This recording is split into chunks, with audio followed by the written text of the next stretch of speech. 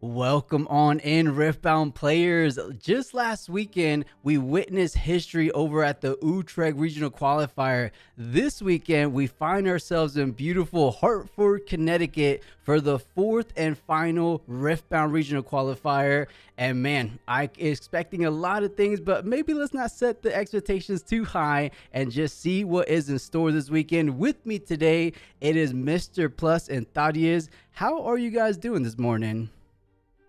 Doing pretty well. Excited to catch the final Unleashed regional qualifier. How about you, Thaddeus? Yeah, I'm also very excited. It's interesting to see the what different champions will take the crown this time. I think it's been such a great meta, I think, throughout Unleashed, and so I'm really excited to see what people are bringing this time around. Yeah, and real quick, guys, we're just getting things set up here on our side of things. Thaddeus, I think your camera froze. I Oh looked over for a no! second. I'm like, wait a second. Thaddeus isn't moving. And Angel, welcome on in. Sammy Shocks, how you guys doing? Excel, good to finally kind of meet you electronically here. And Sever, thanks so much for the sub there. Hope you're doing good. Sever had to drive for like 7.5 hours just to make it over to Hartford, but he's going for the best of orange. So best of you, Sefer. And Thaddeus Nice. is back. There we go. Awesome, awesome. All right, guys. So there's a little bit of things we can talk about before. How is he speaking without his mouth moving? Right, right. Guys, Oh yeah, I've got hallelujah. magic powers. Thaddeus is back. But guys, getting back to this regional, just last weekend, we had what I like to say a historic top 8. How impactful do you Yeah. think those single individual legends are coming into play for this Hartford regional? Well, this is an interesting regional, being that it is the last time you can get the best of legend for the Origins legend. So I'm gonna bet that there's gonna be a lot of people playing Origins legends at a slightly higher rate than they normally would for those best ofs, despite our really awesome top 8 in Utrecht last weekend. Yeah, we'll have to figure out if Prismaticism can actually get another, the last Annie that they can before they disappear. So that'll be fun to see what they end up doing this week if they're here at the tournament. Yeah, if you guys saw Prismaticism, he was wearing all 5 Annies already. he is a whirlwind, right? Like, how are you going? I feel like he needs to start bringing security along with him if he's going to be wearing all that expensive. Because it's as good as like, I mean, at the minimum, right? Those are like 10K each, but at the best, they're like 20 to 25K each. Especially as you said, Mr. Plus. Annie, this is the last time to get the best of medals, so those are only going to be increasing in value ever so much so after this event. So he's sitting on a bit of a gold mine, isn't he? Yeah, and he gets to make the price since he has them all. Yeah, exactly. Yeah, he's the price setter and everything. He's gonna be crazy. I mean, imagine if they go up like crazy. I mean, if he sits on them for a few years, he's probably gonna be pretty well off. But either way, I like what you brought up, Mr. Plus. This is the very last regional you're able to get your hands at not only the medal cards from the prize wall for set 1, but as the more lucrative best of medal ones.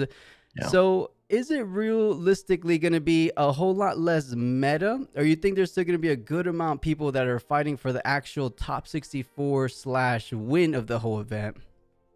Yeah, I think there's definitely going to be a lot of people still trying to cross that top 64, and I think that we've seen Master Yi be the vehicle that most people choose to pilot to that end because he's just so straightforward and powerful. Card pool's really strong, effects really strong, and he's pretty simple to play, all things considered. Obviously, at the higher level, it starts to get more complicated, but if you're just trying to get to top 64, your odds are pretty good with with a deck like Master Yi. So I expect Master Yi to once again remain the most represented legend, but outside of that, I think the meta's been so diverse already as it is. I imagine maybe some of the ratios might skew towards the Origins legends a little bit higher, but overall, I think we'll probably see a pretty healthy meta dispersion as we've been seeing in the past. Yeah, and I think as we've seen this, the most recent top 8 from Utrecht was what one. It was each of the top 8 were a different champion. We're seeing a ton Hmm. of different variety in the meta. I think this is really showing of Riftbound is that it's really a very high skill based game, especially right now when people are still learning what everything is and as new cards are coming out.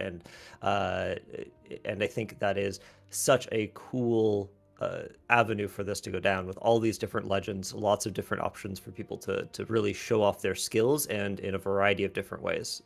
It's great to also see that we're not only seeing, Aurora be like huge like we thought at the start of this set, and see a lot of different aggro lists and control lists. Like it's not just that the champions are different, but also the decks that are being built around them are also very widely different. Right. It's not all the time we see, like, usually within like the first maybe couple weeks to a month of a set being dropped, the meta has pretty much been solved, but it feels like week after week, regional after regional, we keep getting like these pleasant surprises. So maybe this regional, we might have another one of those where it's like, wait a minute, that deck actually has some legs this time around, because it was previously Rek'Sai came into the picture. Originally, it was like Teemo and Vex making a bit of that top 8 appearance in Sydney. Do we anticipate any dark horses this time around? I'll answer myself real quick to take it off first. I saw Pedro, the winner from last weekend from Squirtle, or Squirtle/Pedro. He made a bold prediction. He said Kha'Zix is winning Hmm. Hartford. Did you guys see that, or anyone I online? did. Yeah, Yeah. I was gonna pick Kha'Zix because he said that. Right, right. It's like, Yeah. yeah, it's such a cool strategy with Kha'Zix too, where you're able to like jump into battlefields, jump out, and characters like Diana, for example, really want to have that interaction and have that fighting style, right? And if you're moving off of battlefields every round and just being able to go on the attack, of course, Moonfall and Charms and things like that can pull you in, but I think Kha'Zix can really, really manipulate how and when you're going to be fighting, and that's a really cool play style. And if a person could pilot it really well, I could see it doing really, yeah, amazingly. I hope so, because I feel like Kha'Zix, when you have it in the right hands, like you mentioned, Tati, it actually is positioned quite well against the top of the meta right now. If we're talking about Mastery alone, Mastery wants to be the only unit on these battlefields, right? But Kha'Zix has a very easy time of maneuvering their units over to the other battlefield, now nullifying Mastery's ability. And then it's just an easy, let's say, for example, the best example would be like Scuttle Crab. Yes, he defends for 2 with Mastery, but with that irresistible Faith Hook in the back line, / the Void Assaults, the signature spells, you move the Scuttle Crab over. Now he's back at 0. The other unit doesn't get +2. So I can see Kha'Zix being okay, but it is a tough deck to pilot. That's like the bit of a caveat, right? It's definitely a high skill expression deck. But let's see if someone is bringing it out to Hartford. I'm excited for a little bit of Kha'Zix action. Any other decks, maybe from what we saw last weekend, like the Beta Hook Darius, the Rek'Sais, the Victors, do you think those are going to make strong appearances this time around too in Hartford? You might see a bit more of those kind of like the Darius in particular again, since we're sunsetting these Origins legends. So we might see some people come in. Obviously, we saw Billionaire do really well with Volibear as well, and he'll most likely be hunting down that final Volibear best of legend. But you might have some other people throwing their names in the mix. I know I've seen people discuss before that sometimes it feels like, oh, my favorite legend is Set, but I don't want to play Set because then I have to compete with Colin. Right. But you got to give yourself a chance. Maybe Colin just hits the bad breaks on pairings and doesn't have the best day ever on Set, and you get there yourself. So I think there may be some people trying their luck, as we see here now with all these Set 1 legend extraordinaires on the screen. There's quite a few still going out and trying to claim these for themselves. I think we might see. Yeah, I think Victor is one that's probably going to still be in. I suspect there will be another one of them in the top 8 this time around. Okay. There's just so many tools that Victor has, and being able to just generate units. That's my like more niche pick that I think will pop up again. It's again like a Origins hero. People are going to be playing it and have been playing it for a long time, and so I think it's gotten so many new lots of tools in the recent set. And so I think that will definitely be in the top 8, just the control version of that with a few extra little units that can pop in and out. Yeah. Right, a little bit more of an aggressive style that they picked up this set. But Hmm. we did see, I mean, it made it as far as the finals, right? So I'm right there with you, Thaddeus. I think it is going to make a bit of a more of an appearance than it did in the previous regionals. I'm very keen to find out what the day one deck distribution is looking like, because as we discussed before, for the pre-regional, it was pretty top-sided on Master Yi. I think it was like 18 to 17% Master Yi, and then second place was about 9 to 10%. I'm curious if it's going to be similar to what we just saw yesterday, or is it going to be a little bit less Master Yi? Because speaking of Yi, there is one deck that we see on the screen from, I believe his name goes as Swag YOLO 420, or what Swag YOLO 420, yeah. AKA Yeah. Ali Andrazi, guys. We could just call him Ali. Hmm. Silver Aurora, MF Aurora, Auroras in general as a Dazzling Aurora package, they actually have what I would like to say a favorable matchup against Master Yi. Do we feel Hmm. like those are kind of being slept on right now? Because it was the talk of the town in the beginning, right? Dazzling Aurora, the boogeyman, bring all your gear hate. But now I feel like people are forgetting that DA is pretty strong right now, or in general is pretty strong. Yeah, in the Uh, Vancouver regional especially, I think a lot of people started to bring a lot of just basically main gear hate all the time just for those Aurora matchups, and also Aurelia and some of the other bigger decks have a good amount of gear that you want to remove anyways. But especially for those Auroras, people, like you said, it was a big boogeyman, and I don't think it's underrated, but it is something that I think we could see pop up into the higher tiers of this tournament for sure if people are not watching out for it as much anymore.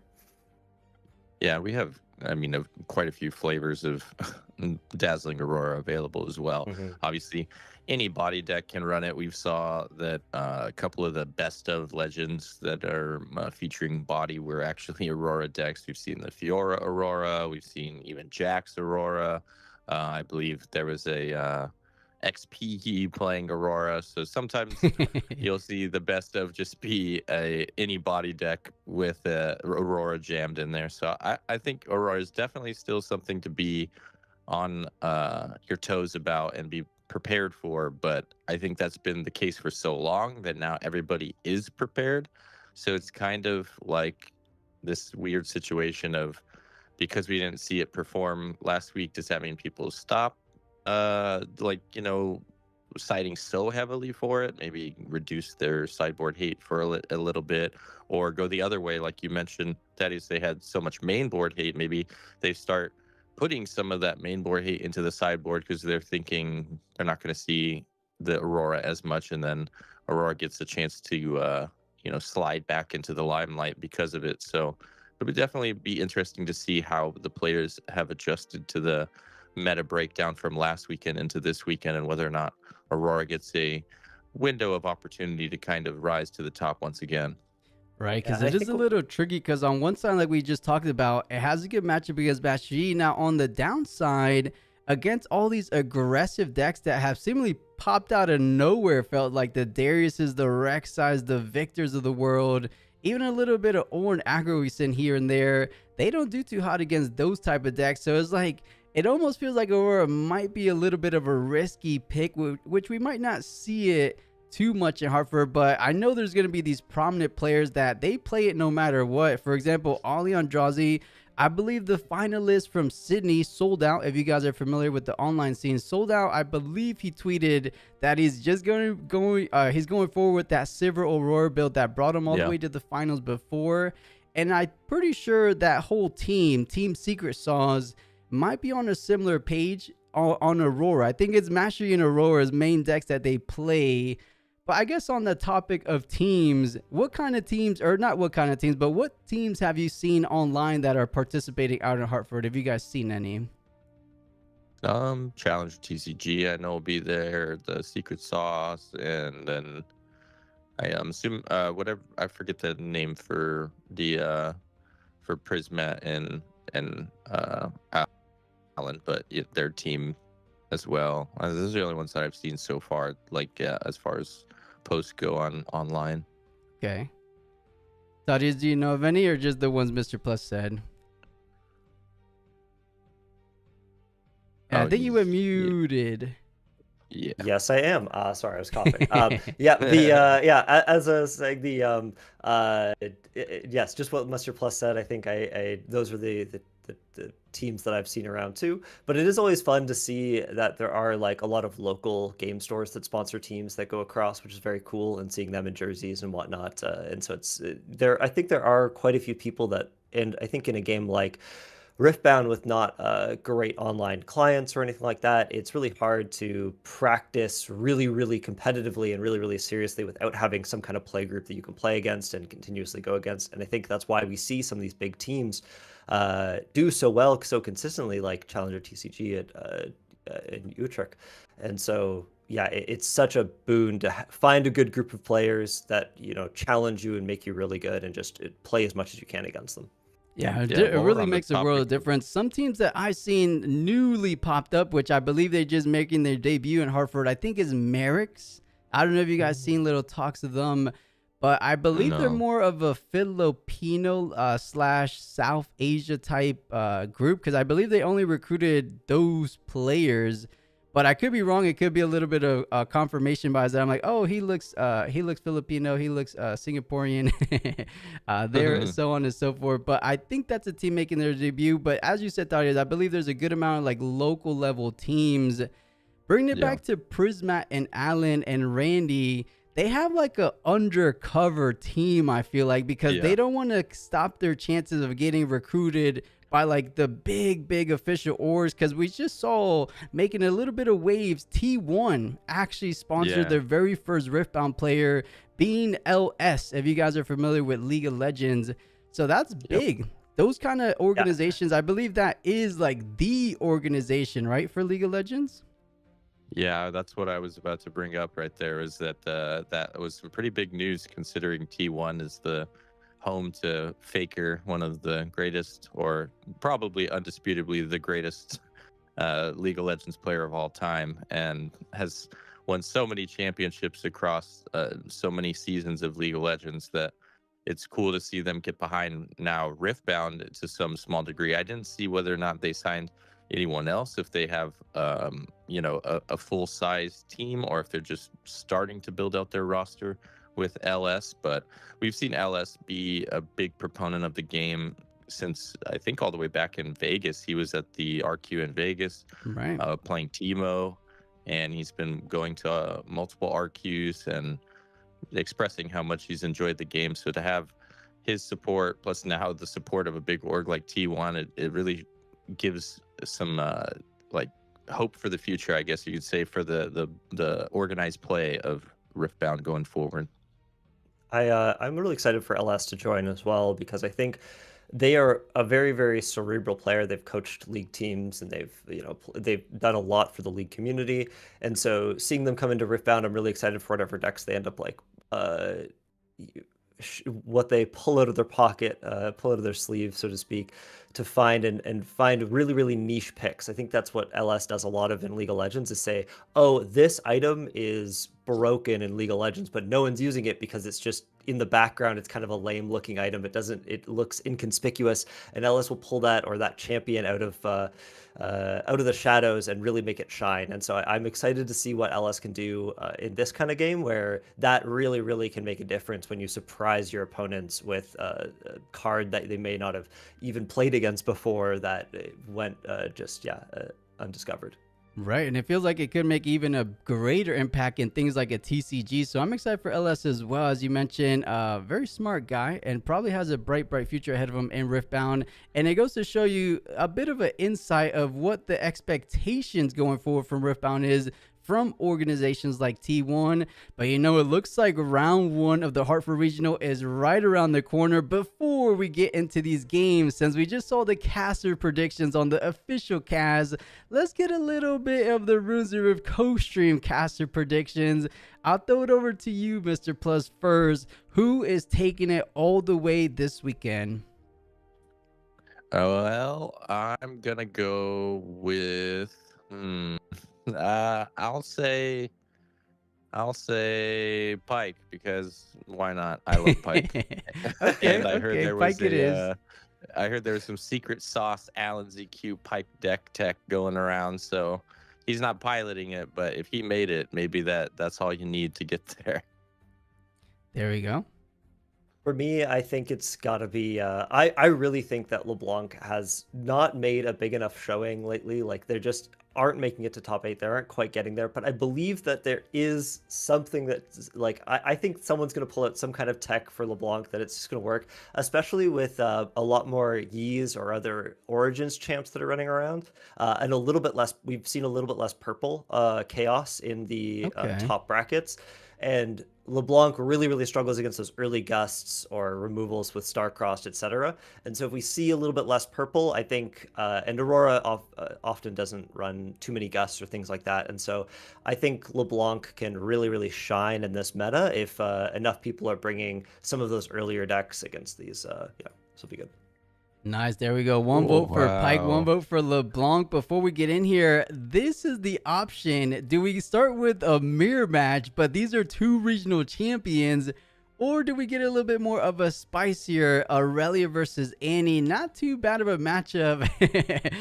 Do we go to the regional champion route, but it's a mirror match? I don't think anyone's too fond of mirror matches. The Annie is a great competitor. She's Gonkra. If you guys are familiar with Gonkra, there was a really good matchup. I believe it was Colin Kaiser versus Gonkra last regional. I would like to go to that bottom round or that bottom game. What about you guys? I definitely agree. We already saw Alan and Diwali fight it out in, I think it was Vancouver top 8. So we've seen that matchup. Let's see something different. I'm excited for as well for that other match. I'll take the Diwali Allen matchup. Because we saw it in top 8, I'd like to see it as round number 1 of a RQ to show the difference when you're under the time pressure of the clock. And because I know that matchup went almost 2 hours or something crazy like that in their top 8 bout. So when you have the round timer as a factor as well, I wonder how it changes the matchup. So I'd like to see that one just because the caliber of both those players. I like that you bring that up because that makes a big difference, right? Because sometimes these guys were thinking for about 5 turns before making a single action. They don't have that luxury this time around. So it could be interesting to go ahead and see how sometimes it changes things up, how quick decision making they have to do when you're having to go ahead and act/think on the fly. Either way, we can't really go wrong. Yeah. I just think just by the nature of mirror matches, maybe the one down is a little bit more exciting, but it is 2 regional champions, so you can't go wrong with either of these matchups. So we'll leave it up for the Riftbound production team / I believe Twitch on the official cast is the one voting. So whatever they voted for, we will go ahead and tune in for round 1. Just to answer chat, I believe Federo said is Team Massa Leon out there with Squirtle, and it wasn't just Squirtle. I believe it was Diamond Hat, Remy. I think it was 4 Massa Leon players that made top 8. You know, Federo, I don't think they're out here, but they should be traveling sometime in the near future because they just started, I believe, a Discord group / Metafy, and it popped off. So if they didn't have the funds to pay for their players to travel, they should have some funds going forward. Because I could imagine it gets a little expensive buying like plane tickets and hotels for like 10 or 12 players, right?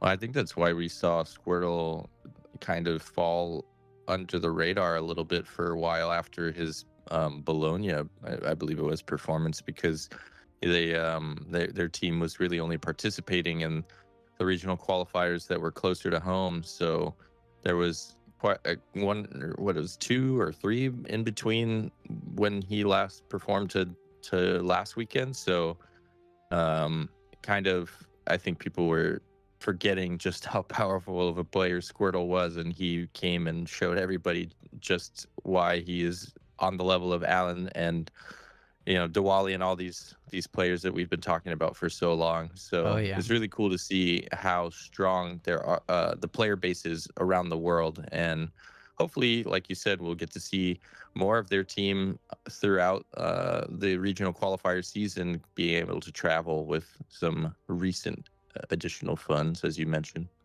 Right, it looks like they kind of debated us a little bit here in that intro thing, but as new matches, and these are the way we start things off. Either we get the Ori versus a Silver Aurora, most likely, or the bit more aggressive game style with Rengar for Kazakhs? Looks like 70% of the chat already voted, so it Yeah. could very well be some body-on-body violence. Now, for Rengar and Kazakhs, and what were you going to say, Mr. Plus? Oh no, I'm super excited for the lore match. Rengar versus Kha'Zix is Right. the League of Legends special. True. Two junglers, and it looks like that is going to be the matchup. But yeah, Dunkoro, I believe it's automatically the backup feature match. It's only a matter of time. If the first feature match takes like to game 3 and takes the majority of time, they only show like a game 2 or game 3 situation from the backup feature match. But something's telling me that Rengar and Kha'Zix isn't necessarily going to go the distance, but it should be a great way to start off this round 1 of the Hartford Regional. It should be a good time. And free my boy Draven. Cameron, is Draven your GOAT? Is he your legend of choice? You know, we haven't seen any Draven the entire set 3. You know, in our little tournaments we did online, Draven won one of the events, and I was like, okay, there's a little bit of hope. There's some good cards. There's good additions in Draven decks. But in these regionals, he is nowhere to be found, even coming second to Pyke. Pyke has been doing better than Draven in these regionals. Yeah, it's interesting that Draven is being so discarded in a lot of people's minds. It's still a very powerful deck. The red purple card pool is very strong. Annie has been showing us that in Prismat's hands, but outside of that, Annie's been having pretty good performances in quite a few other players as well. So I think red purple as a whole is just a good color combination, especially right now. It can prey on some of these other decks at the top, like Diana having access to Falling Star and more hard removal, your Starcross for the Aurora, and these other matchups like Aurelia. So I think they have the tools, but with Draven in particular, he is in this spot where you mentioned at the start of the broadcast when we were talking about Kha'Zix, the ability to like go in and come out and avoid combat. And that was in regards to something like a Diana matchup, but Draven also hurts from that game style, and True. a lot of decks are starting to play that way. So people are kind of just naturally playing around Draven as they play the game normally now. So it does make it a little bit harder for Draven to see success, but I do still think that he has the tools to get there, and hopefully we do see him get a little bit more love. But like we said before, with Origins going out the window after this, I think we'll see probably a bigger favoring towards Origins Legends overall. Right. But maybe in the next regional qualifier season, once the Spirit Forge Legends are now, heading out, we'll start to see Draven resurge, plus with whatever new tools he gets in Vendetta. But I'm really excited to see this Rengar versus Kha'Zix, though. This is, as we're seeing the deck list now, it looks almost exactly like Sam D. Sherman's list. I was just about to point that out. It looks very, very similar to that. But you know what? Let's just go ahead and throw it over to you guys on the feature table to go ahead and break down some of these deck choices. But man, this should be a good one. Rengar versus Kha'Zix. Mr. Plus and Tadias, if you guys are ready, I'll send you guys over to the table. All right. That's good. All right, so looking again, like we said, this seems to be a 1-to-1 with Sam D. Sherman's list. The only reason I can say that with almost 100% confidence is because I've been playing this list myself at locals ever since his performance, and it's been a ton of fun. So definitely excited to see how it performs here against Kha'Zix, as now we get to look over at Kha'Zix's list. What are you thinking about this Kha'Zix list as you take a look over it? Yeah, it's always interesting to see what people include with one-ofs. As we saw with the Rengar list, there were no one-ofs. It was all 2s, 3s. It was a very slim deck, right? Or a very clear, concise game plan. But here with the Kha'Zix, Chaos always has a couple of those little tricksy cards with hard bargains and gusts, just for those odd opportunities, especially when you have stacked decks, to be able to pull the correct card for the correct situation. Same with Akshan from their body domain, able to take those gears like we were talking about for the Aurora matchups if they do come down the line. But overall, I think a fairly standard list here. It is always crazy to see those 3 Vexes in like random chaos lists, right? It's just such a good card to come out on turn 2 if you're going first. Just the deflect cost, and then also slowing your opponent down if you can get it to a battlefield. So, you know. Yeah, and I'm seeing here in the chat someone say that June is actually the twice best of Kha'Zix, by the way. So this is a potentially a very skilled Kha'Zix pilot. So we'll get to see what is a well-versed Kha'Zix play into the top list as far as we've seen so far for Rengar in the Sam D. Sherman list. And I think what Kha'Zix has going for him more than anything is his signature spell. I think that signature spell is just so immensely powerful right now that it's what really sets him apart from so many other legends. And it's kind of where the skill ceiling is most centered around, in my opinion, for Kha'Zix, is being able to make the most effective use out of that spell. And that's why we see the triple fizz as well. Obviously, having great synergy with a card like Starcross, which we also saw in a 3 of, but being able to reutilize your signature spell with fizz in a way that not a lot of other chaos decks can is something that really makes Kha'Zix a powerhouse to have to worry about once he gets online with those 6 spells. As we step into game number 1, we see Emperor's Deus and Zon Warrens as our battlefields with a turn 1 pit rookie and a pass over to Kha'Zix. Yeah, I'm excited to see this. This Zon Warrens is always a pretty standard first turn play when you're not sure what you're going to go into your matchup, and then we do see the Mr. Root come out for as a 2-drop and pass back over to the Rengar player. Very, very standard openings and nothing too wild here. I think there was a lot of interesting talk online about Emperor's Dais recently about how it resolves. I don't know if you saw that too much as well, but there's for our viewers out there, what you can do is Emperor's Dais, when that goes off, you don't actually have to pay the cost to return it to hand, because the return to hand is like the cost, and that I believe the cost you pay on resolution. You don't get the Sand Soldier if you don't pay the cost, but you can still return to hand, and it's really good in these Rengar decks. They'll let you, there's some niche situations where it can be used to return if you don't have that mana and you really need to be able to return something to your hand. So it's neat.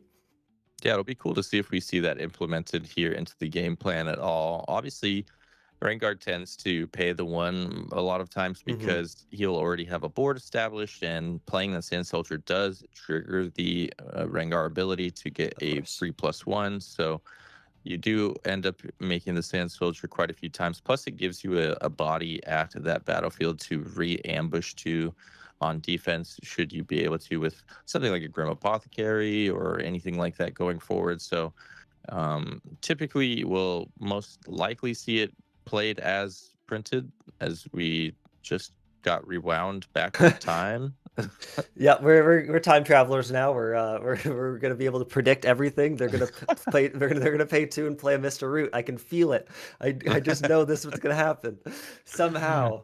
But yeah, we'll see. So I think also what we saw was the Pit Rookie came back to hand, and those on-play effects as well. Like they were able to buff the Sand Soldier, making them up to 3 might, which is a little bit good if there was a 2-drop on the field. So just some interesting. Yeah, I'm not sure what's going on there, chat, but it's odd. Yeah, that was weird. What's also funny about this matchup is they're both playing a triple fair.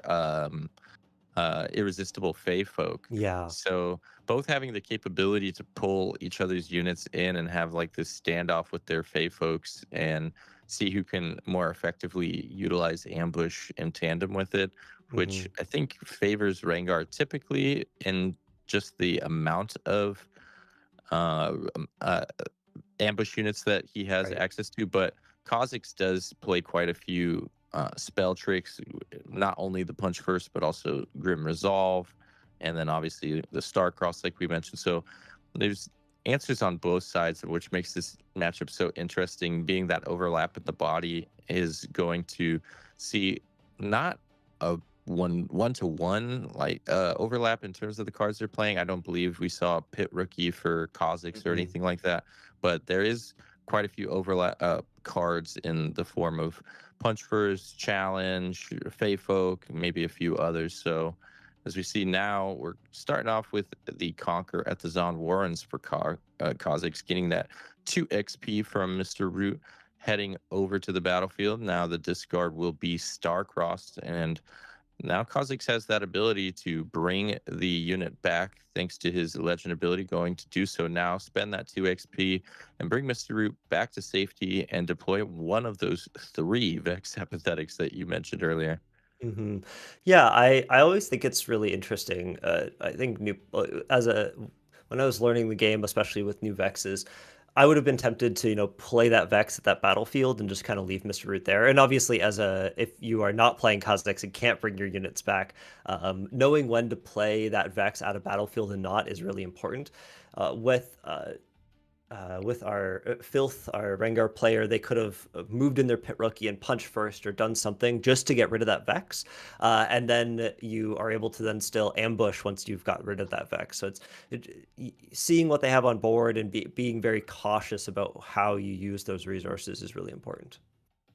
100%. And having the 1 rune up for themselves could have threatened Punch First as well, but obviously this early in the game you don't really want to be put into that corner where you have to use it on defense, and if they have the ability to get over it, you're just kind of really far behind in your rune tempo and your board. Losing the Vex would be really unfortunate this early on. So you're definitely right about the choosing when to deploy it to a battlefield and when to just play it to base and be able to send it in as an attacker, since even as it's attacking, its effect is live since it only needs to be at a battlefield. So even when it attacks, you can't have your Rengar opponent really like defensively ambush in their orange Rengar, the trophy hunter, because the stun will go live. So can force a push in that scenario if the Kha'Zix isn't able to get over the Rengar, but typically that's not how you want to be using the Rengar ambush. So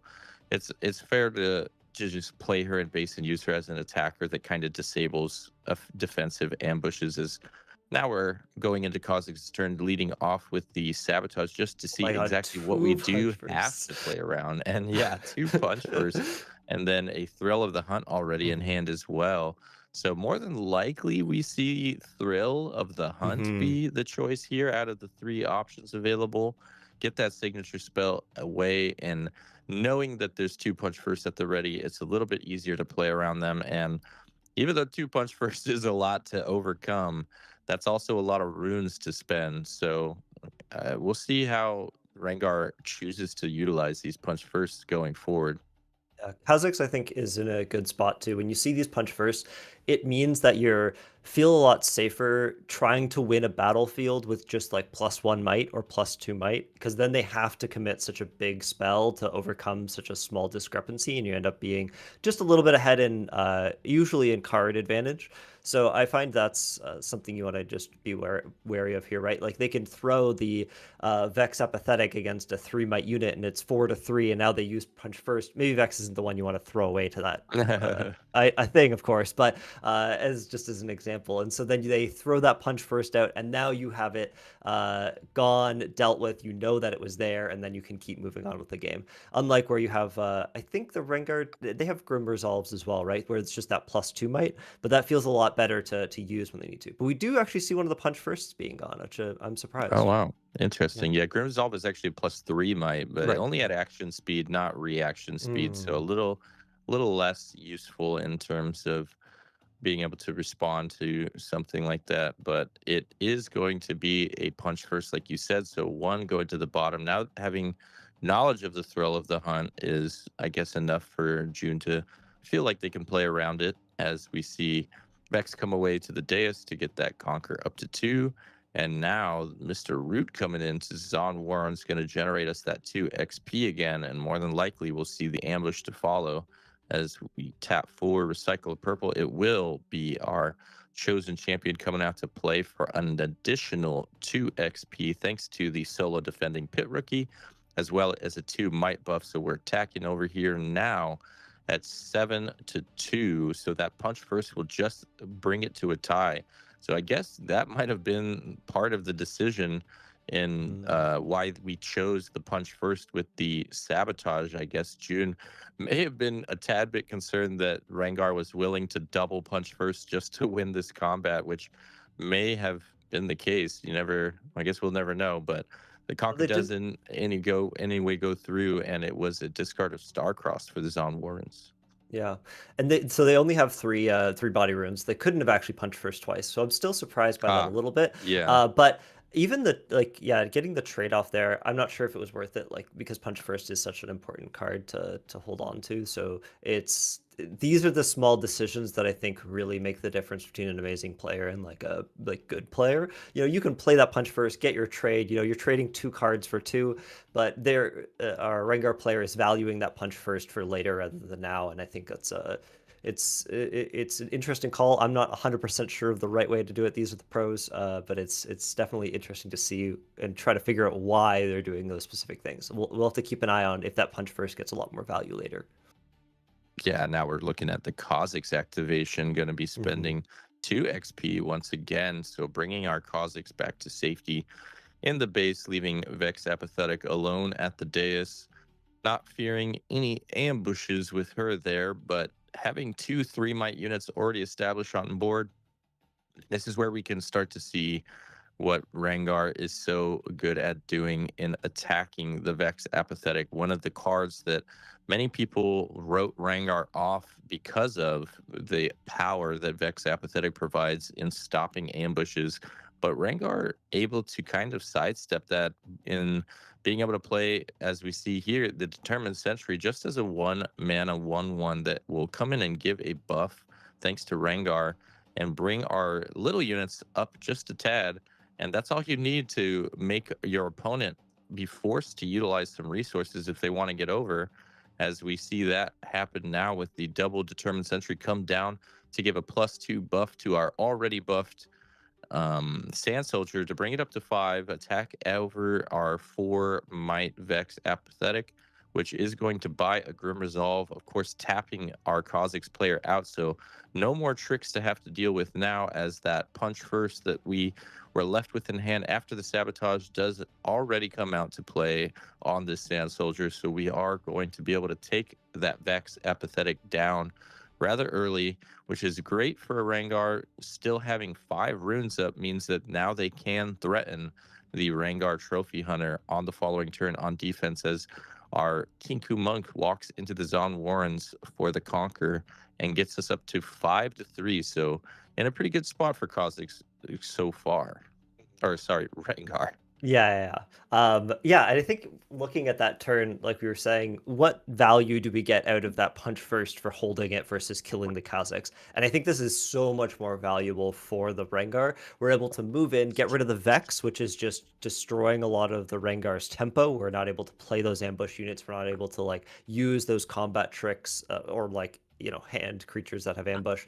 And I think that's really, really important as we move forward here. And also, we got rid of a Grim Resolve, right? So and our Sand Soldier, not really a card. So I think we traded up to one card, the punch first, for 2 cards, the Vex and the Grim Resolve. So overall, I think that punch first got a lot more value being used there rather than just trading previously for the Kha'Zix before. So yeah. Yeah, definitely. And now we saw the hidden card come down at the dais as well, which we know is Pike. June should know as well, obviously, sniping the hand earlier with a sabotage. Saw the Pike in there, the only hidden unit available.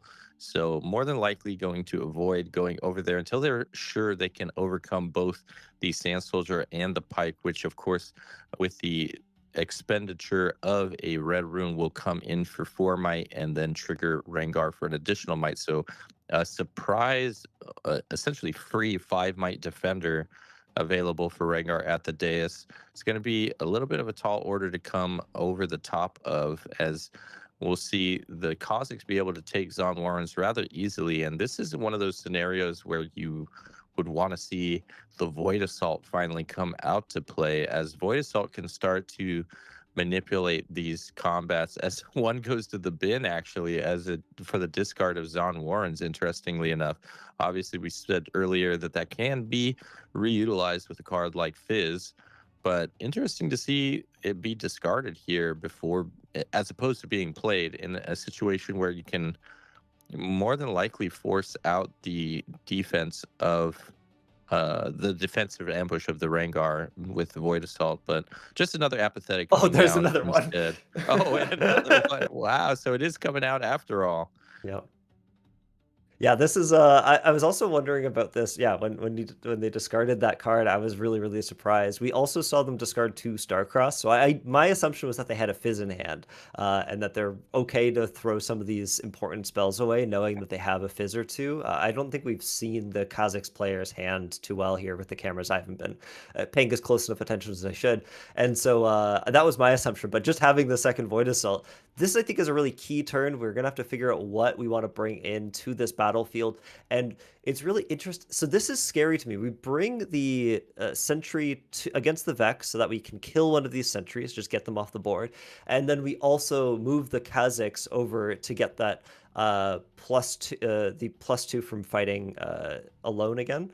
Like you said, the pike is going to represent so much might here. It's now what, 9 to 3, 5. It's close, right? It should be 8, but this does, depending on where he puts the Pride Stalker buff, which he will put it onto the Pike. So it is 8 over here, but notably, Pike also does get stunned here because of Vex Apathetic. Right. So the Pike is not dealing combat damage here, but it will still potentially push the Kazakhs back if Kazakhs cannot get over the top. Right now, it is 9 to 8, but Inferna coming down is going to make that That's not 10 to yeah, 8, there we go. 10 to 9, thanks to her 1 might herself plus the 1 might buff from Pride Stalker. So now it is 10 to 9 more, I believe, if my math is correct. So Kazakh's going to need a little bit extra to get over the top, which it doesn't look like we have access to, unfortunately,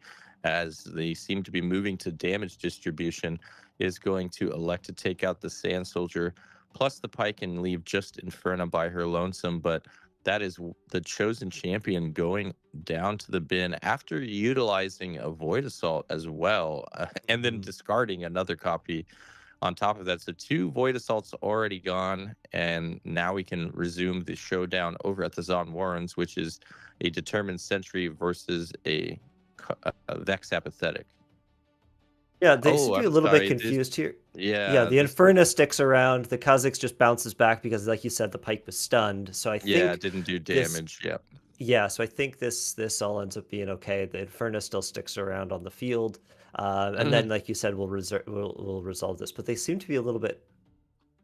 Oh, the Vex was also They were okay. They were a bit mixed up with what's going on there. There was a little bit of confusion, and these ambush decks can do that to you. Start like everybody's playing cards on each other's turns and lose a little bit of track of what's going on. And Vex Apathetic throwing an extra, kink in the chain there, and we got to where we wanted to be. Kazakhs answered those 2 units at the dais, did not get the conquer, unfortunately, did just get pushed back, but is still alive to fight another day. And Vex won her fight against the determined sentry pretty easily. I should hope so. Over at the Zon Warrens, is now we are on even point threshold for Kazakhs, it being at 4, but Rengar going to get that hold to 6 now, is able to threaten lethal next turn, as we might see this determined sentry come over the top of this Vex Apathetic this turn if Rengar can find a way to buff it up enough. Yeah, I think you have to figure out what you want to do here. So we know, the Kazakhs can't win this turn, right? They can get their 2 points, that's fine, to threaten lethal. And so do you try to hold them to 5 and then, make them think about if they want to conquer or not, which they will try to?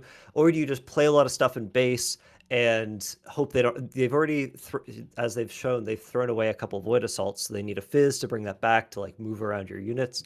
So they're just going to. Oh, they actually, I think our Rengar player just passed here with a bunch up. So I wonder, right? They have their Rengar here, their champion unit available to play into one of these battlefields as necessary. Yeah, Vex being on board at a battlefield still is going to present a problem for that trophy hunter ambush, but that is still capable of going in and doing what we just did in the previous turn and being able to get enough might to simply have the hold essentially come through by pushing back the attacker. Although in this situation, Kha'Zix already sitting at 5 thanks to the buff from the legend ability, then will go to 7 off of its own triggered ability. So in that case, even if Rengar did ambush in, it would be 7-7, and that would then go the way of Kha'Zix, as the stun would from the Vex would cause Kha'Zix to get the kill and be able to win that combat. And we are seeing now the third copy of Void Assault. So he had all 3 in hand, and now all 3 have been played.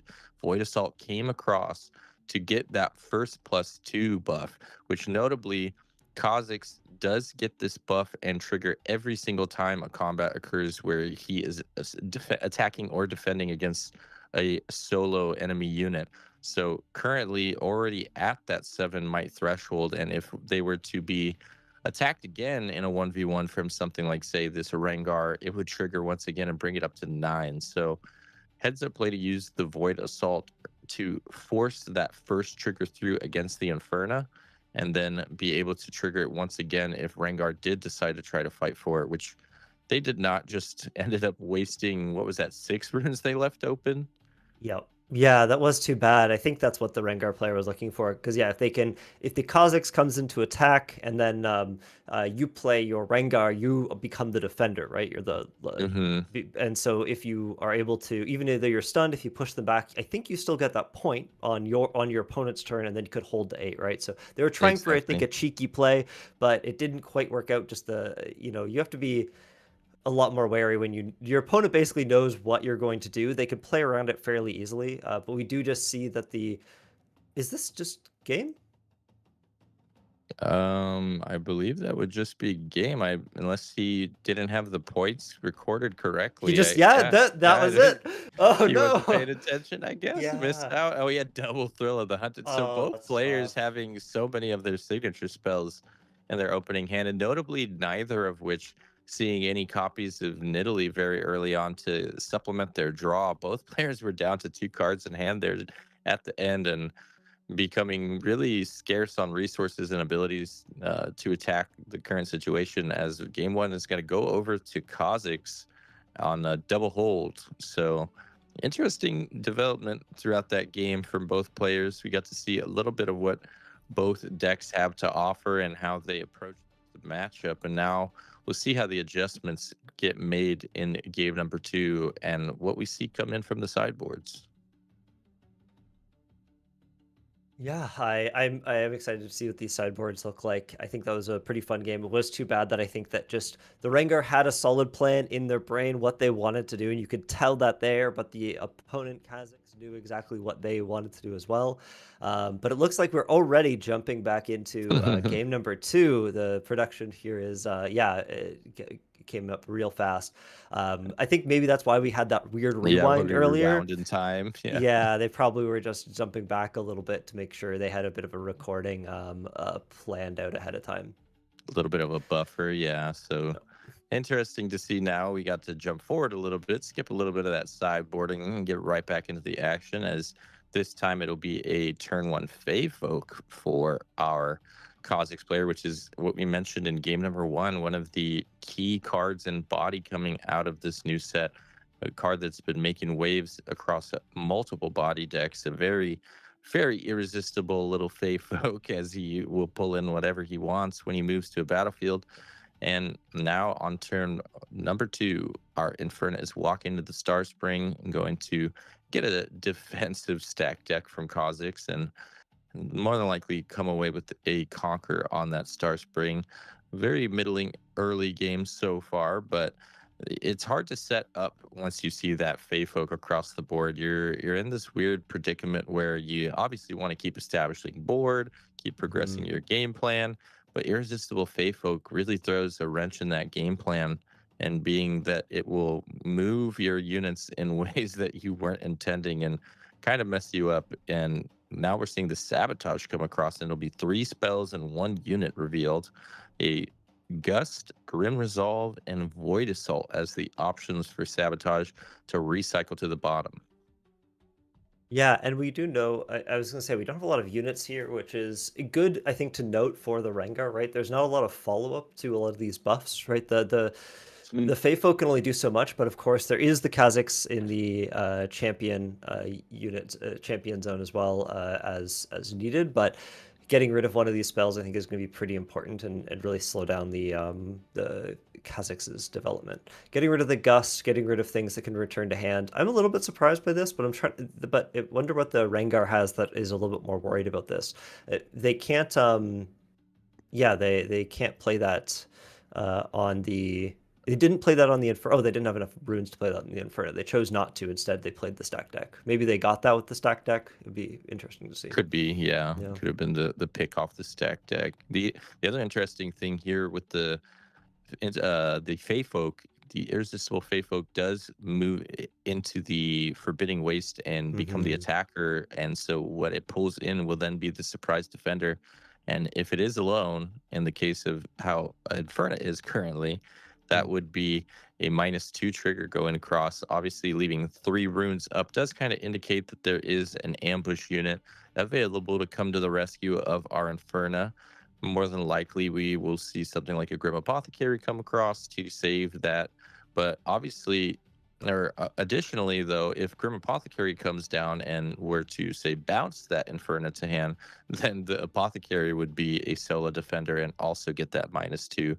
So in a little interesting spot here, could see quite a few things come out from Rengar, and instead of actually trying to do any kind of shenanigans with the Forbidding Waste, we're just gonna walk straight into the Star Spring and then bring Kha'Zix out and trigger that +2 might and +2 XP.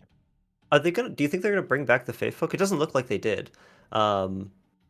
Because I'm interested to see, playing that Kha'Zix on that Star Spring, keeping the Fey folk alive is really, really nice, and it's only 1 might, so the Inferno is going to be able to kill it if they want to. So I'm curious to see if they do bring that Fey. Yeah, there they go. They bring that Fey folk back, and now it's that smug little guy that causes everyone so much pain is going to be around for another turn.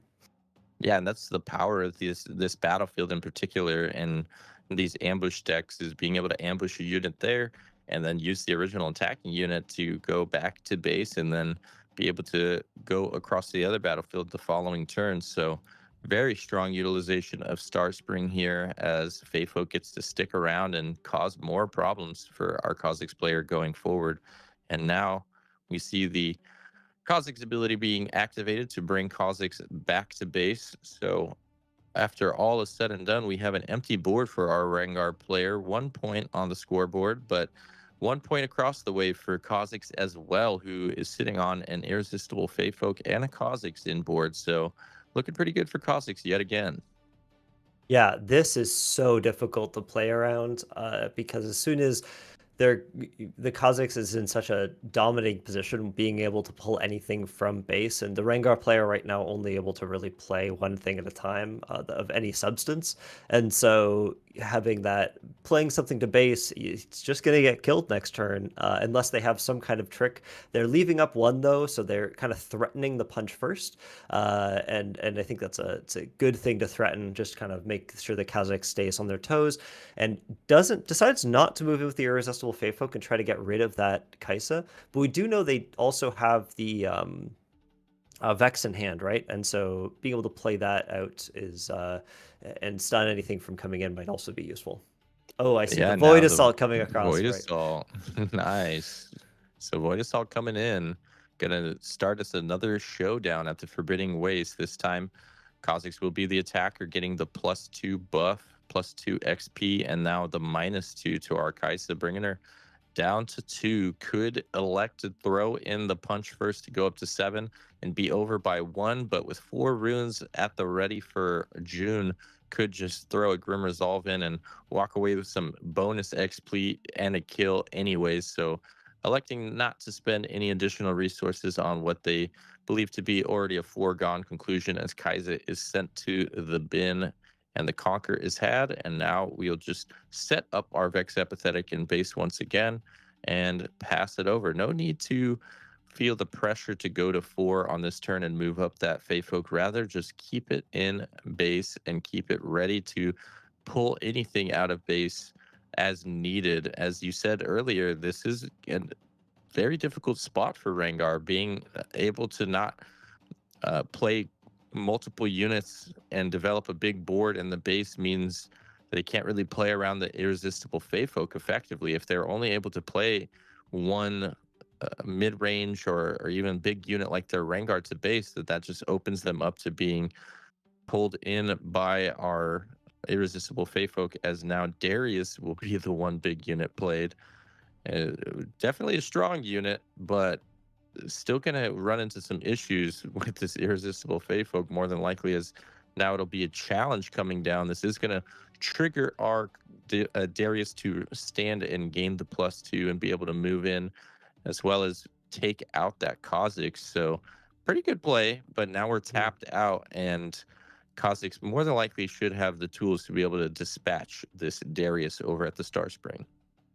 Yeah, I'm really surprised that you kind of mentioned going up to 3 points, being worried about going to 4 and taking a battlefield. Going up to those 4 points, that kind of set this Kha'Zix back a whole turn, basically. Before, right now, they're kind of in similar point totals, right? They're both 3 and 2, so getting up to that even point threshold is really important.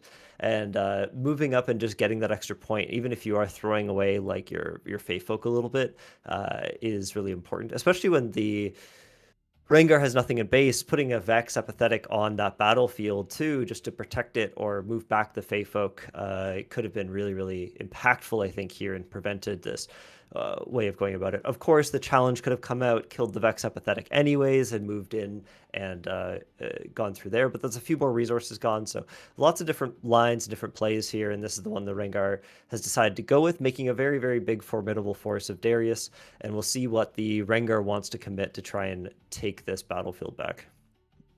Yeah, I think you're right in regards to how the Vex Apathetic could have been used as a deterrent there. Being on an empty board state, there wasn't really much that the Rengar player could have done to deal with the Vex. That turn, obviously, like you said, challenge was available, but being at the battlefield already means that if Darius did come down, he would come down stunned and be able to move. So even if he did challenge the Vex away, would ready but still not be able to move. So I think there was an argument to be made, like you said, for going up to that even point threshold in the previous turn and then deploying the Vex straight to the battlefield, being that Rengar had nothing deployed already. Could have been in a pretty comfortable spot, I think, but all things considered, it still looks like they're in quite the comfortable spot, as now Rengar is once again on an empty board, and we are going to see Vex sticking around at a battlefield, as Kha'Zix's ability is activated to grant a buff to that Apathetic, and it's looking really, really grim for our Rengar player this early into game number 2. Yeah, I find as soon as if Kha'Zix is able to get down Fey Folk early, and you as a player are not able to get out enough threats to be able to withhold that, or have a big, if the Kha'Zix player gets a little bit too greedy and pulls something over that they shouldn't have, it can just be, unless that kind of happens, then the other player is really, really behind in tempo, and it's so hard to catch up. Yeah, the little Fey bro, someone is he is very annoying and very cute, and it's very difficult to deal with. And now with the Vex here too, right? Like there's not really too much that our Rengar player can do. They're just gonna have to develop in base, something that they didn't do last game, where they could have. They left the Rengar up, but you have to against this Vex. So we're gonna the Kha'Zix is gonna hold up to 7, and at this point they're ahead on so much card advantage. They're ahead on so many points. They can just pull back, play some units, and you know go for an all-out attack next turn. Yeah, we could see with that extra Fey folk in base as well, the go for broke and just go in and pull that Rengar Right. into one of these battlefields and then just take it out. There is no ambush that can be had to come into the rescue with Vex sitting there. So could see some punch firsts come down, but obviously Kha'Zix has the capability to have some punch firsts of their own, but cards in hand looking a little bit rough as most of our cards are on the board currently. A lot of units being played down, not a lot of combat tricks in hand potentially. Only looks like 2 cards in hand for Kha'Zix versus the 4 for Rengar. So a little bit more options to work with for Rengar, but still being at 7-2 right now feels like a massive mountain to climb. And I think the pressure is all sitting on our Rengar player to find the path to victory. Kha'Zix has kind of got a few ways to go about this. Like you said, can just pull back and do some more developing and just go for the double conquer next turn, or choose to try and force the issue now, as it looks like that's what we're going to do. We're going to move our Lucian in over to the Star Spring and now take the Rengar over to the Forbidding Waste just to strand him there. Actually, interesting play. So just sacrificing the Fey folk just to give Rengar a free conquer, so a charity point, feeling that confident in their ability to win, says, here, take a free point on my turn. You can come over here and conquer this, but now you're going to be stuck there. So have fun getting that Rengar over to the Star Spring and breaking this hold. You won't be able to buff it up and attack in, and you can't Thrill of the Hunted over either. So pretty interesting play here coming down for our Kha'Zix player. I like the line. There are some outs maybe potentially, but this is pretty strong. I think we might see this game wrapping up here. Yeah, I really like I really like that play. I was a little bit scared when they first started moving stuff around, like just hold back. You can just win next turn, it's fine. But I think this is a pretty interesting play. Yeah, like you said, you strand the Rengar, you make it very hard. Thrill the Hunt will take that Rengar and play it, but then I think does Vex still stun it though? Yes. Yeah, Vex will Vex still still stun stuns it. it. Yeah, so okay, it bounced back. Yep. He's just doing it to get it back to the base so that it will ready and be able to attack at the Star Spring next turn. Yeah, So that's so really funny. Yeah. weird. We saw some interesting play lines from both players, and that's the thing that these two decks do to one another. These mortal enemies of the jungle, the alien versus predator matchup. We have now the predator player coming away with a interesting utilization of Thrill of the Hunt, basically just a expensive flash being used in this circumstance so that they can come in and attack the Vex next turn, but still so many runes up on defense, but only 1 card in hand. So there's a potential here that we could break this Vex finally and get the ability to ambush in once again, but still the board state is in massive favor of Kha'Zix, and it's still Kha'Zix's turn. So it's not even over yet. We're going to just utilize Void Assault to re-strand the Rengar once again. What a crazy turn of events we've seen this turn. Yeah, this was yeah, that Kha'Zix really just is trying to throw all the resources to get that Rengar stranded, keep the Vex apathetic at the battlefield so that it can't. Some people in chat were saying you can't do this, can't play it to the battlefield, but they what had happened here, I believe, is that they Thrill of the Hunted the Rengar to the Star Spring battlefield with the Vex. The Vex stuns the Rengar because it came back into play from Thrill the Hunt, and so therefore, because the Vex is defending, the Rengar got bounced back into base, and so it didn't Thrill the Hunt to their own base. They Thrill the Hunted to the battlefield and got stunned and pulled back into base. Just for clarification for anyone watching out there. Yeah, good clarification there. Just some questions in chat about that interaction. Yeah, Thrill of the Hunt is only able to take you to the battlefield, and unfortunately, after all of those tricksy shenanigans, nothing was enough to get our Rengar player across the finish line. As victory is going to be going over to June on Kha'Zix for our first round of regional qualifier, Hartford. All And right, so so send back to Booth. What? Let's do a quick little rundown. What do you think of the matchup there after seeing that play out the way it did? It seemed pretty strong for Kha'Zix, all things considered. I was a little bit skeptical that it would be so one-sided. I thought there would be a pretty even fight, but it looked very favorable for Kha'Zix.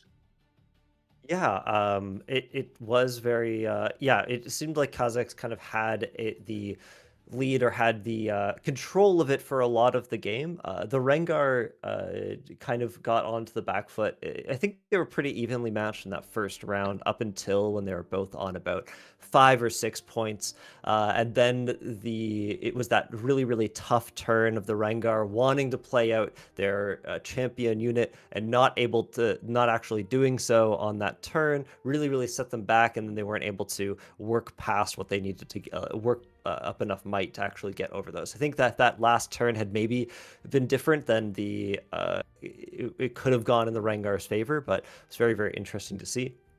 Especially with all those punch first. And I think the Rengar player had really good ideas of what to value in those trades. You know, letting some units die and not overcommitting in any places was a really good plays by them. Yeah, I think game one we saw pretty good plays coming down from Rengar, and I think outside of that misstep, may have had a really close game on our hands, and fortunate to see it kind of fizzle away so heavily in game number two. And it really comes down to the power of that irresistible Fey Folk, like we spoke about. It's just so strong in stalling the game plan of your opponent, I guess, in a way. You know, it's really messing up their tempo and their game flow when they have to worry about being essentially charmed every turn. If the Star Spring utilization is able to keep that Fey Folk alive and they're able to continually utilize it, or in this case, we saw not only the Star Spring, but just the redundancy of having multiple copies of the Fey Folk. And in those games, it can feel really hard to get your footing, as anything you put down can just be pulled in and dispatched rather easily. So I think Fey Folk was the MVP of that game number two, definitely. For sure. And I'll chime in here. It looked like it was like the trifecta cards for Kha'Zix, right? It was Irresistible Faithful, it was Void of Soul, and then it was the Vex Apathetic. With those three cards alone, it felt like Kha'Zix just had everything they needed to do to get that victory in this round number one. And we get a little bit of the winner's interview from our Best of Kha'Zix June. So let's go ahead and listen in, actually. Because it is one of the only body decks I feel like in the format that people aren't playing Dazzling Aurora in, but it's because of the amount of movement and that the deck does, and pulling your opponent into combats and showdowns that they don't want to be in. Why do you think the deck is so good? Because you've obviously already had great performance with it. It's all about combat in my turn. That's the part about Kha'Zix that I love so much. I choose, just like you said, when I have combats, and my opponent is almost never allowed to have combats in their turn. I always try to pull back. That's where the Lucians are so great for. And of course, the Legend ability. I try to just always keep the battlefields open. So that means our opponent needs to hold it, needs to protect it, and I can then just, kill them at the battlefield in my turn and then retreat again.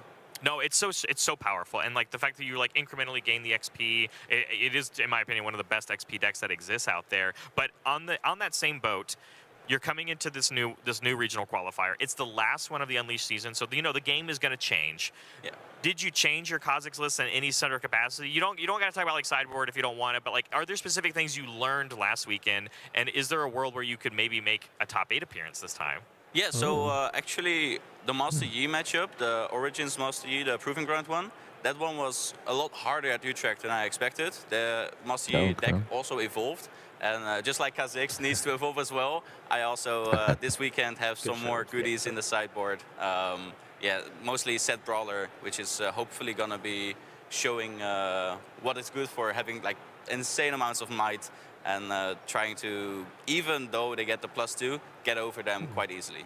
Absolutely, Oh, and I'm wow. glad we even got to start today with the canonic battle of Rengar and Kha'Zix, but Kha'Zix taking the true path of evolution and taking down the trophy hunter. June, congratulations on that round 1 win. There we I know you go. got 7 more rounds to play today, so Nice. Kha'Zix we're Like gonna the does fourth come out ahead. evolution. And he gave us a little bit of insight into that sideboard. If you guys paid attention, Set he Brawler. kind of alluded to set brawlers coming into the mix just to go ahead and have a better matchup against the Master Yi's. Because keep in mind, Kha'Zix, there is that first text line that says use 1 XP to put a buff on your unit. And set brawler is one of those units that is able to take the most advantage of having buffs on itself. You use a buff and you get an impressive +4 might onto your unit. So you could pretty much repeat that at least 2 times. You come in with a buff, Kha'Zix gives it a buff, and then I believe Kha'Zix plays Pit Rookie as well, right? Or does he not? I'm pretty sure he does. I don't remember if we saw Not the this Pit Rookie Kha'Zix, I in this think. Kha'Zix list, but it is interesting, like you said, being able to just having that buff on the champion, or sorry, the legend itself Right. means that you know, start the turn, or when it comes down with the buff. Then next turn when it readies, you can spend that buff, go up to 8 might, rebuff it with Kha'Zix, spend it again, and go up to 12 might, and just have a massive body to come over the top of those Vex apathetics and any kind of big holds that maybe Master Yi, like you mentioned, would be trying to do with some of their units, like a Rengar. So really interesting idea and cool tech that I hope we get to see play out in the future in the future rounds of Hartford.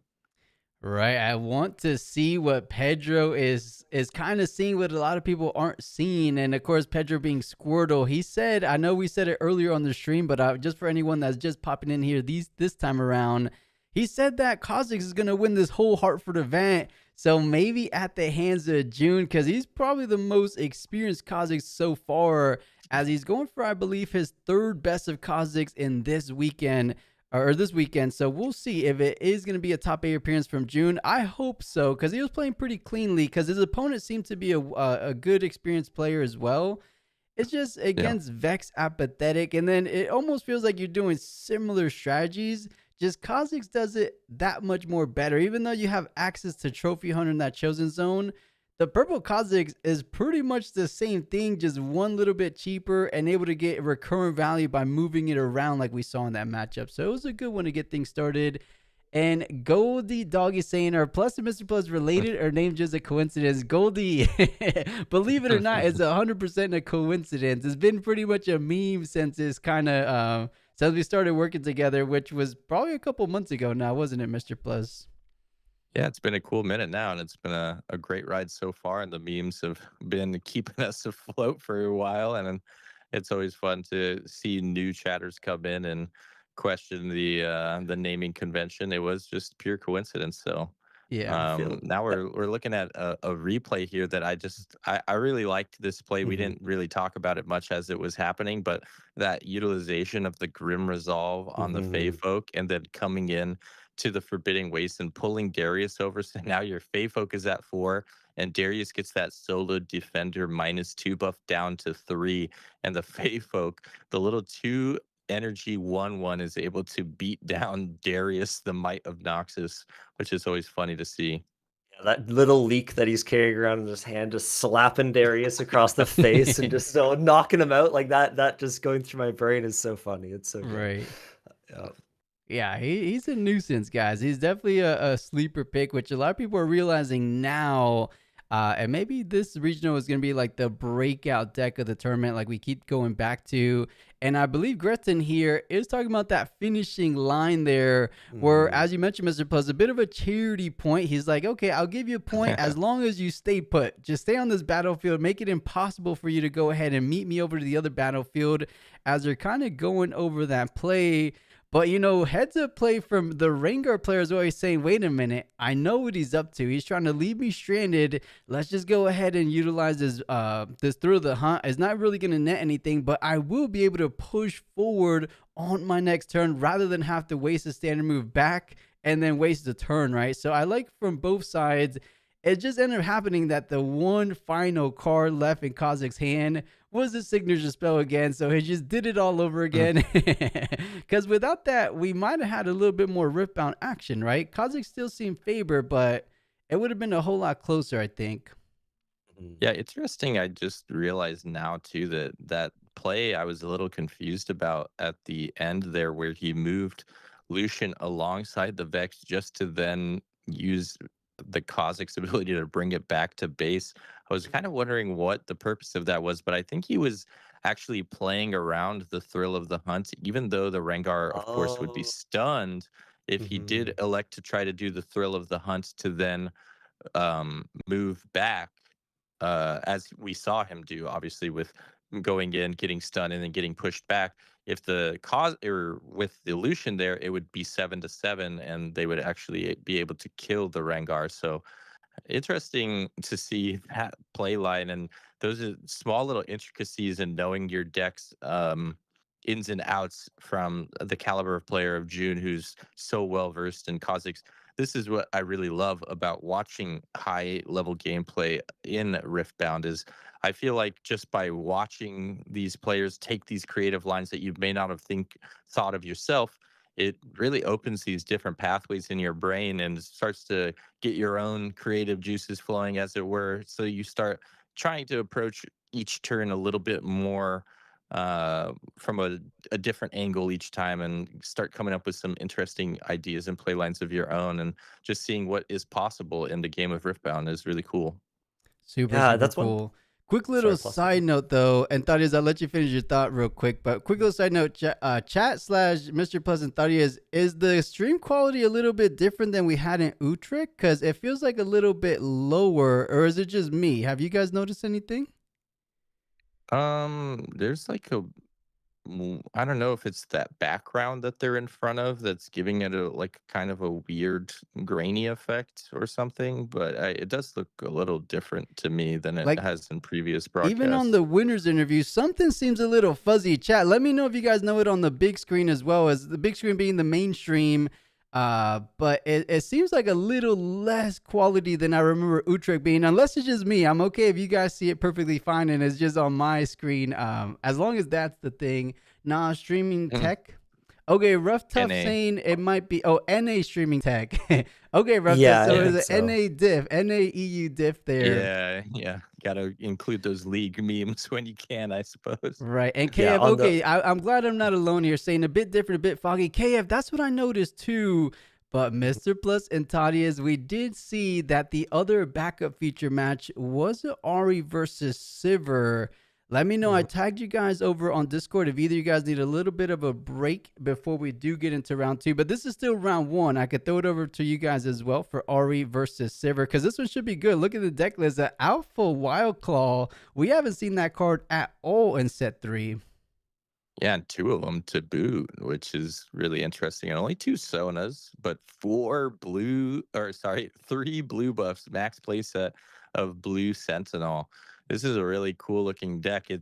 I'm eager to see whether or not it works, because it's so many one-ofs: 1 Blitzcrank, 1 Emperor's Divide, 1 Not So Fast, 1 Watcher, 1 Zanya's, 1 Janna, 1 Rake, and 1 Crimson or Chakram Dancer. Right. So a lot of one-ofs in an Ari list, It's but spicy. really Even has a little creative. powered nexus just to try to go ahead and speed things up in terms of that winning point. Time warp as well to kind of cheat out some things. This Ari list is looking spicy.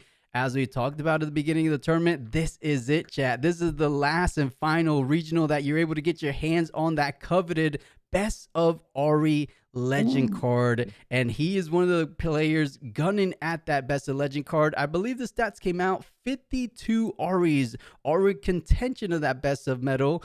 But for the time being, I'll throw it over to that feature table. It looks like the good old infamous Aurora strategy is going to be online here. And it's a good old Aurora for sure, but not in the way that we've been seeing it. It is inverted. We actually have, instead of Tripper Elder, 1 other unit, usually a Mind Splitter, we have triple Baron and 1 Elder Dragon, which is very cool, because when we commentated in the past a Sivir best of 3, we saw between each game different ratios of units being played, and in game 1 it was the the triple Elder and I believe triple Mind Splitter coming out. But then in game 2, all of the Elders came out and it was just Barons. And then in game 3, we had no Barons, triple Elder, but only one Mind Splitter. So all of these interesting ratio changes between each game. And we saw how differently that impacted the Dazzling Aurora's consistency, as now we're actually getting to join in on game 1, surprisingly enough, here for this backup feature match. And this will be interesting to see from game 1 how this goes with the triple Baron, 1 Elder. Only 4 units in the main board, but those Barons are really hard to get rid of, as we've seen so many times in the past. Yeah, I don't recall seeing something like a Thousand Tail Watcher on Ari's deck list as well. So those Barons might be just a one of. Just a one of. Okay, so those Barons actually might pose a huge threat. But you know, slightly counterintuitive for a Sivir to run a full set of Baron Nashors, because they actually have a hard time of maneuvering over to the other battlefields, unlike their counterpart MF Aurora builds, where MF just goes ahead and puts ganking on them. That way they can go ahead and make their, you know, their massive might onto the other sides. But Sivir finding that Baron Nashor is just a heck of a card regardless, which is surprising. We'll see though, Mr. Plus, if he has any extra Elder Dragons in the sideboard, because this could be an adaptation saying, you know, everyone has Starcross, everyone has Not So Fast, expecting the Elder Dragons. Let's go ahead and give these players something they don't expect, like the triple Baron Nashors to work with. Yeah. So this is going to be a treat for us.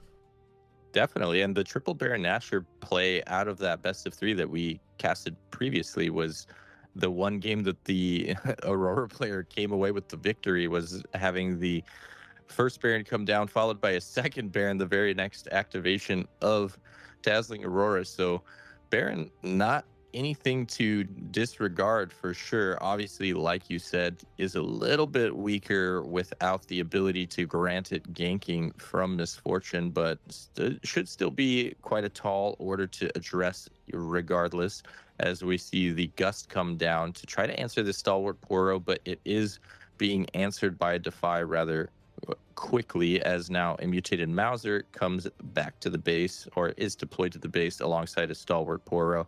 And one thing that this Ari has going for it against something like a Aurora deck is that ability to accelerate their scoring tempo with that chosen champion Ari. In the green Ari can start getting early holds that will boost their point up just that much faster to be able to come away with the victory before the snowballing can occur from Dazzling Aurora. So interesting to see how that plays out. Obviously not being able to deploy at that turn thanks to having to utilize Defy to get the Conquer across at the power nexus, but Dazzling Aurora is already in hand for our Sivir player, as now Catalyst of Aeons comes down and puts us at the ready to deploy it in our next turn. Yeah, it looks like it has a backup Aurora just in case they have something to go ahead and deal with it on the very next turn. But you know, this brings up a really good point. The Ari, I believe Ari Alluring is her name there, is able to come down as soon as this very next turn for our Ari players. So I would imagine he's going to have to take full advantage of this turn, but keeping in mind what we know and what our Ari player most likely doesn't know is he probably has some kind of indication that Sivir has more than a single Elder Dragon in the deck, right? So I don't think you want to go ahead and take your chances of bringing out your chosen champion now. But if you had the caster knowledge like we do, it's some pretty good odds that they're not hitting Elder Dragons. So if there's any better time than ever, it would be right here in this very moment. With a bit of the safety net from Zhonya's Hourglass, even better. But now you're only down to 4 energy, so can't play it out just yet. Either way, you have double battlefield control, threatening double point scoring from here on out. You can't get too much better than that, especially if he doesn't hit Elder Dragon and go ahead and take these units down. But my money's on he's probably hitting a Baron Nashor, isn't he?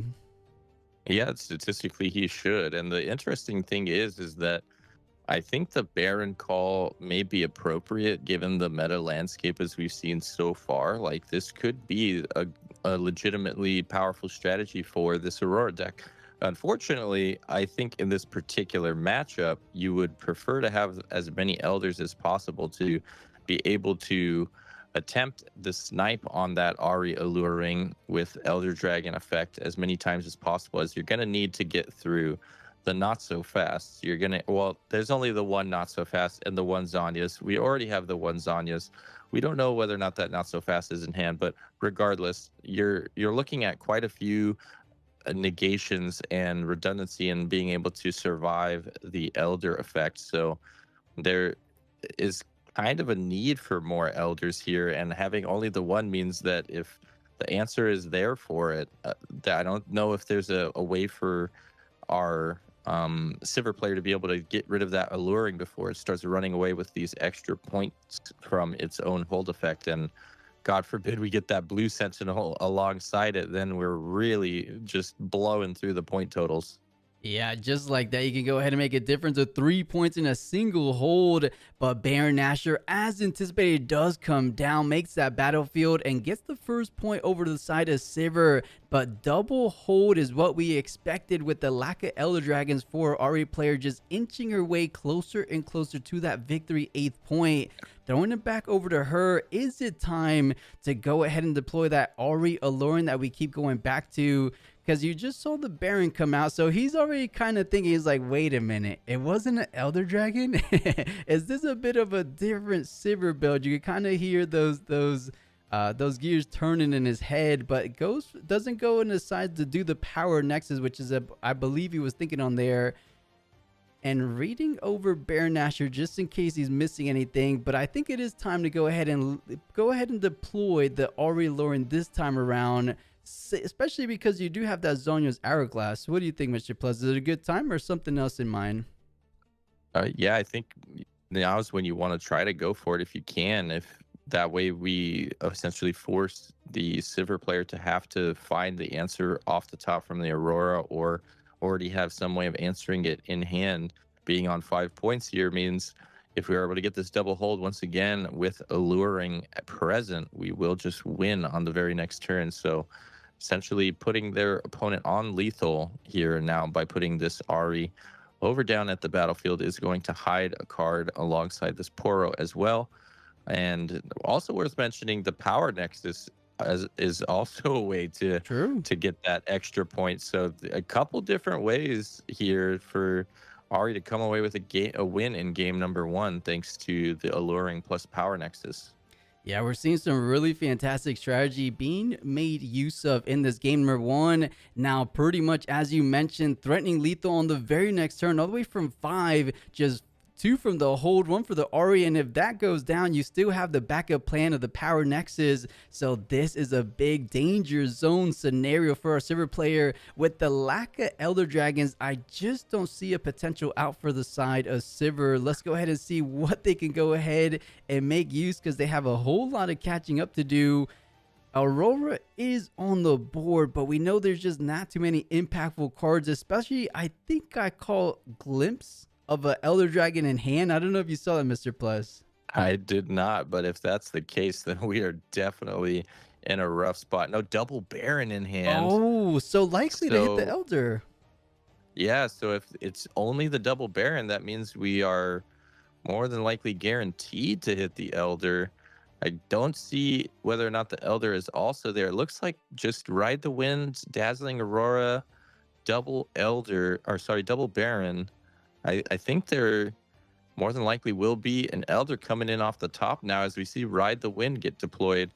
And we were talking about how it's interesting to see Baron in a non-Misfortune Aurora because there is no ability to give it ganking, but you don't really need ganking if you can just Ride the Wind that Baron right on over, as that is going to come across to the Sigil of the Storm and wipe that battlefield out. Zanya's Hourglass going to save our Ari alluring to fight another day. But I think there is a potential for comeback here now, because like we keep saying, the Elder Dragon is going to come down and be able to snipe the alluring in the background or back row and clear out that stalwart Poro as well. So very, very interesting turn of events here that might be swinging it in Sivir's way. Right, you're usually a little bit upset of picking up your units rather than go ahead and deploying them from your Aurora, but in this situation is actually working in his benefit, counting up his runes, saying, do I have enough to go ahead and play the remaining Baron Nashor? And I believe he does. 2, 4, 6, 8, 10 total runes remaining. So goes ahead, pays 4 for the gold, or plays 4 and then tapping the gold. It looks to be, oh, the silver coming down at the potential to be accelerated as well. Bear in mind, there is at least a hidden card on that battlefield.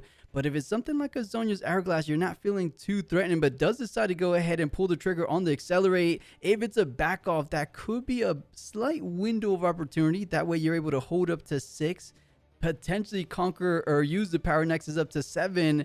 But then you're forced with the tall task of double conquering against a Baron Nashor, which I don't like my odds against. And it does look like it's a back off there. Yeah, played into the backup, unfortunately, with that accelerate. And I think, if I'm not mistaken, we actually missed out on a gold as well, being that the Baron killing those units over at the Sigil of the Storm should have restood our Sivir Legend and then allowed it to make another gold once the Sivir Chosen Champion was played. But wow, looks like we were right. The Elder was in hand. No unit coming down for that Dazzling Aurora. So what a crazy hand for our Sivir player to have, unfortunately, having that double Aurora, but then drawing 3 out of the 4 minions in the deck and only being able to get a single Dazzling Aurora trigger off so far. So we're going to have to either hardcast these big boys or find a way to get them into the bin and start recycling them back into the deck. But in any case, this is a definite window for our Ahri player here to capitalize on, as Power Nexus is being utilized to go up to 7, surprisingly enough. Not able to win off of conquering this turn, being that you have to triple conquer thanks to the Baron Pit. So interesting decision. What a crazy game 1 we have in this Ahri versus Sivir matchup. Let's see what the method to their madness is, because I was not expecting the Power Nexus to get utilized there, but saying, you know what, I feel confident I will be able to hold. But if you're double holding anyways, why did you spend all your runes for the Power Nexus this time around instead of when you actually hold for that final victory point?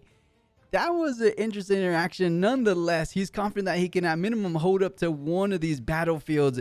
Baron Nashor over on the Sigil of the Storm. The backline Sivir might not be enough, but keep in mind there's no hidden cards on either of these battlefields and only a single rune. Usually a single rune is a lot more intimidating in like body decks, but with the Mind and Calm to take in consideration here, at most I can picture as an on guard, and both of these battlefields are occupied by more than one unit.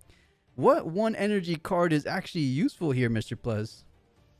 Nothing that I can think of. I Right. mean, he can stupefy the Sivir if he wants, but that's not going to help him very much. And, you know, the other thing he might have overlooked here is the Baron Pit itself. Its text says that units can move here from anywhere, so no ganking is required. That Baron sitting at the Sigil of the Storm can just return home back to his pit and run these little kitty cats over. So maybe a little bit of an oversight to even attempt to hold the Baron Pit, as now both of our mutated Mousers are sent to the bin, and we can send our Sivir across and take down the battlefield over here as well. And wow, it is really come away for our Aurora player. A little bit of a misstep, some misplays potentially from our Ahri player, but you know, those are the breaks, and then it looks like we're gonna more than likely come away with game number 1 in favor of Sivir after all is said and done. Right, going into that 9th point territory with this triple hold potential, and just like that, Sivir does run away with it, and unfortunate for Ahri. It looked like she had it all but locked in, but the Baron Nashor, once it came down, making a world of difference. And of course, I think it was oversight, exactly as you said. He put the Mousers in the middle, saying, how are you getting over here? But it's Baron Pit. You're able to go ahead and move it from either of these battlefields. But an electric game 1 nonetheless. Good way to start off our backup feature match. Since Tadius is back, I'll go ahead and throw it over to Tadius. Unless Mr. Plus, if you want to take a little bit of a break as well, let me know in the Discord whenever you're ready. I'm all right for right now. I appreciate it. Sounds good. So Tadius, if you're in here, I'll go ahead and I'll go hit the back line here. Sounds good. Thanks, Plus and Mr. Plus. I appreciate it. I feel like at some point I was going to make the joke. The joke earlier was that I feel like every caster should change their name to have Plus in it, and then we just confuse everyone watching the stream. I'll be thought a Plus, and then we can have Bandit. We can work in a Plus in there somehow. I don't know. It would be fun though. Just confuse everyone. Yeah, exactly. Have a full Plus day. It'll be great. Yeah. Did you catch any of that game number 1 there? I watched the like little last like 3 or 4 points of it. It was interesting. The Nexus was really interesting. I seeing that in Ari, I guess it does make sense just to get an extra bit of points. And a lot of the Barons and only one Elder was really wild. Yeah, I wasn't expecting that from this list. It was interesting. I think the kind of watershed moment of that game was actually something as simple as that gust on the Stalwart Poro. And our Ari player was going second, and when going into to conquer the battlefield was gusted, and then elected to defy the gust to get that first conquer point, and then just played 2 more 2-drops to the base afterwards. But I think in a world where that gust doesn't come across and they're able to just simply conquer that battlefield, they could have then used the 5 runes to be able to deploy their Ari alluring to the battlefield alongside that Poro and start getting those hold points just a little bit sooner and potentially speed up the tempo of the game so that they could come away with that game number 1. But in any case, we are starting out game number 2 with this time having our battlefields be the Grove of the God Willow and Forgotten Monument. And at turn 1, Stalwart Poro yet again, followed by a turn 1 Mobilize yet again. Yeah, very exciting here. I think like I'm always surprised seeing Forgotten Monument in these decks. It does really help against some aggro lists for sure. But oh my gosh, the immediately the gust into the defy. Stop. Yeah, they had to stop it from happening. That makes a lot of sense. Keep up their tempo, and this is good to go. The deja vu. Yeah, exactly. But it was like I was saying on that Forgotten Monument, it holds off. It's maybe just 1 turn extra, but it can help, but it feels so less impactful. I think it is just a negative battlefield. It's kind of pretty neutral in general for this, but I guess it does help with those aggro decks a lot more. I'm not sure if you've seen Forgotten Monument versus other battlefields come into play for these Aurora decks or not, but I think I'm always surprised, I think, seeing Forgotten Monument. I think so as well. I mean, I believe when I first saw this battlefield spoiled, I thought, oh, this is definitely an Aurora battlefield, but it has kind of not really panned out that way. For most Aurora players, have not really seen the value in it too much. Like you said, it does kind of buy you 1 turn slightly in a way, but it's not the greatest. But I don't hate it either. It's not a terrible inclusion.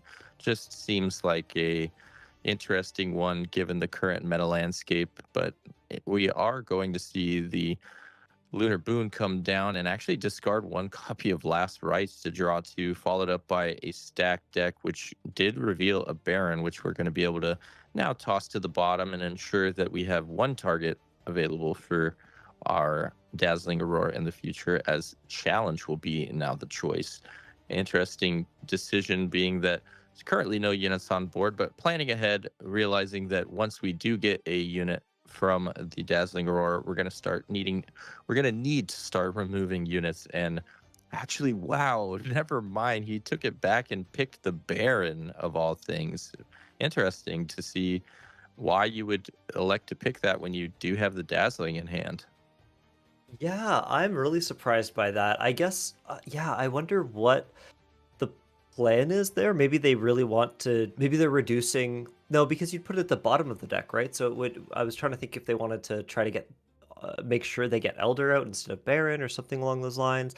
But yeah, I think that's very, very surprising, especially since Challenge in this kind of format feels really impactful, especially without the ganking that you get from the MF version of this, you'd want to have ways to be able to kill off key units like this Ari that's going to just accelerate the points very quickly. So, but we are going to see Aurora coming out here, nothing to respond from our Ari player, and so whatever does get pulled here is going to be able to wreak havoc. Yeah, it looks like we're getting our first dazzling activation coming down now. Oh, See if huge. any of the the Elder is going to be the first hit. So I wonder if the ratios got changed at all in the sideboard. Now that we knew what we were dealing with on the Ari side, maybe the Elder Dragons got bumped up and the Barons got reduced. Well, we don't know for sure until we see more of the deck, but Elder is coming down as our first dazzling hit and going to get that alluring out of the way rather quickly. Yeah, I'm thinking more about it. I'm trying to think, why would you run more Barons? But it's probably just we've seen so many Dianas, so many Starcrossed, and all those kinds of cards that playing an Elder and getting it bounced back to your hand so quickly really, really slows down your tempo and lets your opponent like build their board back up pretty fast. But playing down an Baron, can't be Starcrossed, can't be targeted by enemy spells, and so it's easier to keep that on the field, move to different battlefields, and really start clearing out your opponent with a creature that is much harder to remove.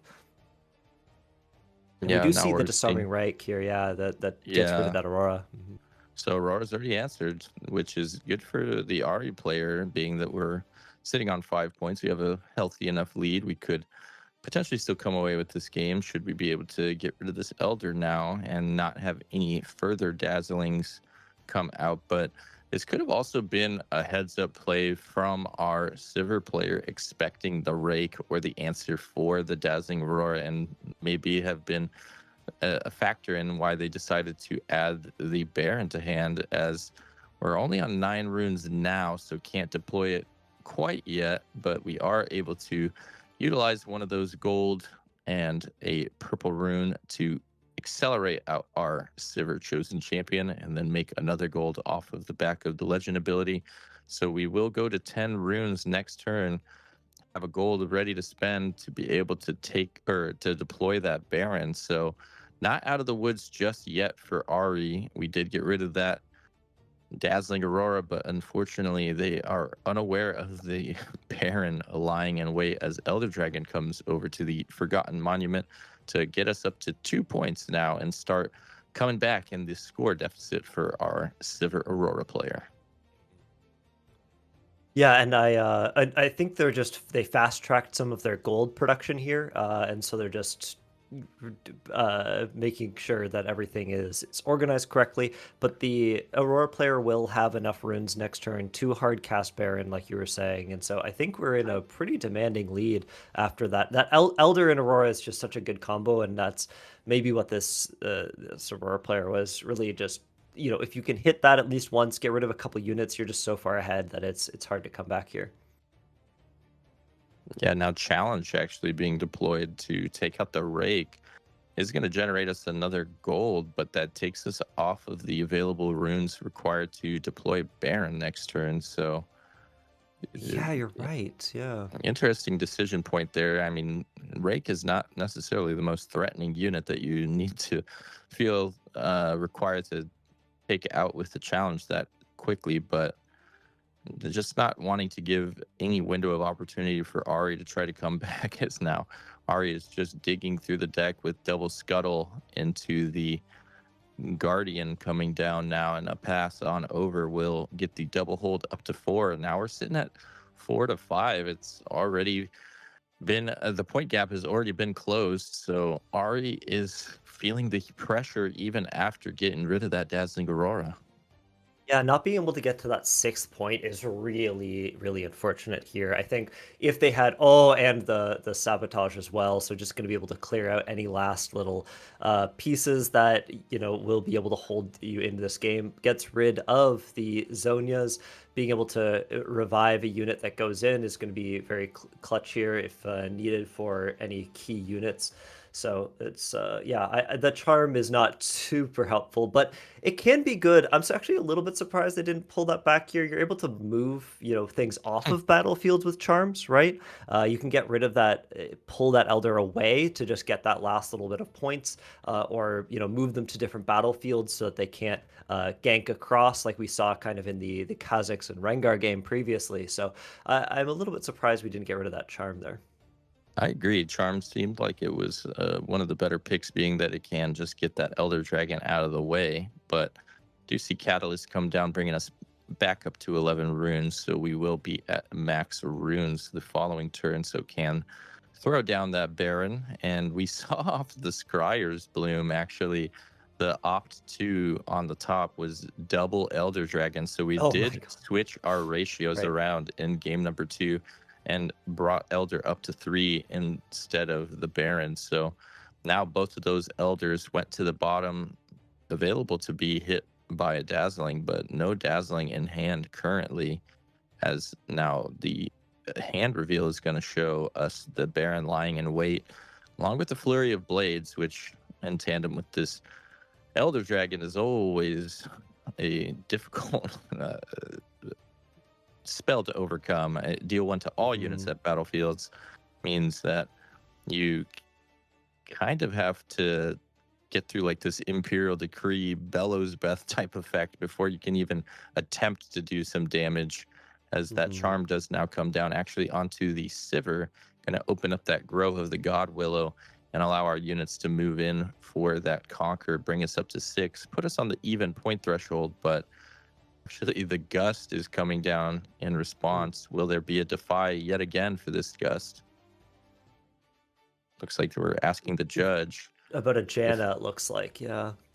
I believe Janna, unfortunately, is in the same way as the set 2 Rengar and the set 1 Shen, a reaction unit, meaning that unlike Ambush, it has to be a battlefield you control. So as this unit is moving in, they do not currently control that battlefield. They're attempting to gain control of it, so cannot respond with the Janna, unfortunately. So Gust is going to resolve, send that Sunlit Guardian back to hand, and it will be swiftly redeployed to base. But it's looking really tough for our Ari player to come back from this position.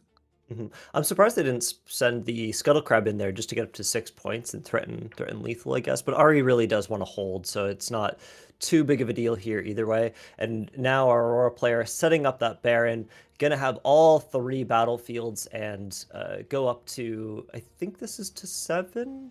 I think they're at 4, and then this is the 6. Once the showdown resolves, they'll go up to 7, and then they just have to hold one of these battlefields, and it's going to be so difficult for the Ari with their very, very limited resources and units to be able to overcome any of these things, and especially not the Baron there, because they can't use spells on it. Yeah, it looks like this is all but wrapped up for our Sivir Aurora player, as these 2 little Scuttles and Sunlit Guardian are staring down 3 battlefields being held, all of which by some pretty powerful units, as the fist bump is going to come across, and this will be a 2-0 in favor of Sivir Aurora over our Ari. Even with the spicy Ari build, unfortunately, we were not able to get the win with our plethora of hold points being, or additional hold point effects. Just wasn't able to draw it up or execute it the way it was drawn up, and Sivir Aurora looking pretty strong in both configurations, the triple Baron and the triple Elder configuration. Yeah, really, really interesting plays there, and I think as soon as you can get that Elder out, it's really, really hard to recover from. Ari itself, it really wants to have those combat or those hold points, and once the green Ari is removed, you're not able to get those extra hold points and accelerate your units. And I think a key thing that the Sivir player as well was doing was bringing out their chosen champion. Oftentimes people think of Aurora, right? You just play Aurora, you play your big units, but that chosen champion, especially being able to accelerate and just clean up a battlefield that a Elder Dragon was able to whittle down, for example, or just be able to stall out the game that much longer. Using that chosen champion, I think, it really separates really, really great Aurora players from just good ones. Definitely, and that chosen champion itself is very strong on both offense and defense. You can activate its ability on defense as well. If there were to be an instance where they attack into it, you can throw down like a punch first or something, and that'll be the 2 power you need to spend it. So she'll get that additional +2. So a 1-for-7 buff in that case, and bringing her all the way up to quite a massive might threshold of 11. So she's got quite a few use cases and very strong utilization of it in both of those games. As we saw Ari, unfortunately, not able to utilize all of their tools that they had in their list to their full extent, and wanted to see that blue sentinel come down so badly, but unfortunately we just did not get to see it all come together for Ari. I feel like we might have seen it in the past. It might have been one of these Chinese regionals, but when it goes off, I feel like Ari in theory has the tools to beat Aurora decks like the Silver Aurora they just faced against, because they have ways of kind of just expediting those point totals, just so much so that your opponent can't keep up with that, especially as slow of a deck like an Aurora, but just couldn't kind of draw the pieces or kind of put the pieces together, I guess, as he does fall in this round number 1. And it looks like no game 3s to start off Hartford Regional, but maybe game 2 can lead us a little bit more into closer games, because I feel Aurora pretty much, I don't want to say dominated, but kind of low-key dominated the Ari player. Chat did bring up a good point, though. Where were the unchecked powers for Ari? Because that had to be a sideboard tech coming in from Ari. Probably just didn't draw them, because I would imagine an Aurora is the perfect matchup. You go ahead and bring in the unchecked powers, right? Especially to answer Baron. There's not a cleaner answer to Baron than the unchecked power. Unfortunately, though, the double Baron, in the case of when our Aurora player was running all 3 Barons in game 1, would mean that the 2 Barons would buff each other out of the unchecked power range, funnily enough. Oh yeah, that's true. That's so funny. Yeah. I believe uncheck is does 11 damage or 12 damage? 12. It's 12. 12. Okay, so in that last turn there, Baron pumped the Elder up to 12, so technically right enough, but you're totally right, Mr. Buzz. Double Baron does take him out of that range, but real quick, I saw Tara. Tara, who's out there playing in Hartford? Is it Dr. Rick Marshall? Who else? I know you said show the boys on stream. Who do we got to keep our eyes for, Tara? Because I know Dr. Rick, if you guys are familiar, a great community member.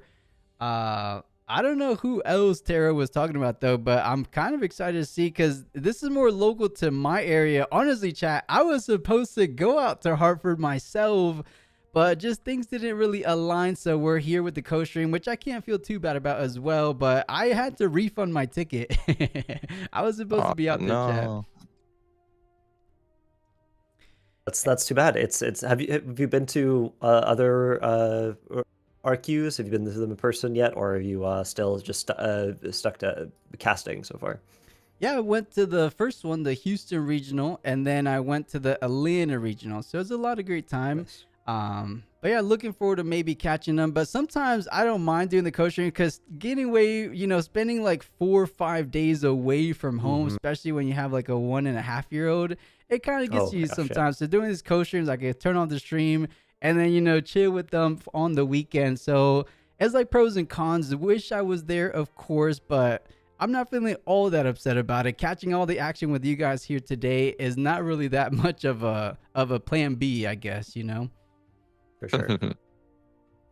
Yeah, I find as well, when you go, you get really immersed in it, and it's so much fun. But I find like you're so focused on what you're doing, and if you really are wanting to personally, I'm like, a fine player. I'm not a pro. I'm not like the greatest player. And just watching these games at a pro level really, really teaches me a lot. Of course, playing against them is also very good, but seeing really, really good lines against really, really good lines is amazing to see like what the correct play is versus, watching some, playing at locals or whatnot, where you maybe make a mistake, they make a mistake, and then you're in a situation that should never have happened in like a million years. And so it's just, digging yourself out of a hole. So watching these amazing players, I find everyone just learns so much. It's so cool. Yeah, definitely a lot to learn from. And I think Mr. Blood's taking a small little break before this round number 2. I like the new additions here at this Hartford RQ. They're giving us a little bit of indication of the players / their standings down here.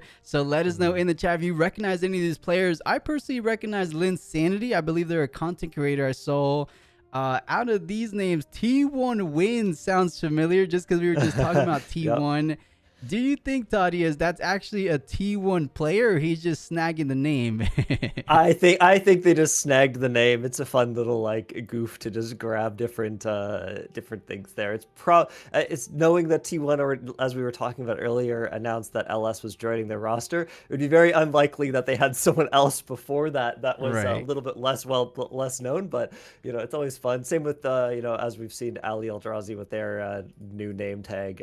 People just like to troll a little bit on stream. It's always fun to see what people come up with for their names, as long as they're not too out there, Right. Yeah, you don't want anything a little bit too crazy. I feel like Swag Yellow 420, is already pushing it. It's a little bit, we'll see. Of course, round number 2 looks to be started somewhat momentarily, but we already have some great matchups. A Rengar versus a Kha'Zix, matchup of the ages. Kha'Zix coming out ahead. Ari versus Sivir. I always like to say we got the Aurora quota out the way, chat, right? So we got enough Auroras already in round 1. Let's get some non-Aurora matchups going forward. But for round 2, hopefully they do what they did in the previous round, where they kind of give us a little vote to the chat, because I feel like chat always knows the better matchup, at least to start off with. Thaddeus, since you're going ahead and casting one more round here today, what would be ideally the legends you would like to see for round 2? Like I said before, when I was predicting who would win, I just like watching LeBlanc decks. Okay. I think they're so chaotic and so crazy to watch. And there's so many different interaction methods that happen there. So that would be really, really fun to watch. And then I think Set doesn't get enough time on stream as well, and is such a niche champion that I would love to see something like that. Ooh, Leona. Let's go. And a Set. Okay, so you're kind of bringing it to our attention here. You said Set the boss doesn't get much love. Is a potential of a Set versus a Jinx. We talk about last time ever in Riftbound history, you're able to get your hands on these Set 1 Bessa legends. Best of Metal Legends. Well, these guys coming in with these Set 1 Set versus Set 1 Jinx. And on the other side for match B, we can't go wrong, can't we, Thaddeus? A Leona versus a Vex. Two of the stun, how would I put it? Two stun-centric decks going at it. I don't know who comes out ahead. I don't think I've ever seen a Leona versus Vex. But maybe I gotta favor the Chaos Domain deck. I don't know. I am a Vex fan. As soon as Vex can get on a battlefield, it's really hard for Leona to push through it. I think they just don't have enough might and enough combat tricks to really push that Vex off of those battlefields. But if Leona can get an advantage or not let them play out their Vex apathetic to a battlefield, I think there's ways for the Leona to really come out on head. It's just Leona is such a tempo game, really needs a lot of good draws as well to perform very well. But in the right hands can be great. There's also a lot of new cards in Unleashed that empower the new Leona decks.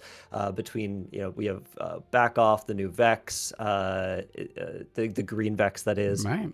That lets you do a lot of interesting things with stuns. So I would like to see Leona because I play Leona, but I think that Set is being up there in the top echelons of the top 8s, top 16s, etc., and making I'd love to see how they're played early on here. And also Jim Davis, I believe, is a content creator, right? Jim Davis TCG. Oh, was Jim Davis on the Jinx? I actually didn't read the name tag there.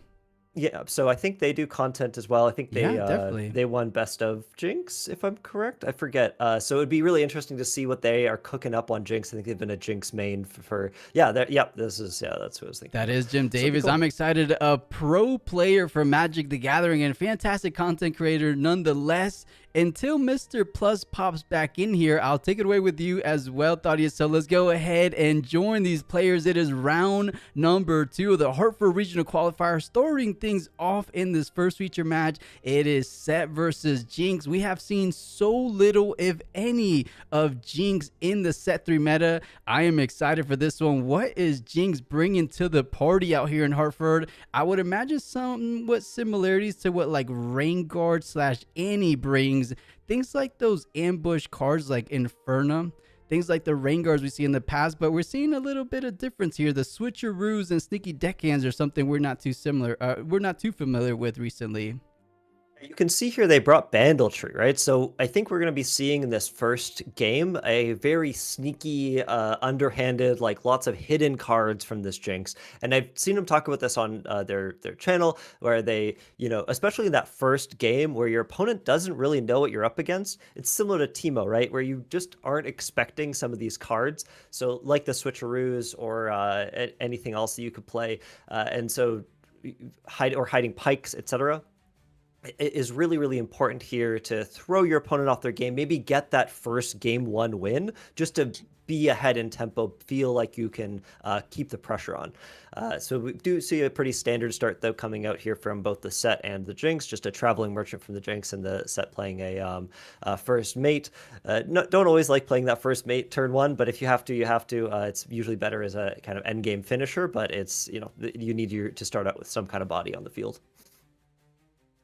And I have returned to join you, Thaddeus, for this game, as it looks like we're just coming in with that first point of the game. Traveling merchant coming into the Monastery of Hirana, going to discard another merchant on the move trigger now. And correct me if I'm wrong, but does that first mate look extra green to you? I don't remember that card being so green. It is very green. I don't know what's going on. The light just catching it a little bit. It must be a foil or something. But yeah, that's pretty funny.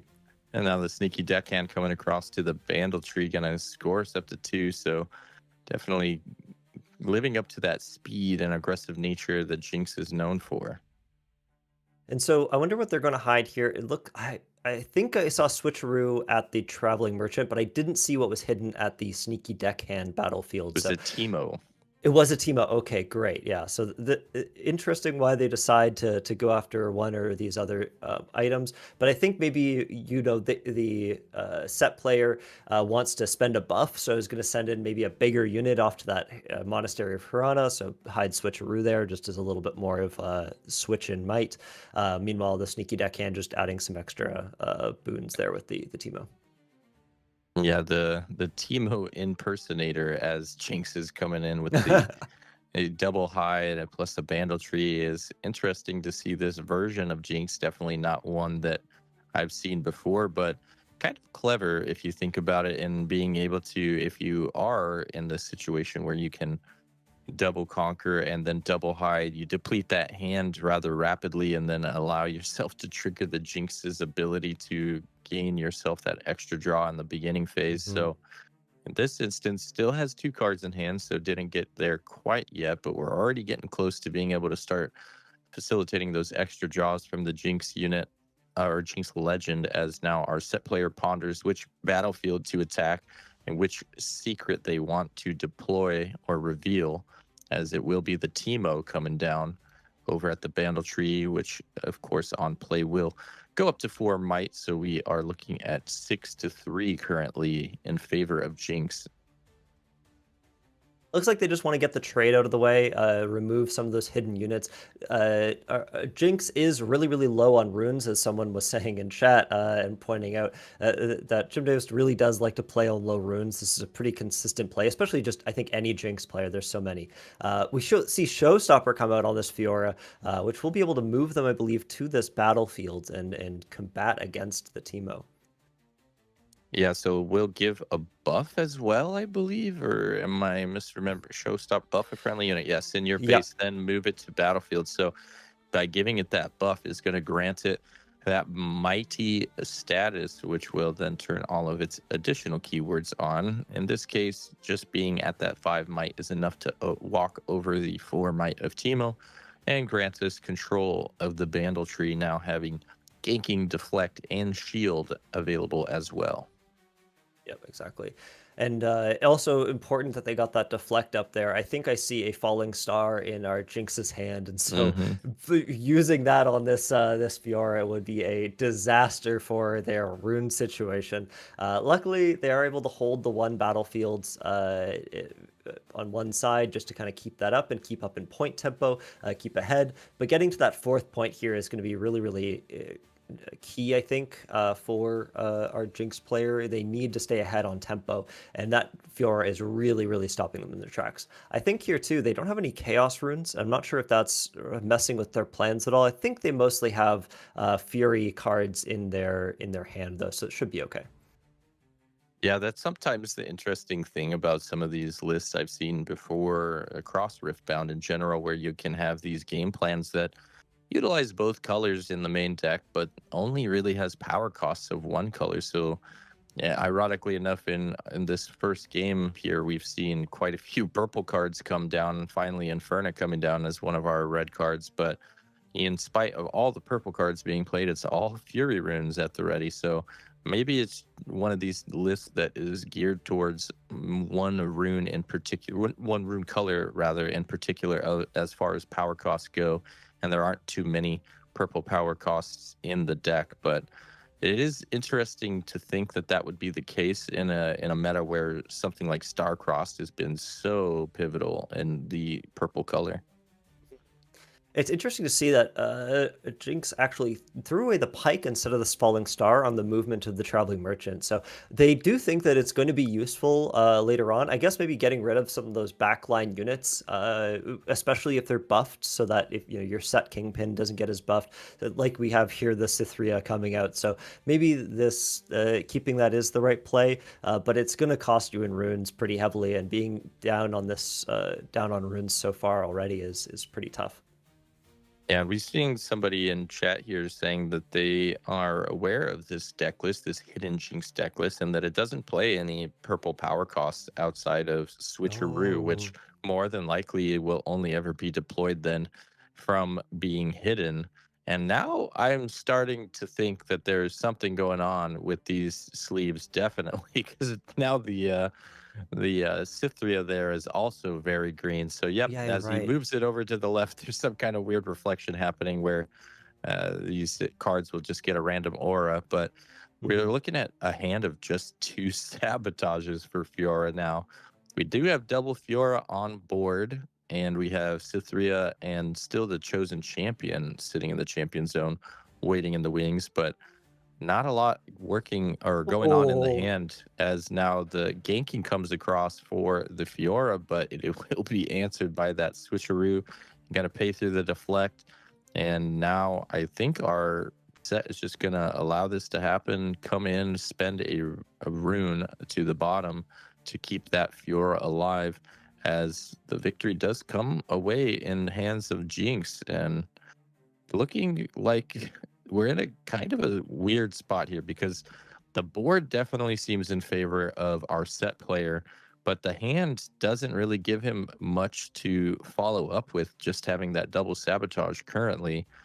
And I'm wondering where this Jinx is going to decide to try to hold up and defend against this, because I don't know that you're able to really hold against these flurry of Fioras plus the inevitable set coming down.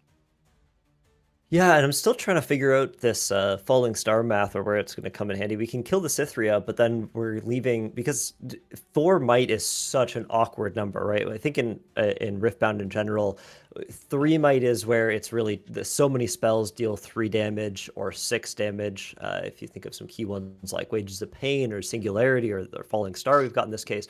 And so having 4 might on anything just feels is so awkward to deal with a lot of the time. You need that one extra like ping of damage, which is really useful in colors like in blue. But instead, we're just going to play the Falling Star, get rid of one of these Fioras, slow down a little bit, and run out of cards, I believe, so that next turn that Jinx will activate and let us... Oh no, they still have a couple in their hands. Sorry, I was missing where their runes were coming from. Yeah. They only have 2, with one of which I think looked like it was an Evelyn. So could elect to try to hide an Evelyn here to go down to that 1 card in hand, or just straight up deploy it to base. Kind of in a interesting spot here, trying to decide what to do. You did get rid of 1 Fiora, like you said, but there's still another one waiting, and now the Evelyn does come down, so we are at that 1 or less cards in hand to activate Jinx the following turn. When we're sitting at 5-2, you would think that you're in a pretty good spot, but I'm still not sure that this is a clear-cut victory for Jinx in any shape or form. I think this is still quite an uphill battle for them, unless this top deck from the Fiora, or sorry, the set was less than ideal, still knowing that there's 2 sabotages in hand and just 1 mystery card from the top. Gonna need to find some more presence on the board after losing 1 of their Fioras. Could elect to bring down our set now and still have 3 runes up. We'll see what our set player decides to do as he enters the think tank once again. Gets rid of that cleave with the sabotage. I think just knowing what's in the hand, right? There could be a couple of cards that are 1 cost. You just want to make sure that you're moving in here with utmost, like, you know exactly what you're going into, you know what you can take care of, you know what you can deal with, and then play around with it. So gonna get both battlefields here, and I think also a draw if they move Cytherea up to this monastery. So that'll really, really help them out in the card draw department, and get them up to 4 points at a key juncture here. Yeah, and then we can actually deploy the set alongside the Cytherea if we wanted to, and re-trigger that Cytherea to buff itself once again, which of course will lend an additional might to our set as well, seeing that he gets an additional might for every buffed unit at his location. But that would leave us only 2 runes up on defense, with I'm not sure what in hand now. I saw we did use one. Okay, so Pit Rookie, we used 1 Sabo, so there should be another Sabotage. And I think a first mate as well, as what I think I see in the side. There was 3 mana, and it looked like it might have been first mate, but okay, yeah. So Rookie coming down first, going to buff our Fiora, make her mighty once again, and then obviously Cytherea will gain her buff as well. So Cytherea being at 2 might, and our Fiora being at 5 might with that shield deflecting, ganking once again, is going to make it hard for our Jinx player to come over the top with only Inferna and Evelyn currently, but we are going to get that draw too, thanks to Jinx in the next turn. Yeah, and someone was saying that they're pretty sure that Jim Davis does still play the Vi Destructive and Ride the Wind combo. So, if they can get up to that 6 points and find those 2 cards, it doesn't look lost. Like, I think that's the final piece of the puzzle that he needs here, but it depends on how many he runs. Usually you don't run a lot of those combo pieces, even though they are very important. Maybe a few Ride the Winds, but the Vi Destruct, it's not too many, and he also needs the runes to be able to play them all. So keeping those up while also, trying not to let our set player keep advantage here is very difficult. Yeah, we saw Gust and Falling Star be the 2 draws at the start of that turn here. Now, Falling Star, of course, could answer the Pit Rookie and the Cytherea, so a nice little 2-for-1 special that Falling Star is so well known for. But from there, how do we get over this Fiora? Obviously, the Assault 2 from Inferno means we can attack for 5, but that would just be 5-5, and thanks to that mighty status, Fiora does have shield and would go up to 6. So currently no way to take out Fiora unless they're willing to utilize a ping and pay through the deflect costs on that Fiora with a Falling Star. Yeah, it's again just a really kind of awkward amount of might that Jinx has to get through here. But getting up to even just getting up to 6, I think, is very important, even if you let them conquer a bunch of sides. But what they have to worry about is, why did they not pay 4 to play Set, right? There has to be something there that, can buff or stop this attack. I think we know that that doesn't exist, but your opponent always has to consider, why did they leave those runes up? Why did they not play something developing to their board? Is it worth actually attacking in here somewhere? And it seems like indeed we just go with the Evelyn, and maybe holding the Inferno to try to clear out the Fiora from the other battlefield. However, again, we do have that set power, so it just pulls that back, resets the Fiora, and doesn't actually kill it. So The chosen champion coming out, actually going to discard the falling star. And this is being accelerated, so she will attack for 6, but that is going to be a tie currently, 6-6. Interesting, he didn't elect to move the Inferno up as well. This is just offering the trade, but of course, one buff spell could buy us out of this. We know that that is not present, but still went for it. Went for the risky play, and I think may have overlooked the shield, may have thought that he was coming away with the victory there, but instead just got the trade, which unfortunately, like you mentioned just prior, is only going to result in Fiora moving back to base thanks to that set ability, paying the rune, removing the buff, and this Fiora gets to live to fight another day. So I don't think this really went down the way that our Jinx player wanted it to. We are now on that even point threshold, but we just lost one of our most powerful weapons in our accelerated champion unit.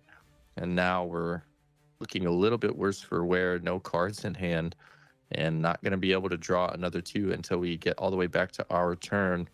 Starting to feel a little dicey for Jinx, especially if our set player is able to find a way to eliminate this board entirely, can obviously just walk over the Evelyn for free. And if there's something like a challenge to follow that up, it could be curtains for our Jinx player. Yeah, I think the set really does do much better into these longer extended games. You're able to get so much value out of your cards by spending your buffs and just slow rolling them basically into victory. So because this game has gone on just a little bit longer than the Jinx player wanted to, it's going to be really, really hard for them to get anywhere here. It is interesting though that we aren't going after that Evelyn at all yet. Maybe we will with the Fiora after this. But I think setting up a ton of buffs on one side here and then maybe playing that set and holding. We'll see what our player ended up doing. Yeah, the Evelyn goes away, nothing up, no mana up from Jim Davis. Unable to just play that Fiora, get their points, go up to 6, and now it's really on the Jinx player to figure out how to solve this puzzle and basically win this turn, or not at all. It's looking pretty doomed otherwise. Yeah, and the Cytherea being utilized to its classic best effect of being a fuel for the Monastery of Hirana, as we will remove the buff from Cytherea to gain that draw at the Monastery. And then upon deploying another unit, both these Cythereas will then be buffed again. So we'll more than likely see the first mate come down here and ready our Fiora to move it back to base to safety and be prepared to come in for the double conquer next turn, now that we are sitting at 6 points. But still has to be a little bit wary of what our Jinx is able to pull off the top with their 2 draws coming into this next turn, as now the 2 buffs from Cytherea are deployed. And what are we readying with this first mate? It looks like nothing, just playing it and reinforcing the battlefield and going for the double hold. Yep.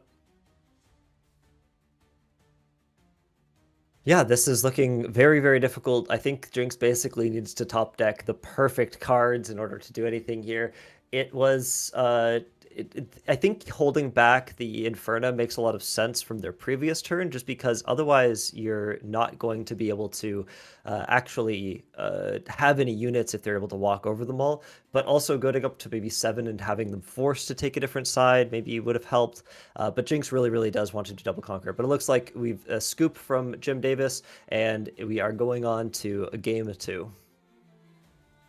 Pretty interesting game 1. I think we saw a bit of what Jinx wanted to accomplish there, and it seemed to work to some extent for a little bit, but unfortunately the wheels kind of fell off, ran out of steam just a tad too early, and was not able to come away with the victory. And that is something that makes these Jinx decks so interesting, as they are these typically, from what we've seen in the past, these all gas no brakes kind of decks where they just want to get to 8 as fast as possible before you have the ability to really stop them from doing what they want to do.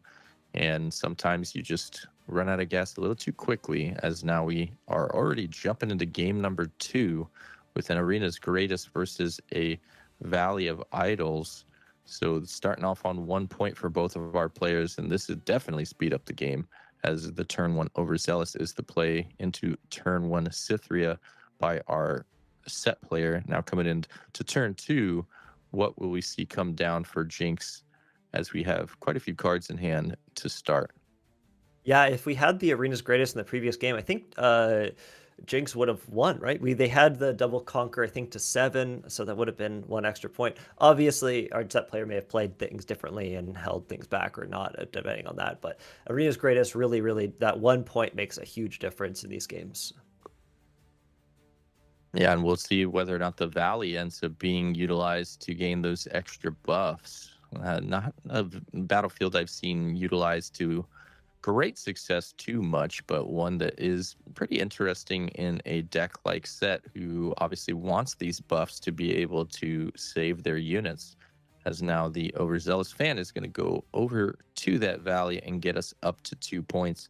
And it looks like we're kind of in a weird spot, as we have double Noxus Hopeful in hand for Jinx, but no way to discount them. So just going to have to hard cast 1 and hopefully be able to deploy the next one for just a little bit cheaper, as a rune is set to the bottom of the rune deck to hide a card alongside our Overzealous fan. Yeah, an Overzealous fan, just a basic 2-drop here. It can't really do too much in terms of its ability, but a Noxus Hopeful is just such a strong card. It's played in almost every red deck. Extra, so much value, especially being able to play it on turn 2.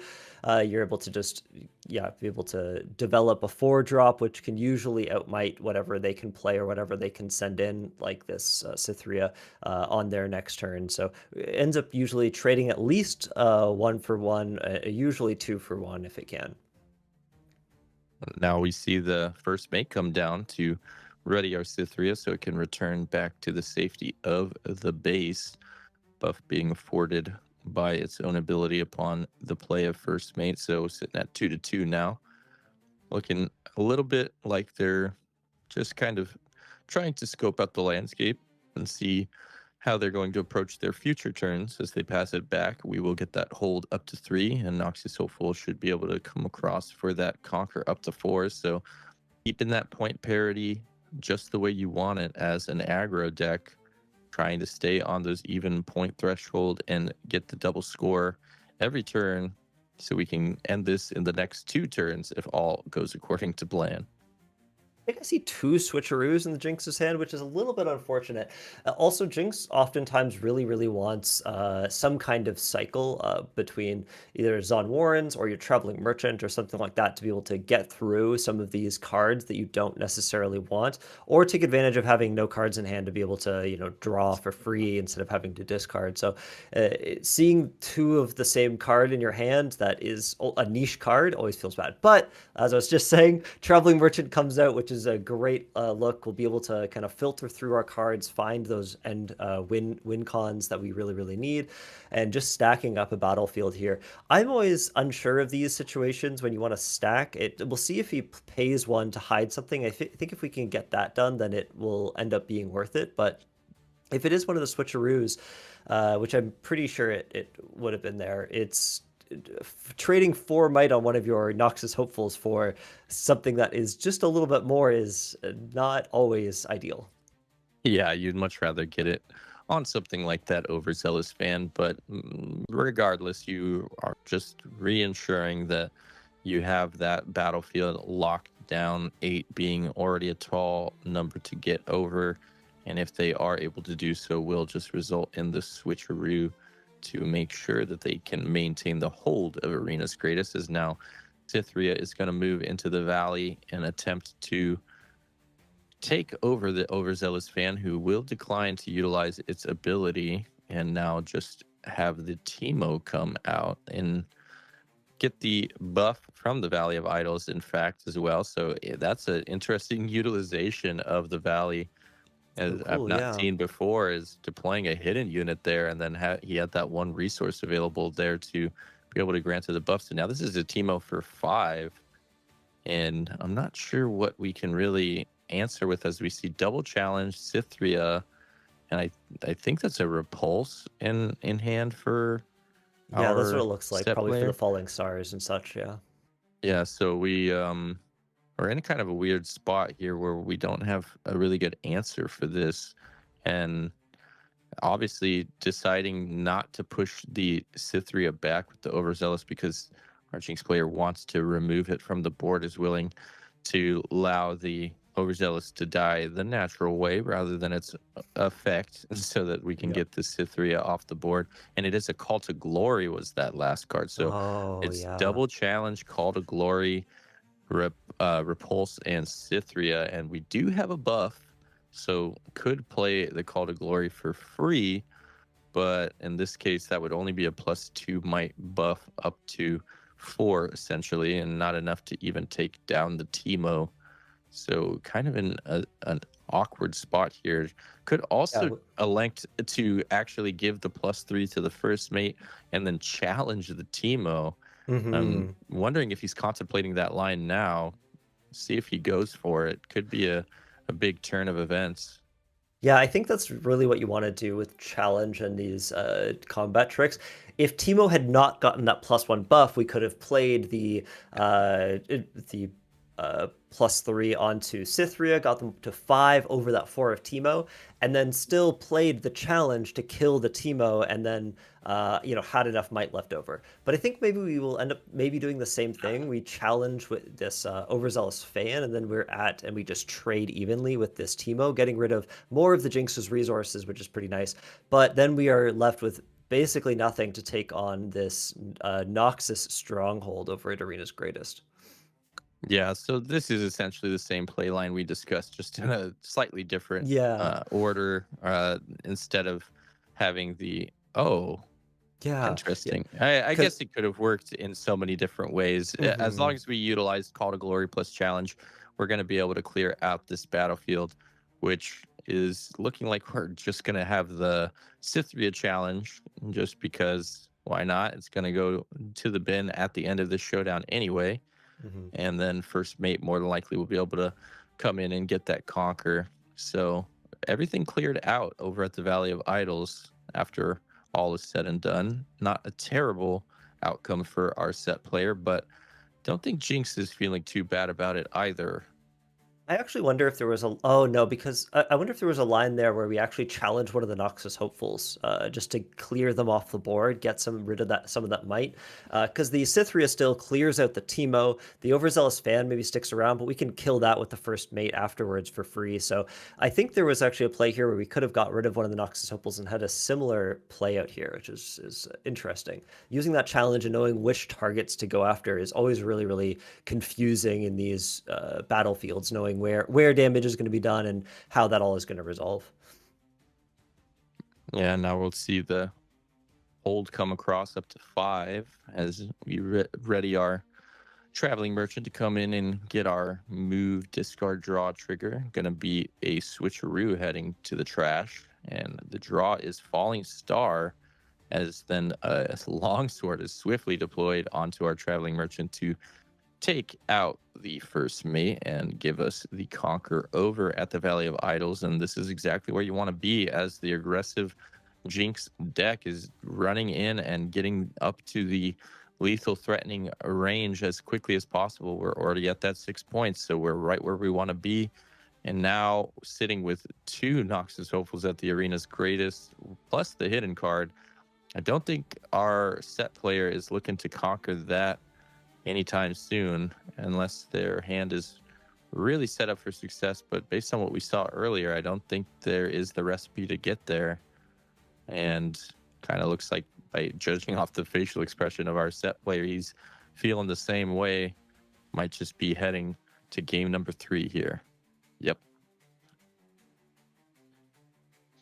Yeah, it's makes sense. I think that Arena's Greatest just sped up the game a little bit too much, and this time our Fiora, I think getting those Fiora worthies, the 4 might Fiora for cost was just so powerful and ended up using up so many of the runes of Jim Davis in the previous game that it was hard to build up enough of a board to kind of come back on top. But this time Jim Davis had all, our Jinx player had all the answers against the set, and set just did not have enough of the bigger units I think that they needed in order to do with this.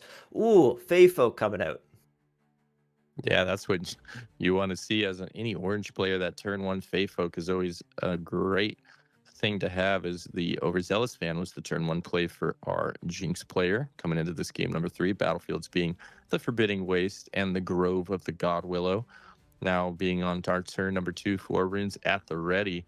Set is able to move this Fae Folk in and pull in a Overzealous fan, should he have the means to be able to win that combat, as the Sabotage is going to reveal Teemo and Evelyn as our 2 units in hand, and then our 2 spells are a Gust and a Stack deck.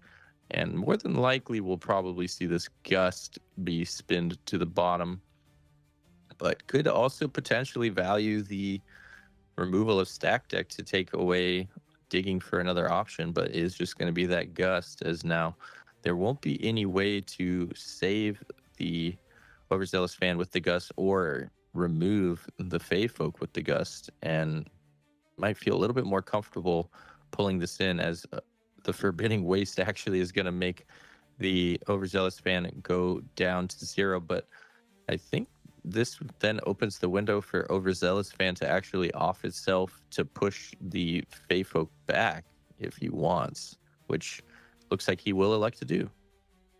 Interesting. I'm surprised at doing that, right? Because we don't want the Fae Folk to we don't want the Fae Folk that opportunity, I guess, to like move around 2 battlefields and pull things in, right? So I'm surprised that they're pushed them back with that kill. Maybe there was a value, some kind of value to it that I'm not seeing. Or I guess you also don't get the point, right? We're slowing down the game. We're making sure that the set player doesn't get that. But the control version is so much more important. We see another Gust. We also see Seals. This is a very interesting set of cards here for our Jinx player to pull up. And I think they did end up picking the Gust, which is just so important to get this Fae Folk off the battlefield so that they can develop some things a bit more. Best options usually later stages of the game, but being very pivotal to stop the early tempo of our Fiora, our set player, as getting a little bit of lag on my end when we hit the refresh, and looks like we're going to see just double Evelyn deployed to base in a pass on over. One of these Evelyn's more than likely going to see a taunt or charm effect come in from this Fae Folk now. And 5 runes at the ready for our set player. Not a ton to work with, but should be more than enough to deal with what these 2 Evelyns are offering now. And a buff also present on our Fae Folk thanks to that Pit Rookie.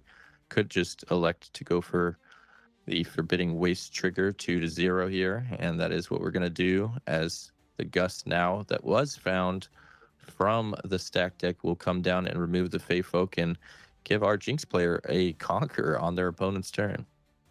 Yeah, I think that's really nice. Did something weird happen here? I think our set player is saying, hold on, wait, I might... Oh, he does have a Rengar in hand, so we could see Trophy Hunter come out in response and say goodbye to Evelyn. We'll see if he ends up going for it. I mean, in this situation, you're kind of wanting to, I would imagine, just to deny that point from your opponent, not giving them the free score on your turn. The hold It would, likely next turn, yeah. Oh no, yeah, they'd still exactly. move it to Pit Rookie, but yeah. Yeah. So, but in this case, we would be able to double conquer as the decision is made to just let it go through. So first point of the game, going across to Jinx on their opponent's turn off the back of a irresistible Fey Folk, pulling it into the Forbidding Waste and then gusting away that Fey Folk. So Pit Rookie now, like you said, will just come in, get that -2 trigger yet again, and clear out the Evelyn. So 1-1 as we now are back to where we started with 5 runes, and some decisions to be made as whether or not we're just going to start loading up the base once again. And it looks like that is going to be the case with another copy of Irresistible Fey Folk being put down, or not another copy, probably the original copy, but then a first mate coming in to ready that Pit Rookie and send it back to base. So base is filled up with what is happening now. Did they surrender? Did they stop? Or they're just chatting? Maybe they're just chatting.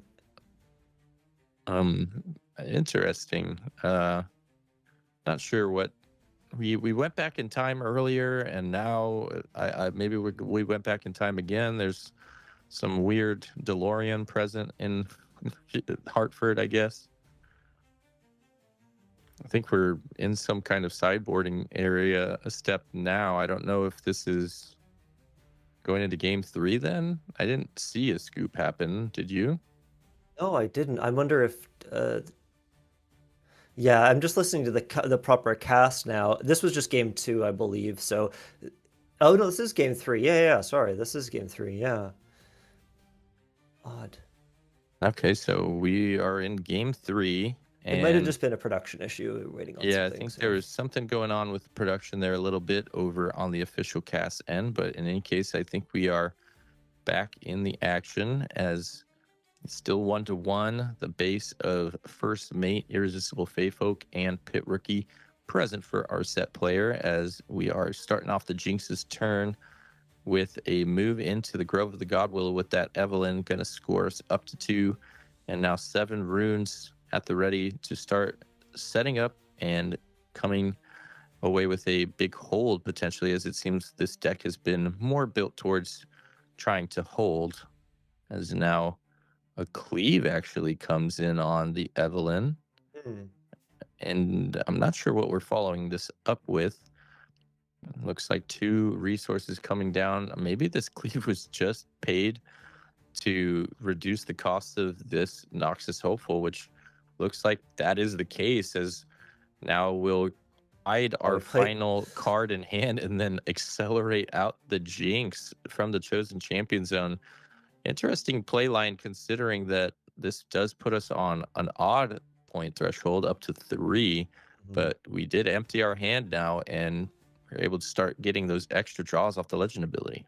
And just for people watching, just to confirm what happened there, it seemed like that, yeah, Jinx player played Cleave to be able to play the Noxus Hopeful just for 2, and then they sped up a little bit and they accelerated their Jinx champion, which then they just immediately played the battlefield, but they would have played it accelerated to base and then moved it to the battlefield, just speeding up a little bit of the gameplay there. And yeah, I think this is with the hidden card. I think maybe the Jinx player is hoping that they can at least hold that battlefield and do something with it there.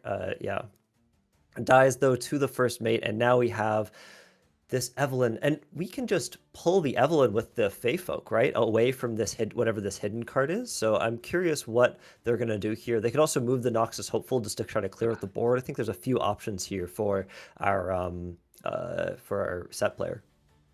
Yeah, definitely could see the Irresistible Fey Folk charm that Evelyn over to the Forbidding Waste to force the activation of that hidden card. If that hidden card is a switcheroo, it'll just go to the bin. We are not sure exactly what it was, but we do know that this list is, of course, playing Teemos, more than likely some other hidden units in the form of something like Tide Turner, so could still maintain the hold on that battlefield if that is a unit. Otherwise, the Fey Folk pulling the Evelyn might just be the best play line to force that hand out, as now looks like we're actually going to see the showstopper come across. So the chosen champion unit coming down, and then the signature spell coming along for the ride. Going to be a 5 rune and 2 power cost play in total, but that will give us a rather large set coming in as he's able to take out the Evelyn and the Teemo, being that he does count himself for his own buff effect. Yeah, and then pulling that Noxus Hopeful in, killing off the Fey Folk in order to just get rid of the... Oh no, Set has tank. Yeah. Oh right, I always forget about that. I've played into this deck a few times and I've forgotten about that. Yeah, so the Fey Folk is protected by Set here as the Noxus Hopeful's pulled in, and now Jinx is looking stressed. I don't think there's a lot they can do. They do get 2 cards off of the Jinx power. The stacked deck does activate, and maybe they can pull something off here to be able to accelerate or just stop this runaway Set.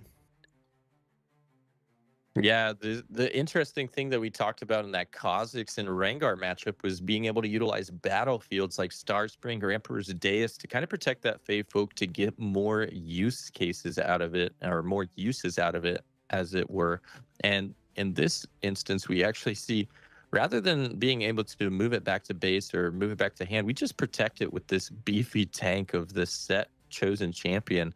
So it's really cool synergy between these 2 cards, as Fey Folk is able to force people to come fight the boss, and he does his job in protecting that Fey Folk, as now Fey Folk has caused so much irritation for our Jinx player that they have decided to cast Falling Star and use 1 instance on that Fey Folk just to get it out of here, as a Noxus Hopeful comes down to base to follow that up. And once again, we are sitting on 0 cards in hand.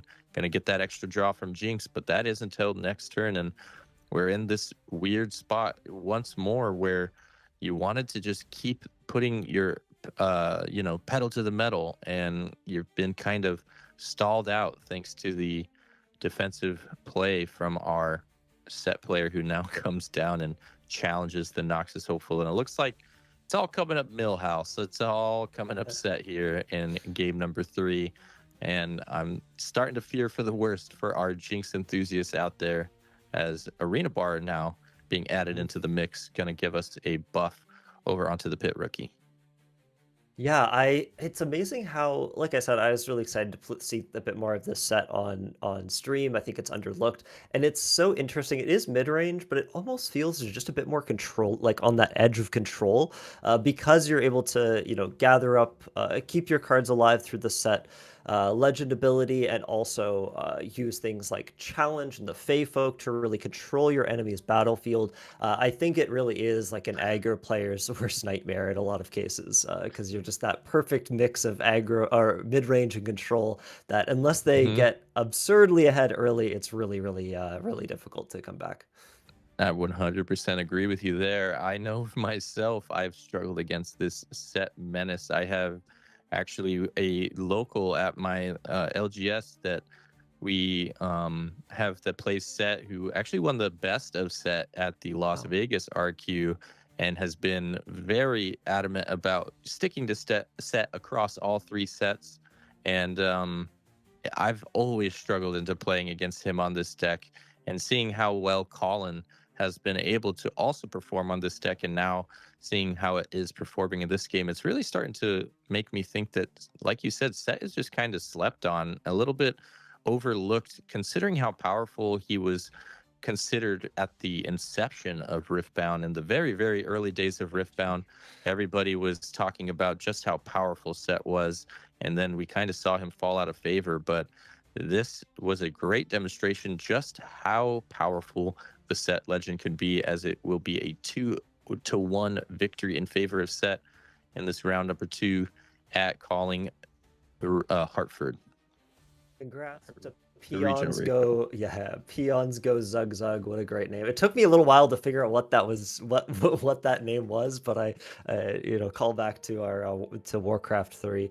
But yeah, this is it was a great game. Back on the desk. Yeah, I think Jinx really, really struggles. We have not seen, I think, Jinx has probably been one of the lowest performing metal cards out there, and it's really tough to lose early on when you're trying to get some of these metal cards. Tiebreakers are really important, so getting those first few wins is really, really key, and also getting wins against some of the less meta decks is really, really important. So unfortunate for our Jinx player, but the Set player did really, really well. I think they played it great. Buffing the right units, pulling out that Set, playing it pretty slow at times, knowing when to, go all out. So great plays all around. Definitely. And I think, Jinx, unfortunately, is just in this weird spot, as we see pointed out in the chat, where this is a game, a resource intensive game where you want to have cards in hand, you want to have runes available. And she is, custom built to be the antithesis to that. She's just recycling all the time, discarding all the time, low hand count, low rune count, and it feels just like this really volatile recipe for disaster. Of course, if everything hits the way you want it to, you can just go on this crazy tirade and steamroll your opponent if all of the stars align. But more often than not, it ends up being that you just kind of stumble over your own feet and you're not able to cross that finish line. And it is sad to see that be the case for Jinx, a beloved character throughout League of Legends, and of course a poster child for Riftbound, being how prevalent she was in Arcane as well. You'd like to see some better performance from her, but perhaps one day we'll just get that a little bit of extra support she needs to make her just a little bit more meta relevant. Yeah, looks like there's a reason we don't see too much of Jinx in set 3, but let's go ahead and listen in from our Set player, because he's contesting Colin Kaiser on the best of Set. Let's see what this bold man has to say, because that's a tough thing to do. No, me too. I mean, I think Set is such an exciting deck, and so we have to kind of talk about it, right? We know Colin Kaiser is in the room playing Set. So are you trying to kind of combat against him for a best of maybe, or a top cut appearance? Yeah, definitely. My first goal is to get to day 2, and then if I can make there, then maybe we can see about trying to get that best of.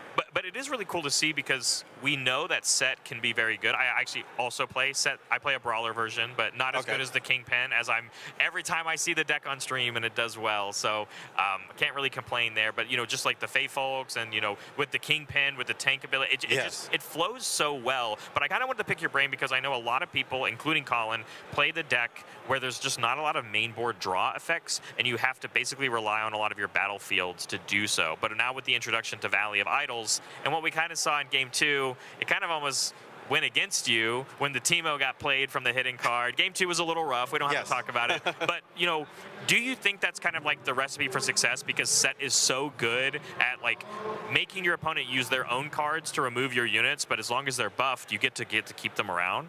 Yeah, I think that's what I like about Set, is that you can kind of trade, and as long as you have the buff, you can get it back, and then go ahead and rebuff and then retake back and everything. So you never feel like you're in a terrible situation, unless like Game 2 where I had like absolutely no draw.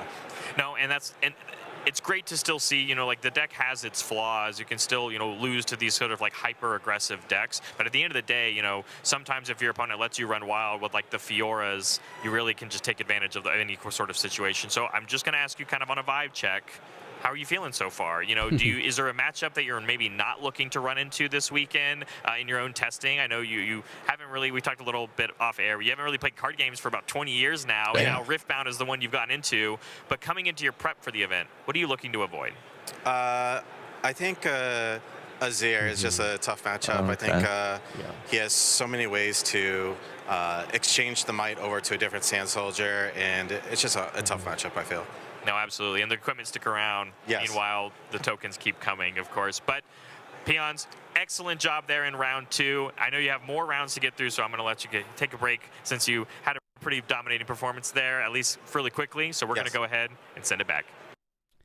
There we go. Nice little insight of why he brought Set over to the Hartford Regional. So first goal is to get to that day 2, of course, and then he's gunning the best of metal against Colin Kaiser, which I was listening. I think Colin pulled up a stream earlier this week. He said not something he would recommend to people.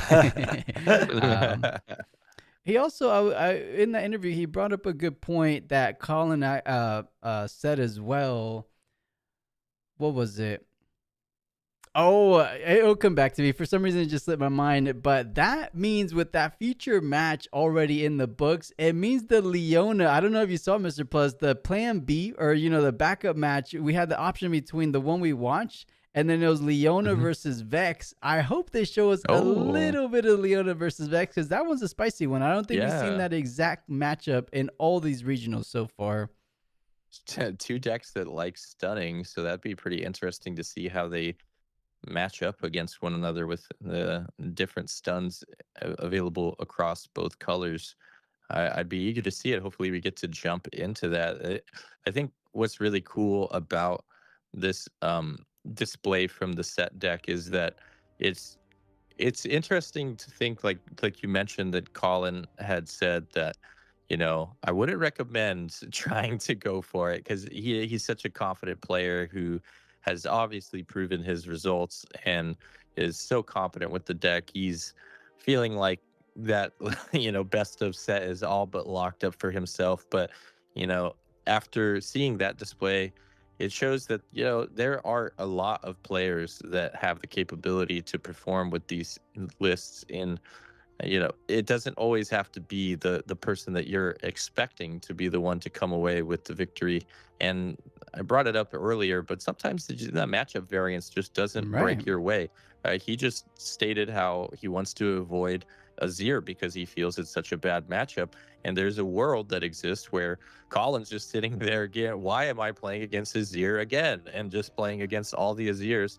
And he goes through the day and dodges all those Azirs and is able to get all the way up to that top finish. So never count yourself out. I know it can be daunting when you're sitting there thinking about what deck you want to play and you're like, oh, I love Diana, but Alan's EQ plays Diana. But you never know. They seem unkillable, but they might have a bad day and you can get there. So don't give up on your favorite legends just because one of the top players in the game is also playing it. Yep, they have to fight just as many pro players as you do going up the ladder. They are very good, but they can have a bad day, or maybe they don't even come to one of the RQs, and you show up and you get lucky that way. But yeah, there's it definitely worth going after whatever champ that I think you like the most, and you're gonna get the most fun out of doing that too, right? If you are like, oh, I love set, it's so much fun having all these buffs and using them in interesting ways, and then you see, oh, I'm never gonna beat this person, then yeah, of course you're never gonna beat them if you have that mindset. Like you gotta grind, find what you like, and just keep going at it, and you can get there. Right. Sometimes you gotta make it a little bit hard for these pro players, right? Even though they seem to have an easy time in general. Something to think about, like, oh, this guy's undefeated so far on set. But yeah, I'm excited. Hopefully both of these set players, Colin including, can do well. But thinking ahead of this Vex Leona potential matchup, if they end up giving us a little bit of a backup match, I believe Leona might be one of the only legends to utilize that green Vex from set 3. The only deck I could imagine that, because Vex herself doesn't really play that card. Have you guys seen the green Vex ever be played? Maybe in a Leona deck? And Leona I have. Yeah, I've played a bit of Leona myself at locals and also just like online a little bit in practice. It's the green Vex. When you get it on field, it's just a win more card. Like it can just kind of crush if you get ahead with it and get that it to stick. But it doesn't have deflect like the other Vexes does. It is a clear card for removal, and you still need your stuns to move it across. So you're paying a card for that movement. So if you think of things like Ride the Wind, where you get that movement as part of the spell, it just adds on to that. I think people do forget about the shield and tank part of it, similar to how we saw that on the set on stream today. So that's very interesting. But I've seen not a lot of people play the green Vex. Most often I've seen Leona be played as a shell for Irelia. So you play all the Irelia champion, and you play Stella Corns, you play all the Irelia cards with a bit of extra stuns, because when you do stun, right, you can use your Leona to target the Irelia to give them a buff, and now you're getting that +1, and so it can really it can help stack up. Okay. I could see that.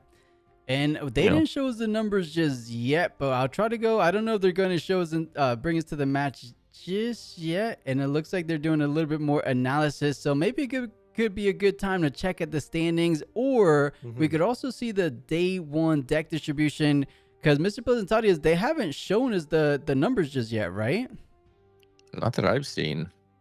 No, I don't think we have. Let me go see if I can find them somewhere. I'm sure they No, exist. they're on Twitter. unless you I'll have them pull them already up prepped. and then Oh, I'll sweet. post it on the caster chat. Let me see, because I great. believe the Organized Play Riftbound posted it. But chat, let me know if you guys want me to pull up those numbers. It's a little bit of what we discussed before. How Thaddeus said LeBlanc is being a little bit underrepresented. Is coming in at number 4, second to the top 3 decks currently in the meta. As we all know, Yi, Aurelia, and Diana. But instead of talking about it, let me go ahead and pull it up for you guys. So we'll go here, copy, paste.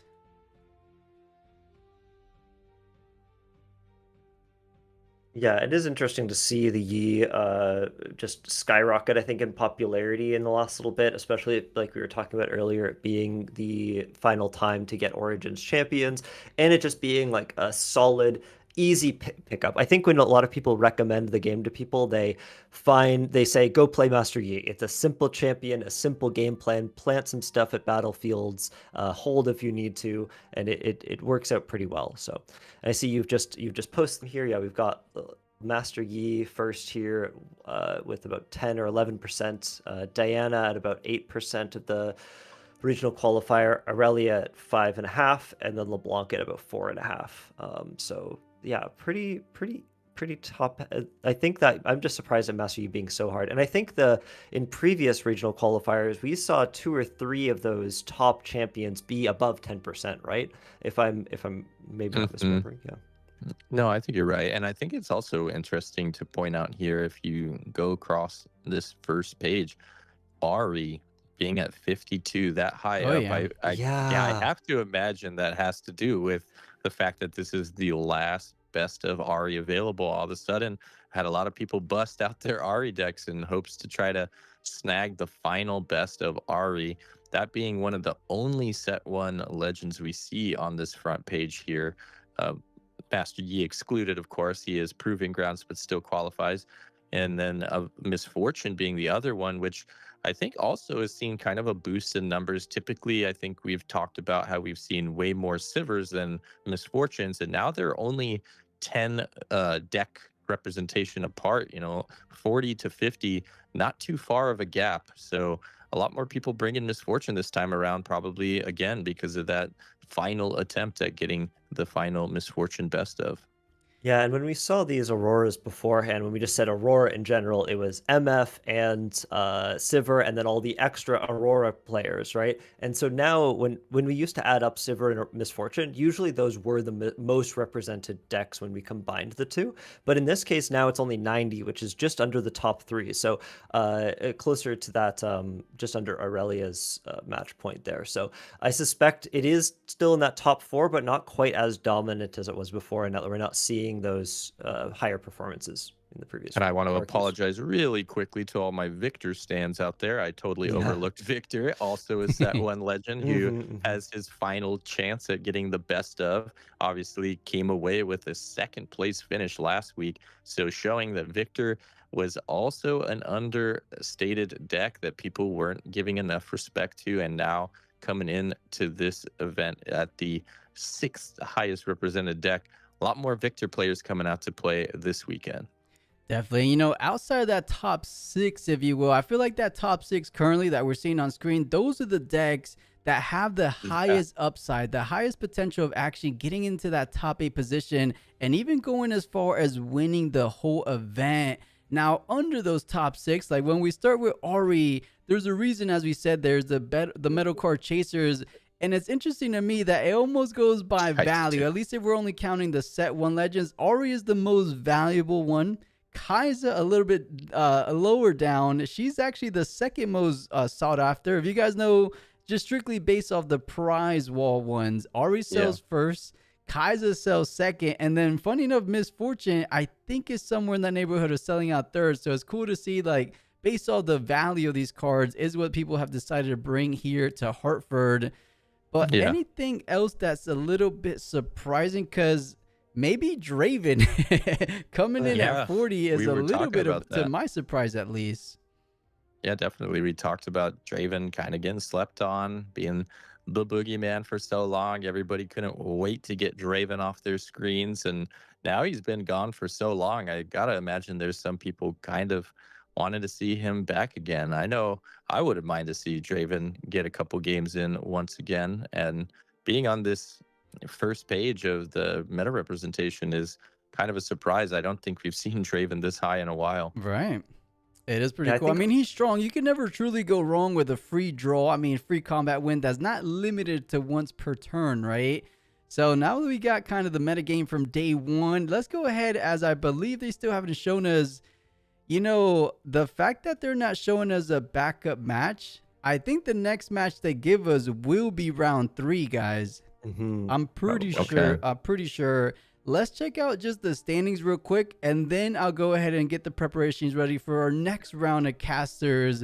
But let's check out the standings real quick and see if you guys recognize anyone. Hit a refresh with me, guys.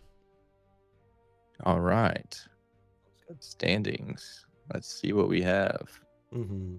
And shame we're not going to get the Leona Vex. Of course, when the matchup we want to Yeah. see, they're not showing us, because they would have shown us already, honestly. I'm getting a kind of indication. So round 3 pairings are up, chat. So round 3 Yeah. should be right around the corner. But taking a look, of course, Mastery, Diana's, MF, Draven undefeated. Of course, very early on in the tournament, but just to get some kind of indication. Oh, a community member which actually played against in Atlanta, Carvagiano. He actually always ranks like top 5 in our rank ladder on Discord. So cool to see he's contending, but it doesn't say a legend under him. Last time he was playing Draven when I was playing against him. I don't know why it doesn't pop up, but we'll go to the second page and then see if we see anything that stands out. A Vi, undefeated a Vi on Vi. Avery. I recognize that name too. And Illusion, another surprising one. Orn, a Jax. Obviously, everybody can take these results with a grain of salt, being that it's only round 2. But definitely cool to see some of these lesser known, or not lesser known, but lesser spoken about legends get to start off this day number 1 on a hot streak, going 2-0. We'll see if they can keep it going. But cool to see, yeah, the Orn, Jax, the Vi, the Lucian, all sitting at a 2-0. If we go to the next page, we also have that Leona sitting at 2-0. So Oh, Sasuke on the screen. It's a little bit behind your head, but Sasuke. guys, and this dude, I Yeah. recognize him, a Florida local for me. But Sasuke, usually on this side of the commentary booth, he's actually competing and he's still undefeated on his Master Yi. Nice. So not too bad. Let's Wishing go. the best to Sasuke. But guys, since round 3 is kind of approaching pretty soon, let's go ahead and give our final little sign-offs before we bring in Alright. our next caster. So that was a good couple rounds there, Thaddeus and Mr. Plus. Hope you guys had a good time. I think we'll see Mr. Plus back here tomorrow. And kind of opposite today, he won't be starting Yeah. the day off. He's actually going to be ending the day off for one of the first times that I can remember. Are you excited for that, Mr. Plus? I'm extremely excited. Thank you for the opportunity to finally get to cast a finals match along with the semifinals tomorrow. Gonna be looking forward to it all day as I sit there at work, just waiting to clock out and go home and cast the finals of this awesome event. So I will see you all tomorrow, and I'm looking forward to seeing what is going to make it there. I'll be definitely watching the cast as much as I can throughout the day to see how it's shaken out, and looking forward to seeing the rest of today pan out as well. So, just overall excited to finally, get to do some championship rounds of Riftbound. There Very we go. exciting, I'm yeah. excited as And- well. And Thaddeus, how'd you like these first 2 rounds to start off Hartford?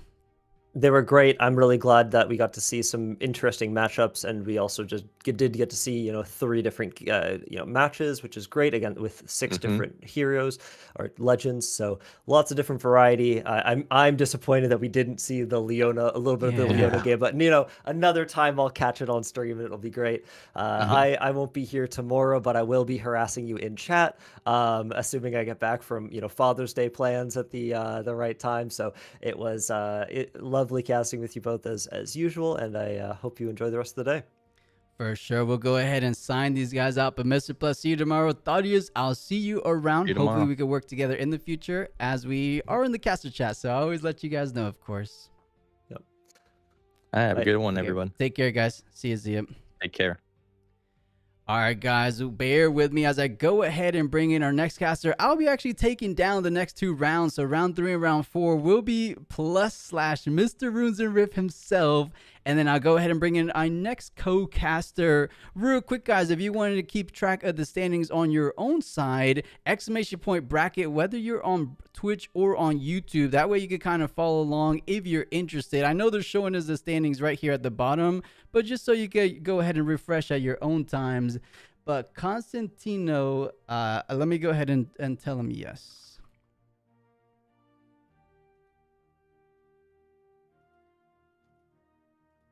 Hello, hello, hello. Hello, hello, Constantino. How are you doing? I'm doing fine. How about you? Good. I am excited for these next couple rounds.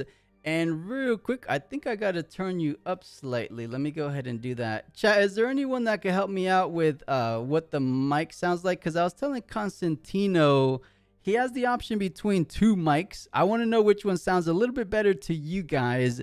But Constantino, do you have your camera up as well? Yep. Okay, perfect. Let me go ahead and pull that up. So we'll go here. And chat, give me 1 second to go ahead and bring in Constantino, coming in all the way from Italy. Constantino, is that right? Yes, from Italy. Nice. Join us from Italy. It is Federo / Constantino. Are you excited for round 3 and round 4? Yeah, I'm really excited. I mean, these are the key rounds to know who will make it to day 2 or not.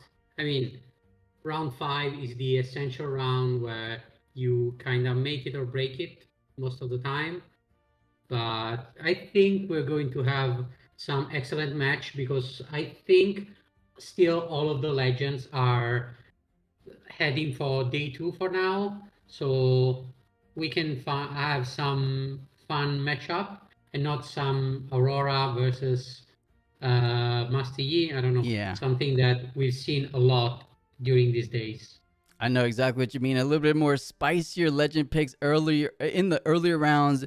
But Constantino, I know you were just at Utrecht last weekend. How was your time out there?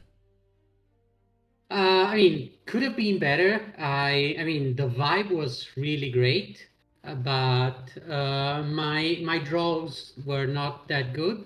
I had some rough matchups, a couple of Irelias, a couple of Severe Aurora, and so I didn't make to day 2. But I have to say, once you go like I went 4 and 3, and then I had a game where both of us know that we were not going to make day 2. That was the funniest game I had. There was a real vibe because there was not all the tension that everyone had until that moment. And so we really enjoyed our match. That's awesome. Yeah, it's all about having a good time at the end of the day, and hopefully these guys over in Hartford are doing just that. So it looks like we are moments away from getting into that round number 3. I know, Constantino, you are a Lilia player. Do you think we're going to get a Lilia on stream? Because some reason you're not the only one. I had other casters tell me they want to see Lilia. Yeah, because, I mean, the reason I started to play Lilia is because it's hella fun.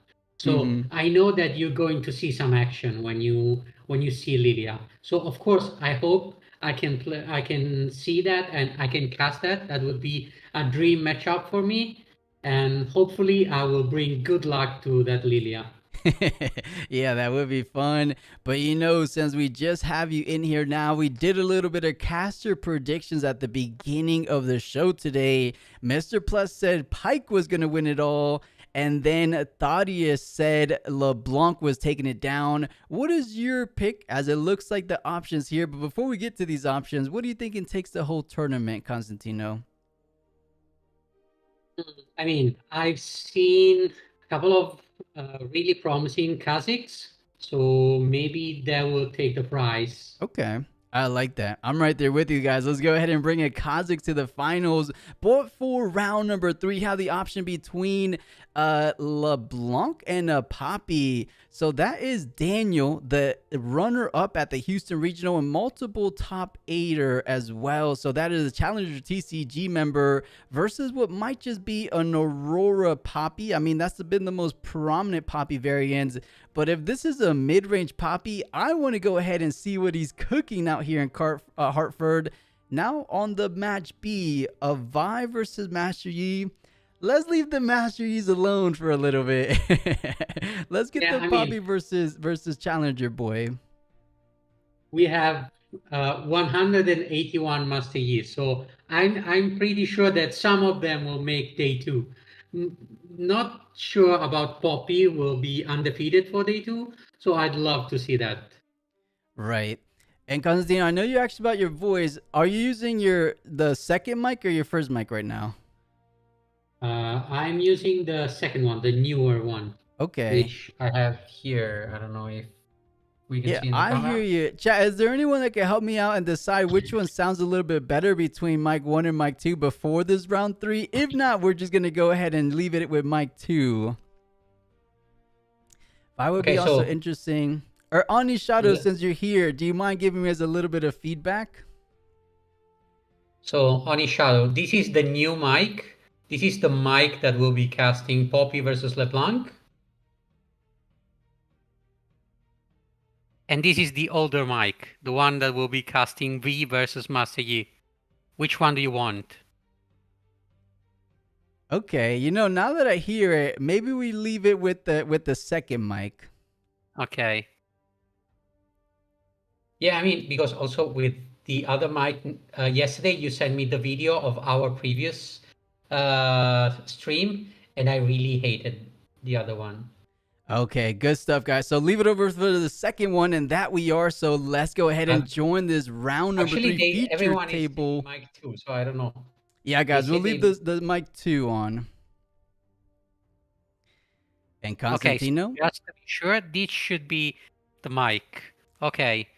And by the way, no, yes, I think mic 2 was the new mic, Constantino. I mean, I also said the matchup just to make it. Yeah, this one is much better. Yeah. So okay, we'll leave it then. Okay, cool. Yeah, it is an Aurora Poppy. So we will see. We will see. The one beautiful thing about the yellow decks in Aurora is that they have access to these awesome units. Like we're seeing here, the Harness Dragon, the Rift Heralds, those are usually not seen because they don't usually come with the order domains. So I think those can make a big impact, especially against LeBlancs that are playing similar decks. LeBlanc has a good time once you're more on the offense, but once you set up these bigger bodies onto the board, they don't have too many tools outside of things like Hidden Blade to take care of these bigger bodies that can be dished out from Poppy. So I think this is going to be a little bit tough for LeBlanc. But honestly, if there's any deck that could pretty much get under pretty much any Aurora deck, it will be LeBlanc with her aggressive nature. Yeah, I mean, LeBlanc has the opportunity to win this game very fast because I think that differently from the MF or Severe Aurora, the other Auroras that don't splash purple inside are kind of slower. So you don't always get turn 3 or turn 4 Aurora. And so you have to get as much as you can. Also, like, if you manage to conquer the battlefield early with LeBlanc, you can draw a lot or go to 12 runes really quickly. And then you have a couple of board wipe and you can create a lot of units. So I actually favor LeBlanc in this matchup. I think so. I think she's going to be a little bit speedy. And we are talking about the pilot as well. This is not just your everyday baited hook LeBlanc. This is the first person to actually top 8 a RQ with LeBlanc. It is the person that pretty much brought LeBlanc to everyone's attention, Mr. Daniel himself. So we are in for a treat in this round number 3. Can he take down Poppy and her Aurora strategy and keep on the most likely to be undefeated so far? Let's go ahead and tune in onto the LeBlanc build. Did they change anything from what you've seen previously? Because it looks pretty cookie cutter right now. Yeah, I think it's most likely the same matchup you always see. I mean, you don't have a lot of draws. I mean, maybe the Shadow Skull, some LeBlanc play, but I think that's kind of normal build. Yeah, It all depends on what you draw early. Of course, and for any new players that aren't too familiar with how LeBlanc works, it is pretty much centralized between or centered around Death Knell triggers, right? So the big key piece that kind of glues everything together is Karthus. Karthus goes ahead and double the Death Knell. So early game, you have things like Soaring Scout, Watchful Sentry, Black Rose Dignitary. That's kind of your early game. Once those die, they do go ahead and generate either a rune, generate a card, that so on and so forth. And if you do have Karthus on the board, you're able to essentially double up on those Death Knell triggers. Now, to the mid to early game, you have your big bodies, which I like to say are the difference makers. Things like Ruin Rex, things like Harness Dragon, Rift Herald, and of course Thousand Tail Watcher. Those are going to be the impactful plays that kind of get rid and clear the board from your opponent. Right smack in the middle though, Glass Mixologist and Vi Enforcer, or actually Vi Peacemaker is her name. Those are kind of like the combat tricks, if you will. Glass Mixologist, you're able to go ahead and bring back a 3 energy or less unit onto either the same battlefield or into the base. And then we all know how impactful the Vi Peacemaker can be as well. It's just a clean deck, and I really like the playstyle that LeBlanc brings to set 3. Hopefully they get a little bit of additions in set 4, because I hear Death Knell might still be prevalent in set 4. Ah, that's interesting to know. And as you know, now we are showing the battlefields, and as you know, I like to point out some funny things that can happen. Both of the players are running the Stars Climb, so we may have a game that goes to 10 points actually. Oh, Aspirin Climb. I see what you mean. Yeah. If they have double Aspirin Climb, that is a whopping impressive climb all the way up to 10 points. But of course, to start off this game number 1, it is Sigil the Storm and Star Spring. So allowing those reflections tokens that inner-readied to go ahead and backtrack to base and then go on to the other battlefield, making sure you could kind of close the distance from 0 to 8 just that much faster. But Constantino, if you're ready, chat, if you guys are ready, it is game number 3. We have 2 undefeated players, one of these being Daniel, the runner-up, as I said, from the Houston Regional, the first ever regional qualifier, which pretty much went down in history in my opinion. Yeah, and now we see that the game starts super fast for Aurora with Mobilize, but we see that now the LeBlanc can start to conquer and create a board and start with doubling these Death Knell units, so she can really draw a lot of things. Definitely. And, one thing we saw from the main board is currently right now LeBlanc doesn't have any gear interactions in the main board. So once Aurora comes down, there's not true any efficient way of getting rid of the Dazzling Aurora. So that's something that could favor Jesse if he's able to get to that point a whole lot sooner than later. But I know Daniel is going to go ahead and try to make sure he just gets up on that point department to where it doesn't really make a difference. And here's the line we were discussing before: you conquer, discard a card, make a reflection token. Now if you play a unit directly onto Star Spring, doubling up on the Watchful Sentry, you pretty much pseudo gank all the way to the other battlefield, just like that. 2 points on your second turn, or actually on your second turn.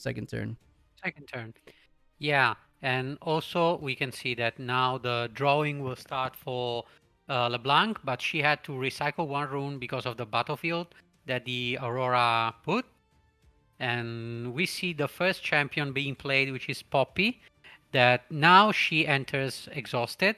But we have to remember that if the opponent is 3 points from winning, the Poppy has the ability to enter ready. And so that could have been an asset that we might see in future games. Right, I believe this utilization of Poppy is just to kind of slow things down, saying, you know what, I can't really do anything. All my cards are endgame cards without Dazzling Aurora. Let's go ahead and just play this card out. That way I'm able to contest some of these battlefields and try to deny any further advancement from LeBlanc. But of course, Temporary does fade, so it doesn't get the hold, but you are able to go up to 3 from the Star Spring. And now you are still in the beginning step. If you're wondering why he hasn't channeled any runes just yet, he's trying to decide to trigger LeBlanc's legend ability one more time and make another reflection token and have a potential of a 3+ draw very, very soon. And I think he is going to make a reflection token of this Watchful Sentry right now. Yeah, and I don't think that we have seen yet the... Okay, never mind. We are seeing the hand now. I wanted to ask chat if they think that the Poppy already has the Aurora in hand, but we were just spoiled her hand. I don't believe we've seen it just yet, so it could be a nice little surprise to everyone here today, but does go ahead and slap down the Vi Peacemaker, retreating what I would imagine has to be the real Watchful Sentry. That way you could kind of threaten an actual hold, and does just that. Is there any kind of interaction? The sacrifice on the Chosen Champion. He doesn't have a lot of cards that he likes so far, Constantino, because a sacrifice on a unit that could have probably contested one of these battlefields is a bit of a bold thing to do, especially when Daniel has both battlefields under his control, going to 6 on the immediate next turn if he is able to hold on to both of these, unless, of course, is Dazzling Aurora in hand. Can they go ahead and hit the almighty Elder Dragon? And did you see what he just picked up? Yeah. I mean, I wanted to comment that the play was doing the sacrifice on the opponent turn, so you go to 9 runes exactly when you start your turn, and he actually top decked the Aurora, and the first drop from Aurora is, of course, the Elder Dragon, almost clearing the entire board. Oh my god, these are couldn't get any better than this. Elder Dragon does come down, and Daniel hasn't really closed the distance. This is about exactly the halfway point, 4-0 as it stands. But once the Elder Dragon hits, there's not too many ways of getting rid of it. Of course, you do have access to things like we mentioned before. A Hidden Blade could be not a bad idea, but of course, I believe Poppy might have had it in hand. The newer introduction of counter potential in a body deck being the Repulse, right? So that does just target a single unit at a battlefield. So something Daniel has to be very, very mindful of going forward. 3 to 5 runes to work with on this very next turn. Do they decide to make the similar play they did before? A reflection token. That way they have something available to go ahead and double conquer one more time. I mean, that could be a play. One thing you have to be mindful is every time you conquer the other battlefields, you recycle 1 rune. That's why we see always this LeBlanc at 3, then 5 runes, then recycle 1 and go back and forth. So right now, I think you have to be mindful how aggressive you want to be versus how much you need, like, your bigger units to be played later on. You're definitely right, because you want to go ahead and push the pace. You want to go ahead and conquer as aggressive as you can, but there is the downside, as you just mentioned. Sigil of the Storm is doing exactly what it's meant to do. It's trying to slow down any further late game, or even in this situation, mid-game advancements from your opponent. So it does make the reflection token, which I would imagine he's trying to get to that even point threshold where he's saying, if you leave the battlefields open, I could very well close things out on my next future turn. Let's go ahead and see if that exactly pans out, because with the Elder Dragon on board, it could be a little bit problematic to do so. But I think Daniel's feeling pretty good so far, dropping the cards down, saying, give me all the value. I want to get double draws, triple draws, quadruple draws, and even some double channels to make up for the lack of rune economy currently from the Sigil of the Storm. Yeah, and now LeBlanc has to just play 1 spell at the right time which I don't think they have in their hands right now. And she could seal the game, but I don't think that she has it right now. The only play I see is sacrificing the glass mixologist to try and find something, or just top decking, and that could save the game. Or maybe Aurora escape from Doom this game, because we see that LeBlanc now is, let's say, threatening lethal. Mm-hmm. But that's where the Aurora, they get you. You arrive to 6 point, arrive to 7 point, but you're not able to close the games because of these other dragons. So we will see if this LeBlanc manages to, now that she's able to draw 4 cards and channel 2 runes. Yeah, does add up. Does add up a good amount. You know, a slight little miss sequence from our Poppy player. He just gave our LeBlanc player 4 cards, but he chose to sabotage before the 4 cards. So I think he should have go ahead and let his opponent. If he had this intention all along, he knows his opponent was tapped out, so you didn't have to worry about things like a hidden blade coming down. So give your opponent those 4 cards and then go ahead and utilize that sabotage. That way you see a full extra amount of information.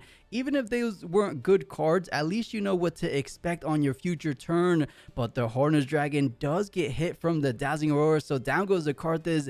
Is this the beginning of the end? Has Poppy managed to stabilize here? Yeah, and I think you are completely right on the play that the Poppy player should have made.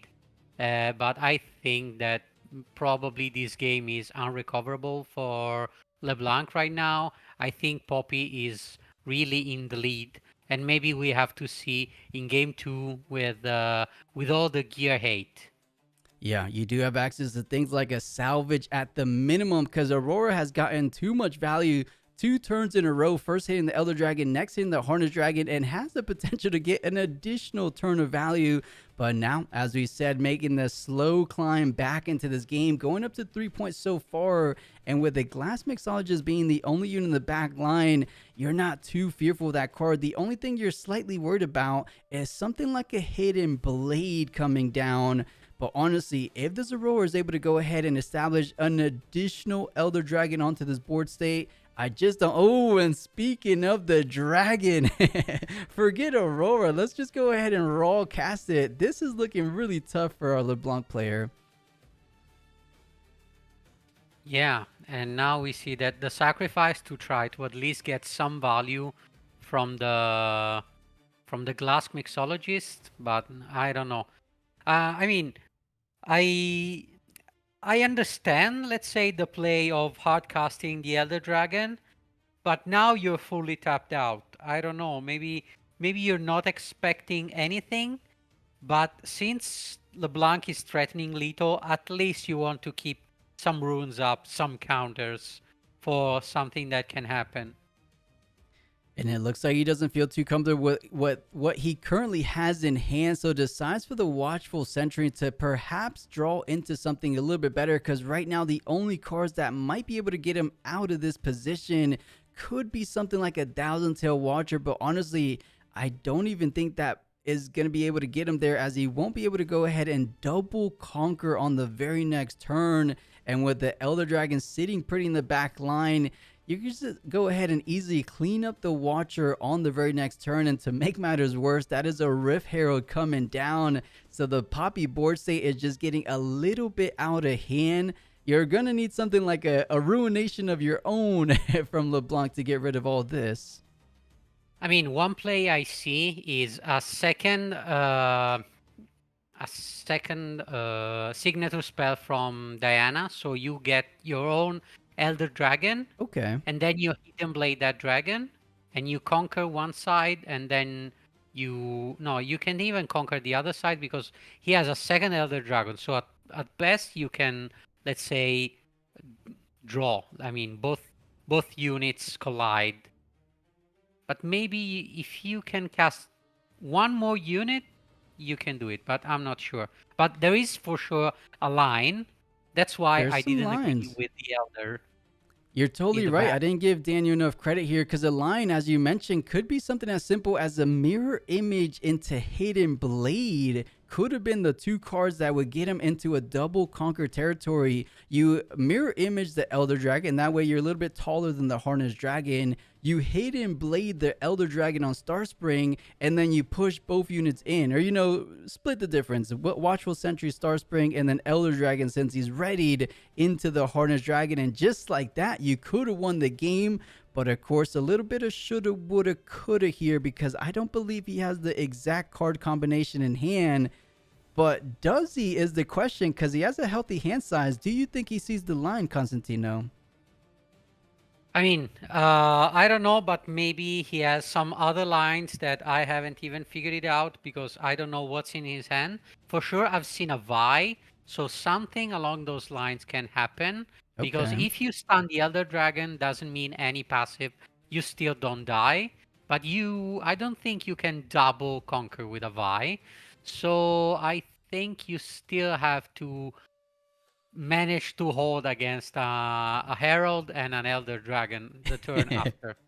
Yeah, Which and we know how that's going to go. kind of Not too impossible. Yeah, likely. exactly.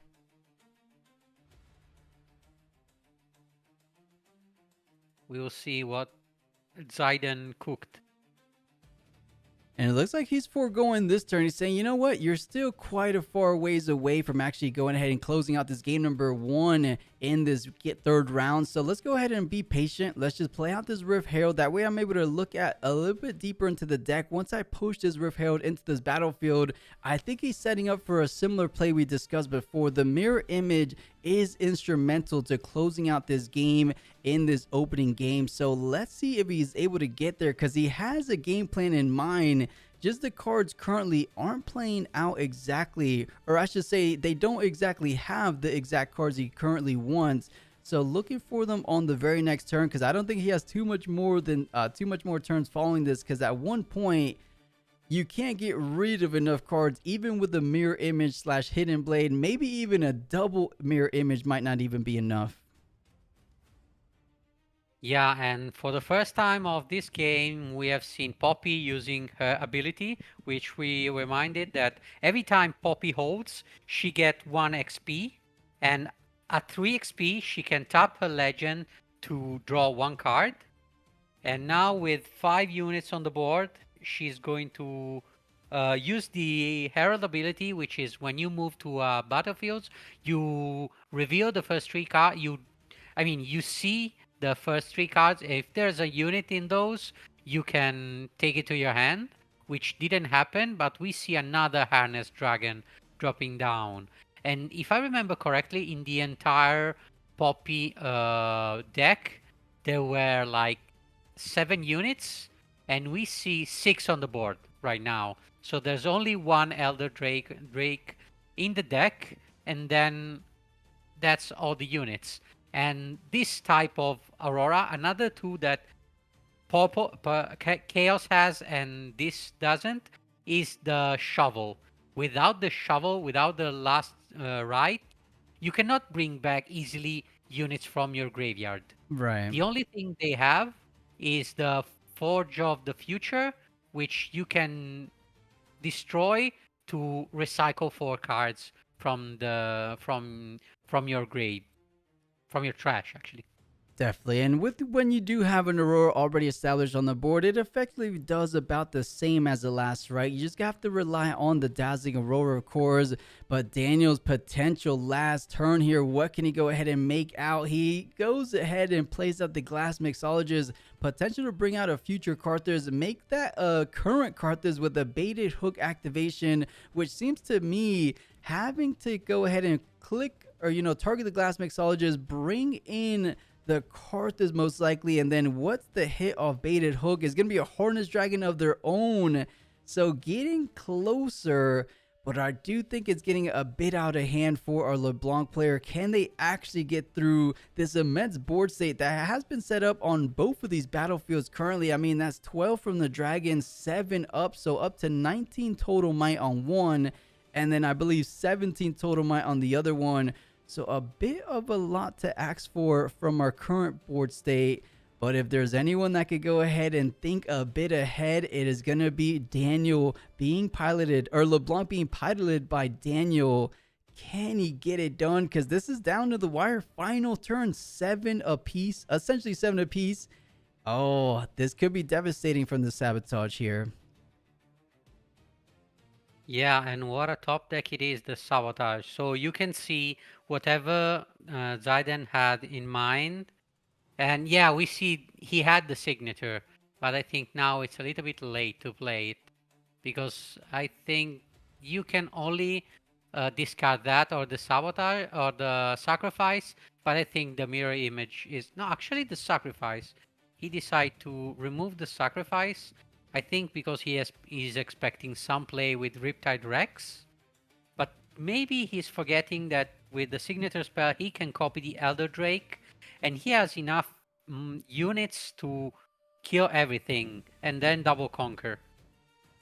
Yeah, I think it could have been something along the lines of denying any further card draws. You see, he looked at the hand and saying, you know what, I don't think this is a game-winning hand, but he does have the potential of drawing 2 additional cards with something like a sacrifice. So it could be something along that, as we said, but I think you also nailed it, where you do have some potential plays of go ahead and sacrificing the Ruin Rex without having to rely on baited hook, because things are getting interesting. Let's go ahead and see if he hits the final Elder Dragon. But no, it's actually a Rift Herald, so there could be an Elder Dragon. You know, maybe we miscounted. Maybe there was a little bit more than the 7 cards we mentioned in the main board. But now setting up a fortress on both of these battlefields. What can our LeBlanc representative do on the very next turn, which will be the very last turn of this opening game? I mean, Ruin Rex can do a little bit of something, but that's just 4 damage. Make that 8 damage if you go ahead and combine them. Is there anything truly he can do? I mean, Mirror Image is still in hand. Are we seeing any potential outs here, Constantino? Yeah, I mean, I told you the out I see, which is the Mirror Image, the Elder Drake, and then send 1 unit into a battlefield. Since everything is at essentially 1 might, with just 1 Ruined Rex, you can clear the first battlefield and then destroy 2 units with the Death Knell on the other battlefield, and then you just double conquer with whatever you want. You're 100% right. I wonder if the sabotage should have targeted the Mirror Image with the Elder Dragon lethal damage strategy in mind. Elder Dragon, you copy it. I mean, he has a full breadth of runes to go ahead and make use on defense here. I believe he had things like Flurry of the Fluff, or not Flurry of the Flurry of Blades. Flurry of Blades. We're seeing that currently in hand, so he's able to take care of one of these units. But with enough units, as long as you have more than 3 might. So even at this situation, since you're down to the final turn, you're sending in your Karthus, applying 1 point of damage on each of these units, and then that effectively clears it all. I think he might have gone ahead and snuck it right from the cups of defeat, it felt like. Did he just win it? Ruin Rex 1, Hardness Dragon the other, and you have 3 units to potentially get the double conquer, even in light of a Flurry of Blades. Yeah, and even he has the Star Spring to play, so maybe he can even do something like that. He can double the Elder Drake with the Blank ability. He has a lot of plays to win this. We have to see if Poppy has some plays to not lose now. Because I think the misplay was the sabotage. Yeah, bit of a misstep here, but he does have the Flurry as we discussed before. So Flurry able to take care of the Ruin Rex. But keep in mind, now Ruin Rex reads kill a unit. So it doesn't just deal 4 points of damage. Now it actually takes care of the only Elder Dragon remaining. Because 4 equals lethal now with Elder Dragon, right? Yeah. And now with Flurry of Blades, he still killed 2. And I think you kill the Elder and... I don't know if you want to kill the Rift Herald because he will play something from your hand. And I think he has... No, he doesn't have an Elder in hand. I think the other Elder is in the deck. I'm not sure. Yeah, I believe someone mentioned it might have been in hand, but we're taking a look at the hand. I think it was a confront and then another potential spell. So not having exactly what he wanted to have in hand for these Rift Heralds, all three of them at that. But I think Daniel sees the bigger vision, sends in the Harness Dragon, able to go ahead and take care of both of these Rift Heralds. And with the lack of units in Poppy, isn't going to go ahead and get the tremendous value that Rift Herald is known for getting from those Death Note triggers. So, okay, I think Poppy's seeing it. He's like, wait a minute. I took a sacrifice instead of the mirror image. It's definitely coming back to bite him a bit. Yes, and now I have another question.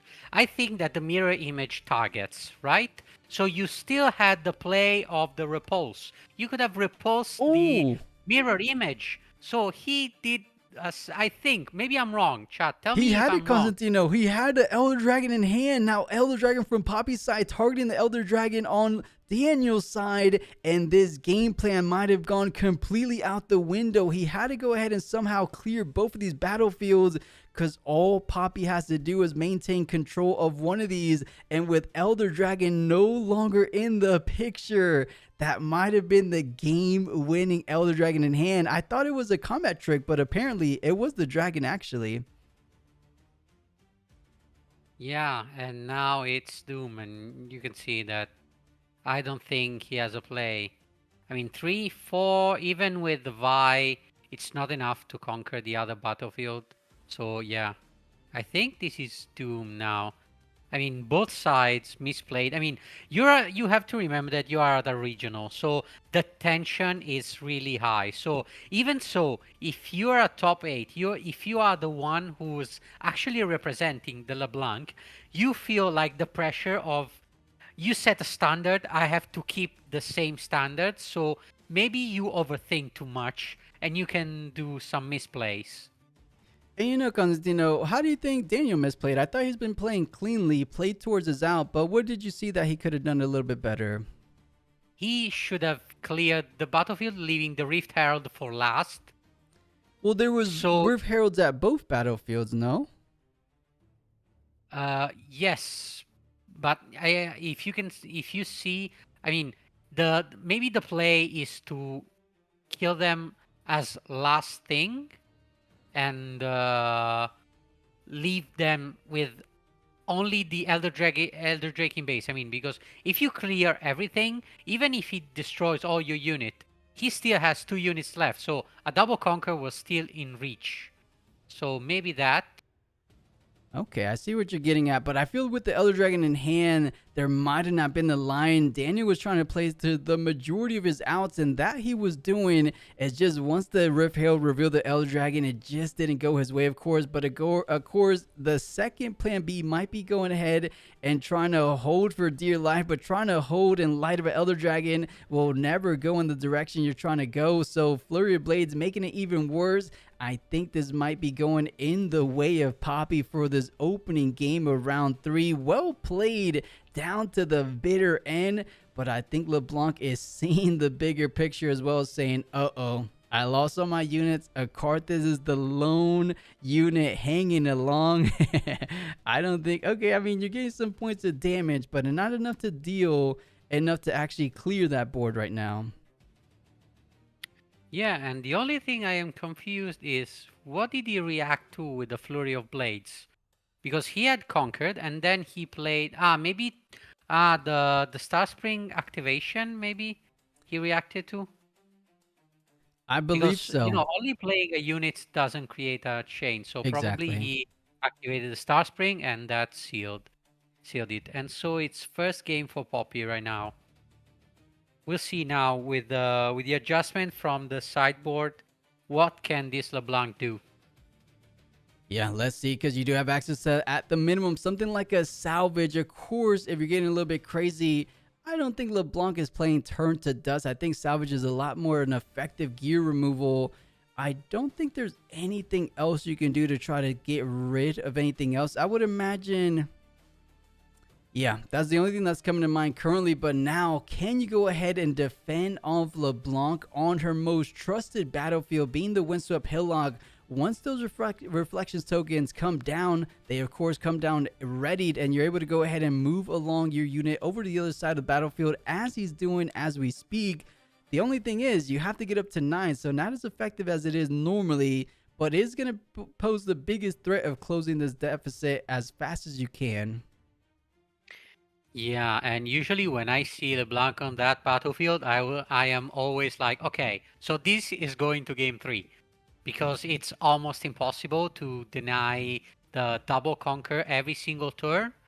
And the only thing is, I had a couple of plays since I'm playing Lilia with you play Sprite Fountain turn 1, so you conquer that battlefield and say, no, for this turn you're not allowed to go on that battlefield. And that sometimes has saved me, but if I don't find that play, usually it's it's LeBlanc's game, because every turn is going to be double conquer, double conquer, double Right. conquer, double conquer. Yeah, it's really, it feels like oppressive, but of course, that is the other card in mind. He's saying next turn, you have that notorious Dazzling Aurora most likely coming down, but of course, just like that, and he gives a bit of a side to the camera, he's saying sometimes you just have 2 of them in hand.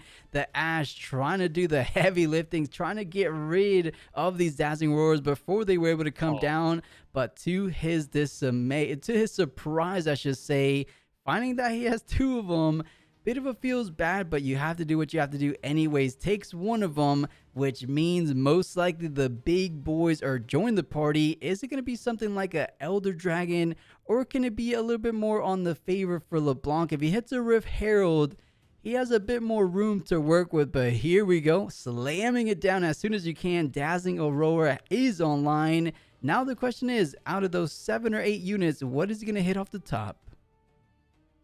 I mean, we see that he already has Harness Dragon and I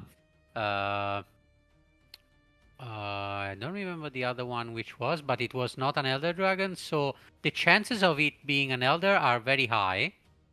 And we will see, and in fact, it's an Elder Dragon hitting the Karthus and the Soaring Scout. That's right. So taking it down. So now this is the similar position that we found ourselves in that game number 1. Once the Elder Dragon came down, it became incredibly hard for LeBlanc to kind of go ahead and progress on forward. And you know, it came down as LeBlanc was on her 4th point. Of course, you are able to go ahead and maintain the double conquer potential simply from Ashe here. You push on, make a reflection token, and then go ahead and move on to the other battlefield as we discussed before. But now, if you don't have something like a salvage or anything to interact with the backline or even the future push from Elder Dragon as he completely taps out, this is dangerous things to do. But of course, Daniel knows a whole lot better than I, and he knows his current hand isn't working with him so far. So just play out as much units as you can. And no, he actually doesn't make a reflection token to Ashe, interesting enough. Yeah, because I think that maybe he's scared of the Flurry of Blades, because if you are Poppy, you wait for her to create the reflection token, so she discard a card, and then you clear both. Okay. So maybe, or just he want to stay... I would like to say on point parity, but actually it's point disparity this time, because it's going to 5, and then she has to do 7, 9. So she has to be odd numbers, not... even numbers, so it's not point parity, actually it's disparity. I think it's called. Yeah, I think right now is technically point parity being at 5, just threatening 2 turns of double conquering up to 9.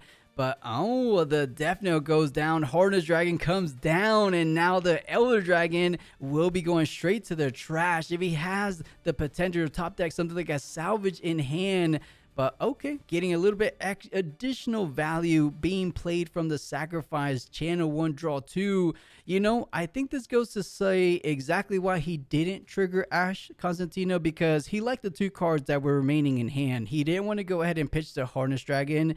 And the last card might just be something like the signature spell to utilize a little bit later. Or just another card he probably wants to go ahead and play out on the next turn. We'll see. Yeah, and... okay, so we got rid of the first Elder, 2 more remaining.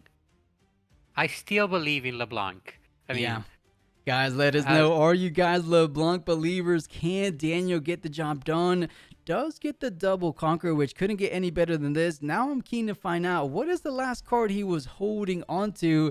The glass mixologist makes a little bit more sense. Able to go ahead and bring back the Carthage that met his fate a little bit earlier in this game. Number 2 brings out the champion fragmented as well, so has the potential of regenerating her hand with the sentry, with the fragmented, just that much more effectively. So not looking in a terrible position.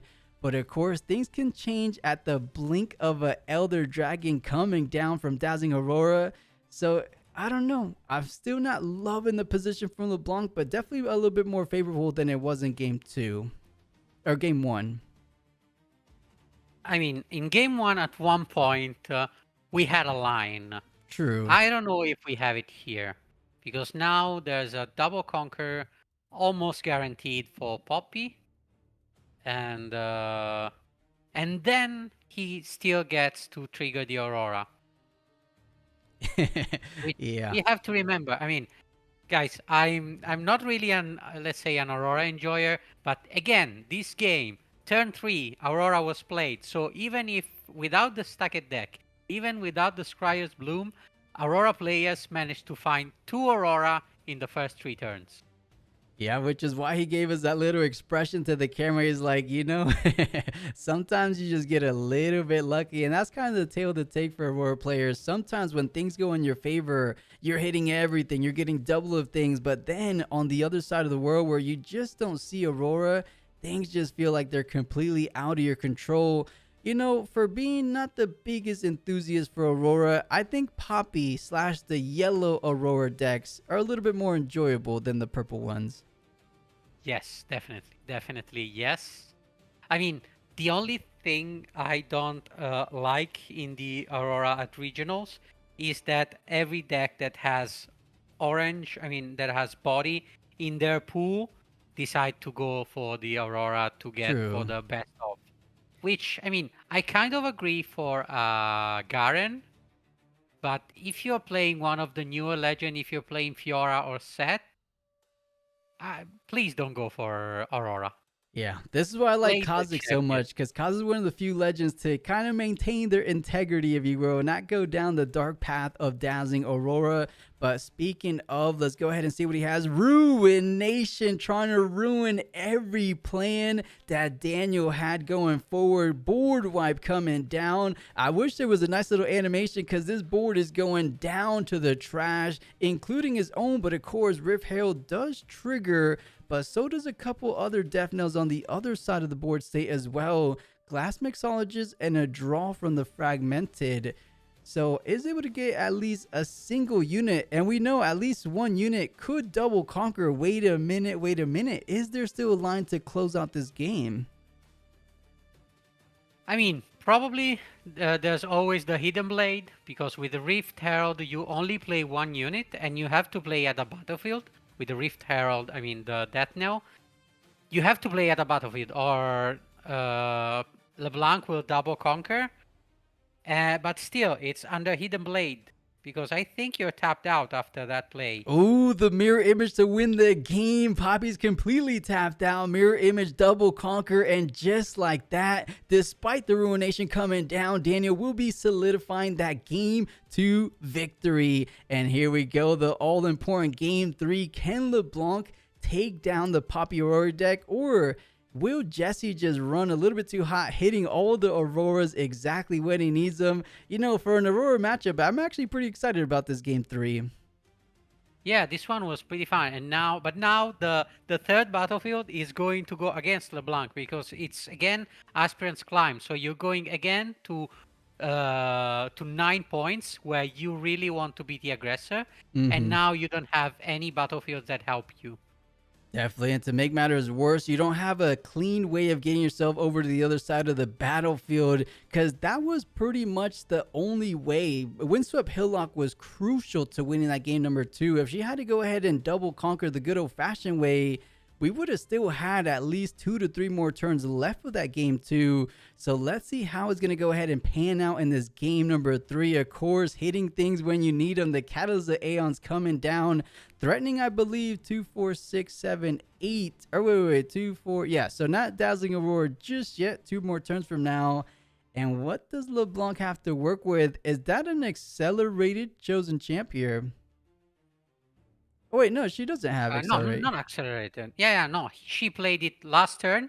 In fact, she went from 3 runes to 2. Of course. Now she's at 4. So she conquer. And now we maybe will be able to see the second effect of the LeBlanc Fragmented. If I die at the beginning step, you draw 2 instead of 1. Yeah, right now threatening to draw a little bit more than 2, right? If he goes ahead and lives on the beginning step, you're going to be able to go ahead and draw 4 from the Fragmented. Actually, no. That one's not temporary. The temporary one's in the back line, but it doesn't have to be at a battlefield. So you are drawing 4 cards right here on this beginning step from the temporary going down. So look at the draw. Double pot of greed for those Yu-Gi-Oh's enthusiasts. So much card advantage for the side of Daniel. Can he find the outs? Because right now this game 3 is looking to be a whole lot slower than the previous 2.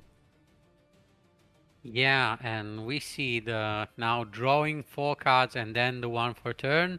I mean, if you needed to find some card, now you have it like 100%. And now we see that the play is going to just be repeated. Like create a copy of LeBlanc Fragmented, take it in base so she cannot die, and next turn you're going to draw 4 more. Right, and quick little side note while Daniel figures out his line here. Yes, Choco, you are able to go ahead and hold any battlefield to victory as long as you're holding from 7 to 8, or in this position with Aspirant Climb in the mix, from 8 to 9. It doesn't have to be your battlefield, or it could be either or, essentially. As long as you're holding a battlefield, you can close out the game with the final winning point. But plays out an abundance of cards: Soaring Scout, the Dignitary, and then the copy. So again, on the resource generation game plan, threatening to go ahead and channel 4 runes, drawing an additional 4. This is impressive here. Yeah, and now we see that Poppy, has enough runes to play Aurora, but I think that she doesn't have it in her hand because, actually she does. I think she's just thinking of a line. I was going to say she's not playing that fast, so she doesn't have Aurora, but with 9 rune exactly, I don't think you have to think too much about what you want to do. You just pop the Aurora down, conquer the battlefield, and then you hope.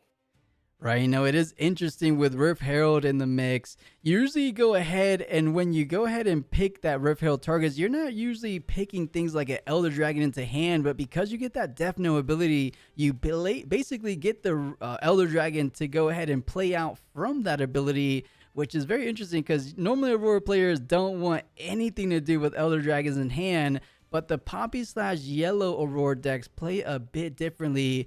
But here, a whole lot of work left to be done for Daniel as he's finding himself at the low 2 current point total currently.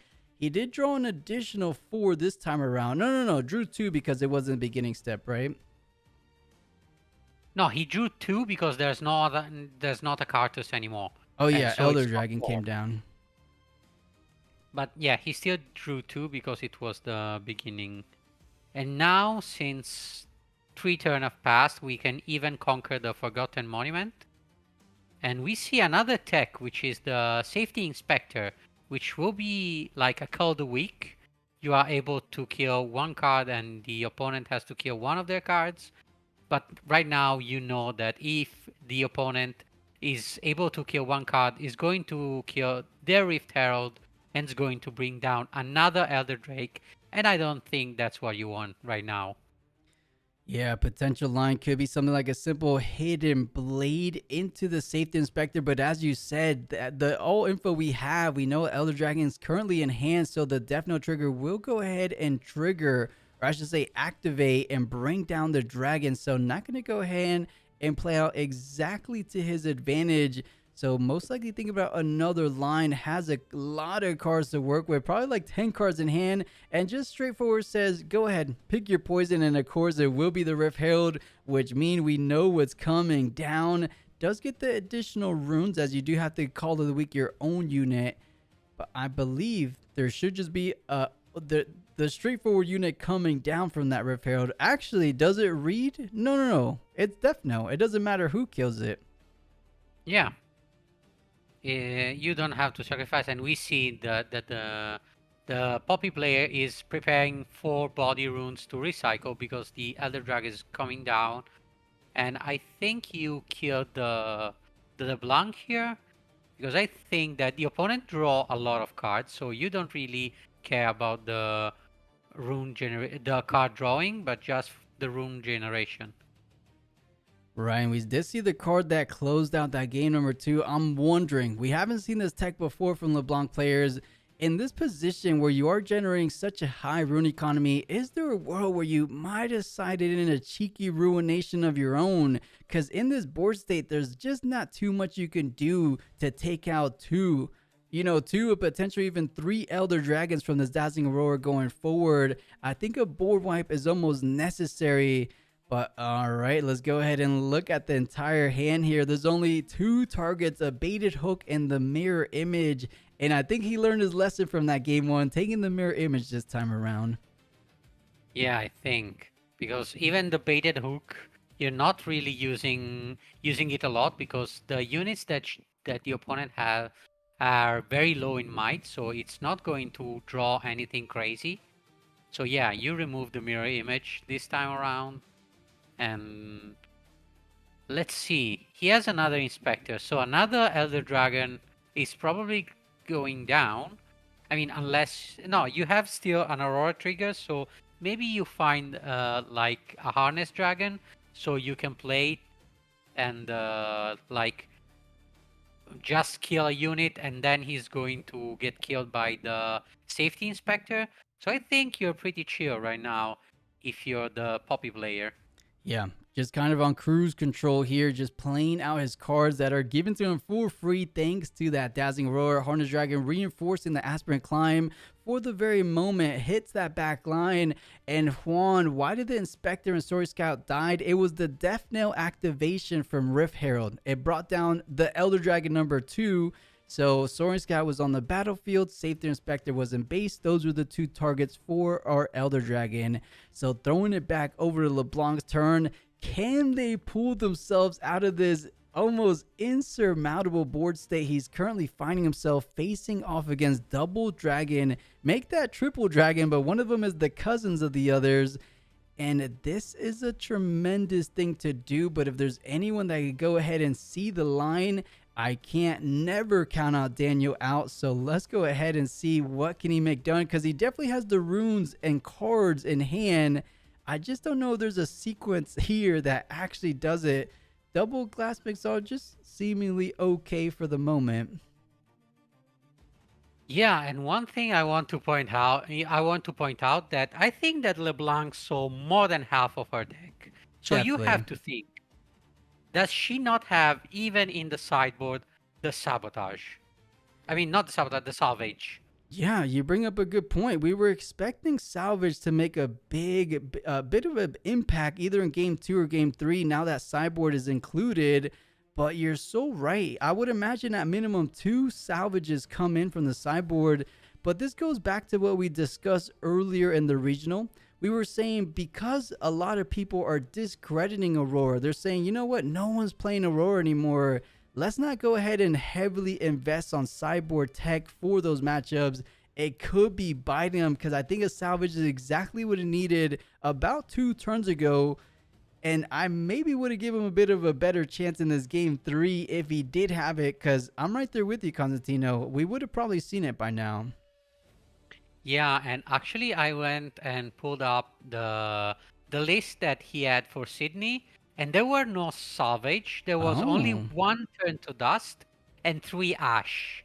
Okay. But now the ash are useless because the Aurora is already on the battlefield. So the only thing that, I mean, unless he changed the list, The only thing that's going to help you here is one turn to dust. Yeah, one turn of dust is all it takes to go ahead and get this Dazzling Roar out of here before it gets another trigger online. But of course, Glass Mixologist is going to go ahead and hit the bin as now the bladed hook comes down. Ruin Rex comes down after it. Double Glassologist mix trigger. This is where the things start turning and churning for our LeBlanc player. Once you have Karthus, thinking about it, double Karthus. Is there a world this Ruin Rex can get completely out of hand? We see a Hidden Blade as well. Hidden Blading his own unit just to get that tremendous amount of channel plus the draw 2. Oh, did you see what he drew, Constantino? That's a sacrifice for the Ruin Rex. Is there a line? I feel like this is the best you can do. Leave it up to Daniel to find this.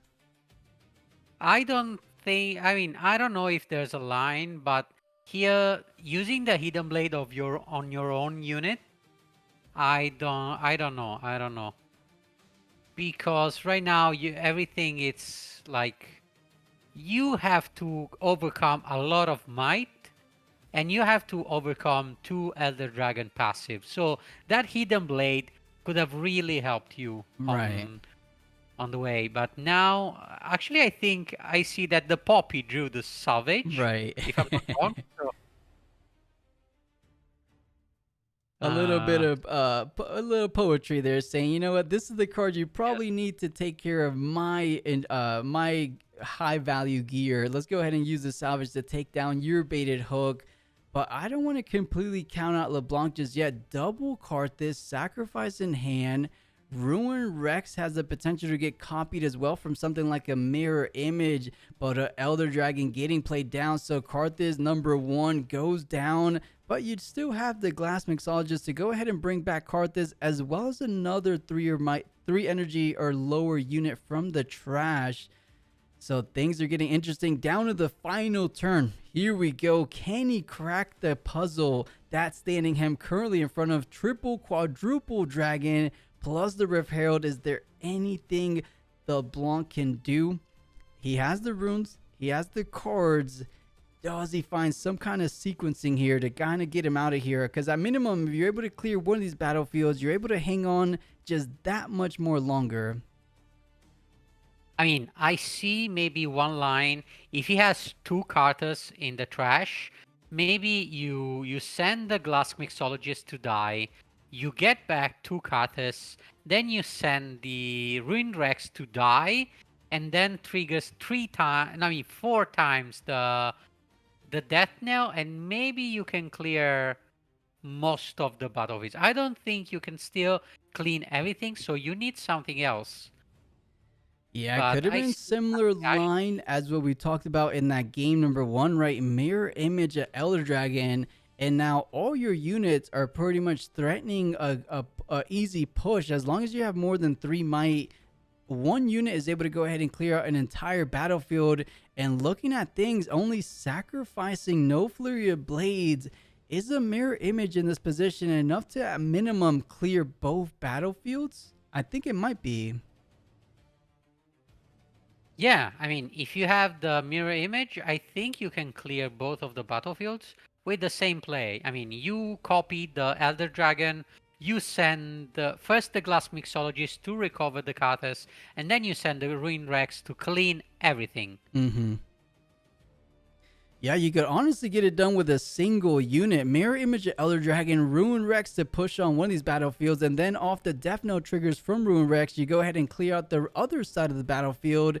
And with 3 Elder Dragons currently on the board, you know that Rift Herald isn't going to be hitting the 4th Elder Dragon in hand because it doesn't exist. So, is there a window of opportunity for our LeBlanc player in this final game 3? I mean, we say signature spell, but we don't know for 100% if he actually has it in hand because I haven't been able to see it as he's keeping it a little bit close to the chest right now.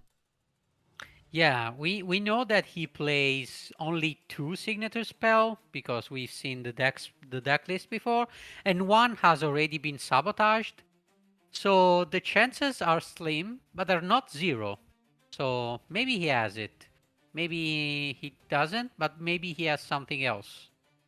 Yeah, at least cards to go ahead and draw into other cards. Things like sacrifice might be a step in the right direction as you're able to go ahead and sacrifice your glass mixologist and then go from there. But thinking about straightforward conquering for the very time being, Ruined Rex and Fragmented swinging in for, I believe, 10 total might just to get rid of one of these Elder Dragons.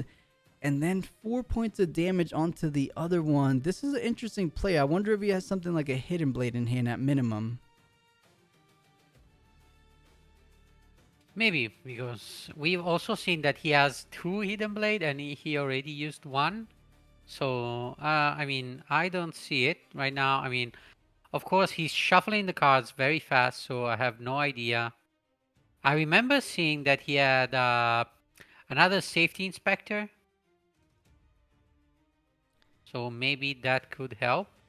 Yeah, it could be how he's playing for the immediate future, saying, you know what, let's just go ahead and try to deny you the win for now. And then I could go ahead and try to find the line later. If I don't draw into the mirror image, let's see if I could do the next best play. The Safety Inspector isn't terrible. We did already look at the hands, the cards in hand for Poppy.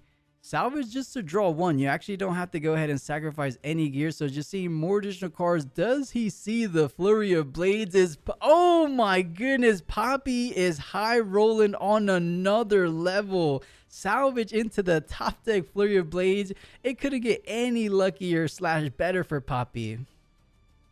Yeah, and also I think he was not even looking for the Flurry of Blades probably. He was just looking for a unit to use the Rift Herald Death Knell, but that seals the deal. I think mean, it's so. not maybe the card you're looking for, but it was the card that you actually needed. Yeah, sometimes when you're running hot, it's so hard to slow you down. Every single engine is roaring right now for the side of Poppy, and things are not looking rather up for our LeBlanc player. Both battlefields still maintaining under Poppy's current control, which means she's threatening lethal on the current board state. Safety Inspector, as long as you go ahead and pick the Death Knell or the Rift Herald in the back line, is not going to make any bit of an impact on both of these battlefields. So I don't think it's going to change too much from the Safety Inspector. With only 2 energy remaining, I think this might be GG. Yeah, because I don't think you can clear any of these battlefields with 2 runes left. If I'm not wrong. I don't believe so. Maybe. Okay. There's a little glimmer of hope. Hidden Blade getting utilized here to go ahead and kill 1 Elder Dragon. So you're able to go ahead and try to take one of these battlefields. But what are we doing about the Rift Herald in the back? Because unless you have another Hidden Blade to hide on that battlefield, this could be more so about a little mini success / immediate success. Not so much about the overall game 3 victories position.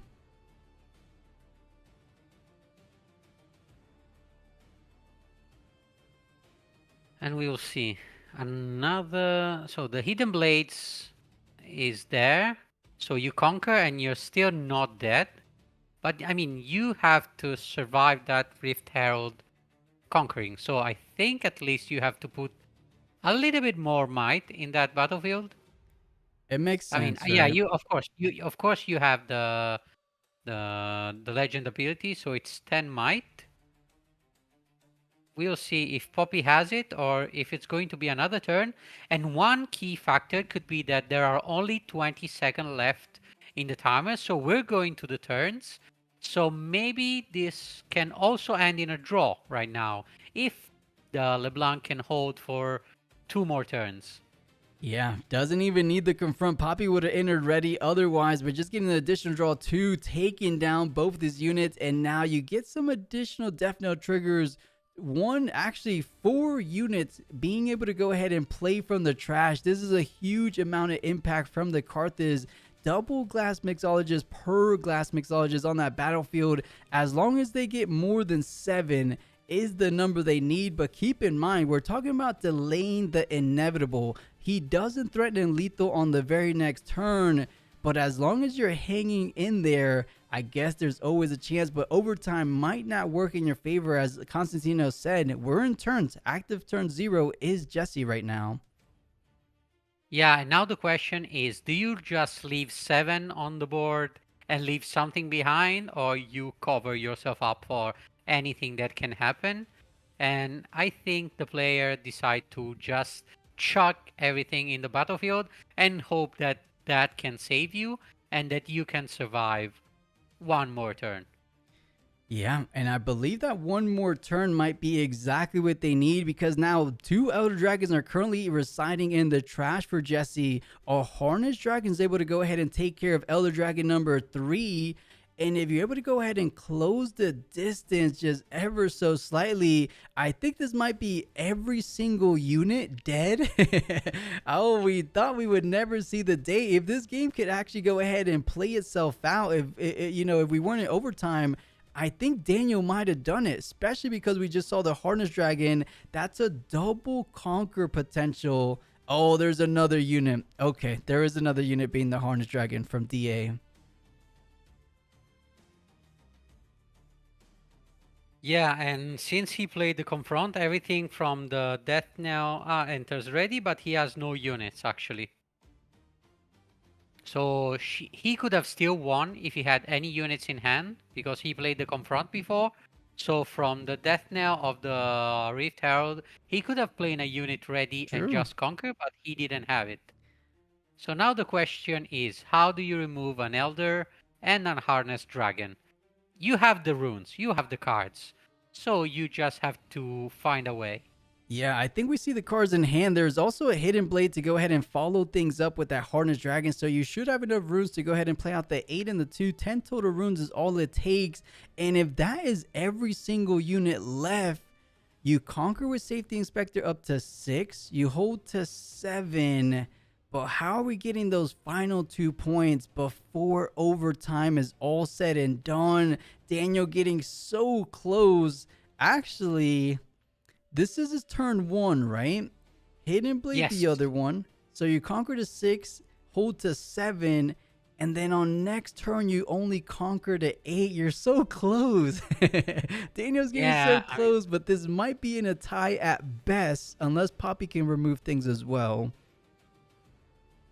Yeah, and unless he can double conquer now, which I think it's impossible. I mean, you're already like pushing your luck with just conquering once.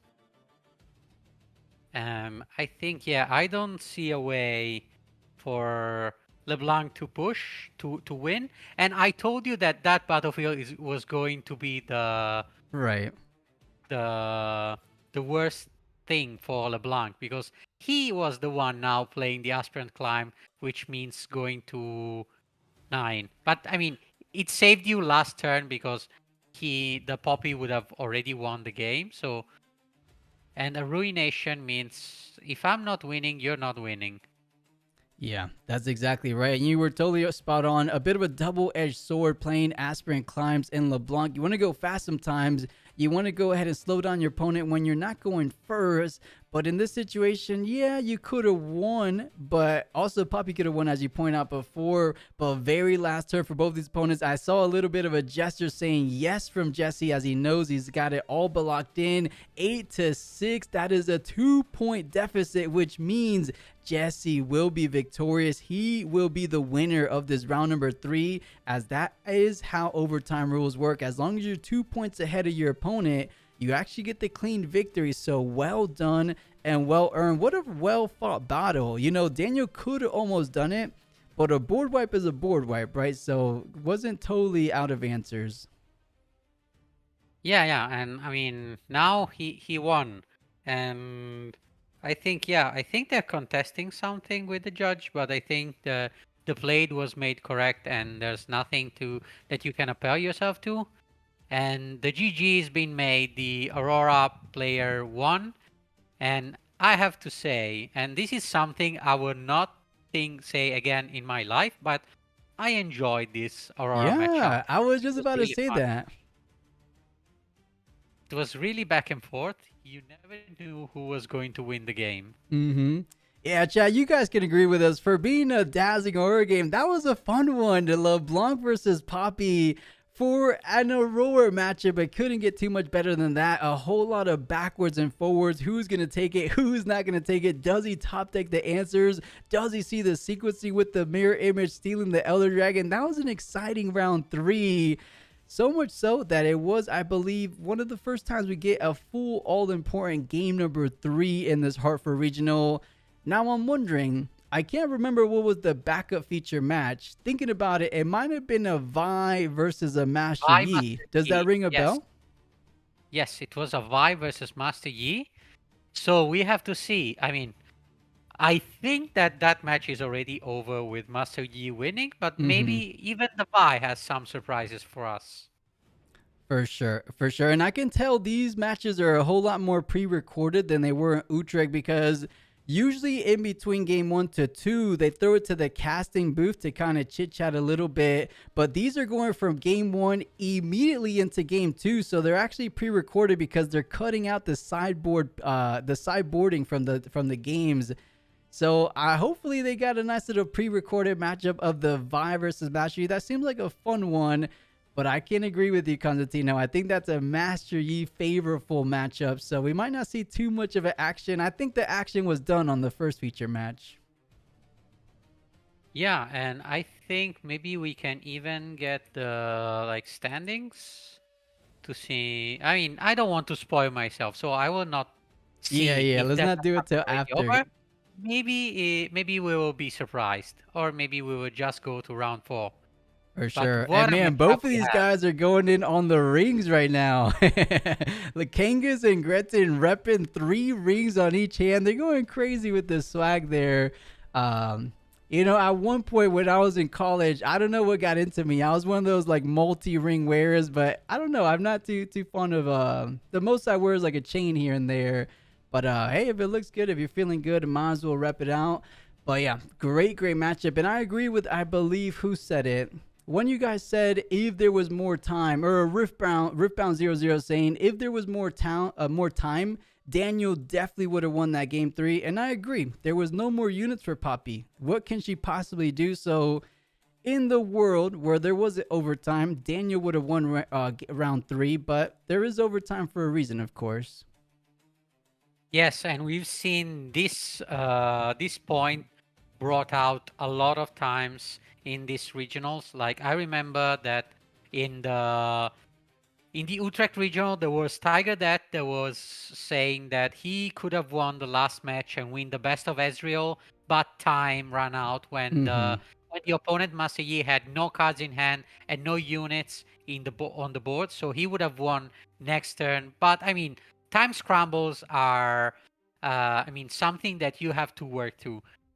So if you know that on the long run you're going to win, you have to rush a little bit on your plays and not go into turns. That's what these control decks, more late game decks, want to do. Because if you stall, if you take your time, I mean, it's not stall. If you take your time to do your turn, which I mean, you have to think a lot of lines, so it makes sense that you take your sweet time. But you also have to think that time is passing.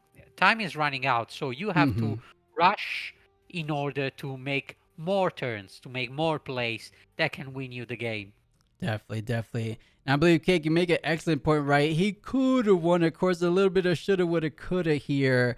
But yeah, it was LeBlanc taking the majority of the time, only because, rightfully so, right? LeBlanc had the more intricate decision points throughout that game 3, even throughout the entire best of 3 series than that. So you can't blame him for thinking a little bit longer than, no disrespect here, slamming Aurora, getting free value turn after turn, right? So LeBlanc is a bit of a complicated deck. And there was lines, if he kind of rushed it, he would have been in a whole lot worse position than he found himself otherwise. So I still respect Daniel very much so. I know he made the best plays he could do with the time he needed. If he had a little bit more time, though, of course, I think as we keep going back to, he probably would have edged it out there. And maybe there was, in hindsight, a turn where he could have conceded earlier. That way he had enough time for that game 3. But of course, as we said, a little bit irrelevant because game 3 did go to Poppy as we look forward. And I think these guys are discussing some of these lines. But, I said round 1 we got the Aurora quota met with 2 Aurora decks in the first 3 rounds. That has to be the Aurora quarter. You know, leave the Auroras for a little bit later. Let's get some more exciting matchups. Maybe a Lilia. Are you down for something like that, Constantino? Yes, of course, I'm always down for some Lilia, and I think that I mean, chat did what they could, but the production actually threw us a curveball because it was either Aurora on one side or a Master Yi on the other side. So, I mean, you kind of picked the lesser evil there, probably. Right. I mean, because I mean, I'm not going to say that these 2 decks are bad to look at, but they are surely over represented. So you're Right. going to see them eventually.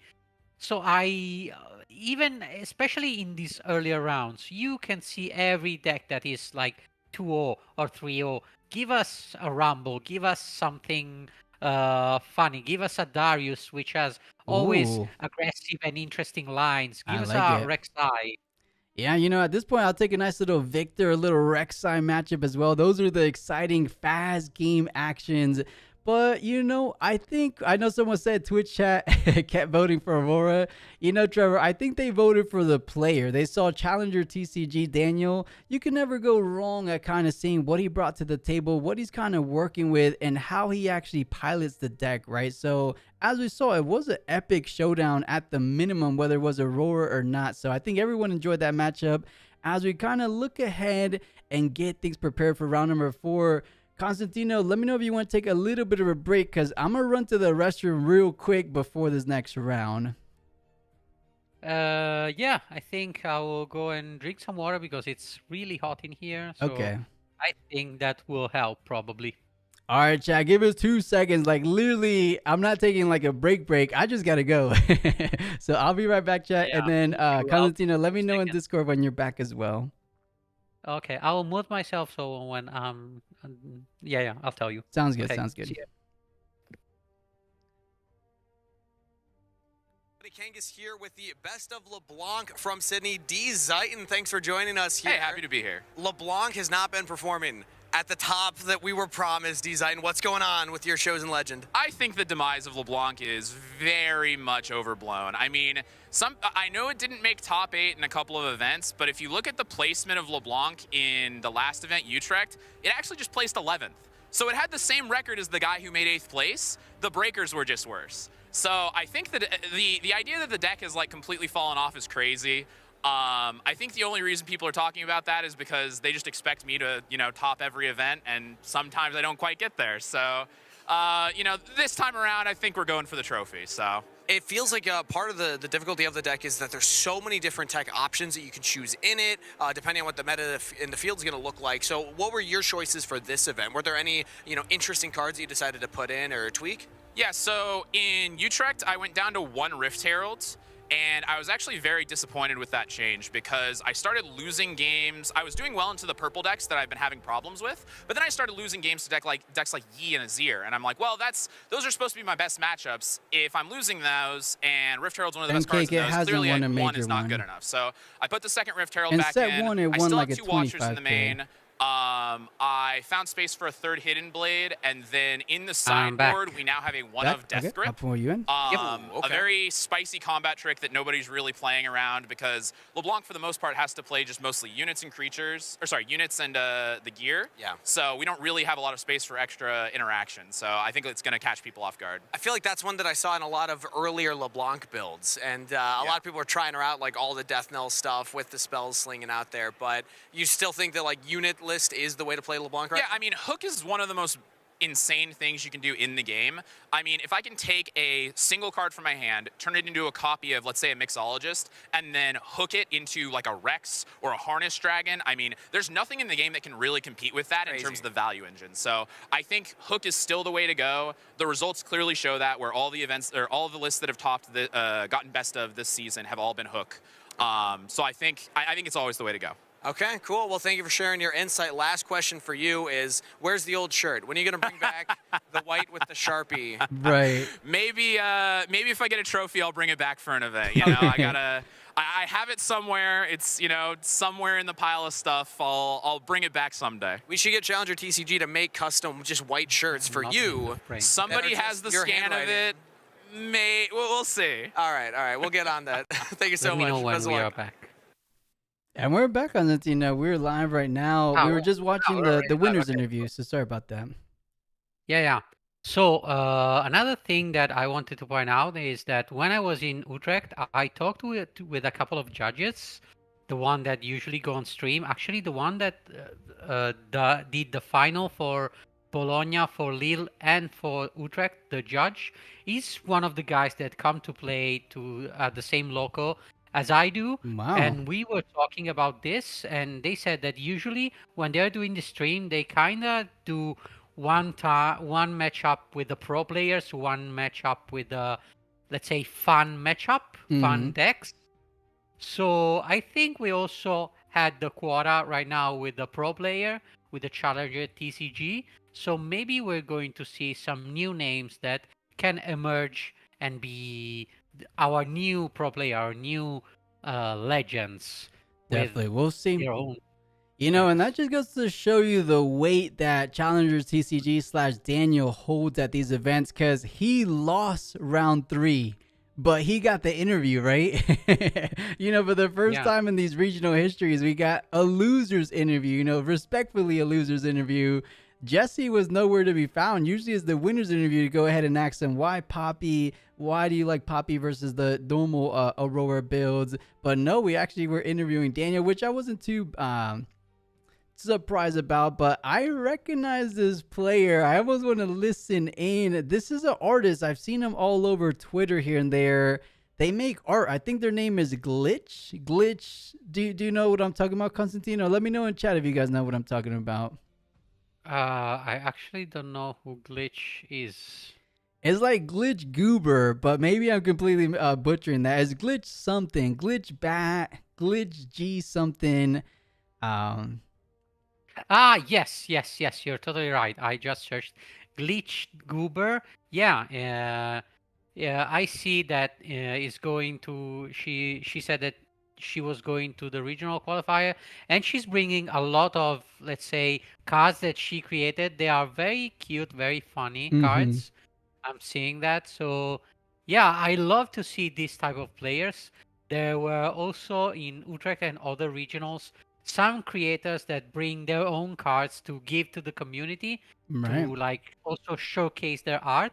And I think that's wonderful, something like this. I mean, Riftbound is also this. It's not just people playing cards. It's just also like giving the expression of who you are to a new to new people that you haven't met yet, but they could be your future friends. I've made a lot of friends playing Riftbound, actually. For sure, the community has become one of the better aspects of Riftbound, and she's showing some of the artwork, super cute stuff. The brushes, the Baron Pit, it looks like, the recruit tokens.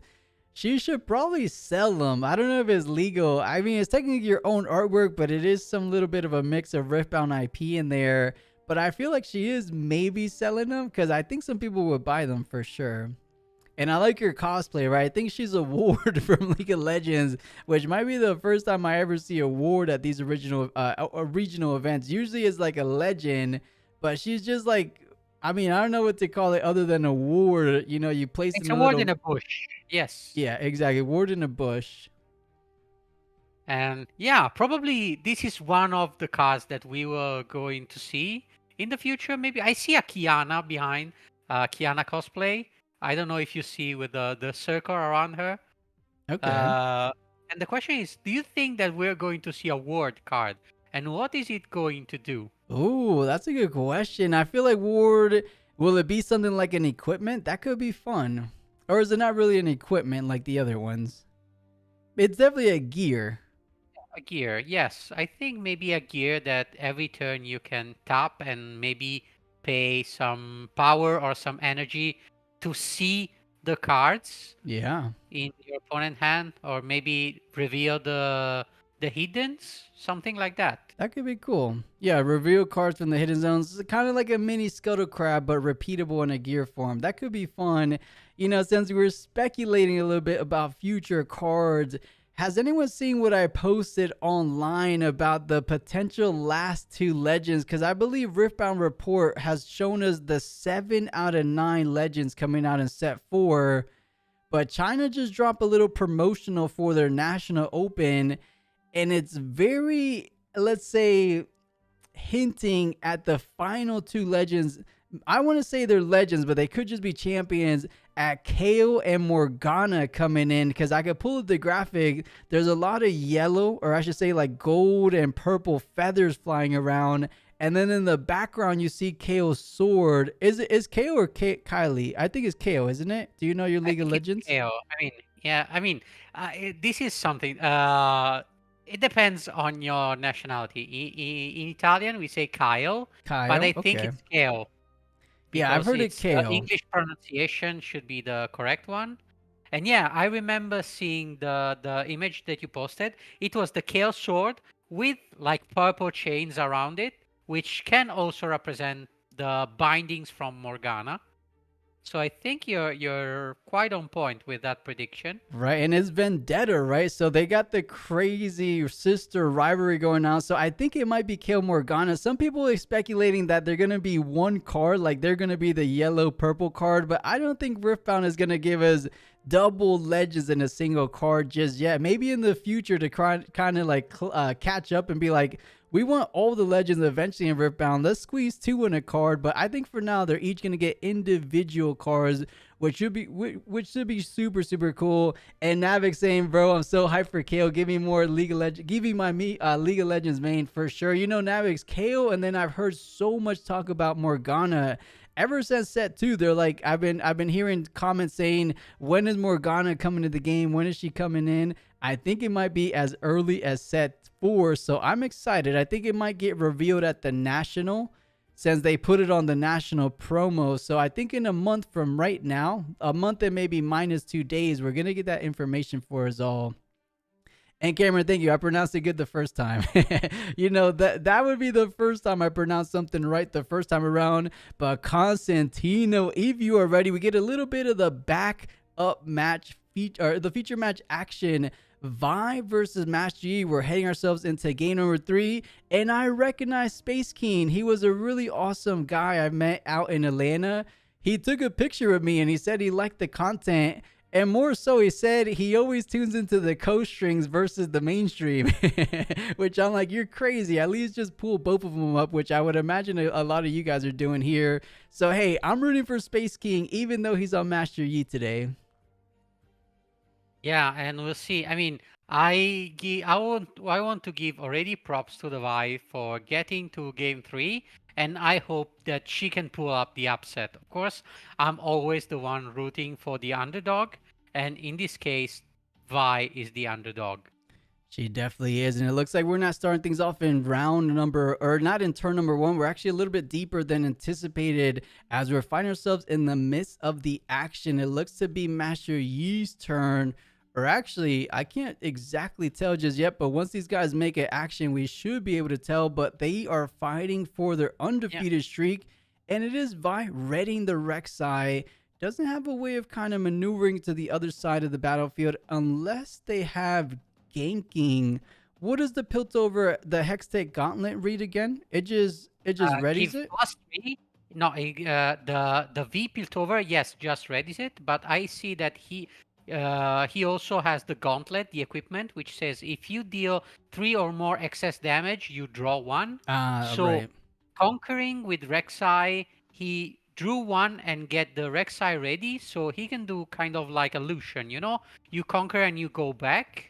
And we've seen another play that we've seen from Master Yi, which was revealing the hidden Zonia from the trigger of the death knell of the Poro. So you don't use the Zonia, and you still get to use the death knell of the Poro. Exactly right. It seems to be a pretty common play these days, as most people are taking advantage. Speaking of things that are being taken advantage of, the Emperor's Deos is that battlefield selection for game number 3. Have you seen the little bit of newer tech coming into play as of a week ago? I think it came into play for the last regional, but it's been kind of making a little bit of waves here and there for about a week now. Have you seen it, Constantino?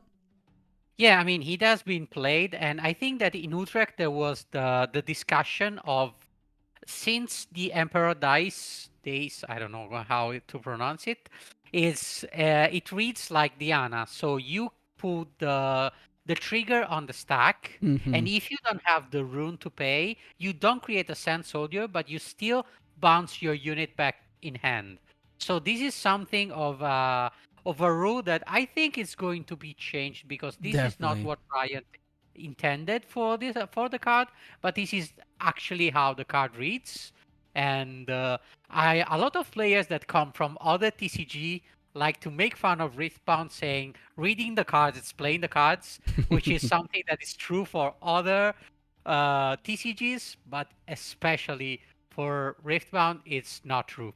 Definitely. It's a little bit crazy with the wording here, but you're totally right. And it's exactly what I was hinting at. Emperor's Deos, now a lot of people are bringing back the unit back to hand without actually paying the energy. Because as long as you don't have any energy floating in your rune pool, you're not forced to tap the energy. So people are taking advantage of things like Pit Rookie, First Mate, bringing them for free back to hand.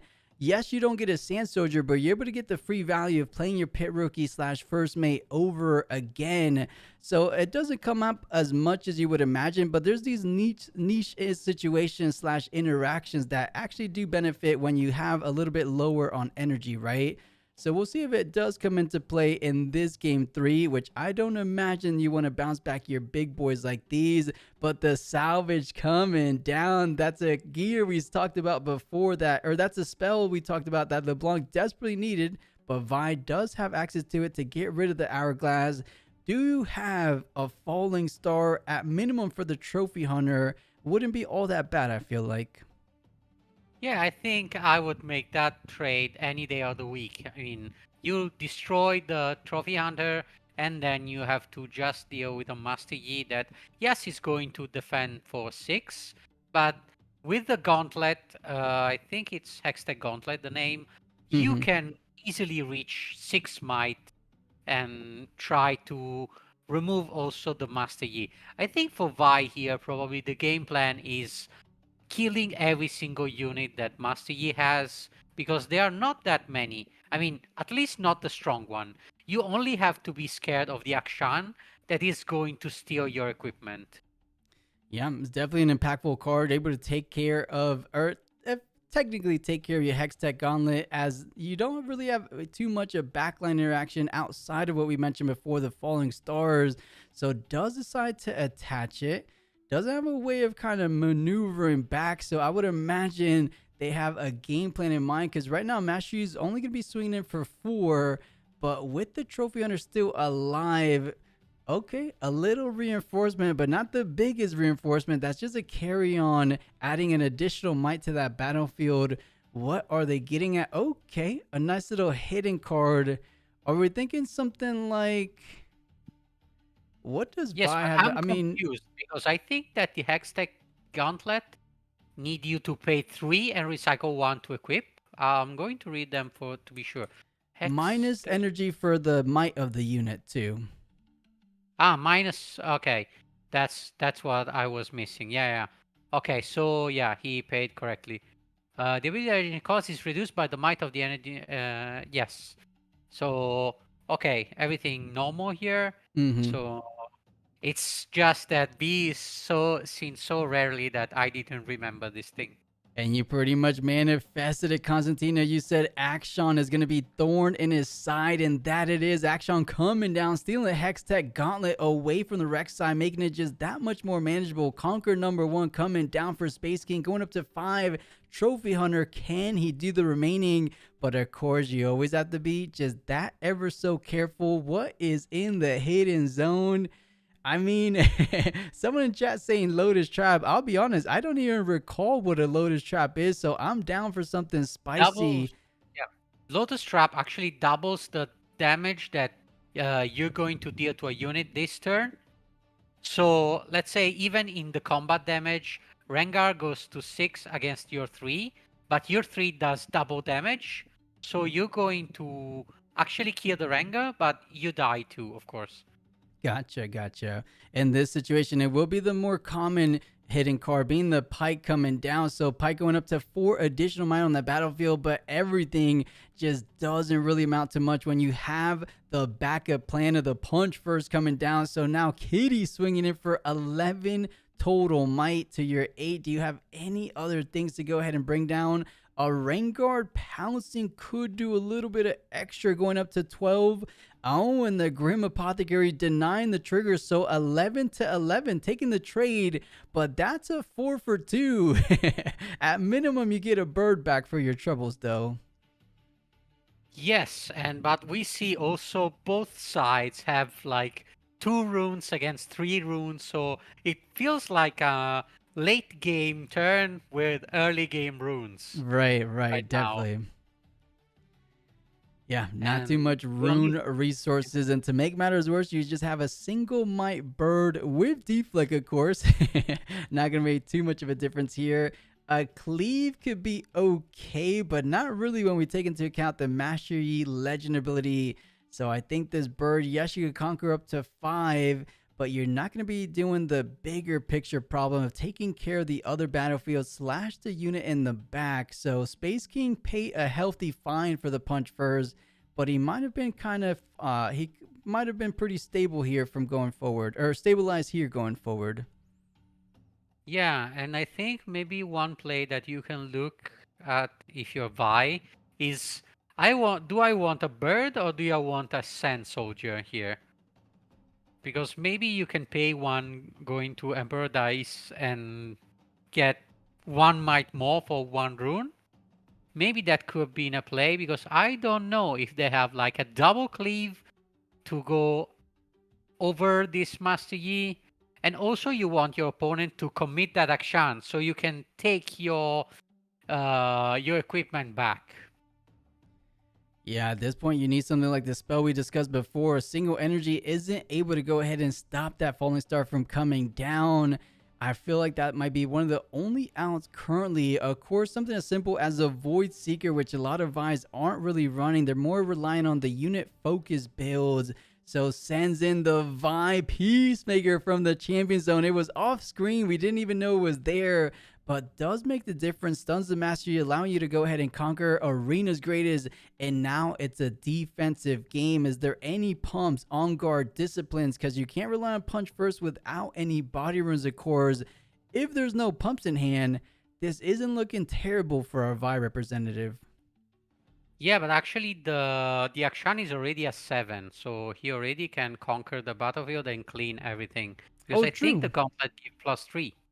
Yeah, 3. I totally forgot. For some reason, I thought it was just 2, but as most equipments are. But yeah, Hextech Gauntlet, the signature spell from Vi, is a little bit stronger than that. So straightforward, missing a bit of the foresight, saying, yes, I cleared this battlefield. Maybe he just didn't really have a better line, honestly, because that seemed to not be too worthwhile in the end run. Yeah, the only thing I can see being worth is, as I said, the opponent has to commit the action. So maybe now you have the Hidden Blade or something, hoping that your opponent doesn't have a Defy. With 4 cards and 4 rune open, you hope that those 4 cards are not Defy, and that you have a Hidden Blade or something. If not, the opponent goes to 7, and probably with First Mate can go to 8. Yeah, I think First Mate will indeed get it done. And it doesn't seem like they have the base Earth / battlefield interaction. So that is going to be an action holding up to 7. Do they have the First Mate to go ahead and solidify this game number 3 in the direction for Space King? He's kind of shaking his head, so I don't think he has the First Mate just yet, but does have probably a potential win line challenge to take down the Fiora as Vi's completely tapped out, leaving behind a mini Inferno there. I can't tell how many cards Space King has remaining, but it doesn't look like too many, right? 5, which one is the challenge, which I think he's going to play right now. So he has 4 left. He had 4, he drew 1 for turn, so he's back to 4. And yeah, I think you just pass and hope that you can manage. I mean, he only has an Inferno, so unless something special happened from the hand, the Master Yi is totally winning. Definitely, and just having to do, you don't love it because you're killing your own gear at the end of the day, but you're just having to do what you have to do. At minimum, you get a +1 draw, which is exactly why Mastery decided to just flat out defy it. That way you're not able to see any additional answers in your deck, so having to make do with what you currently have in hand. Something's telling me by the shake of his head, he might not have it. A Vi could be pretty good here, no? 7 plus 2 is 9. So Or 3, I think, from Inferno. Yeah, no, I was counting just the Akshan. So Akshan is defending for 9. 9, right. So 3 and 5 is not enough. Yeah, just one might short, but Space King getting it done. So Master Yi, as well as many other Master Yis, finding a whole lot of success this weekend as we head back over to the commentary booth. So nice little short and sweet backup feature match. You're wondering, what is Vi working with? They needed those spells we were talking about. A Falling Star could have probably got him back into this game, but I think it was the lack of draw, which a lot of red and yellow decks kind of fall into, is without sacrifice, without things like Shadow's Call, you're not really generating all that much card advantage. And Riftbound, just like a lot of other TCGs, is a name of having additional cards in hand so that you're able to go ahead and push and progress your board state, you know, game after game. So it is a bit of a tough spill, or a bit of a tough thing for Vi to swallow, but they are playing Vi, so you never know how far you can take it to get that best of metal card. Because I would imagine, I can't believe there was any Vi's making day 2 in previous regionals. So if you go X3, that might be good enough for a metal card. I don't know. Do you remember Vi best of metal card, Constantino? No, I don't think it made day 2. I think it was one of the few that finished like 5 and 3. So the best bet is for you to win the first game. So you go 5-0 and then you get the real hard matchup and you go 5 and 3. Because if you go 0 and 3 and then you win them all, you have like a worse matchup. So even another Vi that is 5 and 3 is going to win the metal card over you. True. So I think that 2 and 0, now 2 and 1 is not ideal for Ghost of Pirate, which is the name of the Vi player, but it's not even the worst. I mean, you kind of have to think that most of the Vi's are not going to go 5 and 0 in first 5 rounds. Yeah, I don't think there's going to be very much Vi's. But speaking about the next couple of rounds, since we are on this little bit of an intermission break, let's go ahead and tune into the bracket, guys. Exclamation point bracket on Twitch or on YouTube if you guys want to go ahead and see what I'm pulling up here on the screen. The round 4 pairings are indeed up. So let's go ahead and see if we can kind of get a little bit of a glimpse at a future matchup. So Draven at the top tables. Can we get a little bit of a Draven action? Rangon hanging in there undefeated as well. Victor doing some nonsense as well. You know, nonsense in the best of ways. Rek'Sai, Sivir. Okay, let's see by the standings.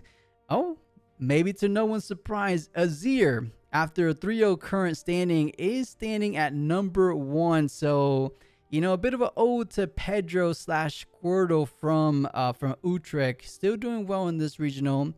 Do you think there's going to be a lot more Azir, Constantino, because it just won last weekend? Or do people understand that it's still a tough deck to play? I think that the number of Azir player is going to increase simply because I've seen that happen at my local store. At Nexus Night, there were a lot more Azir players than there were before, which is good. I think we've seen a lot less chaos because we've seen it not overperform in the recent regional, but we've seen also an increase of Master Yi from this regional, which is right now the, let's say, uncrowned king, because I think only in set 1 it won a regional in China. Yeah. So right now it's a crowned king. Yeah, I might have won. I think it won 2 regionals in China. China is super fond of Master Yi, and rightfully so. It's one of the strongest decks currently in the meta. And really quick, funny note, Caitlin Clark, if you guys are familiar with the WNBA / college basketball, running Vex and going undefeated currently. Of course, I don't think it's actually them, but taking their name for this weekend. Let's go ahead and see if we see anything else that stands out, because I'm seeing a whole lot of Dianas, a whole lot of Master Yi's, which makes sense. Shout out to Tori, though. Tori getting in on the Lee Sin action, going undefeated still. Let me go ahead and tune in and make sure we're not missing anything. Oh, and they're showing us the bracket here. Let's go ahead and pull up the stream. Yeah, and we see now picks 11 to 20. We see Colin. Of course, a known name is 3-0. It's weird that I'm not seeing... I mean, there are a lot of 3-0, so I think that maybe we are going to see also the other players.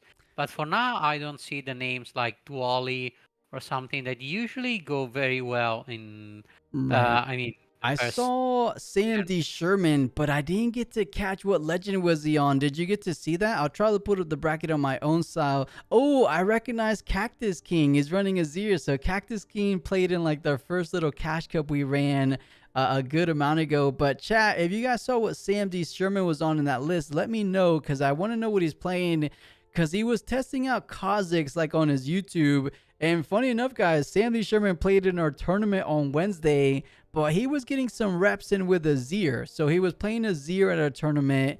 I'm wondering, did he get the reps in to play Azir today? Alan is number 10. Thank you, Amy. Okay, I think we might have missed Alan, but you know... Yeah, Alan is number 10. Sam D. Sherman is still playing Rengar and is he? currently Okay. 3-0. Yes. I mean, you can't go wrong with that. You made it to the finals with Rengar. You're probably the #1 Rengar player NA / maybe in the world. So I'm hoping to see a good deep run from Rengar as well at the hands of Sam. Yeah, we see. I mean, we have like I think more than 100 players right now. There are 3-0, so I think we can have any single matchup we want. So I hope that we can find something funny to show. Something's telling me, because there's so many Dianas at the top, one of these feature matches is most likely going to be something along the lines of a Diana. Maybe it's time to go ahead and see our 2-time regional champion, Alan ZQ, because if there's one Diana I don't mind watching over and over again, it's going to be Alan ZQ, of course. But I like what you're saying. Oh, we do get a little bit more of a fun matchup. Pyke. I say fun, but Pyke is competitive. Let's go ahead and join the feature match table, for I believe it is time for round number 4. We're seeing a nice little deck list here. You have the Wind Rider, which acts as Gus. You have the Pack of Wonders combo to go ahead and regenerate the Bewitching Spirits back to hand. You get the Fizzes back to hand. Even a little bit of Tide Turner combos as we've seen in the past. Do you see the card all the way at the bottom, though? Is that a little bit spicy for you, Constantino? The Downwell. The Downwell, yes. I think Downwell is the ruination of purple, because of course Chaos has to have everything. So even the full board clear, and I think maybe it's even stronger than ruination, because it removes everything from the board. So even the gears, even the gold. So and for Pyke, I mean, everything that you bounce back to your hand is more value that you're adding yourself. So I think it's very good on Pyke, and we've seen a lot of Pyke pops off. Actually, the last time we streamed together, it was a Pyke versus Irelia. True. And that Pyke deleted that Irelia entire hand. I remember. It went into 2 in the direction of Pyke, and that was a Pyke getting into top 8 at that Chinese regional. So can we see a bit of a similar story for this round number 4? Something I do want to point out to kind of close the book on this deck list here. We don't get to see it all too often. It is Beast Below coming into the limelight first at the hands of Draven in set 2, but not really making too much of a show in set 3. But Beast Below not only is a 1 of, it's actually 2 of in the main board. It's a bit expensive, but it is a really powerful effect on top of just an 8 might unit. And it looks like Aurora number 3 on the weekend, but it's a spicy Aurora. So are we feeling okay with that one? Kinda. I mean, they really are overdoing with these Auroras. Oh yeah. But I mean, at least he's a Lee Sin this time. So Right. You know, we've seen the purple orange, we've seen the yellow orange, but have we seen the green orange auroras? It looks like it is time. So now we get a little bit answer. How is Lee Sin undefeated? Oh, he's running Elder Dragon, he's running Dazzling Aurora. To be fair, I don't think I've ever seen a Volmon getting hit from Dazzling Aurora, so this should be a bit of interest. Should be a little bit more interesting. On the other note, there's some nice little gears there, or spells I should say. So you got the Desert Call, so you do have some kind of early game pressure. And then the ramp tools, you actually have an extra bit of a ramp with things like Find Your Center, so you're not completely reliant on Mobilized, Catalyst of Aeons. You have an additional 3 cards in the deck that generate you not only a draw, but actually channel an additional rune. So I see the consistency in this deck. It actually looks like a well-built and clean deck to me. yeah, I mean, that's why in the first set, the king of Aurora was Master Yi with the same colors, because it had not only the catalyst to ramp, but also the Find Your Center to draw and ramp. So that was the way to go. But it was not making top cuts because there was no Elder Drake, of course. Definitely. And now with Elder Drake, we know that the Aurora value is insane. Yeah, that card alone has completely changed the direction of how Body's deck builds going forward, and it might stay that way for the time being. And oh, I think I recognize the Lee Sin player, or that might have been the judge. Okay, that is the judge. I was gonna say is Do1. He's actually a fantastic, very tenured judge. I've known him from the very beginning of the game. But here we go, round number 4 looks to be getting things started as we enter battlefield selections for game number 1. Forbidden Waste for Pyke. Interesting pick. We don't get to see it too often. Usually we find that Forbidden Waste more so at the hands of like Kha'Zix, but Forbidden Waste makes somewhat sense to me because you're bouncing back your units, so you're not leaving them on battlefields, allowing you to kind of conquer it a little bit easier, because when your opponent has it on the battlefield, it gets that reduction by 2. So I could see the synergy here. Yeah, I mean, I get it, because you also especially run that battlefield to counter the Master Yi, but against all of the matchup, I think it's really good. And I think you always need a battlefield that counters the most represented deck in the meta. For sure, for sure. And on the other side, Monastery Hirana makes complete sense. Lee Sin adds buff. Monastery Hirana takes full advantage of those buffs by go ahead and generating a card for those buffs. Lee Sin will be on the play. Do they have that turn 1 mobilized? Is the question to kind of start off as ideal as you can. The answer is yes. Nice little channel 1. Throwing it back over to Pyke. You have to go ahead and establish some units ASAP against Aurora. Trying to get the best unit you can with the stack deck currently, which I think he did have a traveling merchant at the minimum right now.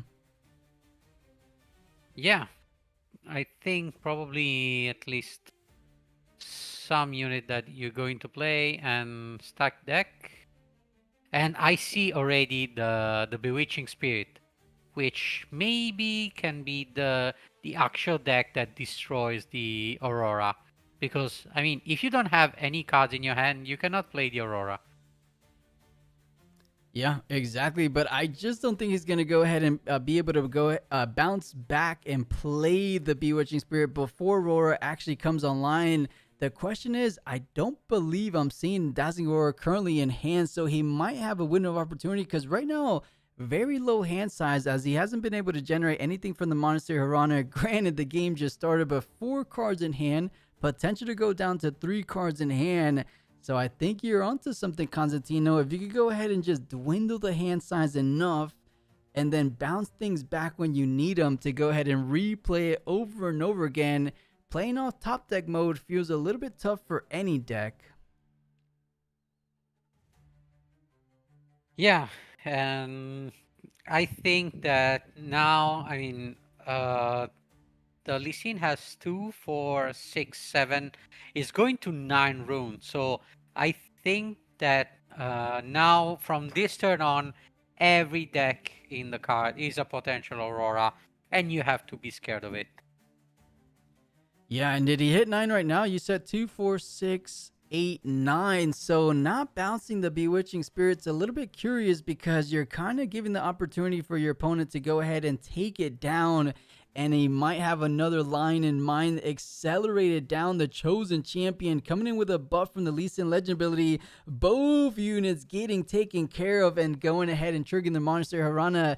I don't know. The Pack of Wonders just sitting there at the ready position saying, ouch, I wish I brought back my Bewitching Spirit because it wasn't setting up too much of a defensive front either way with his 2 might.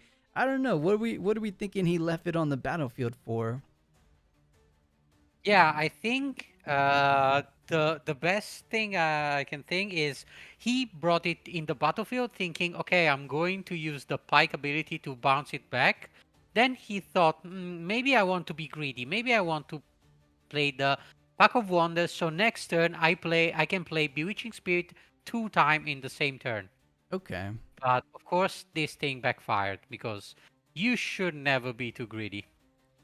Yeah, not when you're feeling pretty. I mean, granted, I think in this position it worked out because he had an additional Bewitching Spirit. In the hand that he only had 1, I think he probably would have gone ahead and used the Pack of Wonders as he's doing right now. So just trying to decimate the hand currently, but just kind of playing up and down on the Bewitching Spirit isn't going to go ahead and contest his battlefield. So surprising enough, early game, Lee Sin, the Aurora Lee Sin player, actually getting a bit of the slight upper hand, which is not something we say too often for these Aurora players. Yeah, and now we maybe are going to see even a game where the Aurora player can win without playing the Aurora. You know, if he reach enough runes, he can even looking win at the without the Aurora. hand, I'm not seeing too many good cards. I mean, a Desert Call was about the best you can do. Repeated Desert Call. There's no interaction besides a Hard Bargain that he doesn't have the energy for, so does generate the Sand Soldiers. But outside of that, Constantino, if you've seen the hand, I think it's Defy, not so fast. So a whole lot of counters, not too many things to play. Yeah, and also I don't think that beside the... No, I don't think that Pike actually runs a lot of spells that you can defy. So I don't think that those are going to get any value anytime soon. Yeah, but what will get value will be the not so fast with that remaining 2 energy at the ready for something like the Falling Star that's currently in the hand for Pike, because he wants to go ahead and take down at worst these 2 Sand Soldiers, but plays the Pike. He's trying to triple. He's trying to get rid of the whole hand right here in this very moment. Does he have enough energy to do so? I believe he does. So that's down to just 2 cards. Make that a single card after this Pack of Wonders combo one more time. This is just the game plan for Pike. Make him play off the top of this deck, and then I could probably take care of it eventually in the long run. Yeah, and I think that's the kind of the gameplay here. I mean, you remove every card from your opponent deck, you put him in top deck mode, and hope that nothing can drop down from the top of the deck to save this Lee Sin player.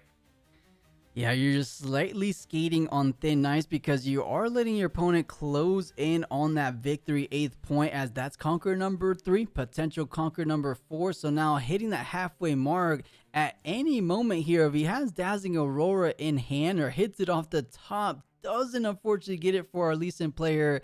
It doesn't matter how many cards you have in hand. You're playing with the deck with something like Dazzling Aurora, and I don't believe we saw any gear interaction from the main board from Pike. So just like in the LeBlanc game, that Dazzling Aurora is going to be sticking around for the entire remaining game number 1. Yeah, and the only thing that can happen for the Pike is the Star-Crossed. So as soon as the Elder Dragon hits the board, you bounce it back with your Bewitching Spirit, so it's even more value for you, and you, let's say, save yourself for 1 turn. But then the second Elder Drake is going to drop, and then the third Elder Drake is going to drop, and this Lee Sin is at 12 runes, so sooner or later he's going to even hardcast one of those Elder Drakes. Yeah, and I believe another card that does allow you to go ahead and bounce back those Elder Dragons of the world is the Beast Below. Of course, it's not going to be as effective as a reaction speed Starcross, but sending back over, setting up as much of a defensive hold as you can on both of these battlefields. So 6 and 6 respectively. Can you go ahead and get right over the top at minimum one of these battlefields, as there's just 2 cards in hand? So Gus, basically a kill spell in this situation, leaving the Forbidden Ways to do the remaining of the... spending it not so fast. That's ambitious, but might as well play it before it gets discarded anyways. Yeah, I mean, you kind of are committed to do that unless you lose the battlefield, and we know that losing the battlefield means triple Bewitching Spirit this time.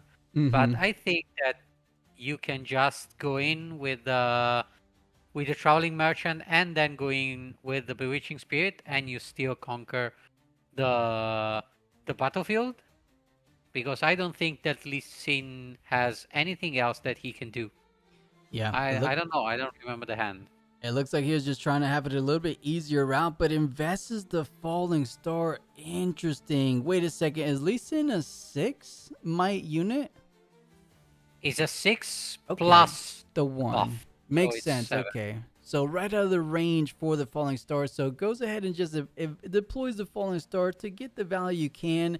Conquers up to 3. Bewitching Spirit plus the Pack of Wonders. We'll go ahead and get rid of the last 2 remaining cards for Mr. Pan. He's not loving it, but he does see the writing on the walls. He's going to go ahead and throw the second Elder Dragon away, which means there might just be a third one. Only one, left in the deck.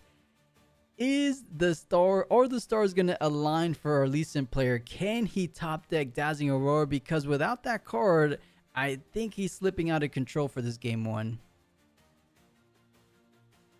Yeah, and I think that the Pike player, I don't know if he's playing everything correctly, or if he found himself in a position where everything works well for him. But now I think he discarded like 7 cards with Bewitching Spirit, which is a lot.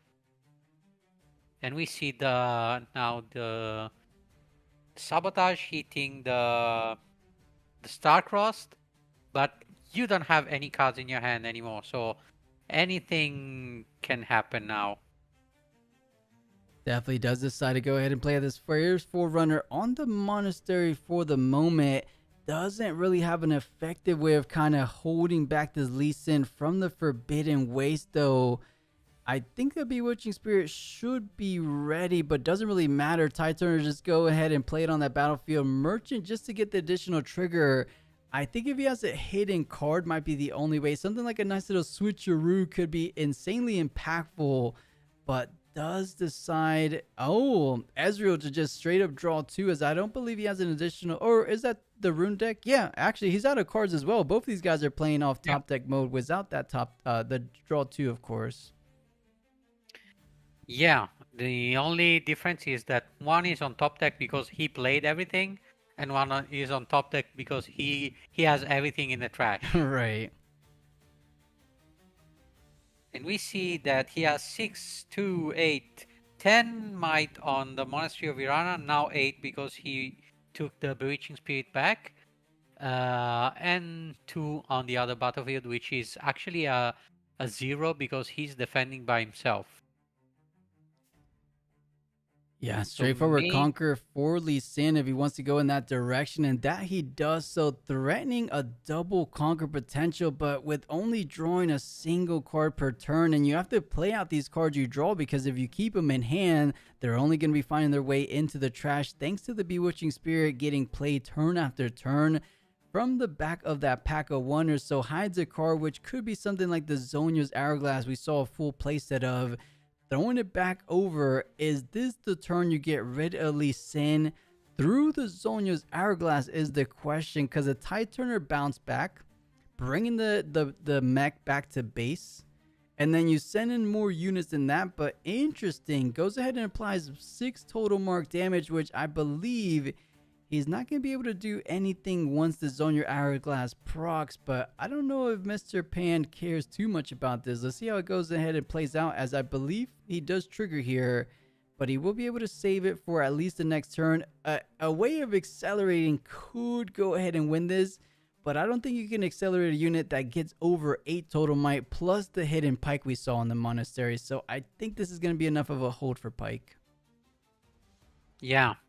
And also you have to think that in this type of situation, you can never have a 2 cards combo to play. You only have to rely on one single card. And yeah, okay, no, I get it now, because since he has 6 damage on, once you enter the battlefield, you get the -2, so you die instantly without any window to actually use the Zonia, I think. And so this is Interesting. Wait, yeah, because then there's no reaction window, but it enters a showdown, but the battlefield triggers first. That is a very high-tech interaction, which kind of answers our question we asked earlier in this game when we said, why is the pike running things like a Forbidden Ways? We see the beautiful synergistic interaction there, right? You just apply enough mark damage to when you go ahead and defend with a single unit, you actually kill it before combat even resolves. I was wondering how the Zonia's Hourglass didn't even proc. That's impressive. Yeah, and I think that is just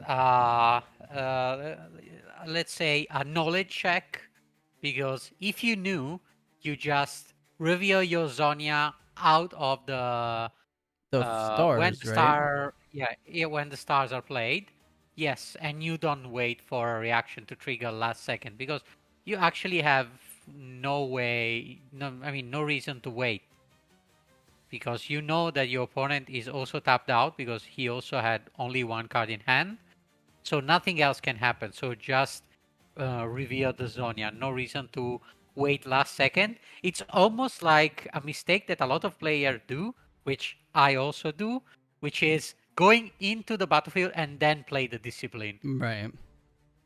It's kind of the same concept, like waiting for last second to use a reaction.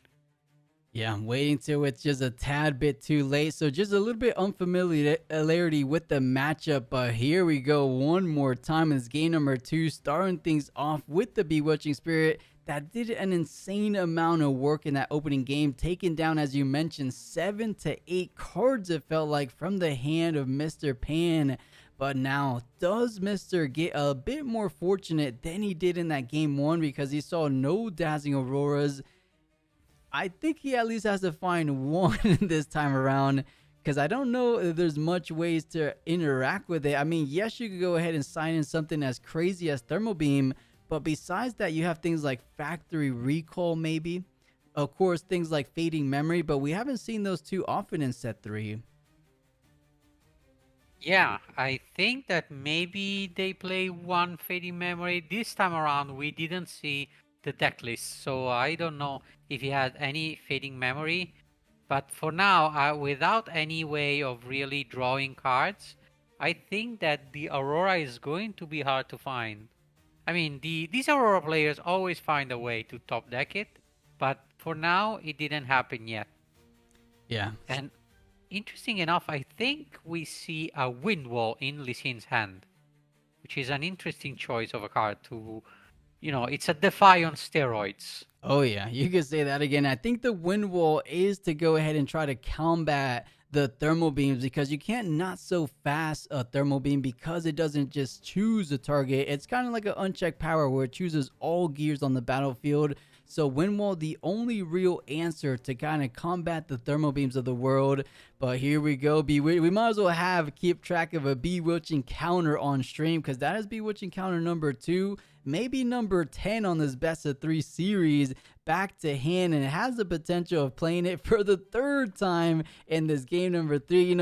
Constantino, what's a little bit more obnoxious, Dazzling Aurora or this pike bounce back Bewitching Spirit shenanigans? I mean,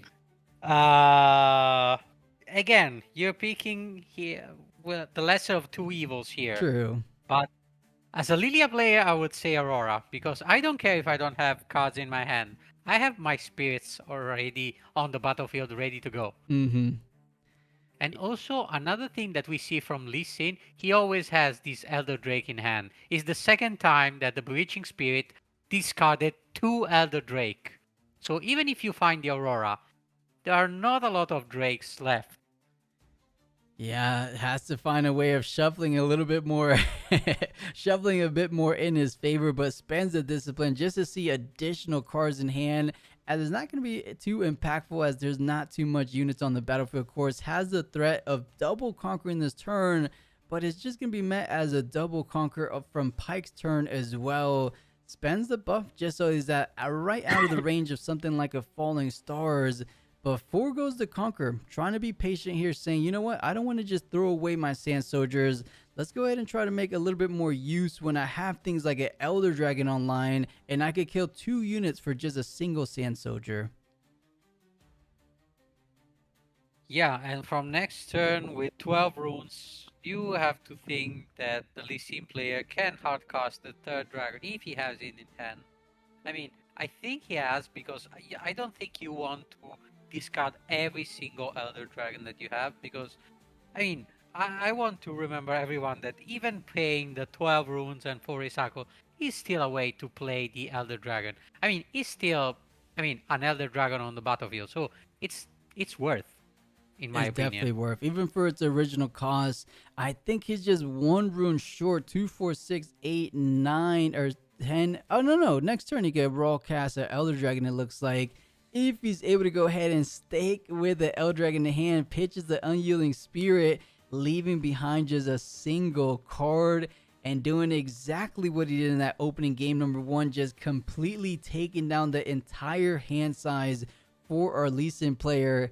This is just a bit of a sad awakening, a rude awakening, I should say, saying, man, I just can't play the cards I'm drawing this game. Has a Desert Call. You could go ahead and repeat it, but that Flurry of Blades isn't really going to amount to much without that Elder Dragon online, of course. And is he just being a little bit unlucky at this point, not seeing the Dazzling Aurora so far? Yeah, I mean, it has to be unlucky, because I think he drew like at least 15 cards. I want to say 13 cards at best. So at least you have to see one Aurora. I mean, unless I don't know what's happening here. He's going to be very unlucky, but maybe you can have a big enough board right now that you can hold at least to stall a couple of turns until that Aurora finally arrives in your hand. Mm-hmm. Because you have the might right now, and the more units you buff, the more value you get from Lee Sin centered. Because I want to remember everyone that the effect of Lee Sin Center, it gives +2 to all of the unit buffed with him on the battlefield. Yeah, it reads every unit that is buffed gets an additional +2, right? Yeah. Yeah. But not himself. So, and we see the Fading Memory in the Pike's hand. So even if that Aurora managed to hit the board, it's not going to stay for long. Yeah, and there's no such thing as a hand interaction for our Lee Sin player. Unlike the Mind Splitters we've seen in the past from Dazzling Aurora and taking the final card, Flurry of Blades. What was that? You have the Sabo at least. True, you do have the Sabo to go ahead and take that out. You know, I wouldn't necessarily hate Fading Memories on the Lee Sin, because we know how impactful Lee Sin could be. But I guess if you have something like a Starcross to bounce back the Bewitching, which is technically effectively removal in this situation, as you just go ahead and repay the Bewitching Spirit, discarding the Lee Sin. So it works a little bit better than the Fading Memories, and you do want to go ahead and save it for the potential of a top deck Dazzling Aurora. Does he hit it? Can we manifest it? At this point, I want to see some Dazzling Aurora nonsense, only so we have a bit more of a game on our hands. But top sets the Discipline, which I think if he plays Discipline, still technically has enough energy. One more card draw to see the notorious Dazzling Aurora, and no cigar. That is a Zhonya's Hourglass getting played out. So I think this is a very tough spot for Lee Sin. I believe Aggressa should be in a prime position to go ahead and close things out in 2-0. Yeah, and I think, I actually kind of feel a little bit sad for the Lee Sin player, but that's the Aurora for you. I mean, you either win or you lose, but it's not because of lack of skills. It's just you don't draw your cards. Right, and we discussed this before. A lot of people don't like how Aurora strategies work because a bit of the lack of agency, meaning the lack of control you feel while you're going ahead and playing a deck like that. Right now, Lee Sin hasn't done necessarily anything wrong. Yes, he wishes he had a couple more cards in hand, but without seeing the cards he needs, there's not too much we can do. And to make matters worse, the Downwell acting as a board wipe here. All the juicy cards back to hand, and the Sand Soldiers can't be said the same. So Downwell acting as a ruination, and he's seen enough, Constantino. He said, can you please not treat me any bit worse? This is a little bit too much for me to handle. So GG, the fist bump goes out. And that is a Pyke remaining undefeated. I like that Pyke build, even though it's a little bit of I don't want to say toxic, but you know what I mean. It's a little bit of a different strategy where your opponent doesn't play. Yeah, it's obnoxious because it's hand removal. So you deal with the threat before it even lands on the battlefield. So yeah, I mean, we've seen on one side, very unlucky, didn't draw the card that he needed, which is the Aurora, which is a 3 card that you can draw. On the other side, we have the same thing that we can say for the Bewitching Spirit, which is 3 card in the entire deck, and we've seen 2 in both rounds. So a bit of a luck-based matchup here. Right, one a little bit more fortunate than the other one, but you're totally right. To see not just a single Bewitching Spirit in those opening 5 to 7 cards, but 2 Bewitching Spirits at that. So exactly, both kind of running on different sides of the spectrum. One running a little bit hot, the other one running insanely cold, not seeing anything we wanted to see. But Lee Sin, as we talked about before, very similar position as Vi. You don't have to make it too far to go ahead and lock in your best of metal legend. Because I would imagine you're running Lee Sin because this is the last chance you can ever get of getting a Lee Sin best of. And hopefully he gets it because he got a little bit unlucky this round. But as they say, get your bad luck out the way and then you have some bit more fortunate luck going forward. Now, they didn't give us the usual breakdown where they say match A or match B. Or did they, Constantino? I don't remember if they did. What? You know how they show us before the rounds? They say, which one do you want, match A or match B? I don't think they showed us that before round 4. No, they didn't. We don't know what's going to be the other matchup. We only know the Pyke versus Lee Sin. So we don't know what the backup match is. Right. That's what I was getting at. We don't know what to expect, but we will most likely get into a backup feature match very shortly. And Crayon, I'm right there with you. That's why I love Constantino. Crayon in chat saying that was the worst best of 3 I've seen in my life. I may quit Riftbound after this. Crayon, you're not wrong. We saw 2 of the more, quote unquote toxic decks of the current format. One being the whole Discord package.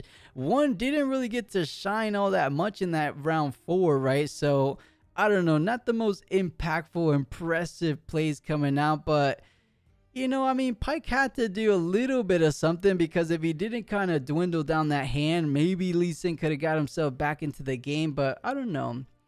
I want to say to the production team, I mean, thank you. You did all you could to show an Aurora losing.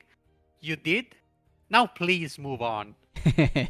Yeah, let's leave the Aurora. I mean, I've been saying this since round number 1, but let's go ahead and see why he enjoys the Pyke strategy where your opponent can't really play the game. Because in previous TCGs, I've had this done to me, and it's just not a bit of a feels-good moment. But let's see what he thinks about it. But with Pyke, how are you feeling in the tournament so far? Feeling really good so far. Pyke, I think, as a lot of players have said, like this deck has really broken interactions and have not been able to solve it. And you always have like people going in the tempo way, the control way, and there's just a lot of different decisions to be made in the deck building process. And I think that I'm very comfortable with the version that I came up with. It's a bit of like a hybrid. So I've been very happy with the list so far. Good. I mean, it worked perfectly well for you, at least in this matchup. You know, you've got 4 more rounds to go today. So I kind of want to pick your brain because I think a lot of people have been talking about Pyke, but I haven't necessarily seen the results that I think a lot of people are thinking it will bring. So why do you think that is? Is there something in the field that you really struggle against to like get over that last big hump, or do you just think sometimes the deck doesn't cooperate, or is this maybe hybrid version the answer to that? It definitely has a lot to do with the deck building because one of the biggest issues is that you end up leading into this like control shell of like I'm gonna pack and Bewitching Spirit your hand apart, and when you play into a matchup like Diana where you're trying to do that and they're just like running away around on the board and drawing a bunch of cards, that strategy doesn't work. A lot of your units have really bad might numbers. Like you're not very big. You have Treasure Hunters at 1. You have the Spirits at 2. Noxus Hopeful is like one of your best things at 4, and like the top end really is like a struggle. And like Baron is also a really tough card to get off sometimes. A lot of the times you'll play Baron into like a Diana or a Yi, and then they'll just beat right over it, and then now they're scoring 3 points, and you're so far behind.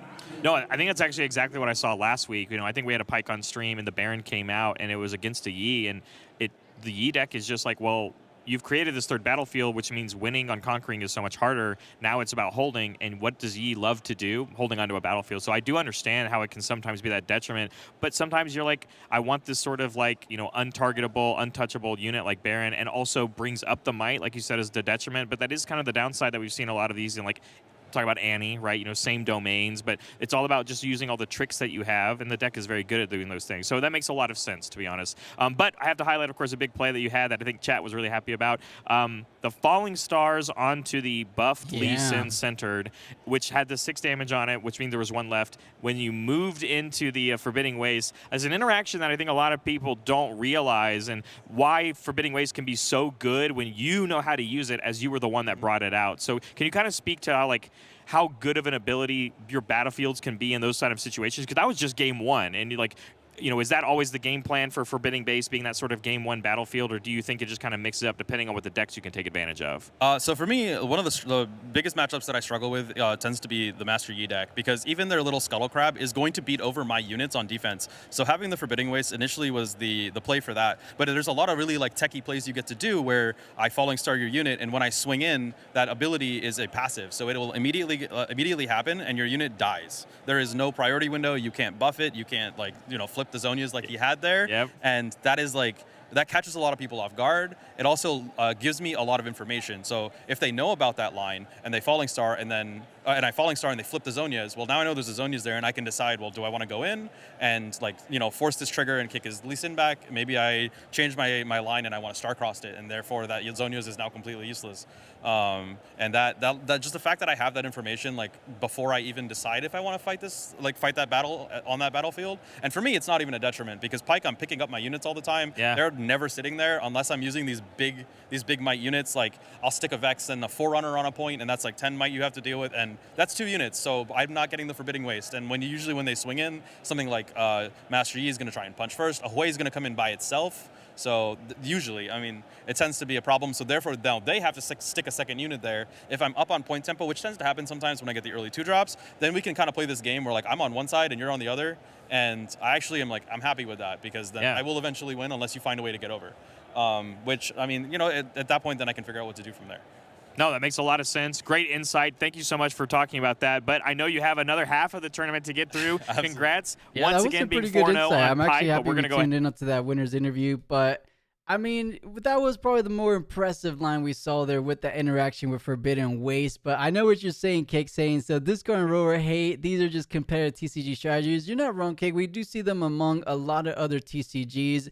It's just, online people like to kind of, how would we say, the loudest people are the ones, we hear the most talk about the decks that people just don't enjoy playing against, right? So it just is what it is about being online, being on stream, just hearing the community talk about things. But I don't mind, as long as it's competitive games, I'm all for whatever we see on the stream. But that one there wasn't the most competitive, I will say. Yeah, one thing I want to say about this type of decks is that I cannot bring myself to take the deck and go into a Nexus Knight with this type of decks. Mm-hmm. And that's also something, a feeling that I think a lot of players have. They want to win, but they don't want to win that bad, like bringing Yeah. either Yeah, you don't Aurora want to do your or opponents like that. Maybe save it for the regional events because this is where the big money's on the line. The big stakes are on the line. If there's a time to be a little bit of that mean guy or, the bad guy, I guess, it's going to be over here at these regionals. Not so much at the local level, but somehow counterspell in this game are considered enjoyable. Cake, I think there's a little bit more, as we talked about before, there's more like decision points, right? So it's not just like slamming down Aurora. You have to know like what spells / do a whole lot more math. But I know what you mean. I know what you're getting at. But guys, if they're not throwing us over to the backup feature match now, I'm wondering if they don't have one set up for us. Or are things still kind of cooking in the background? Because that game, I don't believe it went too far into the timer, did it? Do you remember, Constantino? yeah, I think it was like in half an hour the game was over. And So we still had half an hour. So maybe it's just they will give us the match a little bit later because they are running long on schedule, and so they still have time. I don't know, but yeah. I don't think that the other matchup was finished that quickly. True. And Constantino, random question from a chat here. Annie's saying, are you able to move your camera over a little bit? Yes, sorry. Yeah, Okay. Annie, I is that a little bit better? I think it's better. I didn't even notice. So thank you, Annie. yeah. And Amy, is it more of a decision? I would say it's a higher skill, expressive deck. Things like Diana, things like even Master Yi, a little bit more than things like Dazzling Aurora. But I know what Cake's getting at. Some people like what they like, some people hate what they don't. So it's just it's kind of what background do you have? What play styles do you personally enjoy? Some people don't like, maybe some, you have bad experiences playing against Diana. You just hate those kind of decks because for anyone coming from Magic, mono blue or, the blue decks have been those counter decks for a very long time. So it maybe a bit of a nightmare situation. Or I should say like a little bit traumatized from things of the past. And Annie says, perfect. Yep. Now we can see your beautiful face, Constantino. Awesome. Thank you, Annie. All right. And as I was getting at, I'm not too sure. Let me look at the pairings real quick because I don't think that there's any bit, we're not getting that deep into like they're already setting up round 5, right? Yeah. Okay, just making sure. So they're just taking their time. Hopefully the game hasn't finished / maybe they're letting it finish and then they're going to show us the pre-recording. But that's 3 Dazzling Auroras within the first 4 rounds. Let's hope that this next half of the regional doesn't really include too many of them. If there's some that make their way into day 2, then of course there's no other way around it. But I want to see some decks we haven't seen today. Maybe things like the Vexes coming around. I think there was still 1 Vex undefeated at minimum that I saw. I'm sure there's a couple undefeated Lilias. Diana's Bashi, we haven't seen too many of them.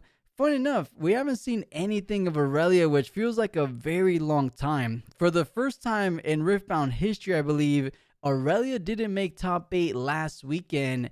Is it going to be something similar this weekend as well, where Aurelia just falls a bit too short? We'll see. We'll see. Yeah, and I want to actually give you a bit of a news. I mean, I was looking at the standings for some of the most notorious player, and guess which one of the top player didn't go 4-0 and actually Ooh. lost. And we're talking like the top of the top players. I will guess, is it Prismaticism? Maybe he lost early in round 4?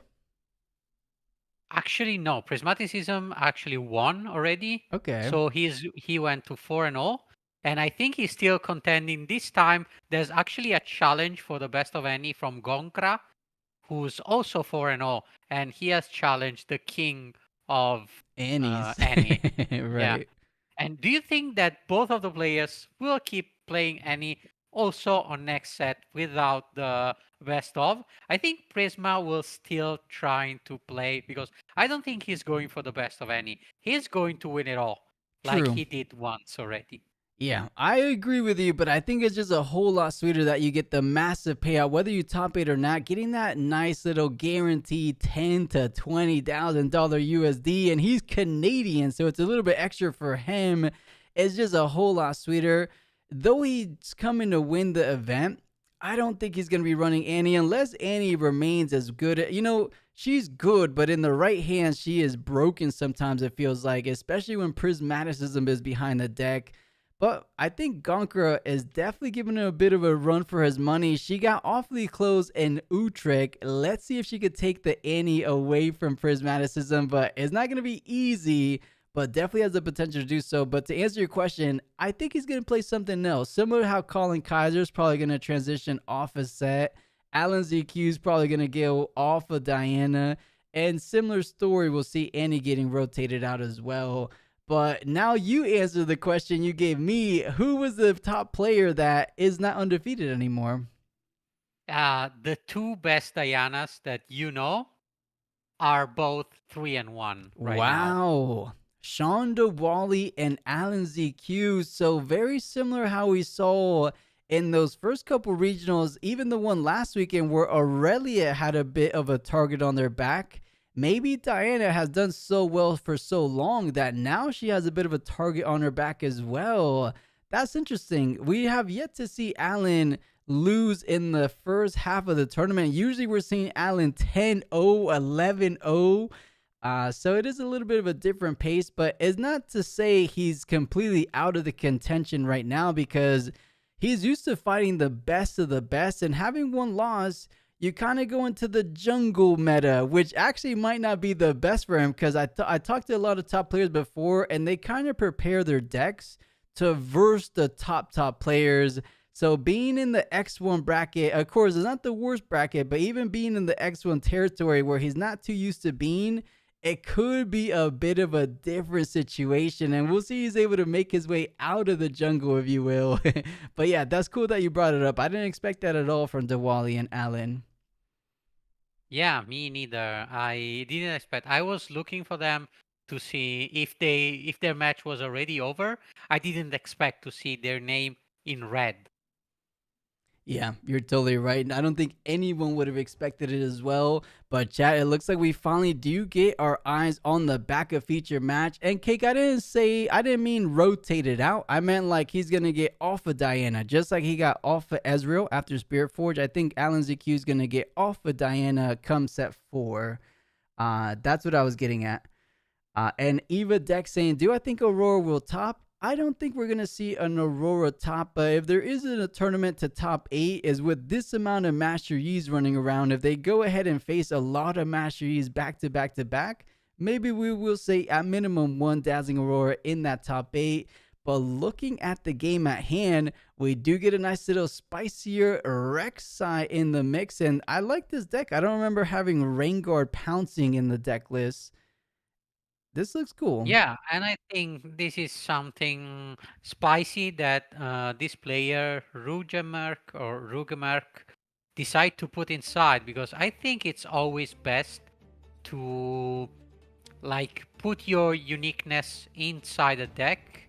I think Mischievous Marai was already played and yeah, like we've seen also like the best Italian player that went top 16 last tournament, which was Star Warso, which was playing Diana, went to an interview with an Italian Riftbound podcaster, and he asked, so what spice did you bring to the deck? And he was like, nah, I just copied the Alan ZQ list and just brought it to Utrecht. Right. I've seen it. And quick little side note, Cake, thanks so much for the membership on YouTube. I think you're the first person ever, so big ol' love and shout out to you. But for this backup feature match, I hope, actually, no, it is a backup feature match because round 5 pairings weren't even up. It is a rematch of, I believe, one of the top 8 matches in Utrecht. It was Rek'Sai versus Victor, and taking a look at the list, I don't believe I see too many differences from this list to the runner-up list from Utrecht. Do you? I mean, maybe in the number of copies of some cards, but mostly the cards I'm seeing are all the cards that have been played, or maybe it's just the exact same. I mean, the battlefields are the same, the cards are the same. I don't know, like maybe the number of the cards. So maybe some 2-0s or 3-0s of some cards is different. from that list, but the rest I think it's basically the same. Right, something I do want to go ahead and point out, Rek'Sai has no problem establishing some strong board presence. There's no stranger to having multitude of units. We're talking about more than 3, 4, 5. There's no stranger to having like 7 to 8 units on the board at one time. But if there's a deck that could kind of take care of a good amount of units pretty easily, it's gonna be things like Victor with the infamous Imperial Decree, Bellows Breath combo as well. We saw double singularity, so you're able to take down 2 units at 6 might. We're talking about double Darius, which actually I don't think he was running Darius Executioner, or was he? I didn't catch it. I'll just go back quickly in the VOD and look. No, he doesn't have any Darius Executioner, because I think for this list Darius is a little bit too heavy. I was seeing like a comment today that was watching at Best Rek'Sai of China, and they were saying, what is this meta? Are they playing like only card that are cheap, like like Pauper in Magic? Because there are no Darius, there were no Kaisa, so anything was actually almost common and uncommon. So the question was, are they playing a different meta, like only common and uncommon? I know what you mean. I think it's called Paupers or something. Pauper, yes, Pauper. And I think that the answer was like, no, actually Rek'Sai want to play like this. Even if you would try to change the list, you would not feel this type of cards because they are too slow. You never want to play only 1 card per turn in the late game. You always want to opt 2 or 3 cards. Makes sense to me. It's just a cheap and effective build, but it's a powerful one at that, as we find ourselves in the game number 2 of this round 4. So I'm happy we did get a backup match, because I was a little bit nervous we weren't going to get one, as the chosen champion comes in being readied as he paid the cost for it. So pushing in on the Rockfall path, which seems to be a bit of a good battlefield against the Rek'Sais that you're not able to go ahead and banish out or ambush into, as well as kind of reinforce. But if there's one deck that doesn't mind too much, Rek'Sai does go ahead and play a lot of units in the back line. So not a whole lot of defending, as we discussed before, more so finding themselves in the game plan of pushing these battlefields on your turn instead. So I guess Rockfall isn't as impactful as I originally thought.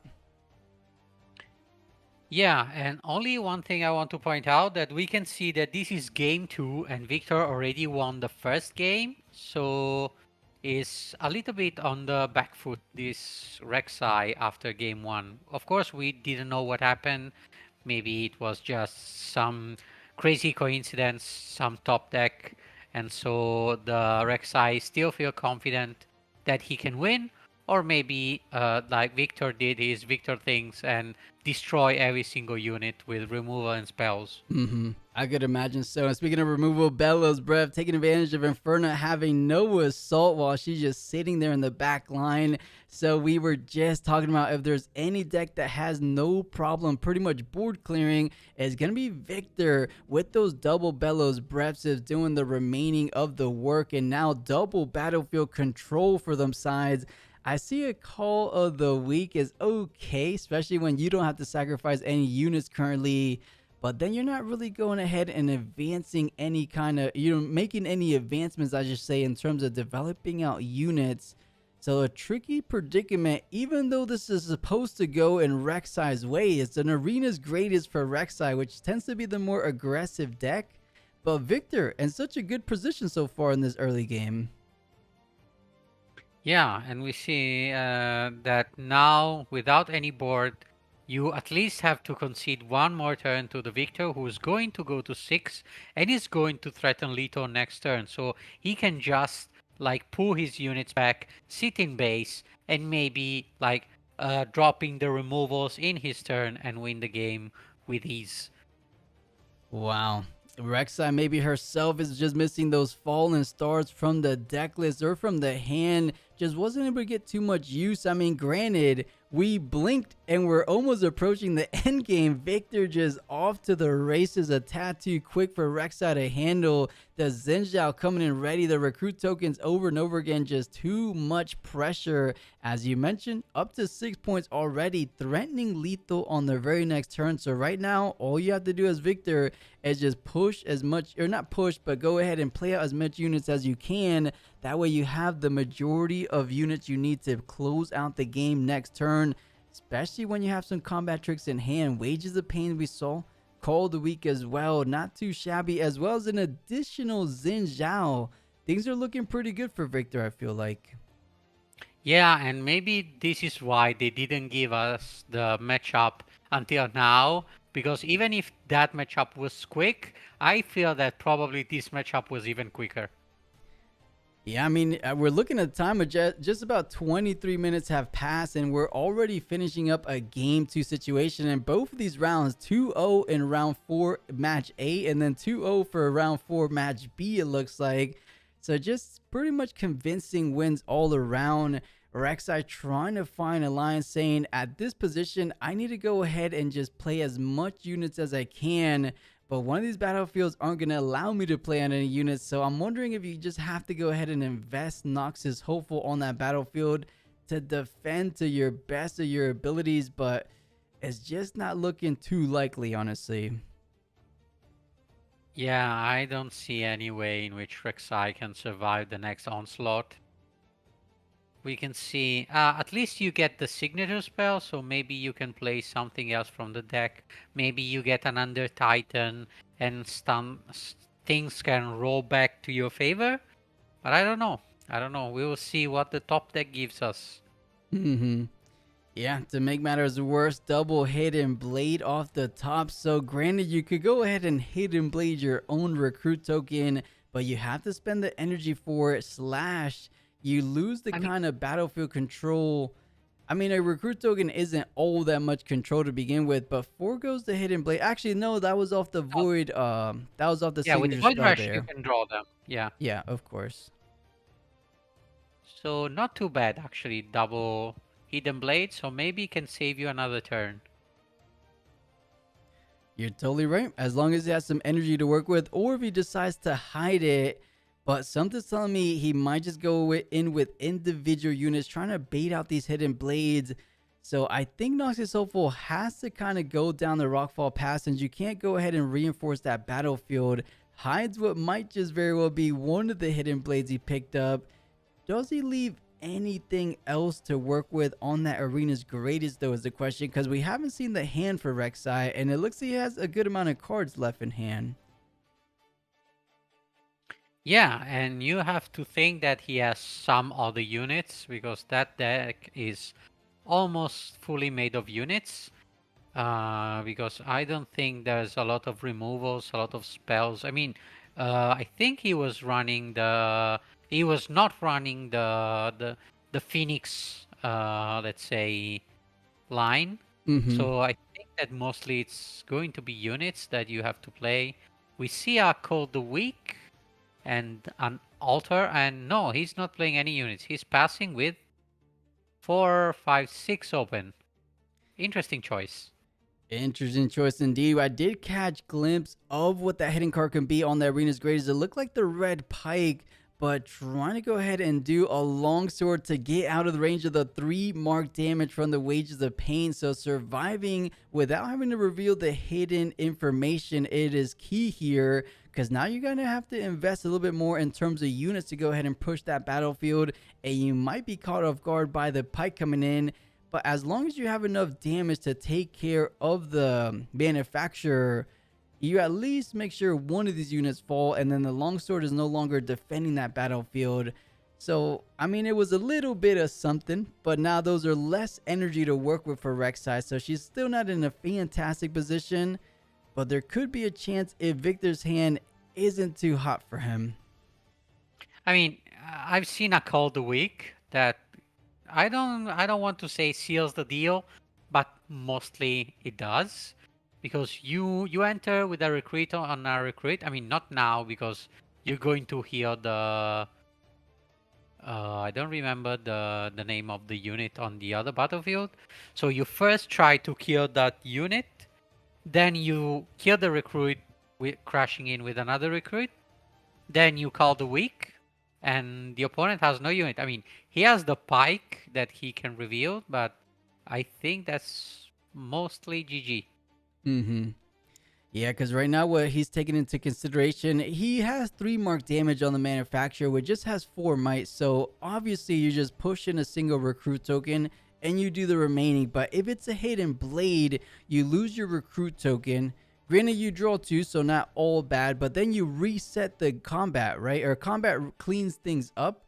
Oh, so doing the smart play, invests more than 1 recruit just in case there is something like a hidden blade coming down, guaranteeing that you conquer that battlefield. But to his surprise, he might be met by that red pike going up 4 might on that battlefield. I think it's enough to actually defend. And wait a minute, with the hidden blade still left at the rockfall path, this might be enough to get it done because you still have the hidden blade in hand as well. One little bit of recruits hitting around. Oh my goodness, can Rek'Sai hang in there for her dear life? This is getting down to the bitter end, but I actually see a world where he's able to at least defend for 1 more turn.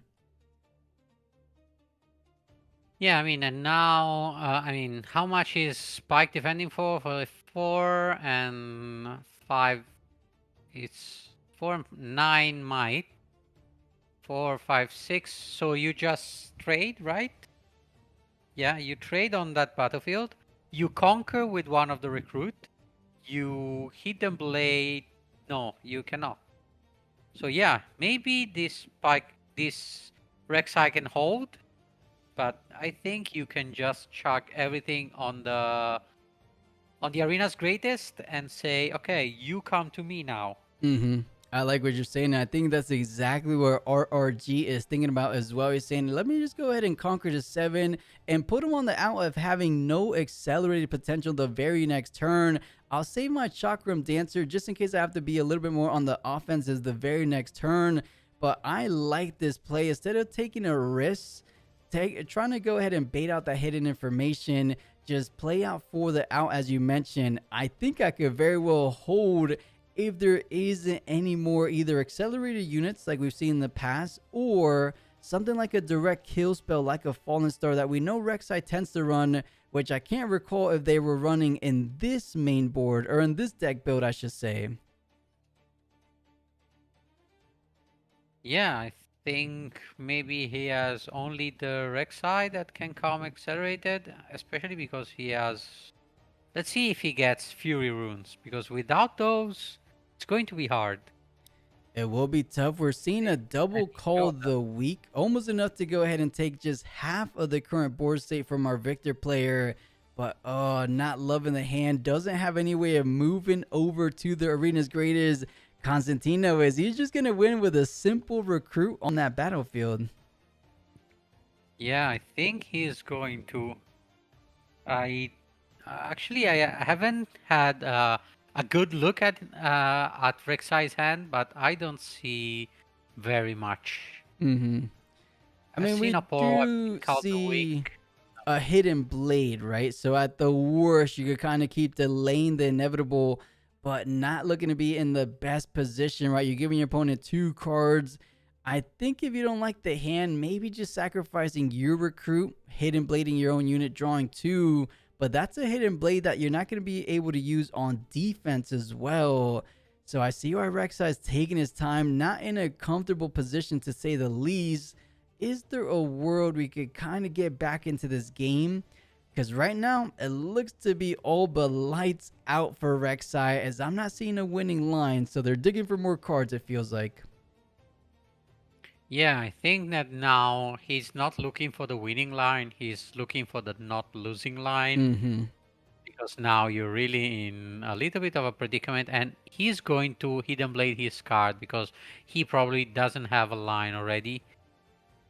Beside the hidden blade on the recruit, which saves you 1 turn, but it's not a long-term plan. And also, with more cards in hand, he can probably double conquer you. Oh, it looks like he did find that accelerated card. Not literally accelerate in the keyword, but does enter ready after investing a Fury rune. So does take it out. Leaves 3 runes at the ready to work with. Chakram Dancer, Xin Zhao, and Recruit. Those are the units you have to fend yourself from. Hidden Blade is the only kill spell we're currently seeing in hand. I don't think there's anything else, because if you play a Hidden Blade, you can't. I mean, yes, Inferno comes down for just a single might. Speaking of, I think you might have to play this Noxus Hopeful on one of these battlefields and then just hide the Hidden Blade, I believe. Yeah, the thing is, it makes it obvious, so at least you can decide when to use the Hidden Blade, having it from hand, but I think that 4 might from the Noxus Hopeful is better than the surprise Hidden Blade. Mm-hmm. So I would have played the Noxus Hopeful. But not on the Rockfall path. You cannot. Okay. Yeah, you cannot. It looks like he realized that. So sending over to the other side, attaching the longsword just to kind of bolster the defenses on both sides of the battlefields. Because right now, all Victor has to do is double conquer cores. Does he have the tools to do so? Hidden Blade most likely on one of these battlefields. Does he have an additional hidden card potentially? Maybe a secondary red pike could be really, really crucial in this moment. Having the runes to work with, or actually I should say no runes to work with, just a single energy. Is these 2 hidden cards enough though, is the question. What does Victor player have in hand? I think this might be the very last turn, if not the second to last turn of this game too. Yeah, actually, since we said this is going to be the last turn and Victor is actually going to win, 10 minutes have already passed. So maybe Rek'Sai is able to withstand the onslaught again. I don't know. I think that maybe in last turn Victor had the line to win, but he decided not to risk it, which is a good idea, but probably I would have committed more to the battlefield instead of keeping the Chakram and the Xin Zhao in base. I mean, if you have to hold, like, doing with 1 recruit is a little bit of pushing your luck. Definitely. Especially taking into consideration things like the red pike we see here. But trading just 1 for 1 currently. Nox is hopefully the only last defending unit on the arena's greatest. He could very well put him on a similar situation as we saw before, saying, I'm going to go ahead and try to hold just one of these battlefields. And wait a second, the hidden card didn't get revealed. So losing the 2 additional cards, he's saying, can I take it back? RRG saying, this is a regional caliber level high OPL. If you miss your trigger, you missed it. I am sorry about it. You know, I'm one of those that always allow you to take things back, but at regionals, you got to be paying attention, big man. Yeah, and also if you see the body language of the Victor player was like, ask a judge, and I think that the judge said, no, you missed the trigger. You know, honestly, I think he felt defeated already. You could tell by his mannerisms. He kind of knows he's just kind of grasping at straws here. He's kind of down in the slumps, right? He's kind of a little bit down. He's like, all right, kill my unit. I completely forgot I could draw 2. Granted, what was 2 extra draws going to do with 1 energy, right? Nothing at all. Because even the Blood Rush is only on the offense, so I don't think there's any other card. But now we have to see, can the Victor conquer both battlefields? I think that from the hand, like, the Rek'Sai is ready to just say GG and fist bump, but it's not over yet, so don't count yourself short. Not because just you yet. still have 6 might, and Victor is not showing on board anything that can overcome the 6 might. You're totally right. He currently has a collective 5 might in the base, so just out of the reach of that Rockfall path, but he could go for a similar play as we saw before, invest everything onto 1 battlefield, and then pray he can do the remaining. But top decking a Singularity is exactly 6, but he doesn't have the energy to go ahead and play out the Singularity. Xin Zhao does come in. I think he's just a little bit fearful of that hidden card. We saw 2 hidden blades already. Is it something like the third hidden blade? Or the only other hidden cards we've seen so far is the red pike, but double the trouble. 2 Xin Zhaos to reinforce. And he's saying, let me learn my lesson from last time. 1 recruit wasn't enough. How about 9 might? Is that going to be enough? Yeah, and I think another thing that can be the other unit, the other hidden is, I don't remember the name of the card, which is because it's almost never played, is the 2 might red unit that when revealed deals 2 damage. Yeah, Mischievous Mirai. Mischievous Mirai, yeah, I said the name before. So maybe it can be that, or it's another hidden blade, and it was another hidden blade. And he's going to use on the Noxus Hopeful to draw 2 and free that longsword.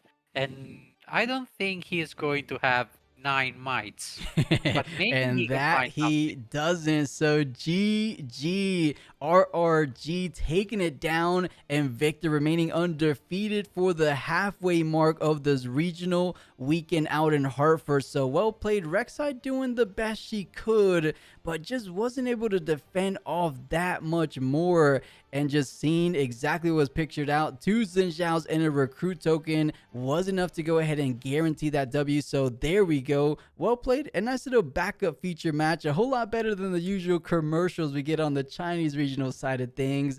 But that was good. How were those 2 rounds we got to cast together, Constantino? I mean, they were both pretty one-sided. This one I enjoyed more. At least there was some battle. There was some decision to be made, and not the only decision being, what do I discard, the Defy or the other dragon? You're right. These are a little bit one-sided, but I guess it's still the earlier rounds. Now that we had ourselves in a game 5, or not game 5, but round 5, round 6, now we're going to see those higher skill caliber players that are remaining undefeated. So we might be looking at things like Master Yi, Diana, Aurelia, but at the minimum, we should have some high intense battles in terms of like going into that game 3, and not so much like one player completely setting the pace of the game, because that kind of was we felt like in the Pyke game, right? Pyke was playing the game, Aurora not so much, I feels like.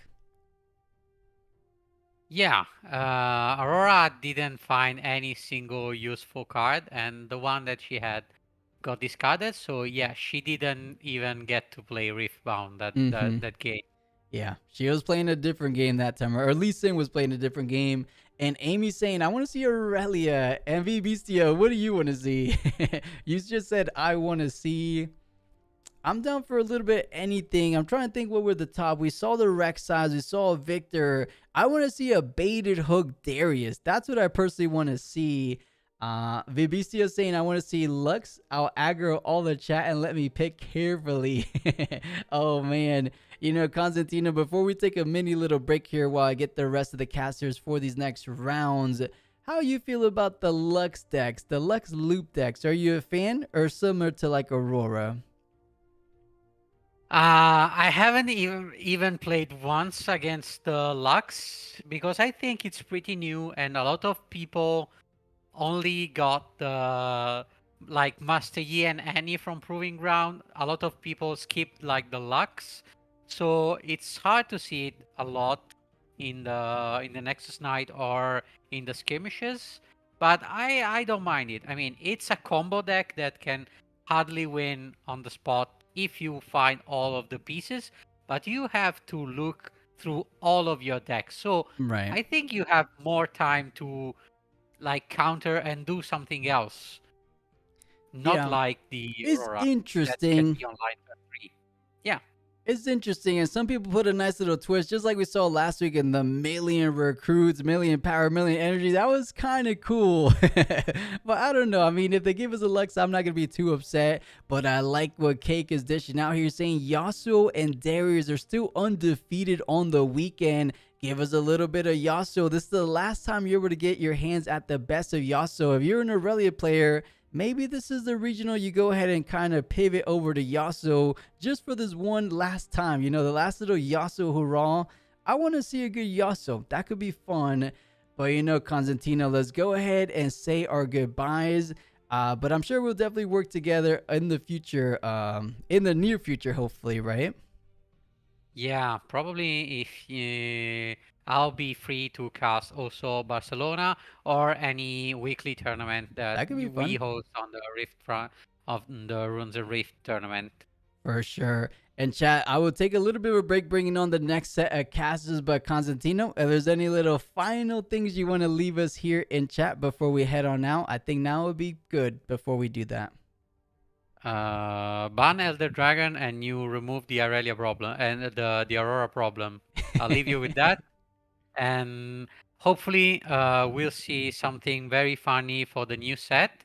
I'm really looking forward to it, even if like in this meta we find that every single deck was like playable, and beside maybe a little bit Master Yi, there was no like tier 0 deck that can win against everything. So it was actually a good matchup. It was good.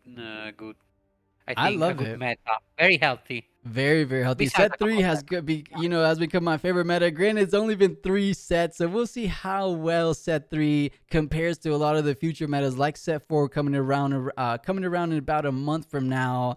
But something's telling me that set 3 might be going down in history as one of the most fun, versatile metas we might ever see, because a lot of people have said it, even in any other TCGs, having 10%, 9% being like first and second at regionals is something we don't see too often, so for sure.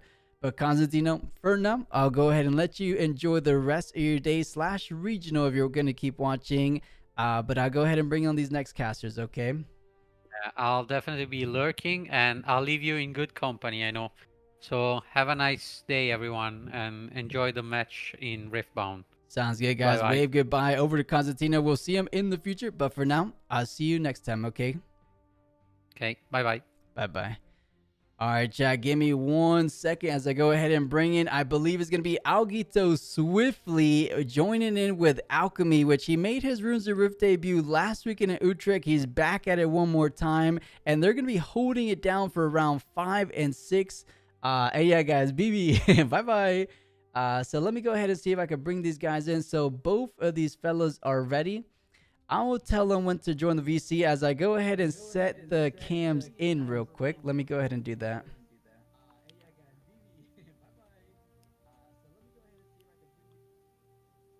So camera number 1 should be good. And then camera number 2 coming up next. And I'm hearing the stream in the background as I hear my echo. So I think one of you guys might have it on. That's Not me, probably baby. me. All right, guys. I believe in 3, 2, 1. Both of these casters are going to be joining in. As I said, Algito Swiftly and Alchemy. How are you guys doing today? Tired. Algito, Long you day. want to go first? It's tired. It's a long day. Obviously, for me over in Europe, it's the end of the day for me, so it's been a long full day already. But I'm looking forward to 3 hours of Riftbound, getting me ready for bed. Nice. And how are you doing, Alchemy? I'm doing good. I just finished my own stream and went from one cast right to the next. I'm really happy to be here. It's always a pleasure just hanging out with you all and talking about Riftbound. So I haven't had a chance to really watch the previous matches, and so I'm going to try to do a little skim while I get caught up. But it seems like it's been a pretty exciting day so far. Yeah, a little bit more leaning towards Aurora for the first half of the tournament, which I have a funny feeling we might not get too many going forward after this next half of the regional day number 1. We see a little bit of an interview on Sam D. Sherman, but hopefully that means we might see some Sam D. Sherman action going into round 5, because I'm down for some Rain Guard. We saw one Rain Guard in the opening round number 1, but he wasn't really operating at the same level as we've seen Sam D. Sherman pilot the deck. You know, since you guys are just joining in, and I'll get the, what time is it? Is it truly that late over there where you're at?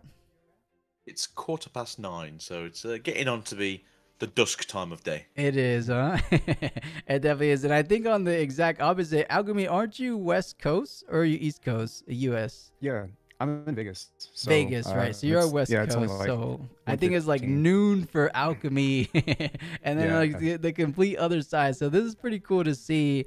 But we did a little bit of caster predictions as they do over here in the official booth. Mr. Plus earlier on said Pike was taking it all. Tadius, earlier caster as well, said LeBlanc is taking it all.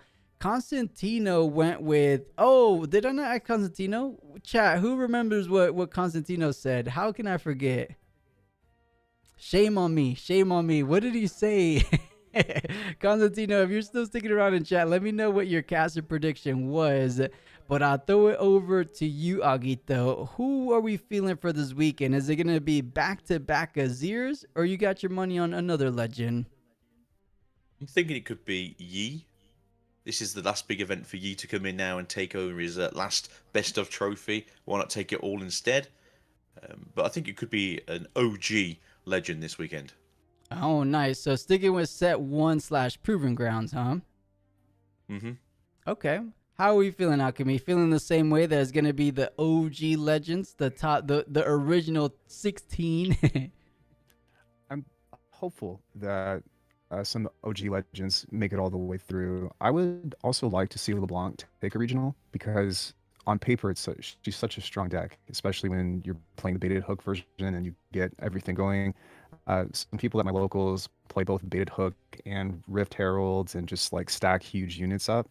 And when that pops off, it's really exciting to watch. But Master Yi is just so consistent, and it's with a lot of people likely playing it. It's probably going to be my prediction as well.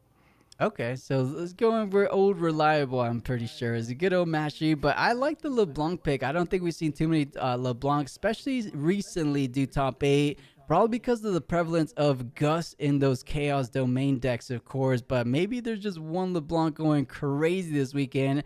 I'm down to have at least one in top 8. Could be really exciting. But okay, I think we got our answer. Oni Shadow saying he voted for Master Yi. So maybe that's 2 votes for Master Yi. Okay, that could be cool. So we got our caster predictions for round number 5 going forward. I think we saw a little bit of everything, but the only things we haven't seen today are things like Azir, Darius. I mean, we could dabble into the more spicier ones like Lilia, Ornn.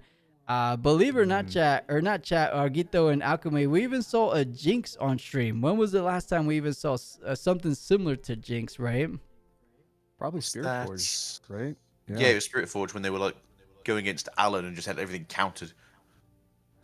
Yeah, wasn't that person was like 9-1, I believe, and unfortunately they had the big mistake of running into Alan, and obviously there was that. But I was rooting for him, and that was a great match to watch. I think I was watching you guys at the time that was going on. Wait, a Jinx in top 8? No way, right?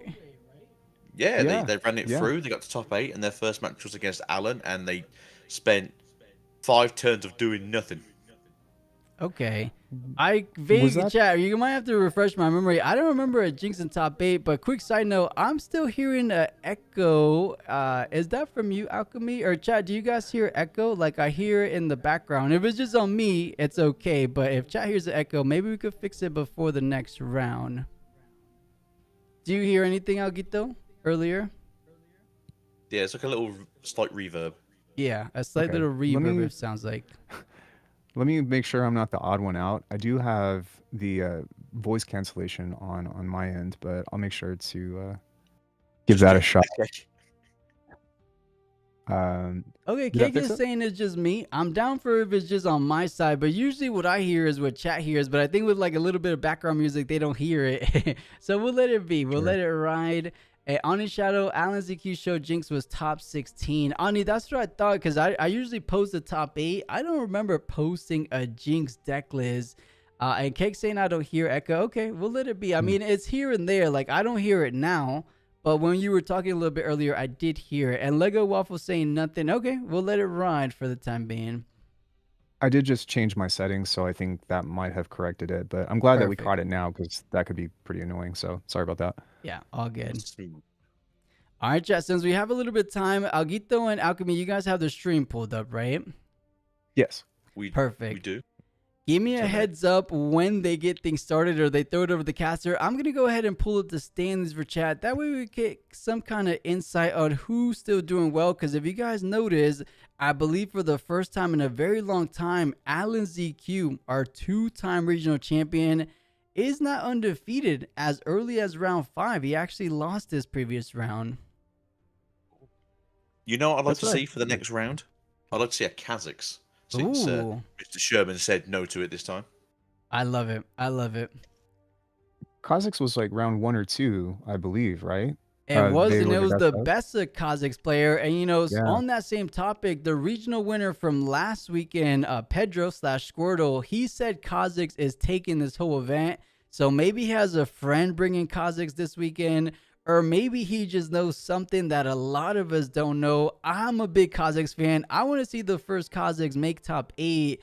That would make me a super, super happy guy. But let's see if we see any undefeated Kazakhs currently in this round 5. So Aurelia sitting high at the top. Fiora with Frozen. That was the best of Fiora winner last weekend. He was running those the Divine Judgment Dazzling Aurora Fiora. So super spicy. Seem to be following that success from last weekend. Caitlin Clark, undefeated Vex. You guys know I'm a big green-purple fan. I don't mind seeing a little bit of Vex action as well for round 5, especially an undefeated one. Kazakhs, though, you said it, Anguito. Kazakhs at the hand of JAB Magic, the Gathering, is still undefeated. So hopefully we get it. Maybe Vex versus Kazakhs could be fun.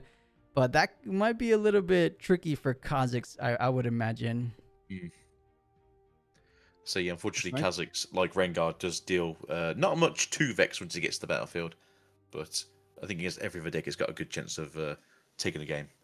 True. Well, not just that, but I believe in the Kazakhs deck, they're also playing 3 Vex as well. And I was mentioning in chat earlier that, you know, when you have an insanely defensive card along with Ambush to protect the Vex on subsequent turns, that's a pretty crazy thing to try to swing over, unless if you have like immediate board removal. For sure. Yeah, I mean, that's true, yeah. You know, taking a little bit down the bracket, Sandy Sherman remaining undefeated on Rainguard as what has become his kind of tried and true legend. Nothing else that kind of stands out, but I think chat brought to our attention, table 1 is Ornn. Can Riot production team get us a Ornn on stream?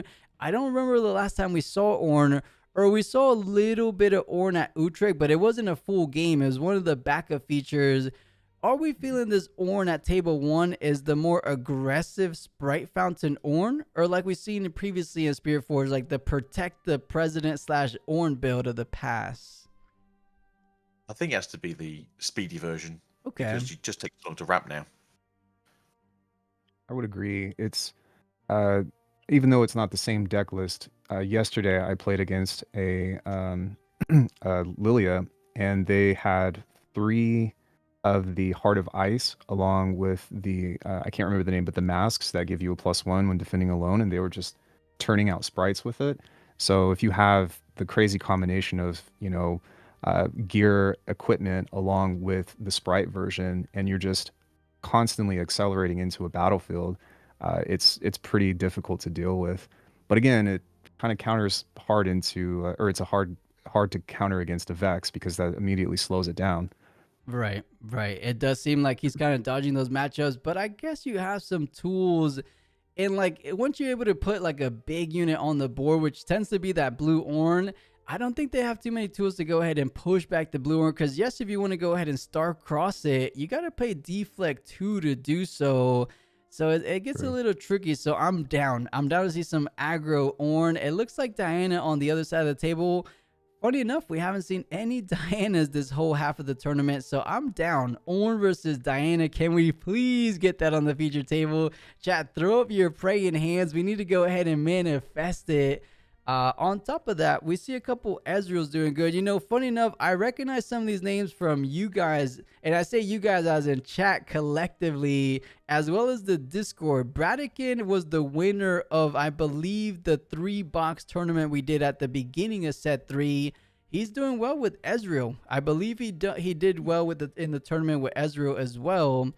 So he's in table 4. So hats off to Bradikin. I remember him because I had to ship him a booster box. So I wrote the name down. So Bradikin's doing well. Another name I saw that I recognized from you guys, Alcado. If you guys are familiar on Twitter, I forget what TCG he's played before, but Alcado, a very big name in the space as well. I met him before.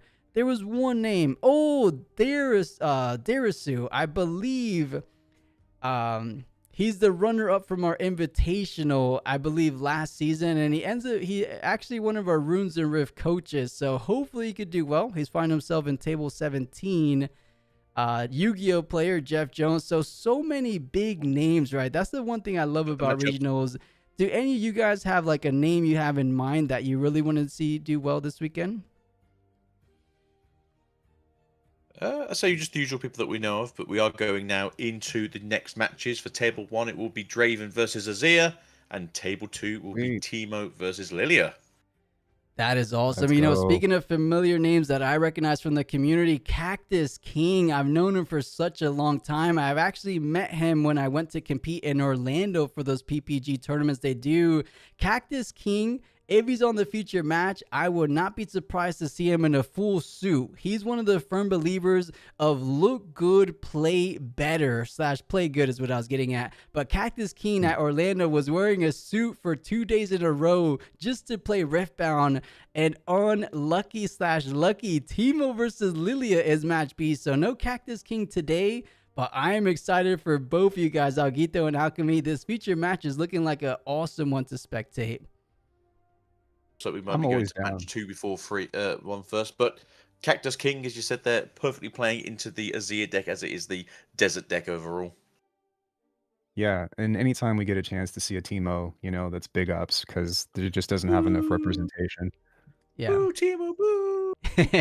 Agito, not a Teemo fan. And here the match has begun. It looks similar to the one we saw out in Sydney, but round number 5 feature match looks to be getting things started. So I'll send you guys over to that feature table and let us know how you guys feel about Teemo versus Lilia, guys. Thanks, Plus.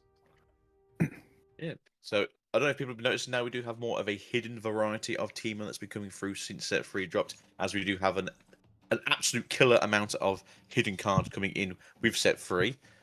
As you can see here, Teemo getting off his strategist ability a little bit easier now, getting all those extra hidden procs to damage your units as they go in to try and counter the hold.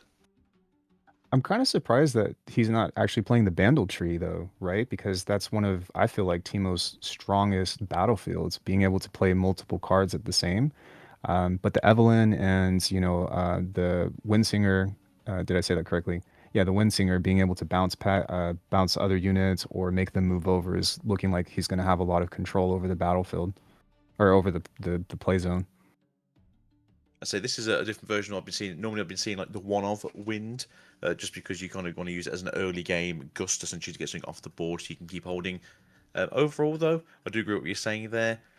Evelyn is a one-of, does seem a bit weird, so I don't know if that is like maybe a secondary in the sideboard. But currently speaking, hide as much as you can. For what I've been hearing about the Bandle tree, though, is because you don't want to hide too many things often. You just want to keep triggering the Teemo's effect when he's defending. Fair. Yeah. And it's looking like, even still, he is only playing one Evelyn, but he's got 3, 5, 8, 10 2-drops, essentially. And so he's definitely going to be making sure that he's going to have a turn 1 play to get established on the board along with the sneaky deckhand if he goes second. But I like this because I think that the main strategy is just making sure that you can get on the board, giving something to hide, and make them start second guessing whatever they have.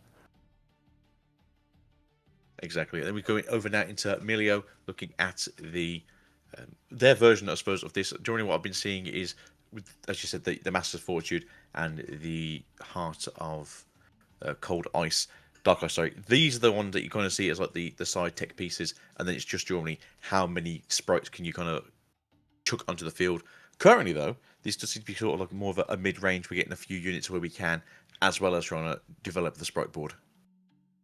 Yeah, it seems like there's a lot of defensive options as well. The past decks that I've seen have played like 3 unchecked powers in fear of, Auroras and all that other stuff, or having to target, because unchecked power would certainly do something terrible against like an Ornn deck as well, like we were talking about from before. But the one Heart of Ice is interesting. It's pretty devastating when you're just literally yeeting sprites on the board and tapping for 3 extra energy, and you're just constantly spamming 6s now instead of 3s. I'd say I personally quite like this, especially you said that if you get the mass down early, the one of. Generally, I'll see this as a 2 of because generally you want to be able to find that ice just to get the extra 3 might going.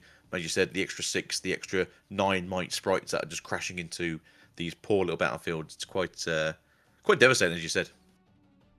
I think that maybe they're strategizing to take advantage of some more of their draw power because it provides a little more flexibility. So the Stupefies, for example, might give them some access to some other options. But I would agree your strongest play would be to get your gear on the board, get the sprites out since you can get one, at least one every single turn, and just like fire for points.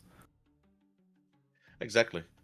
Right now, though, the issue is trying to get on the battlefield after Teemo holds on the battlefield.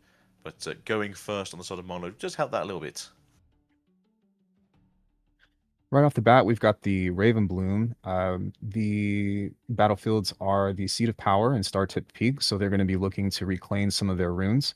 And turn 2, Teemo is going to drop in an Evelyn. Not the best, but at least he's got something to establish the board. Exactly. As you're saying, Teemo is super power hungry with how much you hide in this version of the deck that you do want to be getting those extra channeled runes at the start of your turn, again, just so you can use them to hide something extra on the follow-up play. Going in, though, on the side of the Ravenloft student, just to try and keep them off the extra powers as long as you can, really. But you said, yeah, the Evelyn's come down here. Generally, you see these coming up on a hidden, as it is a backline card, but trying to get something out fairly cheap early on does help the gameplay go a bit faster. Right. It's better than nothing. You know, it's something that ideally you would want to save those, but I'm not really even sure. What would you prefer to be like the optimal turn 1 2 drop if you were playing Teemo? That's got an issue with Teemo. Essentially, because you're going second, you wouldn't mind a sneaky deckhand going down, getting that early point first, being able to set up a hidden card. But otherwise, like you said, it's not really much of a good one here, especially since we're having to hard play that Windsinger. Right. The Windsinger was played to counter the Ravenbloom. They played a Discipline in order to keep that on the board, along with giving it +3, saying you're not going to take this. You better go for that Seat of Power if you want to score a point. Yeah, so there's no huffing and puffing on this one with that 5 might Ravenbloom student there. And I said, getting on the Seat of Power and get yourself set up with some hidden cards will start the game off. But unfortunately, it's kind of hard to get the Milio off of the play once it's started here, especially since as of next turn they can start throwing those 4 might sprites straight into that Seat of Power. And that's really like one of the big advantages of Milo getting that Ravenbloom on is that for one, you have a constant potential for might increase for defense. Getting the Star Tip Peak means that you had that couple of extra runes, as you saw, to establish the discipline. And now with that, you know, I'm guessing that Teemo is just going to say, I know that these sprites are coming, but let me try to hold out on that while this aggression is getting ready to rain down. And that's essentially just when you come and attack to get this base off of me, I'm going to reveal the top 5 cards, so every hidden I'll do damage to you to try and stop you from actually fighting me on this battlefield. But again, Milo is already a point up, which makes it a lot harder to sort of deal with that situation.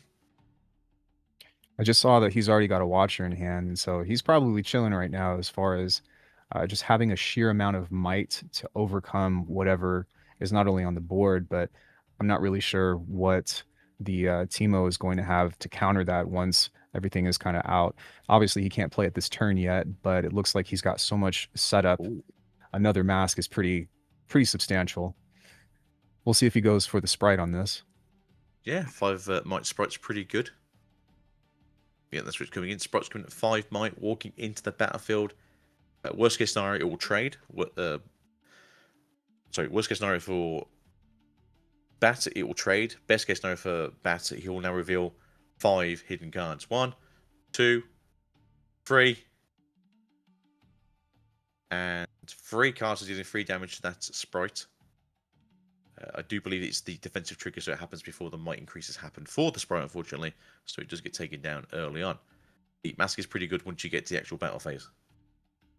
Yeah, that's only in Showdown, and so, if you have something, of course not with this deck, but if somebody challenges you or whatever, those might increases don't actually apply. Security on the side of Teemo again, holding 2-2.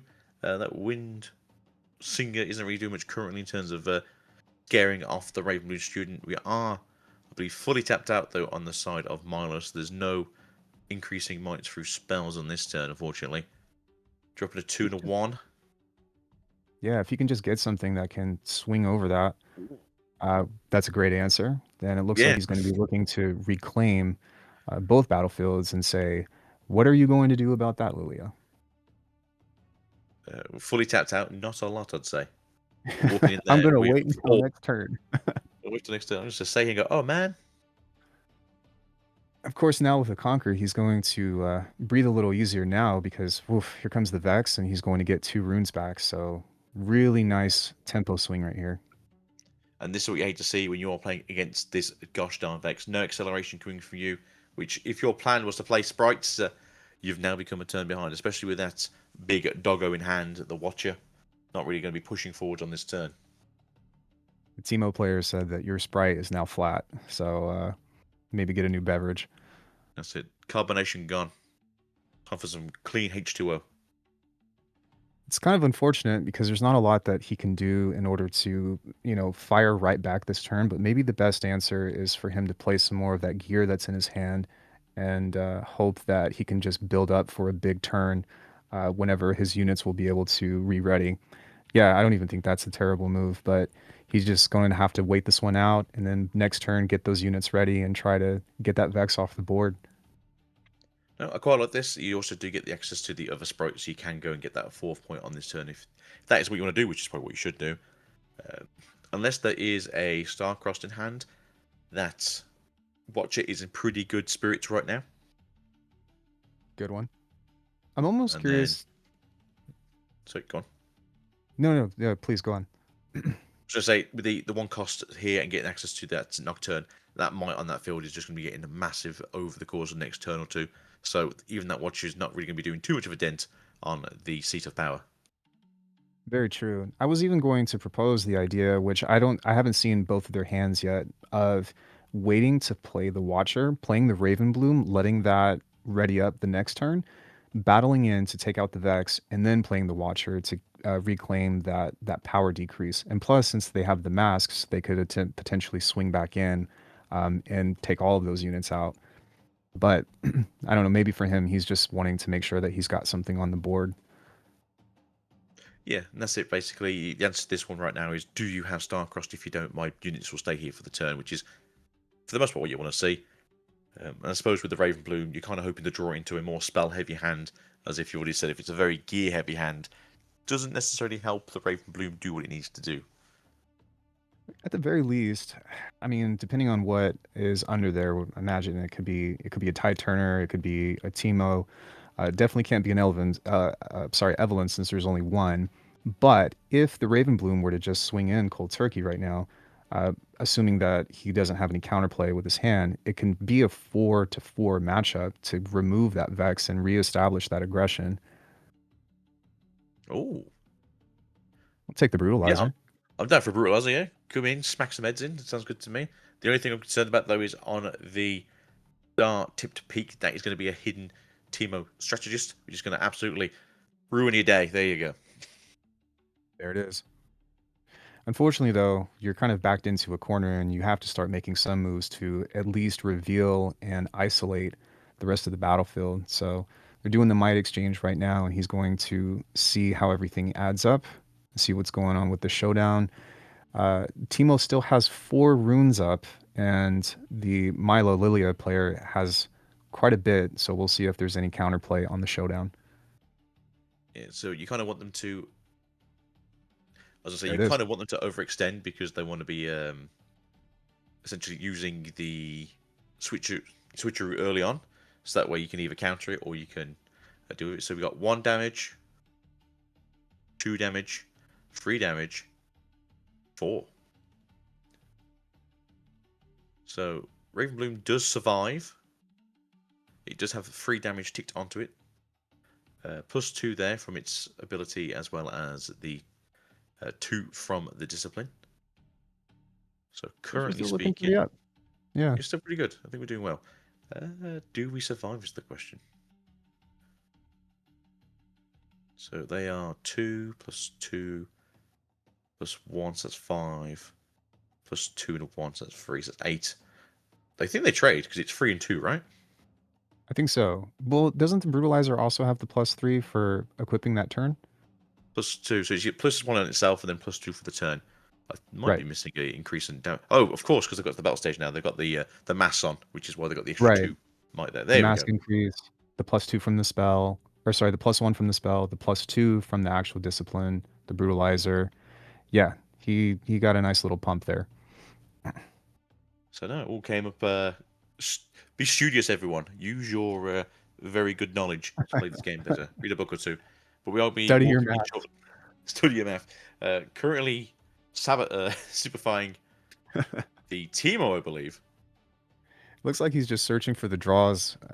I mean, +7 is nothing to laugh at, and trying to get that in order to get that might swing is pretty nice. Of course, it's going to be another +2, so it's 9 to 4, 1. 1, 2, 3. 3 it is again. 3 is a pretty good number. So pretty solid right in the middle. Some great odds. Got a second team out. Uh-oh. Oof. At the very Right, least, we've seen the deck now, so it's okay. So 1, 2, yeah, that's crazy. 3. All right, everyone can count along with us. Count along. Come on, you can do this.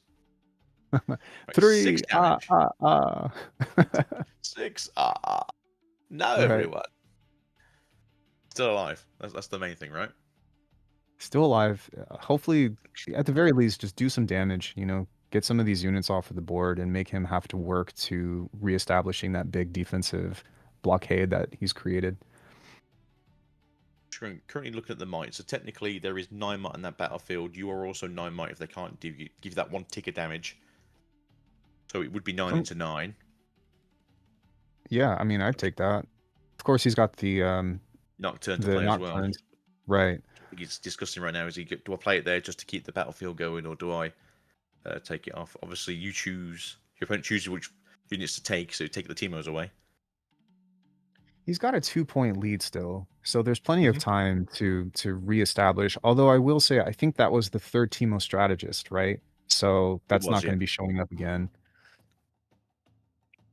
Yeah, I think that's what they're concerned about. Like the main strategy for this version of the hidden deck is you have the strategist just going, hey, you try and fight me, I'm going to just ping you some damage so you can't fight back. Right. But right now, if that is the only one of Vex as well, acceleration just took a turn. So the Watcher has 7 life. The Watcher will trade. For those that are asking questions now, it has 9. There's 9 damage. So there's 9 might on the board. So they will trade. Currently, though, there is 4 runes up on the side, or 5 runes up on the side of Lilia. So now they can just go, hey, make a spirit. Right. Let's make a spirit. Let's get that. And then they're going to get an extra draw because they control the other battlefield. And he says, swoop on in, take a sip of this soda, and here comes my draw. Like a mighty bird just goes, caw, comes in, takes that point, as you said, get the extra draw going, making things a little bit easier for the following turn. And that's a pretty big sprite when you go to fight it. That's true, although he is sitting on 8 might total, just ready to go. So I do think that we're going to see some kind of trade here. The score is evened up and the pressure is on, but both players seem to be in a pretty decent position. So right now he's got 1 up, which means we could have Stupefy in hand or an Engard in hand, as I think is what's flashed on the screen. Depending on where you go right now, that's a case of trading with both units. So that means you clear the board for yourself as Milo, which I think is still a pretty good trade overall. It would be, but then that would still be given a tempo, but no. He's got a different idea. So no, Singularity, that would do wonders to clearing the board. Okay, On guard is a pretty nice counter, just as you predicted. That will hopefully save the Raven Bloom. So even still. Do you mean it was 6? Do you mean just 6 damage? Oh no, my plan. Oh, not quite enough apparently. Oh, that's right, because the mask, right, doesn't is just like how we had said before, is not enough to save the combat. So he's going to double conquer here, which is going to be a really nice counter. And he's going to get So- 2 runes back. So personally, that was the perfect thing right there to clear the board as you need to get sort of on the board again. Going up to 6 though, into 4. Still not technically your game right now, especially because you can clear a battlefield with a sprite with those 2 mass up and with only 1 card available right now. It's It not does looking pretty. I don't. Remember, Teemo's effect. Before someone says something is cheating, he's not. You can use Teemo's effect to make things pay with energy as opposed to power. True, true. Even still, Milo's retaliation is still looking up. I mean, he still has the Lilia on board for the accelerated unit. And of course, he can spend, I think, 1 less for the sprite. So he can look to maybe potentially getting a double reconquer back. But this is the exact kind of game that I was hoping to see, right? It's very even so far, and both players are having really great answers to each other's strategies. No, totally agree. I am wondering here what the plan is, though. Do we maybe equip the Brutalizer to this Lilia and walk in, or do we maybe... I say, well, we're going to give it to maybe a sprite instead. But no, so for giving the Lilia the extra +3, walking in there now. 6. Sprite comes out. Hmm. So what is the plan here? What is hidden? Is it the purple Teemo? It's a purple Teemo. It's a GG Teemo. Ooh, that's GG Teemo. Oof. That's a He big old definitely Teemo. came through with the spice. For me personally, I probably would have tried to create a readied sprite first, so that way if something were to have happened to the sprite itself, then you can come back in, trade the might, get the brutalizer equipped, and come back in with the readied Lilia, right? Plus, there's another sprite that's maybe not necessarily ready, but yeah, now that that's gone, he doesn't have that anymore. He can still play the sprite, but I feel like that was a neg 1. I mean, you're clearing both battlefields, I think, is the plan right now. So overall, I think that is the better way to go. They can't really... Yeah, I mean, yeah, 5 into 4 makes sense to me, okay. Go to 5. Just trying to think, is there anything else you can do? Do you have a Sprite Lantern in hand? Do you have anything you can do really sort of push the game forwards, like 1 more point?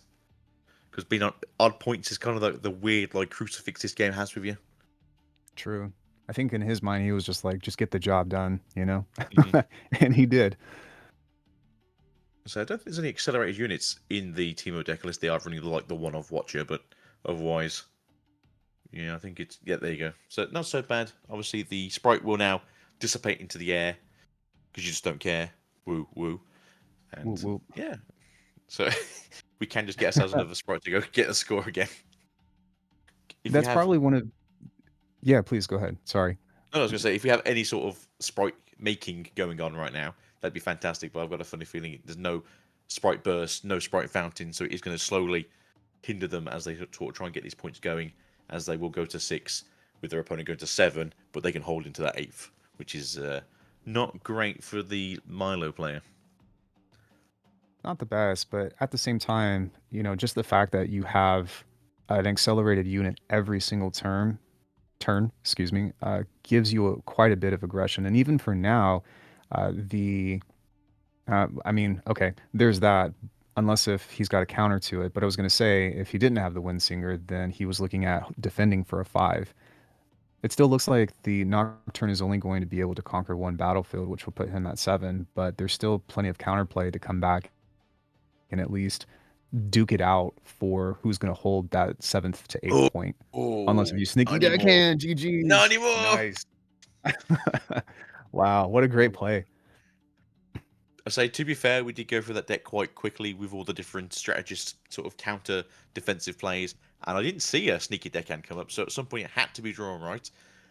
But no, if you're going to go for a sneaky 8-point game, deckhand is the way to do it. Sneak indeed. And we were just discussing how the Teemo didn't really have any accelerated units, but I mean, that's pretty much almost the same thing and very efficient for conquering that battlefield. But what a nice win. And that's exactly what Teemo does best, is catches you off guard and comes out with plays of things that you don't usually expect, even though you know they play a lot of hidden cards. But he had an extra surprise that, you know, said, I don't need to hide anything. Here we go. Boop. Take that 8 point in the win. Then that's it. Yeah, just get off my battlefield. I'll take this one for free, and then I'll throw a sneaky in the other one. Can't really counterplay the sneaky as well, which is pretty good on their side. I was hoping though that they may have an Engard or a Discipline in hand just to be able to stay on the battlefield to make it worse for the TMO player. But overall, that's kind of what you want to see. If I'm not mistaken, we didn't really see that many pump spells from Milo in the first place. I mean, there was a couple, but I don't think that he really saw the cards that he needed. Kind of like what you said before as well, he didn't have any of his other sprite cards to play from hand in order to do like the double accelerate. Um, he did the best he could, but we'll see what happens in game 2 now. Yeah, it's as you said, a lot of his opening hand, the first 3 or 4 turns, it seemed very gear heavy, which unfortunately is great for holding if you want to fight, or great for getting into battlefield if you want to fight, but not great on the in-between sections of the game. But we did see 2 disciplines and 1 Engard, so hopefully we'll see a few more coming out. Maybe a little bit less gear heavy, as it didn't really make helping for defending, but it did help for crashing occasionally. Yeah, it's a hard trade, no pun intended, because you did rely on the gear, or he did rather rely on the gear to get rid of the Vex and to get some really good trade turns with the Thousand-Tailed Watcher. And I would say that without that, the game probably would have been over beforehand. But at the same time, the other combination of cards that come in, and that's all about deck building, right, is seeing that consistency of being able to hold out when you do control the battlefield. But I will also say that the game made a significant turn when that Singularity came out, and he was like, yeah, I pretty much got this by that point. Yeah, between the Singularity and that Vex basically slowing the game down for a full turn on the side of Milo, it was essentially 2 or 3 turns sort of behind, more so than the Teemo, which was getting lucky with the hidden cards reveal from the top for those 15 that we did see on that one turn. And yeah, that's how this deck wants to play. I think it's a very fun game. I think it's a very fun interaction how they've got this to go now with the extra hidden cards. And within reason, unfortunately, this is the last time you really see a Teemo now trying to go for that best of, as it does rotate out as of July 31st. It's a shame. I know that there are some diehard Teemo fans out there, but at the same time, I'm sure that other great, hide-based deck strategies are going to come out in the future that you can, play the Teemo champion in. And that's it. Every color's now getting access to more high cards. Going in, Pike seems to be like the next kind of hidden deck that you can play it like the hidden surprise hand version. You can do the hand rip version. You can run the my opponent's not playing this game anymore version. So maybe True. Pike will be the next Teemo. Yeah, I was actually hoping that there was going to be some representation of Vex as well, since that's primarily a hold-based, or at least the initial showcasings of it were, right, of holding the battlefield. So it would make sense to try to hold it down and show a lot of different strategies. I sure, when set 3 came out, definitely tried to play that. It didn't really work in my favor, but there's still a lot of tech to be discovered within this game, and that's part of the reason why I like it so much. Well, Milo this time isn't going to have problems with the sprites, as you've got 3 sprite fountains in hand. But as you did say, though, Vex does seem to be a very interesting deck that I think a lot of people thought it was going to be more impactful, especially when we saw like what the Vexes themselves do. But overall, they seem to be very good in other decks, whereas Vex itself isn't really pulling its weight. Although we did see that, I think number 8 today was currently 4-0 in Vex, so maybe we'll see them in the next round. Caitlin Clark decided to take a vacation from basketball and come play some Riftbound, apparently. I can't say that I'm too upset about it. We'll see if she has the chops for card-based strategy outside of just shooting hoops.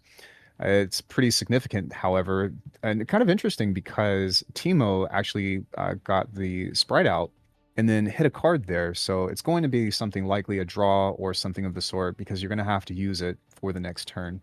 And I will say that both players did not forget their arena's greatest, which is a big ups to them. I can't. How many times do they see that? Constantly. We saw, I think, in like a top 4 before where they've got, to be fair. Overall, though, that was going to be the champion selected Teemo. As you can see, it's been removed from the champion area. And then just to reply to those over there in chat, what we mean is best ofs only rotate for 3 sets, unfortunately. So they only get like a 6 to 9 month sort of window of opportunity. Whereas, yeah, the first rotations will be, I think, set 10 for like the 4 rotation. That's great, though. And it keeps value to the cards. It also incentivizes people to show up for events like this. And I think that we are going to have, oh, here comes the Vex, a great and have had a great showcasing because of that incentive to play those set one decks. And I think that Riot has done a great job, aside from even just having the best of in the first place, to get people to play variety. And that's what keeps the game interesting. Yeah, that's what I've said before. A lot of people complain like, "Oh, this isn't a real competitive game. You need to have more diehards or tryhards in your games." It's like, no, because then you have like 10 decks you just never see play, and what's the point then of making these cards with these decks? So giving people the incentive to play these lesser tiered versions of decks, and giving it their best shot, going 6-3 or going 8-2. You know, it's nice to see that these lesser decks are actually still showing force and actually coming in and going like, "Hey, we're not that bad. We're just not the best deck." And sometimes you don't have to be. There's been plenty of not best decks that have won the regionals, which is, again, just another testament to what makes this game super awesome. You don't have to win with the best deck. You just have to be an amazing pilot. Sorry, catching up. Milo just dropped the charm to hopefully get rid of the Vex, and now that will establish a showdown. It's looking like the Ravenbloom is either looking to trade or take over. Is looking to take over from pumping up and having the masks on board. And he says no to the stunned units thus far. Perfect timing. Fully tapped out. Take what you can while you can. And they're saying, go remember that was a deflect cost as well. So did you pay deflect cost? Did you pay year 1 and 2 essentially? And they're like, I did not. Thank you for catching that, sir. He says, I don't care. I'll do whatever it takes to take you out, but you're gone. That's it. I mean, sometimes you forget there's a deflect cost, especially if you're not really paying attention and your opponent doesn't go, hey, there's a deflect cost. You got to pay that as well. Most people are pretty good about it, but some people do forget. True. It happens. We're looking at a damage here from the Teemo trigger. The sprite is currently chilling at 5, now a 7 from the pump spell, which is a great play. I say currently a 5, because we're currently going through the how many hidden cards can I find. Currently 1. And 1. Ooh, we low rolled everyone. Can't win them all.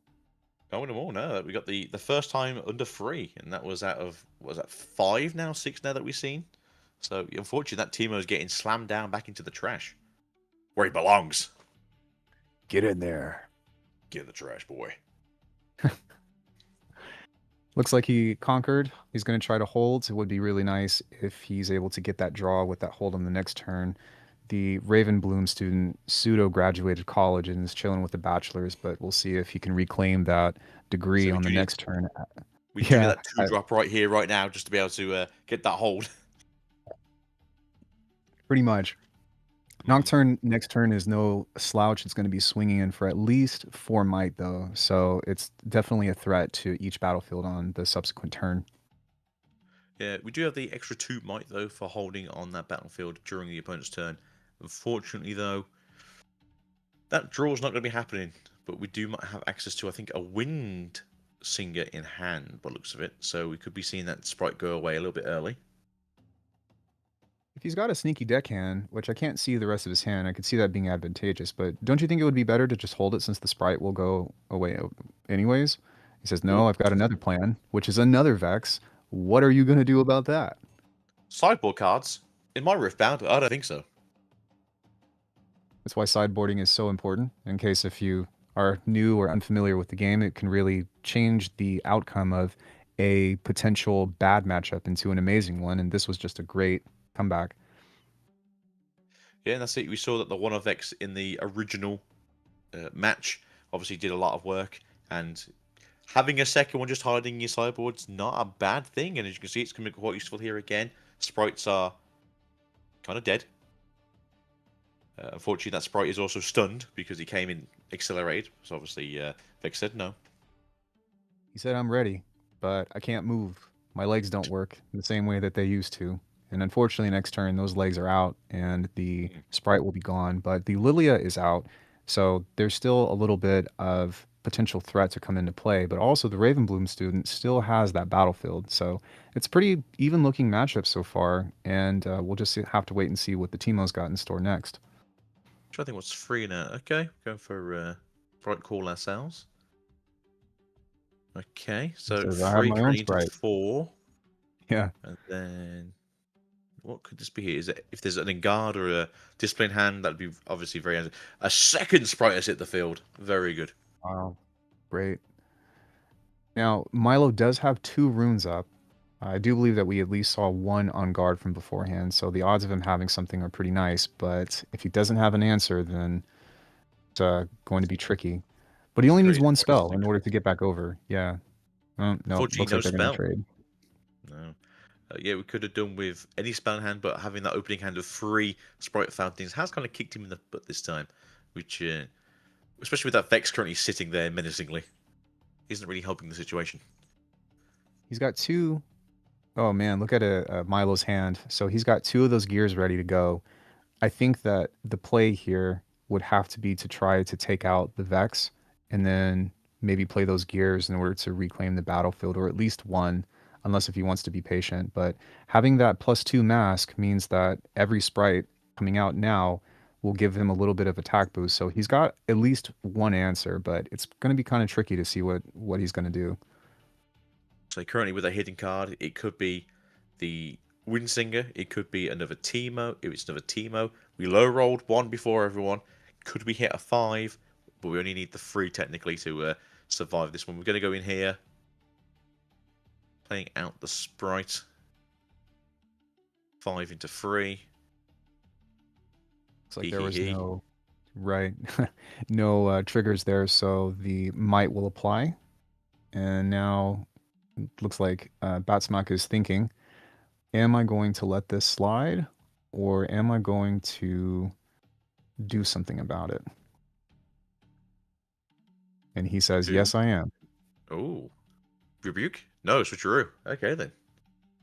Not a bad answer. No. I mean, it does decrease your runes, but when you're already advantageously winning, it doesn't matter too much, especially since you're going to go to 8 next turn if they can't get this battlefield cleared.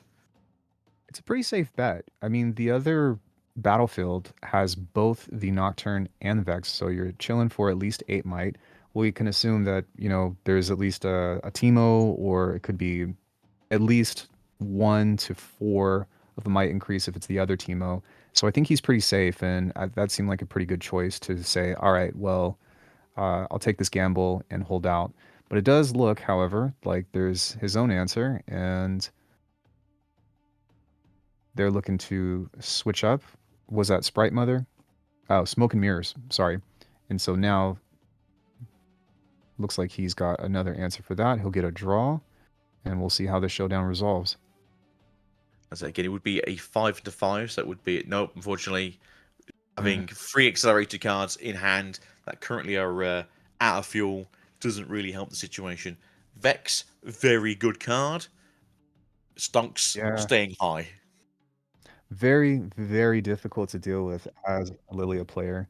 I can't help but feel like personally, especially with the resources that Milo had, that I would try to take out the Vex in order to be able to reestablish my aggression, especially from what he had in hand. But maybe he had a different idea, or maybe he was worried about what the hidden card was that he wouldn't be able to take the Vex out. Yeah, that's the thing. So I was thinking something very similar. It was going to be a Teemo, so if you obviously hit 3 hidden, you just basically run out of resources. If it was the Windsinger, you run out of resources. Unfortunately, when you were drawing the opposite this time, so you weren't getting any spells at all. Right. It doesn't really help. Obviously, they were 4 and 0, so they weren't obviously doing that badly up until now. But Purple and Vex is a powerful combo. Oh yeah. Hopefully Who would have Milo. thought? Vex Apathetic, a clean counter to the Lilia strategy. But with that Teemo getting that 2-0 victor in round number 5, that means the first day 2 competitor has been confirmed, and there's none other than Teemo taking it down. So we do have at least 1 Teemo guaranteed into day number 2. So congrats and hats off to him. But Lilia, not too far away. I mean, X1 is not terrible. Probably has a good chance of getting to day 2 as well. But I was hoping we get a little game 3 out of that one. I was hoping for, but I think just as we said before, Agito, Vex Apathetic is just too good of a card in this matchup.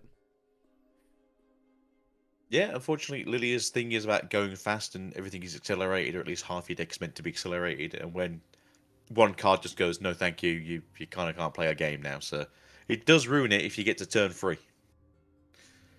I agree, and not only that, but I know that a lot of people in chat, and also I'm looking at the Twitch chat. People are like, "Oh, ban Vex," but it's a necessary component to how a lot of decks exist today. Like, imagine if how good Rengar would be, or how good a lot of the ambush mechanics would be even better if a card like Vex didn't exist. Definitely. And real quick, let's go ahead and listen in to our undefeated Teemo player that is heading his way into day 2 at the minimum, maybe even top 8. But like playing Teemo, I end up shifting into like the more mid-range build for set 1. Set 2, I was playing the pit crew aggro, just barely missed best of at Las Vegas with that one, and then I've been on the blue Nocturne build now. Like, Sprite Fountain is a crazy card. No, we've actually been talking about it with quite a few decks, you know, like it being a better aggressive tool for like the Victors that exist now, but it's just more aggressive tools to help you just get onto the battlefields, which is exactly what Teemo wants, right? And the fact, of course, I mean, one of my favorite cards of the entire deck, Teemo Strategist. It's just like the bread and butter of what I think this deck has become. Of course, the Nocturnes are incredibly powerful, but just being able to have one already there for your undefend and then showing a second one, that Watcher almost dying. I was hoping it would make it there because I was like, if I get this, it's dead. If I don't, I lose all of this. But it's still like, I was like, it's a worthwhile trade. It 100% was, and it ended up working out for you, of course, anyway. But we were even hoping, like, oh, does he have a Stupefy in hand? You know, like that one might off. But, you know, that is sometimes how the casino rolls, right? But it's such a fun deck to me to watch, and it leaves your opponent guessing. But I think also when I sit down and I play it, it leaves me guessing sometimes, even with how many times you find a Nocturne. Definitely there have been games where it's like they swing in, and I'm like, all right, if we're gambling. If this hits, we win in a landslide. If it whiffs, we're going to be struggling for the rest of the game. And like, it hits more often than it doesn't. So no, and you can tailor the deck how you want to, but the cost of which you do so is a lot of those like powerful mind and chaos cards that you're talking about. You know, think about like the hard bargains or any sort of like extra draw power from things like stack deck or whatever. If you play those cards in your deck, you make that synergy go down. But incredible pilot, incredible job. 5-0 here in Hartford, but we have more action and you have more rounds to play, Batsmack. So congratulations, and I hope to see you in the future. We'll send it back. I can't believe they didn't get at that he made day 2 all guaranteed, right? But I guess it's a little bit too early to start talking about day 2 because X2s make it into day 2 and there's only 2 more rounds left after. Actually, there's 3 rounds left. I might have got ahead of myself. I'm so used to the Chinese regionals because that's 5, which, I see why they didn't get that. So I was the one jumping the gun. He has 1 more round left before locking in that day 2. Of course. So shame on me for getting that 1 round difference between the normal RQs and then the Chinese side of things. So yeah, 8 rounds today, which 5 of them already in the books. But I believe, what was the one matchup they showed us? It was match A. Do you guys remember, Alchemy or Agito? What were we looking at at this next potential backup? Was it Diana and Azir? Draven and that's it. I want to say Azir. It had to be Azir because I remember now Cactus King. Cactus King is on Azir. I want to see it. I want to see him in a suit. I can't believe if he's not going to be wearing a suit in a regional when he wore into like a normal. It wasn't normal. It was like a 10K or 15K. I can't remember. And then wore a suit to that event. So I want to see a suit on the feature table just to see what the Twitch chat's going to say. It'd be pretty funny to see. But Azir looking to be pretty good against Draven. I mean, in the right hands, Azir almost feels like it is just the best deck currently. Have either you, Alguito or Alchemy, have you guys personally played Azir before or not really dabbled into it? Oh, I love Azir. Azir is incredibly difficult to deal with sometimes as an Aurelia player. I'll say that much. I have a very tough time going against not only the gear stacking, but the sheer strategy of just being able to send units in, re-equip gear, send it in, re-equip gear. Oh, then you have guards, then you have Arise, then you have, Azir being able to move all of the remaining units to the other battlefield. It can be pretty overwhelming for any deck, and I'm really not surprised. I guess I'm more surprised that Azir didn't see more success up until recently. Mm-hmm. Yeah, I think the issue with Azir. Go ahead, Agito. So I think the issue with Azir is if you don't find your gear within the first 2 or 3 turns, you just don't win. You just can't play the game. Right. I mean, if you get that unlucky, we haven't seen it too often recently, but I mean, I guess there's a world where you get pretty unlucky. Luckily, with set 3 coming around, it has increased its consistency with that single one energy gear being Soul Sword. So I think this is why we're seeing Azir do so much more, so much better stuff this time around. Even though Spirit Forge, they won a regional as well. Azir was the Leo regional champion. But it does feel stronger, as well as with the Peacemakers we've seen, or the Vi Peacemakers, I should say, as well as a little defensive potential with those back calls. We've seen a good amount of Azir's play as well. So I like it. I think an Azir has to, just last weekend it was reigning supreme as a champion. There has to be at least one Azir to take it into top 8. That would be my best bets. But thinking about this next matchup, Draven versus Azir, is it as straightforward as we're kind of talking about now? Do we think Azir is just going to go ahead and maybe even 2-0 as we saw in this first up matchup? Or in this first feature match we saw? I think it has to go... Sorry, you go, Alchemy. No, my bad.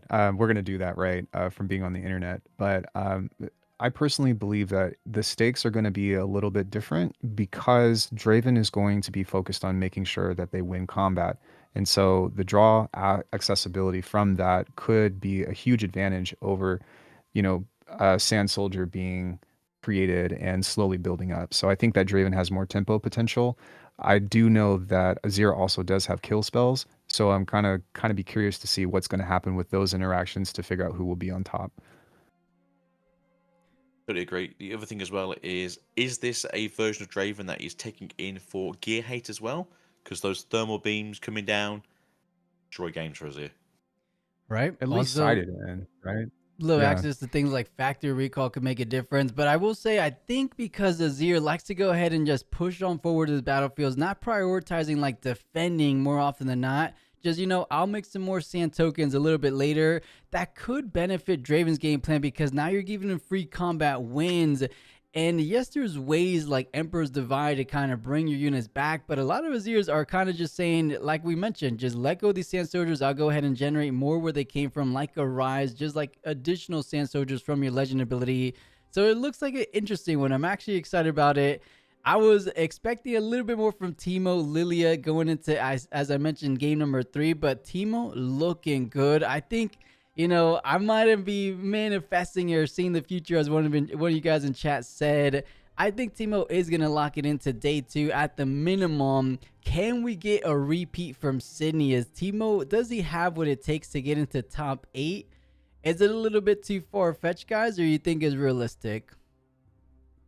The thing about Teemo for me is that this deck in particular has a wide toolbox. And I think that that's where I usually see the most success. Of course, there are other things and whatnot that come into play, but because you have such a wide range of the hidden cards, you also have the element of surprise.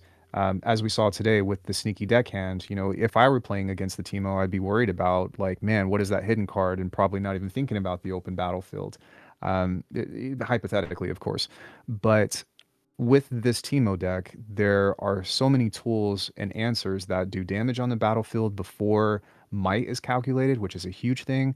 There are things for removal, such as the Star-Crossed, and there's also board presence with the Vex. I think it might have the chops, maybe not to win, but definitely with day 2, and I personally like to see top 8. Definitely. I'm excited for Omni Shadow saying it's realistic. And hey, Ice Monkey, !bracket. I see you on Twitch. So either on Twitch or on YouTube, if you guys want to keep track of the standings, just !bracket. It'll take you right to the link so that you're able to keep track on it on your own time. I normally would throw up the bracket, but I'm a little hesitant because they might show us a bit of a spoiler between Cactus King and the Draven player. So like I said, normally I'll pull it up, but because these tend to be pre-recorded matches, I don't want any spoilers for us. So don't let us know if the match has already ended. Don't let us know in chat. But I think, oh no. I was gonna say it looks like they're getting to the back of feature match, but they're going over the winning list from last weekend. Being piloted by Squirtle. So we'll kind of engrave this into memory and see if he's playing something similar in the back of feature match. Because if he won the regional champion last weekend, would you dare change too much on that deck list? Or are we just running the same thing if you were an Azir player? Well, it was quite interesting because he plays 3 of the deck rips. And I know a lot of us is like we only play the 1 of it because it's a bit of a dead card if you don't get to kill something, or we play 2 of it because we're scared we don't see the first one. Obviously, with the access now to Scuttle Crab and the Vi, it's a pretty solid list. You get an extra draw, you get stuns in there, you got a pretty beefy body to sort of fight back with. Again, with the death grips giving the extra draw and the extra might coming from probably a brutalized unit is pretty good. Hidden guards as well. The only thing that I've noticed that he doesn't run compared to a lot of the other people, but that could be because of back off now, is he doesn't run the face breaker. Okay. Which used to be I quite was a going, staple in his ear. and I was going to ask you all if you were piloting this deck after just taking the regional for one, what would you play? Like, what would you change deck list wise? A concern for me would be everybody knows my deck list now. And so a lot of people are likely going to be trying to put all of the cards that they can to try to beat it, because that's the deck to beat. And we've seen that with Aurelia. We've seen that with the Auroras, with the gear hate. You know, almost everyone is making sure that they are maining some kind of gear removal. As an Azir player that's defending the title, what would you change in order to, you know, get an edge over the rest of the decks? And for this regional specifically, I would also be anticipating obviously more Master Yis, but maybe some of the other season 1 decks to play against.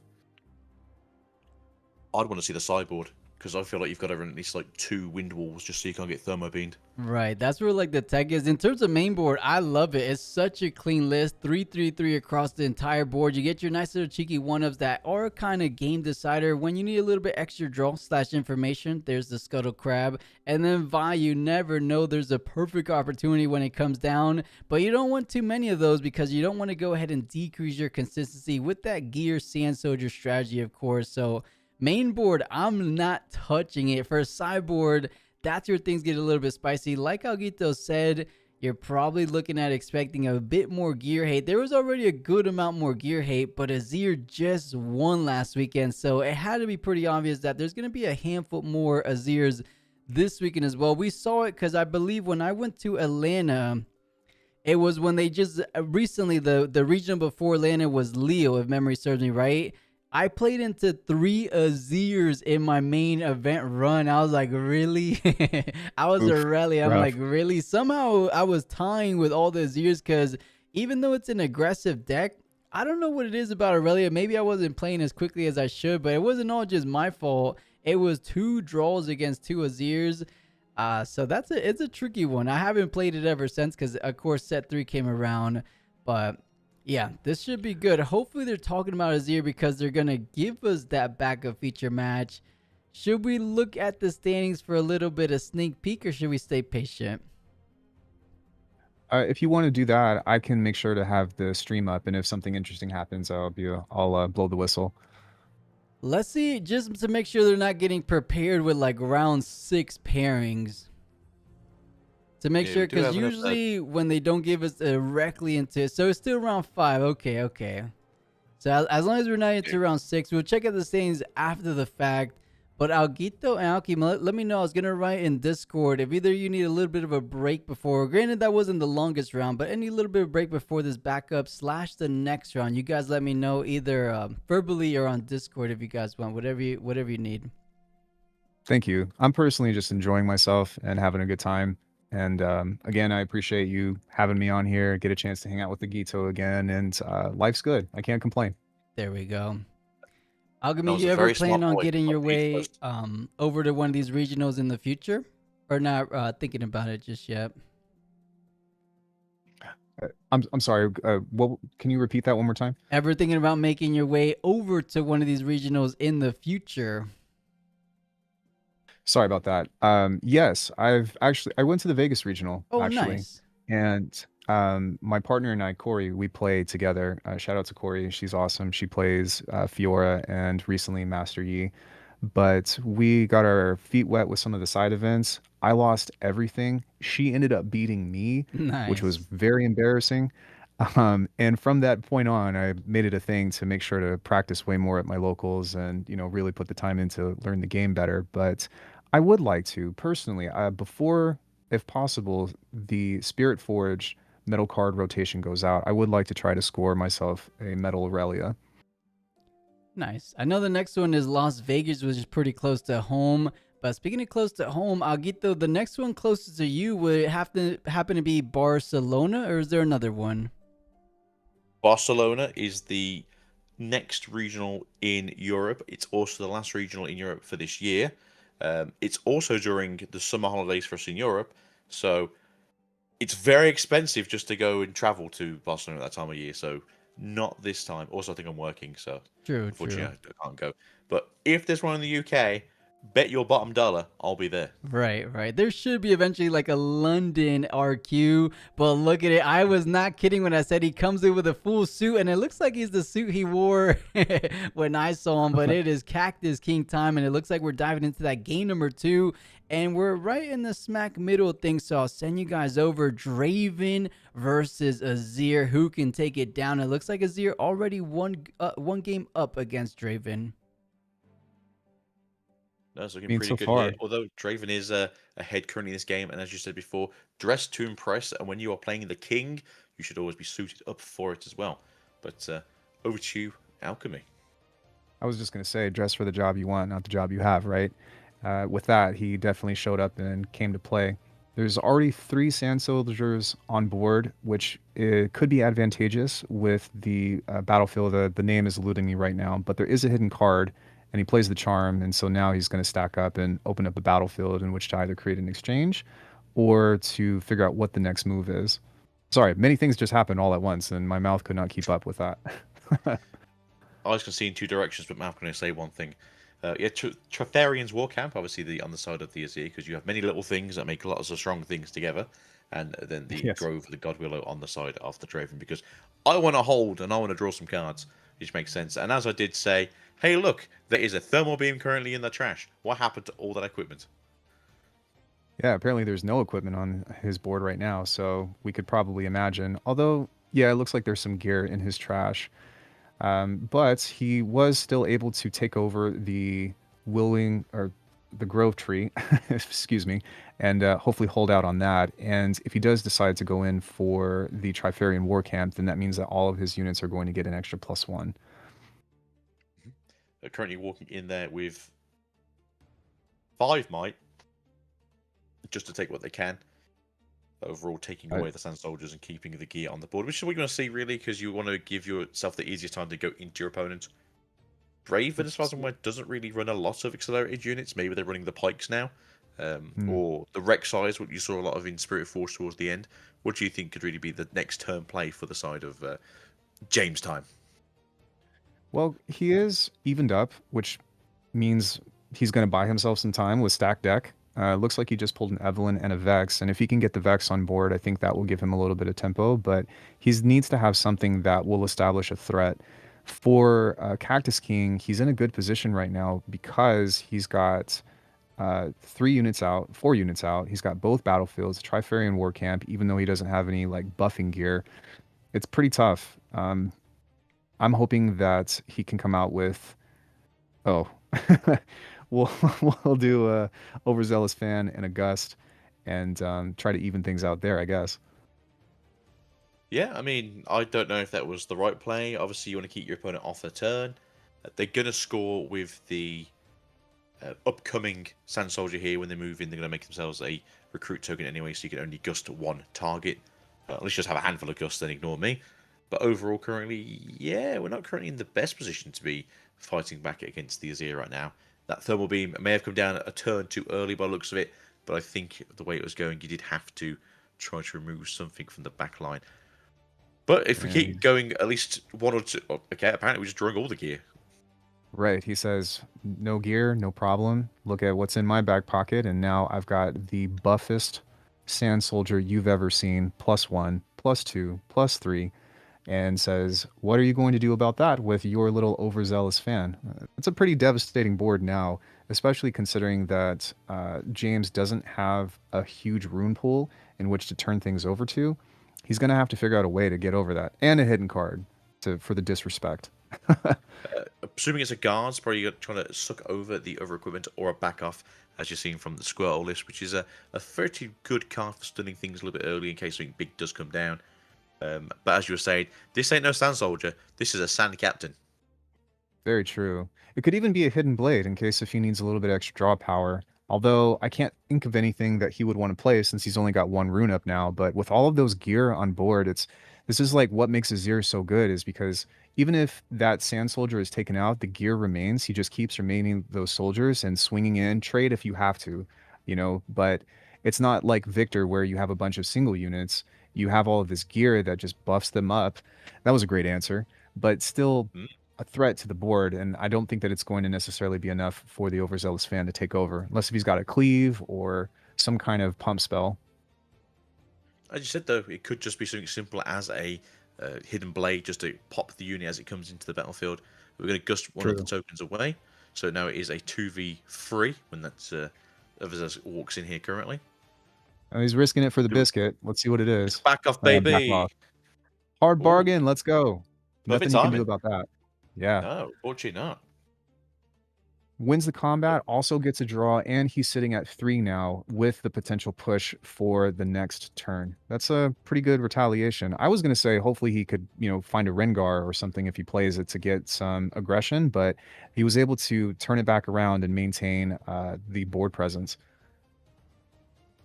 That's it, really. What you can do is where you got it where I was going. Currently, if they do have a guards in hand, if they draw into it, they could then get themselves an accelerated unit outgoing and equipping 2 of the eyes on there, just so you have more units on the field to try and take back what you've got here.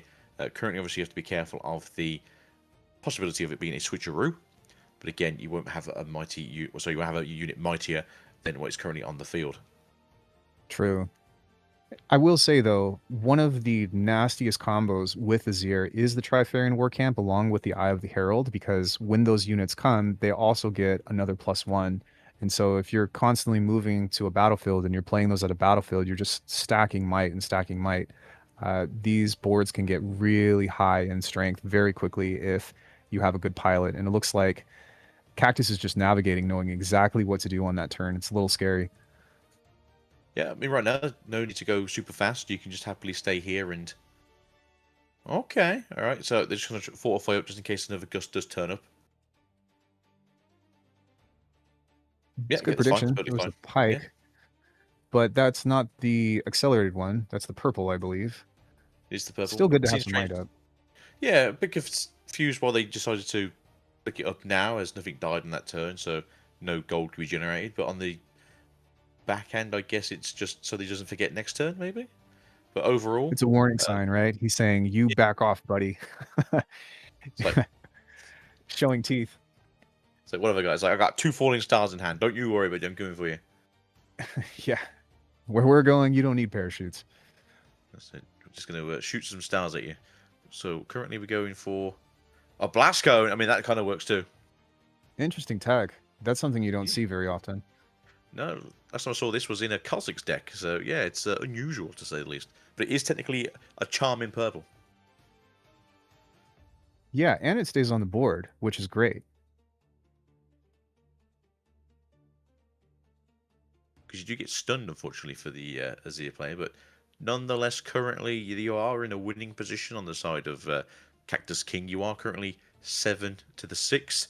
You can just move out and get that extra draw from the God Willow, and then that could be all she wrote on the side of James' time. But hopefully, James does have a very good hitting card here that isn't just a mighty switcheroo. It makes sense why he revealed the card now, though, because he had a even better card to play. Or perhaps another pike or something of the sort to build. So sometimes you have to play that, or you have to move a unit off of the battlefield and you don't want it to go to waste. So you might as well play it, get it out on the board and say, you know what, I'm going to upgrade and get something better. Although I will say that there is quite a lot of might on the other side of the board. Now, he does have the overzealous fan, which he can push away at least 1 unit, but if he's got a guards or something else or an arise that can play ready units, it's going to be trouble here. I'm not sure if I like this, to be fair. I am concerned it's going to be a case of a switcheroo going to flick over here and unfortunately get rid of this poor little sand soldier. Either way, there's going to be some interaction to go on. It could be possible that...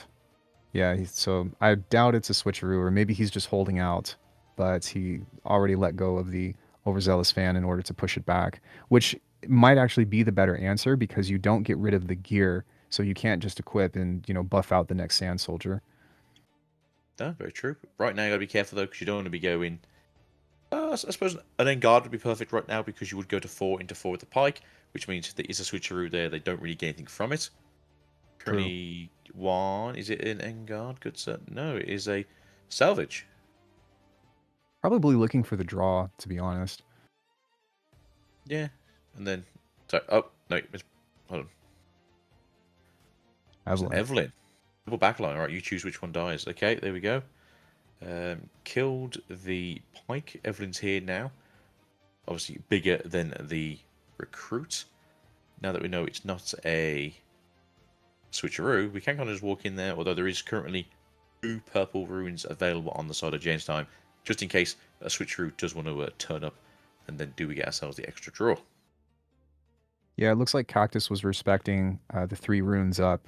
I suppose you could have played something like Existential Dread if he's got it, or some other pump spell or something, but he's going to let him take the battlefield, play the Star-Crossed, and deny him from getting that point. Although, I'm hoping that the Draven player will have something on the next turn, because we've got 2 units to conquer and finish the game for the Cactus King. Yeah, Cactus has just said, solid. If that's how you want to play this game, I'm going to bring out Azir, and that way I'm going to take the easy route, and I'm going to take the hard route afterwards. Why not? He's like, what you got, bro? Send it. Pretty confident. That's what happens when you roll up in a suit. So if I were James, I'd be sweating right now to try to not only take a board, but also have enough to be able to, man, it's tough, not kill their units for the gear, but deter them from overswinging, not killing their units so that they can't just keep on, reattaching, and still have enough to where you are holding your own, right? There's like 3 puzzles to solve with this with this board state right now. Essentially, as I say, it's forward and start time. It's like I need to get rid of units on your side of the field. Yeah, it was a great answer. Currently, we kind of do need to find a second Fallen Star in hand, if that's possible, to get rid of that Azir. Just because if we have an Horizon hand, or we have access to a Guards, then we basically just have a way of winning now. Right, and now it's a race to see if he can get that Vex on the board to establish. He does have the Azir, so he can at least conquer one of the battlefields, get an extra draw, but it's not going to be enough to win the game, unless if he does have that Guards. Or an Arise, accelerated unit. So currently the opponent is fully tapped out, which means there's no bag coming in to take you away. Get that draw going. I think that was a Hidden Blade, unfortunately, so not quite what we need. But do we have access to 4? What's going in for 4? A big sword. Okay, everyone wants a big sword. The best friend sword, everyone, not the other one. The best friend sword. So we do have ourselves now big, mighty Sand Soldier in the back there, waiting to next turn. Currently speaking, what is the actual plan, though, other than just trying to keep things a little bit more butt for next turn? Yeah, man. Cactus just freaking built an armory, apparently, and so, he's got a lot of ammunition, literally, on his backboard. And for the Draven player right now, it is nice that you've got a Vex, but it's not going to be enough, as that Sand Soldier is going to ready up on the next turn. So he's going to have something that can not only take out this Azir, but also make sure that he maintains that Vex on the field. That is the 3rd stack deck that we've seen. I think it was a Pike and Evelyn. I didn't quite see the first card, so maybe not something that we... So overzealous, so not exactly what we need right now. Is it something for next, is the question? Yeah, if he can get that Azir off the board and put the Vex on and establish that Overzealous fan, then that might be a nice deterrent, but he's still going to have something else. Ooh, Rengar. There it is. Okay, I would prefer if the person had done the move in first and then play the Rengar the way it's meant to be played, rather than putting it on the backboard and then moving it in, because some judges might say that's technically played to the battlefield, to the base. Very true. Definitely going to take out the Vex. I would have done the same. But the Rengar does at least take over the battlefield for a 7-up. But yeah, I mean, all the Sand Soldier really has to do is ready himself up, I'm curious to see if he's gonna provide the ultimate disrespect and combo out and wear 7 weapons just to take out this Rengar. It wouldn't be the smartest thing to do, but it would be epic. It would be very interesting, I agree. Currently, hidden card could be another Evolue, which means it's a backline unit, so you can't choose it first. Cactus King did just pull a charm. Yeah, so that might be GG's. We need to get another card, that's the issue. We need to get another unit going, unfortunately. But again, maybe you could draw into it if you go to the other battlefield. Get your draw going. What's your plan here for the cost of 1, sir? Another eye? Okay, alright, we see some eyes. Cactus said another one. Another one. We get some more recruits going. We're going to equip all the eyes. Currently all eyes on me is what he says. Going to equip and get a whopping 3 extra units when he moves in. Would you like recruits, he says. Yeah, that's insane. So we're going to be walking in here. It's GG's. Just GG, okay. Yeah, couldn't take it down. I'm just trying to think, though. It's a great... Sorry, carry on. No, I'm sorry. Please continue. So I was just trying to think there, like, what was the battle plan? Because obviously he was still a turn off. He could have played out another Sand Soldier for the following turn. You know, what could we have drawn into to sort of help that? I do think that the very early Thermal Beam was a bit too shotgunny because it was like turn 3 or 4 by the scenes of it, and just, I'm going to get rid of all your little things. And then obviously every single turn after that, it was just gear. So it was a case of like, yeah, the shotgun was essentially missing most of its targets. Yeah, I agree. Like it's kind of hard because even though he had the thermal beam, you could see that he was on his heels through the rest of the entire match. He didn't have anything that could overturn that aggression. And once that second BF sword came out, and that's the thing is Azira is always a constant threat because they will never not have a unit on the board. And as long as one piece of gear exists, especially when you're playing Trifarian War Camp, that extra might is something that you always have to take into account. So I'm guessing, unfortunately, I don't think that James saw the right draws. As you can see, I think he went through all of his stacked decks, but he just couldn't find the answers against an overwhelming amount of might.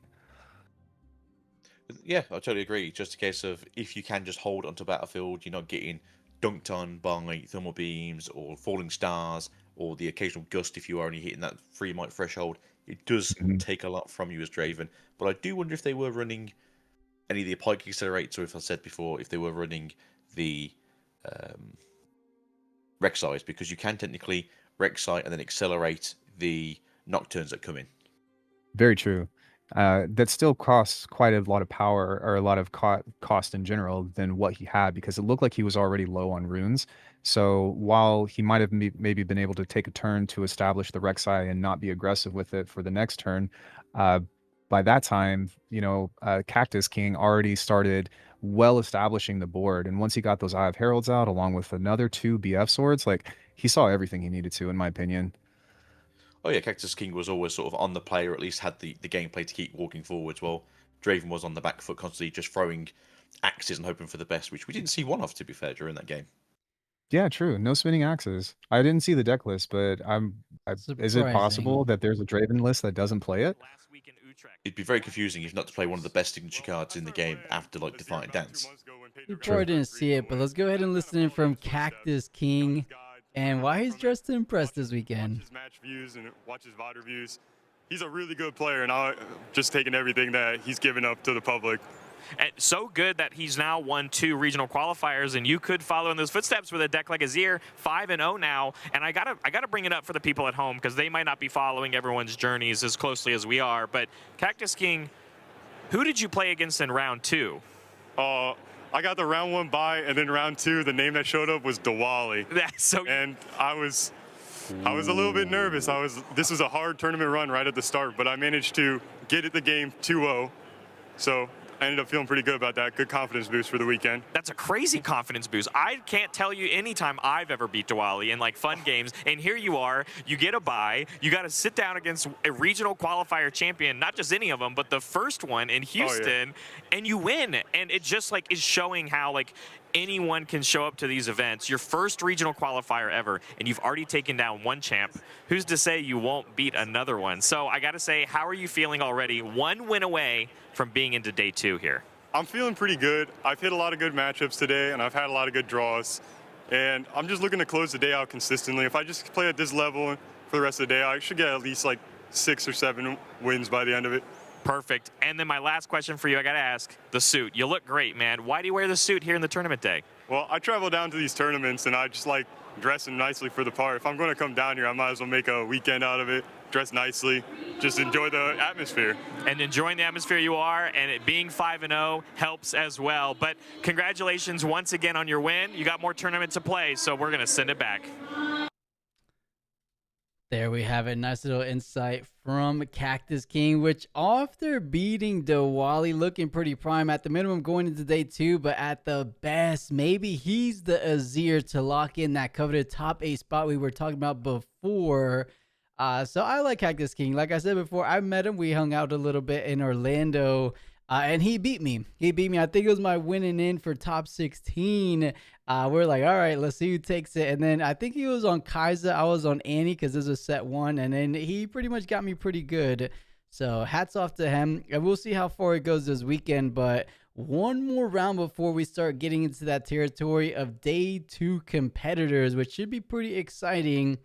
I'll get the alchemy before we get into this next round. I know I gave you guys option before, but if anyone needs a little bit of a break, just let me know. A little bathroom or water break. Don't feel bad letting me know. But in the meantime, let's go ahead and see if we could check out the standings. More Riftbound. We need more Riftbound right here, right now. Oh, yeah. Right here. And Sikuma saying absolute chat. Cactus King is a chat. So round 6 is up. So we should be getting to round 6 momentarily. So let me know if the stream starts popping up. But who do we got? So Cactus King table 4. Nightingale, I recognize they're on Team Secret Sauce. Or the Secret Sauce, I should say. No one else ringing a bell. The wearers are usuals. Let's go to page 2. We're looking for people we know. Yeah, I mean, we do see a fan favorite here. Colin Kaiser. Set the boss table 11, so he's definitely still undefeated. Shizzle, previous Draven top 8 competitor, aka one of the executives of Team Riftbound. If you guys seen him, Shizzle was a former competitive bodybuilder. So he's definitely on the Riftbound train if you guys seen it on Twitter. So shouts out to Shizzle. Bradigan's still doing good. We talked about him earlier today. Alcado's still doing good. Dr. Rick Marshall, guys. Dr. Rick, anyone familiar with Dr. Rick? He's been playing in these Riftbound tournaments since the very beginning. He's actually one of the people that started Thursday night fights. I think that's what they call it, Thursday night fights. So shout out to Dr. Rick. Hopefully he does good. Oh, Prismaticism doing decent as well. He's still in there. Let's see if these guys are undefeated.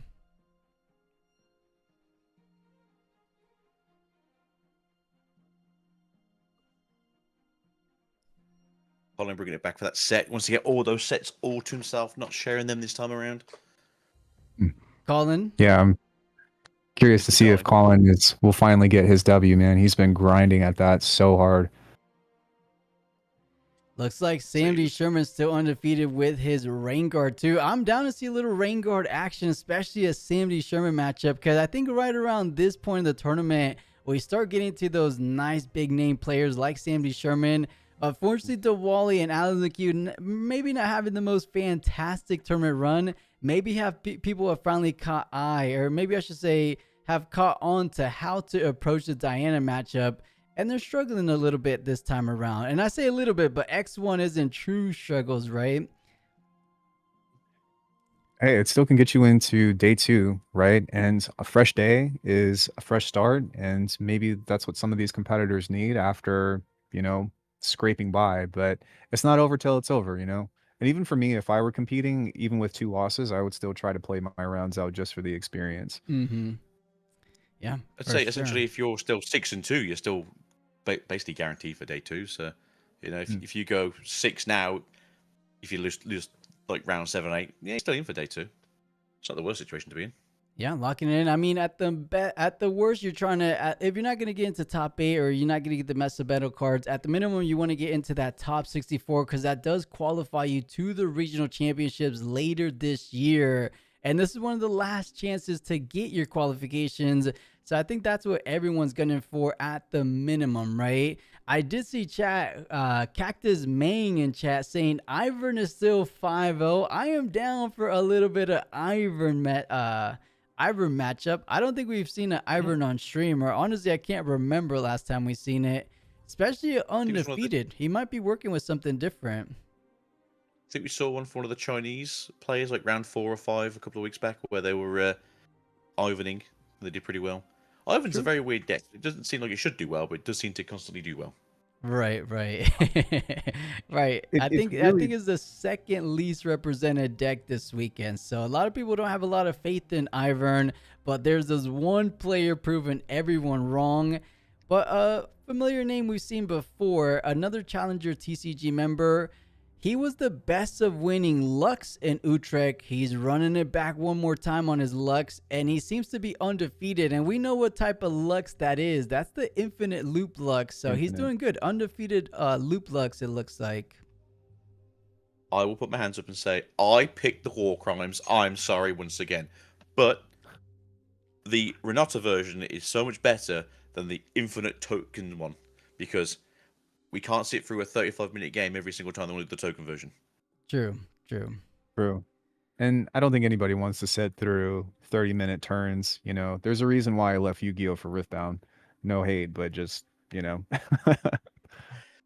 And it looks like last little thing here as we kind of go on and on this list. I think Swag YOLO 420 finally changed his name. No! He didn't like it. He didn't like to be known as all those acronyms there. He went with the simple Ali. That has to be, I mean, whenever I see a Sivir, whenever I see an undefeated Sivir, I'm pretty sure that's Ali Andrazi there. So I think close to being 69, which goes to his own meme persona there, but Ali being 64th seed so far, so not too shabby. Good stuff for Ali. Other than that, I don't recognize anyone else. Prismaticism still undefeated, of course, so it might be time to catch a Prismat game as well. But chat, let us know at home if there's anyone you guys are personally rooting for. That way we could kind of keep an eye on it. But let's head back over to the stream. And they're giving us kind of the most played gears. Did they show us the most played card of the tournament, like unit-wise? Is it still Vex? They did. I believe it was Ravenbloom. Interesting. Okay. Sorry, I didn't mean to interrupt you, Agito. No, so I didn't see this unit one. I saw the spell one, which was Defy at 39% is the most used spell currently in this tournament. I mean, that makes sense, right? If you play green and you're not playing Defy, what are we doing? Exactly. It's pretty much a 3-0, especially in set 3 with Moonfalls running around, with Starcross going around. So I think if there was a time to play all 3 Defies, it is in set 3, of course, which a lot of people caught on early on. Because in set 2, there were not as many Defies. Most people were leaning on a little bit of a half-half split with not so fast.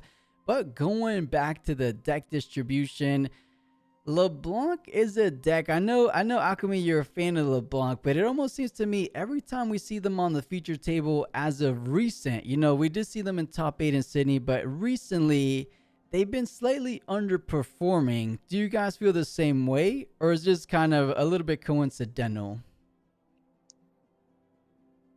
It probably speaks to the deck's weaknesses if consistently it doesn't get as far as, you know, we all think that it should. Because on paper, LeBlanc, especially when you play the blue one of getting that extra copy of itself that doesn't kill temporary, is almost like if you get that, you're probably going to win. That being said, you know, if this matchup type keeps running into those purples, as you say, with the Gusts or the Star-Crossed even, she might just have a hard time figuring out how to beat that puzzle. I could see that. I think specifically for LeBlanc, it's the fact that she was the big bad boogeyman of this format, and everyone went like, okay, we'll just deal with her then. You're so right. It was the first deck that kind of got on everyone's radar. They're like, wait a second. I think it was when Nurov won one of our online events. It was the very first online event, and we kind of showed what LeBlanc Death Knell can do. Everyone's like, wait a second. This was pre-baited hook as well. If anyone remembers that video, Nurov kind of pioneered it, and then the Challenger TCG members kind of perfected it. So taking a look down the road, Jin is making a bit more of a bigger push this weekend because it did so well. Top 64 finish off of Utrecht, and it was at the hands of Jibs, fantastic player from Rift Labs TCG. So a lot of people trying to piggyback off that, going even deeper down to those lower legends. Isn't it crazy how Annie still remains, quote unquote lower tier, but Prismaticism finds a way to make it into top 8 every single regional, it seems like? It reminds me wonder. of. So go on. Yeah, go. Alchemy. No, please, No, you please go ahead. Mine's a negative thought. You go. Okay, it reminds me of like if you've watched fighting game tournaments of these like low tier characters, and then you just have this person that plays one of them, but they just dominate. And really, what it is their understanding and the relationship of like how they play the game with what they want to do, and having a certain selection of card pool that allows them to take advantage of those situations. And that's something that I think we could all agree that Prismaticism is so good about, is reading a situation and then knowing exactly what's in their toolbox to sway that situation in his favor. Yeah, he's a heck of a player, right? So he just knows seemingly what to do in every single situation. Sometimes takes a little bit of his time to fight the correct line, but there's a reason he's kind of taking his time. As I could tell, he's one of those players that goes through every single line, every single potential out / potential card his opponent has. And he's one of those players that can think like 2, 3, maybe even 4 turns ahead. He's such a smart player, as we've seen in the past. Also, one of the players that have been in the tournament scene since the very beginning, even pre-release. He was playing those online tournaments pre-Runes and Rift, because there was a couple, I think Rift Labs was doing it before us, and then there might have been one more. Prismat was winning those events, so he's a GOAT. He's crazy. It makes me wonder too, regarding the no, I'm sorry, but it makes me wonder too for both of you, like, do you all have any of do you have any decks that maybe you don't play anymore, but like you built something and you're like, man, this just clicks with me, and I don't really care if I win or lose, but it just feels so good to play, and like you really enjoy that? Might not be a meta deck or something. Jin. Nice. Jin is Fair. really weird. Yeah. It's one of those decks that isn't super great, but its loop is very simple enough where it just ticks the right gears in the back of your head. It goes, okay, this is smooth, this is nice. 4's a decent number. What do you mean you have Defy? Anyway, here's another forecast. Yeah. Oh, by the way, I and get on know, there real quick, we have to tune in anytime they go ahead and give us a Prismaticism interview. Could be alluding to a Prismaticism round 6. Let's go ahead and listen in. Finish again. So walk us through how that kind of event went for you. Yeah, it went pretty well overall. The first 5 rounds I was playing really well, and then I think I got a bit too happy with myself and then lost a bit of focus, and then lost in round 6, and then played pretty sloppy the rest of the day. I could have easily ended up 5-3 in that event. It was not great, but managed to crawl my way back, and then I lost to Colin on stream. Also misplayed in that match, but had amazing tiebreakers. Ended up being the 1X and 2 player that made it into top 8, and then Squirtle rolled me instantly. So still a pretty good showing. That's my first top 8 in set 3, actually, because I missed on tiebreakers in Vancouver at X and 2, and then in Sydney got paired against Alan last round. And so you've been obviously on Annie since almost the beginning of time, right? So there's a couple pioneers of the Annie deck list that, have been circulating and stuff like that. So walk me through a little bit how your prep has changed from Origins to Spirit Forge to now Unleashed. We're in our last regional now for Unleashed, right? So this is kind of where you're going to get the most amount of information for set 3 before we go into Vendetta. So how does your kind of thought process when you approach these events change? Because everybody just assumes, oh yeah, Prismaticism is going to be on Annie. So how do you kind of prepare for these big events? Yeah, so I think there's a shift from early set into later set, where early set, it's a pretty big jungle meta. Decks, maybe there are decks that people have an idea, these are pretty good, these might be the best decks, but there's no deck list established for them, anything like that. Whereas now you get late in the meta, people are really committed onto one legend. You know what the meta is going to be. You know there's going to be Master Yi, Aurelia, Diana, and like Aurora. Those are going to be the big ones. And like Vex has dropped off a cliff where she was very big in the meta early on. And then you get familiar with the deck lists. People are playing the same deck list within a few cards of each other, so you can really prep against that overall. And then with Annie, I think I'm just be the better player. Just try to be the better player. Haven't made too many changes to the deck. I've made a few tweaks. But overall, it's like people can copy my deck from early in the set, and it's pretty much the same deck, and then just have to perform better. Yeah, so when you're preparing for a new set, when you're looking at like spoiler season, when all the cards are out, do you think you're pretty comfortable at like finding almost the optimal kind of 40 cards, getting that all set up, and then you tweak throughout the Yeah, I think once I pick a deck, then I can start optimizing it pretty quickly, but I have difficulty picking a deck. Like, I think every single time it's been within 2 weeks of an event that I've actually settled on a deck and been like, okay, this is the deck, I'm going to actually start really working on it, going in depth with it. But once I do, then I think I get pretty far in a short amount of time. Yeah, right on. I mean, we've seen you put up results very consistently, and obviously this, like you mentioned, the meta kind of shifts, and we now have an established, in air quotes, meta for Unleashed, where we know that there's some decks that are powerful, there's some decks that are pretty sleeper as well. You know, like, not a lot of people in North America at least play Azir, right? But it's a very real deck and a very competitive deck in the European region. So I'm curious, are there any kind of matchups that you're hoping to avoid this weekend, or any matchups that you're like, yes, please give me like 13 rounds of just this? Yeah, 13 rounds of Victor, I'd be undefeated, guaranteed. Nice. That was one of the most one-sided matchups in Utrecht, and it should have been even more one-sided probably, like maybe a 90-10 matchup, something insane. I think Yi is pretty difficult. It's a bit die roll based. I think in general, Annie is a deck that does a lot better going first, but is also pretty playable when going second. I think Azir is also pretty tough, where they're able to keep up the fight early game, keep up tempo early game, while also having a better late game overall, late game win conditions. After that, like, Diana's kind of annoying if the Diana player is good, like very good, then it can be a tough matchup. But other than that, I think I can just take anything. Like, I don't have any bad matchups. I think even if I say there's a player equal skill level to me on Yi or on Azir, it's still probably 60-40. Okay. And then compared to other decks, like the Diana has some very bad matchups against like Kai'Sa or other removal decks, can have a lot more trouble.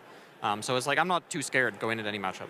Yeah, and I think that kind of highlights not only obviously your skill as a TCG player, but something that I think that is not touched on enough is really hunkering down on one legend and just becoming the master of that legend, right? We've seen it with, you know, other players like Colin on Set, you on Annie, right? You know, Villionaire on Volibear. These are just people who have really mastered their craft. So what kind of advice can you give people? Because obviously this IP, there's a lot of fan favorites. People will be like, oh, I love Teemo or I love Jin. How do you kind of approach where your deck might not be tier 1, yeah, but what kind of tips can you give players to really like hunker down and focus on a deck? I mean, you can keep in mind with the best of system, like, you don't need to be the best deck in the room or even the best player in the room. You just have to be the best player on your legend specifically. So, and I picked legends. Every single one that I picked is a deck that I feel like I can top 8 with, that I can be very competitive with. Probably don't have any bad matchups or very few of them. But it's also a deck, other than Miracle Draven, that's been off meta, more on the fringe, not the main focus at least. It may be like secondary focus of the meta game, and then that's where there's less people I'm competing with, so it's overall a better chance for me to outperform as a player. Awesome. Well, thank you so much, Prismaticism. Before we wrap things up, where can people find you? Yeah, people can find me on Twitter and Metafy, various versions of Prismaticism or Prismaticismism, and then I've also got a Twitch. Man, what a go. And he has the Exodia puzzle pieces on his neck, right? 5 pieces of Annie, making or trying to go ahead and add an additional one this weekend. I can only imagine how much value that card is going to skyrocket after the rotation of these best of metal cards. So if he sits on them for a couple years, which I don't think he's in any rush of selling them, he might be looking at like a little bit of an early retirement or something like that, because he has a good amount of them. Yeah, if you've got the market for them, then that's you kind of set your own prices, right? But back to the evil thing I was going to say earlier before that started was, I think the issue with certain decks like Sets and Annie is you have 2 of the best one tricks playing those 2 decks, which is probably why people don't run them as often, because they know it's more of a struggle to get those best stuff cards. True.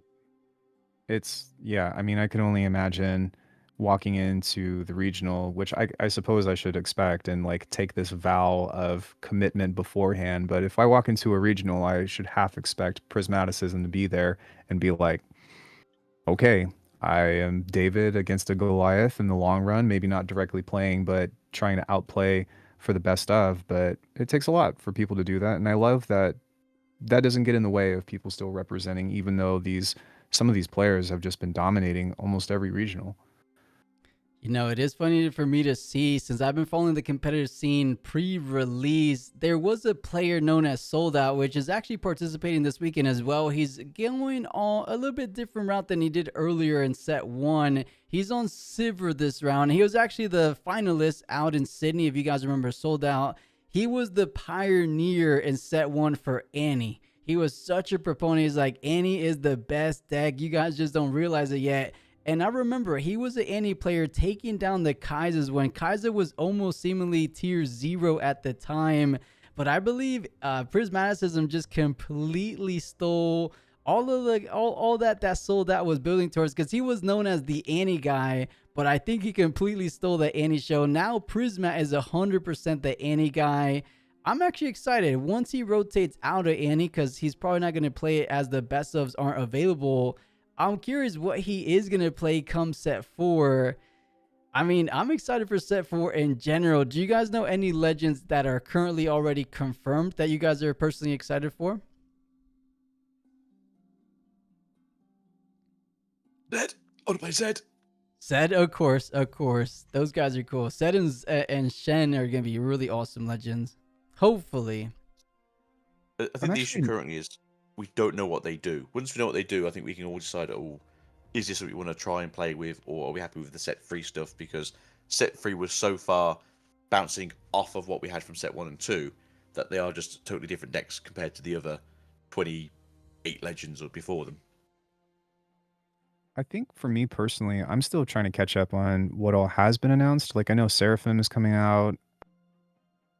No, I think that's Other set than 5. that- I think Riftbound Report That's has set shown 5. it. I could pull it up here or post it in the caster chat soon, but it looks like round number 6 should be starting rather soon.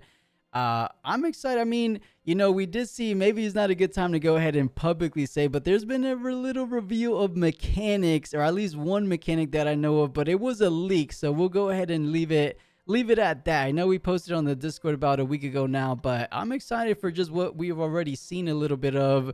But of course, it is a bit of a leak, and Riftbound kind of frowns upon those. So we'll leave it at that, as we said before. But we just got a Prismaticism interview. Is it time to go ahead and see him on the feature table? Because it would be a regional if we don't get at least one Prismat game in.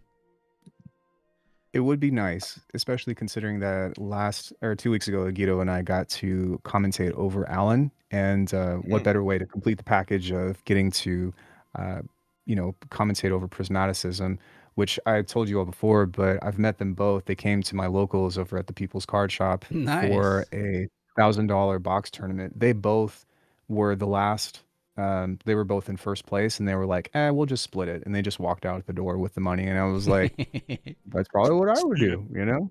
Yeah, win-win. That was the Las Vegas regional. Yeah. Good stuff. It pays for your weekend, so yeah, I'll do that. All right, you want 500? I'll take 500. Right, that's it. Weekend paid for. Exactly. Nice. And what was Alan doing out there? Was it the Vancouver regional, or was it the Vegas regional? It was a Vegas regional where he was piloting Ezreal, and he had just come off of his first major win.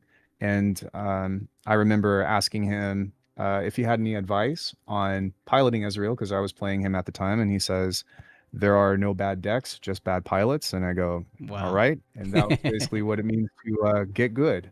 Right. Sounds like a very Alan CQ thing to say. But, you know, speaking of Ezreal, there is the potential of an Ezreal mirror match being Bradikin, our previous triple box tournament champion. Let's go ahead and look at match B, the undefeated Ivern. I think it should be 99% match B, guys. So spam the Bs in the main chat. Pyke versus Ivern. It doesn't get too much better than that. I'm wondering, can Pyke do what we see in the past and kind of completely hand destroy Ivern? Or can Ivern kind of get the hands out of the hand first and kind of push them up onto a battlefield before that? This is spicy, and we are getting to that 90% territory. So one thing about Ivern, I recently played against a really good player at the last skirmish, is that if they can get their Poro out along with their bird token summons, then they can at least put up a pretty good fight without having a lot of cards in hand. That being said, if they don't see that and they get the spirit out as the pike and they just start ripping cards, like that's bad for any matchup for anybody, you know. Oh yeah. But Pike is a very fun deck. Is it?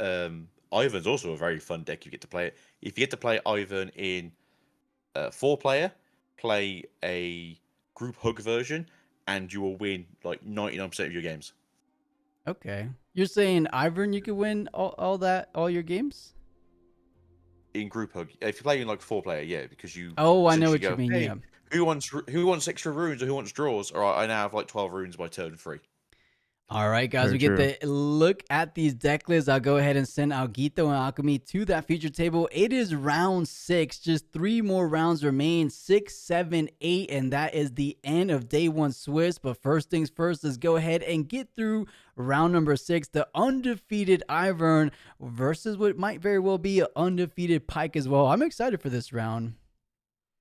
Yeah, it's a great deck list. The Ultra Soft Poro can be devastating if it stays on board with getting the extra birds out. And once you get to the Bush token battlefields, all of your units, including Ivern, I'd say most of your units, maybe except for Vi, get that extra +1. And it's great because that's every game, you know, because you have that token battlefield. But the deck list looks relatively standard, minus the Azir. That's not something that I've seen before. I'm curious if there's anything that sticks out to you, Agito.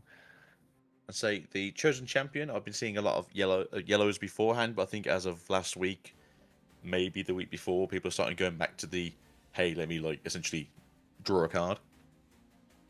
The Azir makes sense in this version of the deck because obviously you're making so many bird tokens, and just having a flock of birds just fly down with the Bird Emperor makes a lot of sense. True.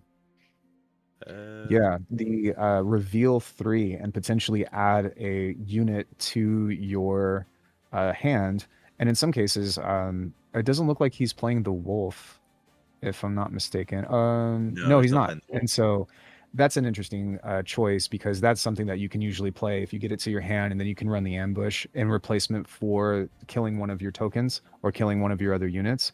But there's plenty of aggression in here. The Vi is obviously going to be really nice with the Blitzcrank as well. So I'm curious to see how this comes up because I haven't seen this combination before. And this looks like it's the Pike that we saw last week that was also on the stream. I'm trying to think, did we cast that last week? I don't think so. Maybe the backup. I don't remember though. Maybe the backup, because I do remember the list coming and going quite often during that game, which I thought was quite an interesting tech piece that they had there. But as you can see, it's a lot smaller list. It's a lot of free offs, and then you do just have your constant hand ripping with the spirit and the one of Mind Splitter. So overall, it's sort of a mid-range deck that is just made to destroy your hand as best as possible. But as much as I love Pike, and I think Pike's probably one of the coolest champions, I'm going to be voting for Ivan in this game.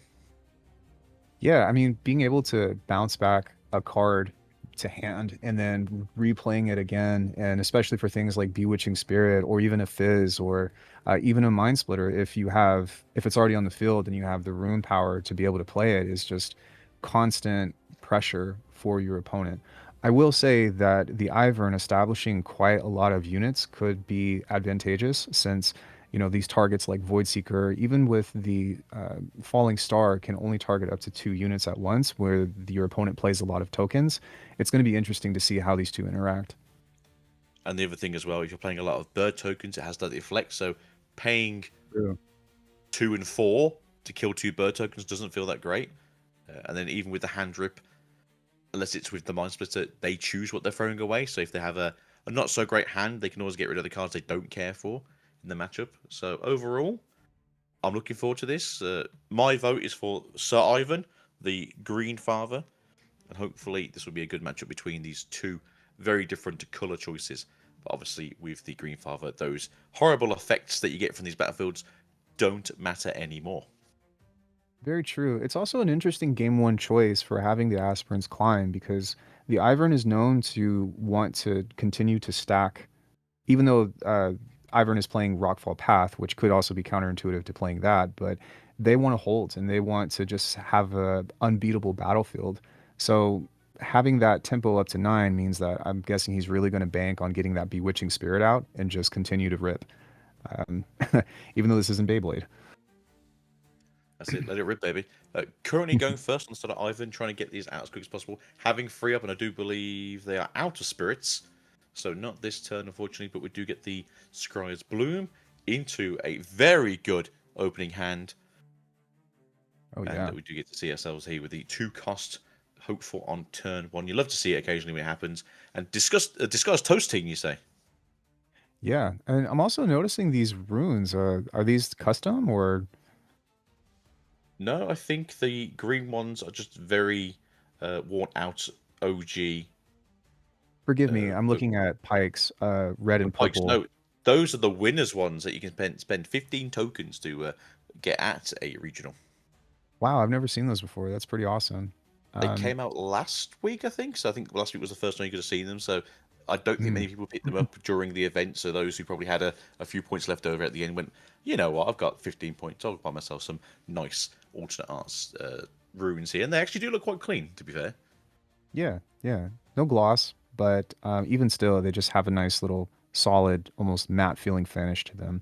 Now, back to the game, having the mutated Mouser is always a threat because of the shield. And if the Ivern player can get the Crane on board, then that means that he'll get that extra +1 because it's not alone, if I'm not mistaken. No, so we do have access to either a Mind Splitter or... No, we're going to put them... I think you just said no to the Mind Splitter and the Spirit, so... Okay, then so we're just going more delving in here with the list.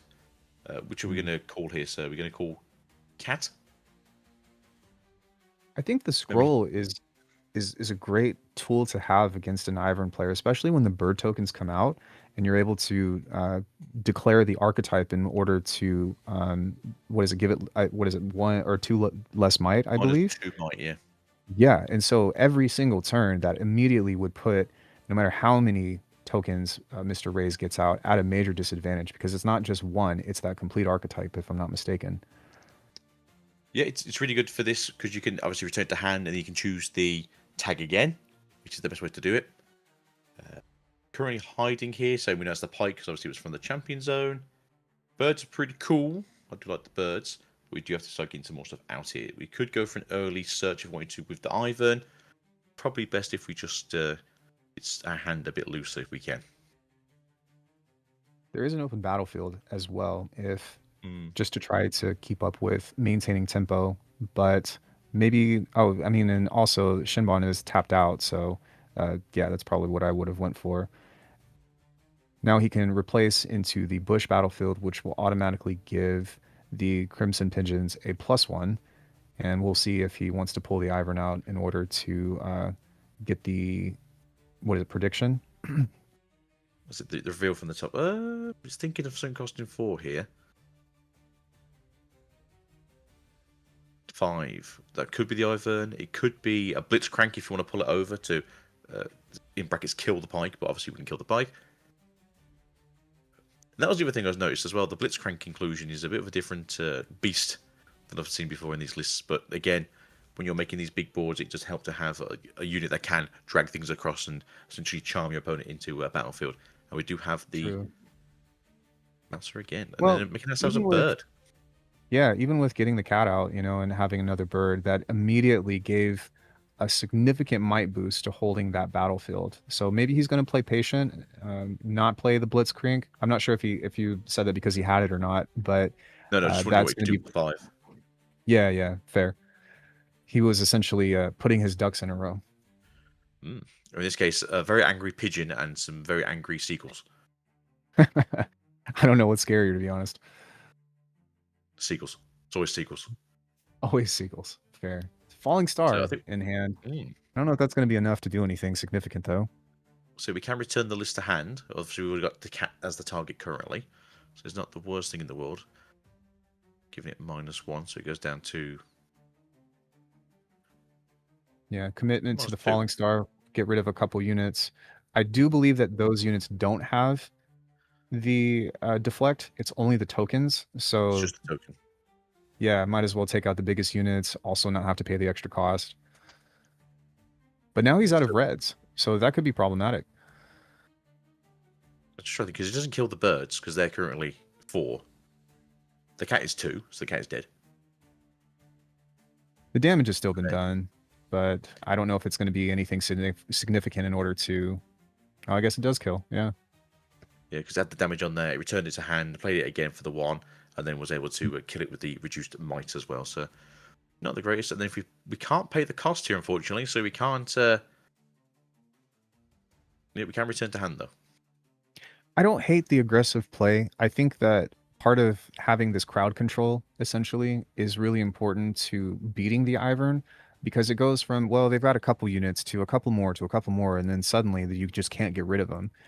So even though it's not, something that's going to change the tempo this turn, I still am not too upset about it. Plus, you can always bring it back with the Fizz or, some of the other purple stuff that he's got in his deck list. Yeah, I mean, I didn't hate the aggressiveness, to be fair, trying to clear the battlefield as best as possible. It is just a case of, like you said, they did run out of the red runes. They could have really done with one more red rune just to be able to play the pike across and essentially take that other side early. He's currently asking, like, what's the situation with the gear? Obviously, with the list is when you comes down, you name something with a tag. So for Ivan, it'd be like either like Onia, or I think it would be Ivan. You can class themselves, Shurima, bird, cat, dog. So you basically get to pick your tagline, and then when it gets played again, you can then rename something because it's removed from the field. So I think he's probably asking why. This definitely isn't your grocery list. I know that my partner likes to have one, so that way we always know what to go shopping for. But in this case, this is the kind of list that I don't ever want to see, especially if I'm playing against it. Is it not the murder of crows in the list currently? We do get to see the lovely, giant, ultra soft Poro. That is not cuddly at all. Look at that chunky boy. But we do get the buff on that Ivan. So, oh, good, really. I'm happy with that to see. That's 6 might Ivan, or is it 5 might Ivan currently? Give him 6 when he moves in. Drops it out, though. Yeah, and then we're going. So I think it's the daring one, if I'm correct. Daring Poro, right. And we do have a hidden card as well. In green. Back off, maybe? I've already forgotten the list. It's not very good. Here it comes. Here it comes. No. It's nice that he's got some diversity on the board now, though, because it's not going to be able to take care of in -2 everything. And this can be significant in case if he's got another kill spell or something in his hand. You don't. That's the last thing that you want, is to have all of the same archetype, all of your units have -2, and you just get a complete board wipe or something. Yeah, and that's the good thing about, obviously, this deck. It does ask 4 different names essentially to be at its most potent. Currently here we are going 2 into 4. If we have Hidden Blade, I mean, that work. You're killing the bird, okay, so you get 2 draws. All right, that's pretty good for you, if that does help out in the future. But again, we are now back 3 to 3. But that is the only unit currently on the board. But we can use the pike this turn as well and accelerate it out for 3 and a 1, just to get that 4th point going. I'm guessing maybe he wants to see something. I wouldn't have hated pulling the Hidden Blade out and trying to kill the Noxus either, to be honest. But, I mean, I guess with all those cards in hand, he might have wanted to be like, you know what, I'm not going to risk it. I might as well take the definite +2 draws and try to recapture the battlefield next turn. Yeah, I don't think you like seeing the purple player have extra cards, to be fair. We're going to play the Fizz instead, okay. We're going to use that to play out another Falling Star. Okay. Hitting Defy? the event. Oh, he can't defy it. It's 2 power. Defy it, but he could what is it now? Engard it maybe, Not so or fast. discipline? Yeah. Yeah, can't. Unfortunately, not enough runes for the not so fast. But the I think Engard wouldn't work either. Could only give it +1 to no. It'd still be going down to 6. Unfortunately, on the side of the over. Well, he still has 1 unit on board, and that's enough to essentially reclaim the other battlefields, which is the Aspirant's Climb, and change that into the Bush, which will give the Poro another +1 and hopefully have something against the incoming Vex. Okay, we can play that again now for 2 if we really wanted to, just so they get the gold and back onto the field, so we have more units. Yeah. So this is the thing I noticed with people playing Pike. They don't really consider like how often you should be getting cards back in and getting things down. True. There's a lot of resource management to consider with that, though, as well, right? Because you can essentially get and return those units back to hand. And that's why Noxus is such a great tool to have with Pike, because if you've already played a card, you can play it again for 2. So it's almost a pseudo 2-drop for free. But I think that was a great play of conquering and then bouncing it back and then playing it again for super cheap, because now he's going to be able to have an answer to the Poro with a lot more might on the next turn. Yeah, this is what I generally do if I'm playing Pike. I'll essentially capture something, get something on the battlefield, and then I will return the Pike to hand and then hide it again, normally as my play for the turn. As you are essentially just recouping the goal back with the power lost. It's a bush over here, we don't brush nothing. A brush is what you do to a cat or a dog. Don't beat around the brush. The cat, though, comes out, gets another token, so it's really good that he's able to reestablish some of the board, just because that falling star could have definitely been devastating. It is kind of not so great that he took care of the Ivern, because that could easily have become a win con, but that would probably be my main priority as well going against an Ivern. It's like, don't let him get the predict, don't let him get some of those big units. Thankfully, there's no Vile Maw, at least game one, but that would probably be my concern, is limiting those draws.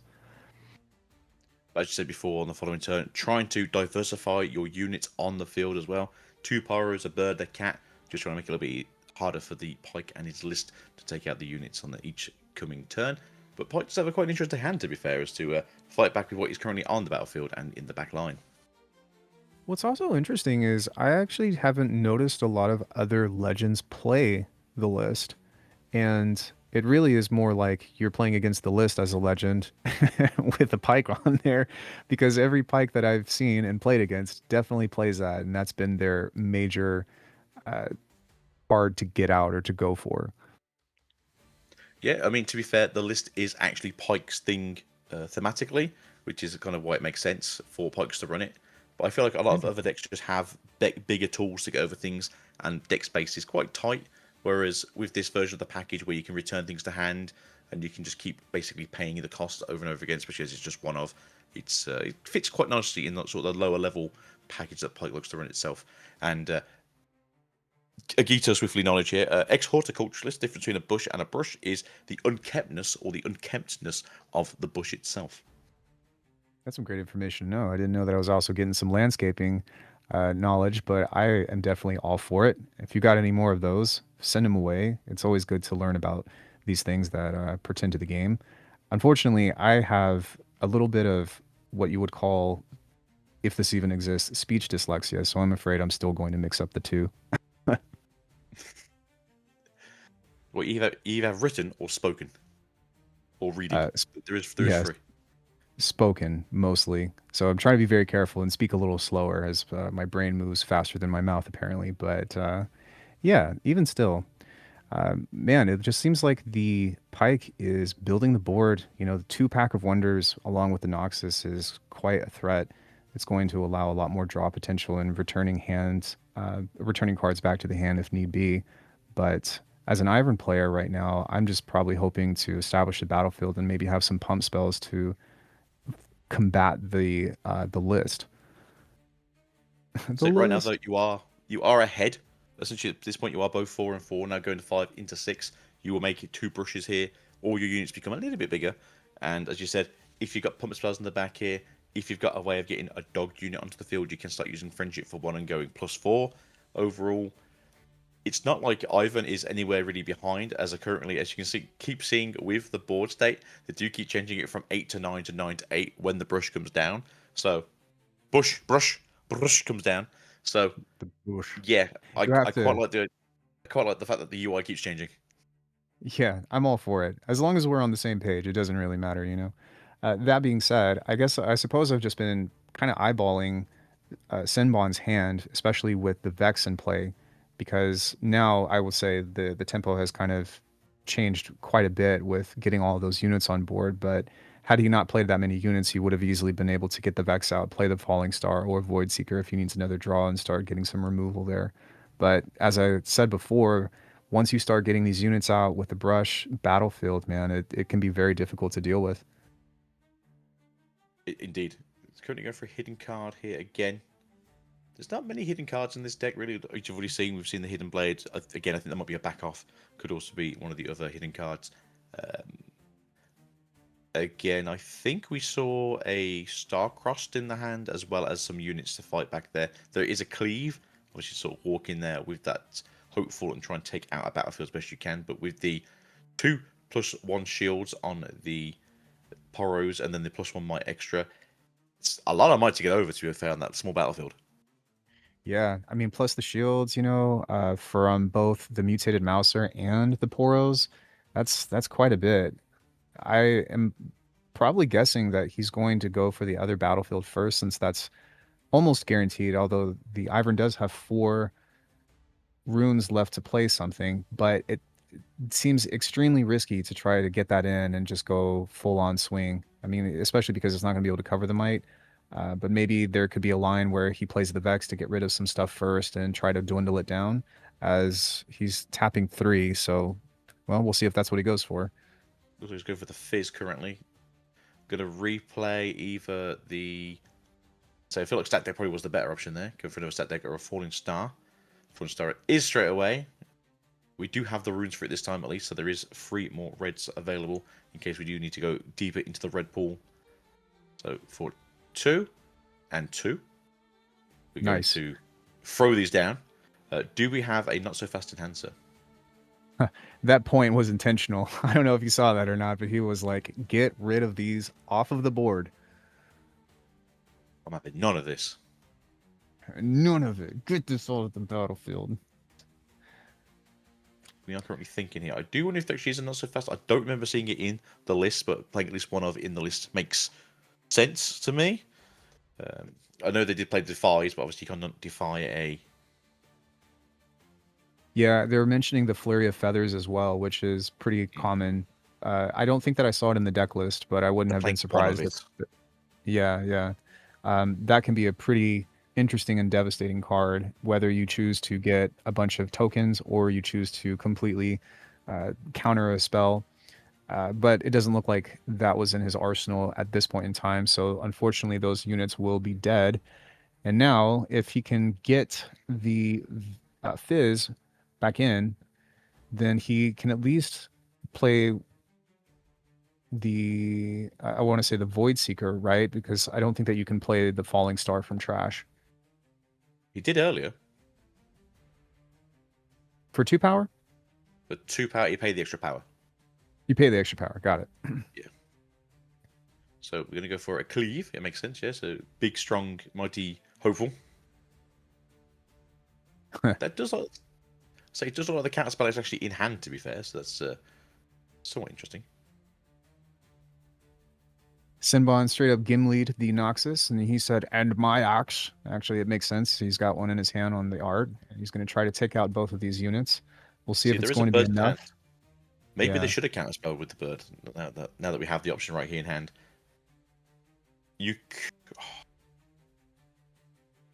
I'm presuming it's reaction speed.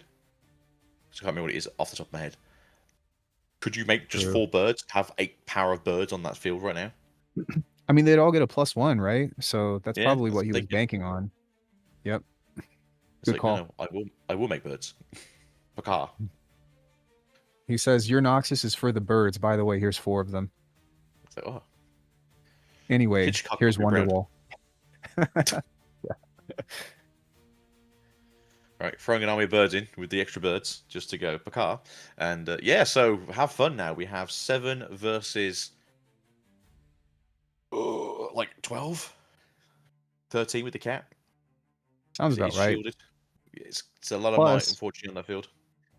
Yeah, that's got to feel bad. He didn't even reveal the hidden card, and it does look like he's got a Bewitching Spirit and a Pike in hand, but that's not going to be enough to take over both of those battlefields. Unfortunately, he can take over the 1 battlefield though, so it's not so bad that he does get to keep the point to 5 to 8. And again, it would be down to the Mouser then to... Sorry, it's not the Frank. Is that the Freaky? Freaky cat? I can't remember his name now. Frisky, thank you very much, Mr. Man Beyond the Curtain. Frisky Mouser coming in there and just... he's always the man beyond the curtain for me. Right. Plays another Vex, so it's very likely that he's going to start trying to do some damage. Although, oof, that's got to feel bad, though, having to pay that deflect, right? That does feel bad, but you have to do it, unfortunately, and you got to do what you got to do. So in this case, it is a case of I am tapped out, and the cat says bye. Meow. The cat had its last. So there's nothing in hand currently you can use to stop it as you're all tapped out right now. It still feels rough. I mean, just because you're not even going to be able to take the battlefield and try to regain some tempo. And I mean, if we yeah, go have an ahead. Azir in hand, it'd be great, right? Just accelerate. Oh, the Ivern is in a great Oh, position, there you go. Never but mind. yeah, the Pyke, I was like, man, that's kind of that was kind of sealing the deal there. But we saw the writing on the wall. The bird flock was unfortunately too overwhelming for the hiding Pyke, and we're going to be going into game 2. Yeah, you can't trust the battle seagulls. And as someone asked in the chat, how they come back from this. Unfortunately, Pyke is really good into like one-on-one matches. So if they have like one decent unit into one decent unit, you can kind of cheat it out a little bit and start stabbing them down a bit quicker. Unfortunately for Ivan in this situation, he goes very wide very quickly and then throws birds at you when you're not looking. Yeah, I mean, it was kind of, I feel like, in Ivern's favor from the beginning, even based off of the battlefields that were played. You know, I feel like as a Pyke player, I would want to try to gain tempo as quickly as possible and get those points up. But hopefully he's got a good side in, and we'll see what happens on the game 2. Although I don't really know what I would side against it, because really what you need is just a ton of removal. Sorry, I didn't mean to interrupt you. No, that's fine. I was just trying to think something like that would be great. Something like, unfortunately, like a flurry of blades or a cannon barrage. And unfortunately speaking, that's in body and not red or purple right now. True. I do see the piercing light, so that could be helpful because you can repeat that and, you know, fire off on a couple more. But the problem with it is once those tokens are out, you're having to just completely play or pay all those deflect costs. And that is unfortunately the problem. All right, we're going to try and do our first hand rip. What's the worst card here? Is it going to be the Defy is the question. He's thinking about it. It's like, oh, This could be great for Pyke. Yeah, I mean, if he can get his hand loop, which unfortunately that's not my favorite style of gameplay to condone, but if you got it, you got it. So he's going to get rid of the... Yeah. Well, it makes sense because he can't play it. Yeah, he can't play it. I don't mind this version of it because it's essentially the only deck that can play it, and it's not essentially like a part of like an extra deck that just essentially loops it on every single different game state. So Pyke having his own very specific deck style is fine because it's the only deck that can do it, and Pyke isn't exactly tier 1 right now. True. But as you did say, getting rid of those 4 birds right now, as I say, a bird in the hand is worth 4 in the bush, and unfortunately that brush went away. I do think that... Oh, sorry, go on. No, Just please. thinking, what if you played the Poro to the battlefield so you had a bigger Poro hiding there with the... Doesn't matter anymore because everyone's dead. Right. I probably would have stacked it onto the battlefield because, I mean, he could have paid the extra cost, but that would have been a bigger thing, right? If he had played it to the battlefield, he wouldn't have been able to fire both of those off. He might have still gotten rid of them, but he would still have to pay the extra cost. Am I wrong? No, he'd have had to repeat it, so yeah, he'd have had to gone 2 and 2. Sorry, 4 and 2, so he would have been essentially more down Ruins this turn. Unfortunately, the list comes back out again, and he's able to reclaim the battlefield and says, I want this battlefield effect. Get that brush out of here. I've got my trusty weed whacker, or whatever they trim those things with, and we are back at a normal game state.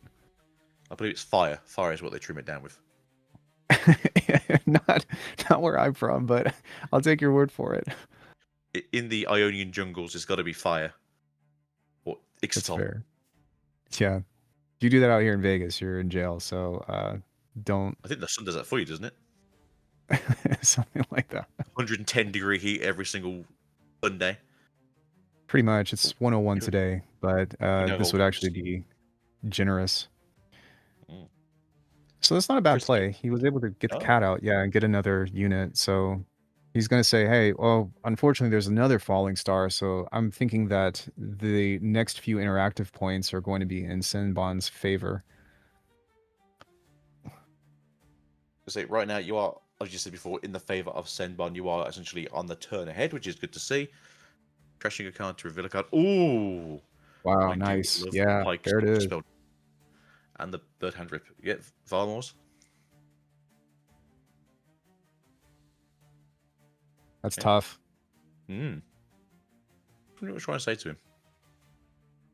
It also looks like he's got the other kill spell, the signature spell, in hand as well. So, I mean, this game is going to be very difficult for the Ivern to catch back up. And speaking of favors, oh, he did him one, and tapped out, established the board, got tons of gear and gold. Bewitching Spirit is on. He's going to be able to hand rip again next turn. Things are looking pretty good for Senbon right now. So yeah, if Mr. Reyes can actually just empty his hand, that'd be obviously perfect. So that way you are getting less variety with the Bewitching Spirit. You can essentially take over the Varmors, brush it, and then go into the bird on the follow-up. We are hiding a card, which is the Pike, as you may have guessed it. We do have access to the red power spells at this turn, so we can actually accelerate it to 4. And that helps with the genking across. You may have noticed it's still a brush, but it's not a brush. Mechanic. Yeah, I was going to say, I do think that the mechanics of playing a hidden card as your champion is always funny to me, because part of the appeal is the deception, but it's almost like stepping on a toe, where it's like, yeah, I'm hiding this and you know what it is. What are you going to do about it? Could be anything. You know what it is. Just trying to think. You never see this one coming. What could it be? We'll never know. Yeah. Hey, look away for a second while I put this down. You have no idea what this is supposed to be. To be fair, last time I played Pike, I was against a team of player, and we both did the same thing. So you'll never guess what it is. Yeah, that's always the great action points over this. It's part of why I love this game, is there's all of these inside jokes and little scenarios that commonly come up that are slightly hilarious that we as observers are able to kind of check in on. Hey, we got ourselves the big, ultra soft, cuddly Poro. That is a lie. Don't believe him. He'll roll over and crush you. And spawned hell seagulls to do his bidding. It's nice to have in hand, though. If he can get at that on a battlefield, then I think that that's going to be a really nice counter. But I mean, so far the game has been super slow. There is a 1-point lead with Shinbon, but Mr. Reyes is right behind, just from 1 point being behind. So yeah, right now it's not exactly a all or nothing kind of game. It is a nice steady pace game. Again, that is how Pike wants to play. He wants to take turn by turn rather than playing out everything in one go. But we are currently walking in here with a pretty big kitty cat and a pretty cheeky bird. Yeah, reveals the Pike, says surprise, surprise. They do a nice little trade. The bird is able to withstand the battlefield, and it goes right back into the bush. Not to be confused with bushcraft, but now it gets an extra +1. It's got deflect. Things are looking pretty good. The question, though, is the Pike going to be able to get that Bewitching Spirit back into hand and just keep on hand ripping? It would feel really bad to lose that ultra soft Poro. To be fair, if the rest of the hand isn't exactly amazing, we do know there's a Defiant hand that could become useful later on. Unfortunately, not for the usage of. I'm not sure what the person's going to play first, because a Gust. I mean, a Gust would ruin somebody's day. I agree. We do have the Defiant hand. You might as well use it where you can. I don't know. I would be kind of hesitant, because if you have 2 cards in your hand, and then he does that, it gets the Bewitching Spirit back and then plays it. Yeah, then you're completely empty-handed. No pun intended. So he's got 2 defies in hand. Yeah, because I think the issue is here, and I always say this to people, is even if it doesn't seem like the best play, it's always worth making your opponent spend more ruins so they can't do anything on your turn instead. So if you make them spend the extra 4 ruins to play out a Falling Star just to deal with you, that's probably better than just spending 1 and the deflect cost for the Gust. Apparently he had 2 defies in hand. He did. And then he's got the Ultra Poro in his hand now to do Ultra Poro things. Oh, we're all but I would out. agree. What you're going to see.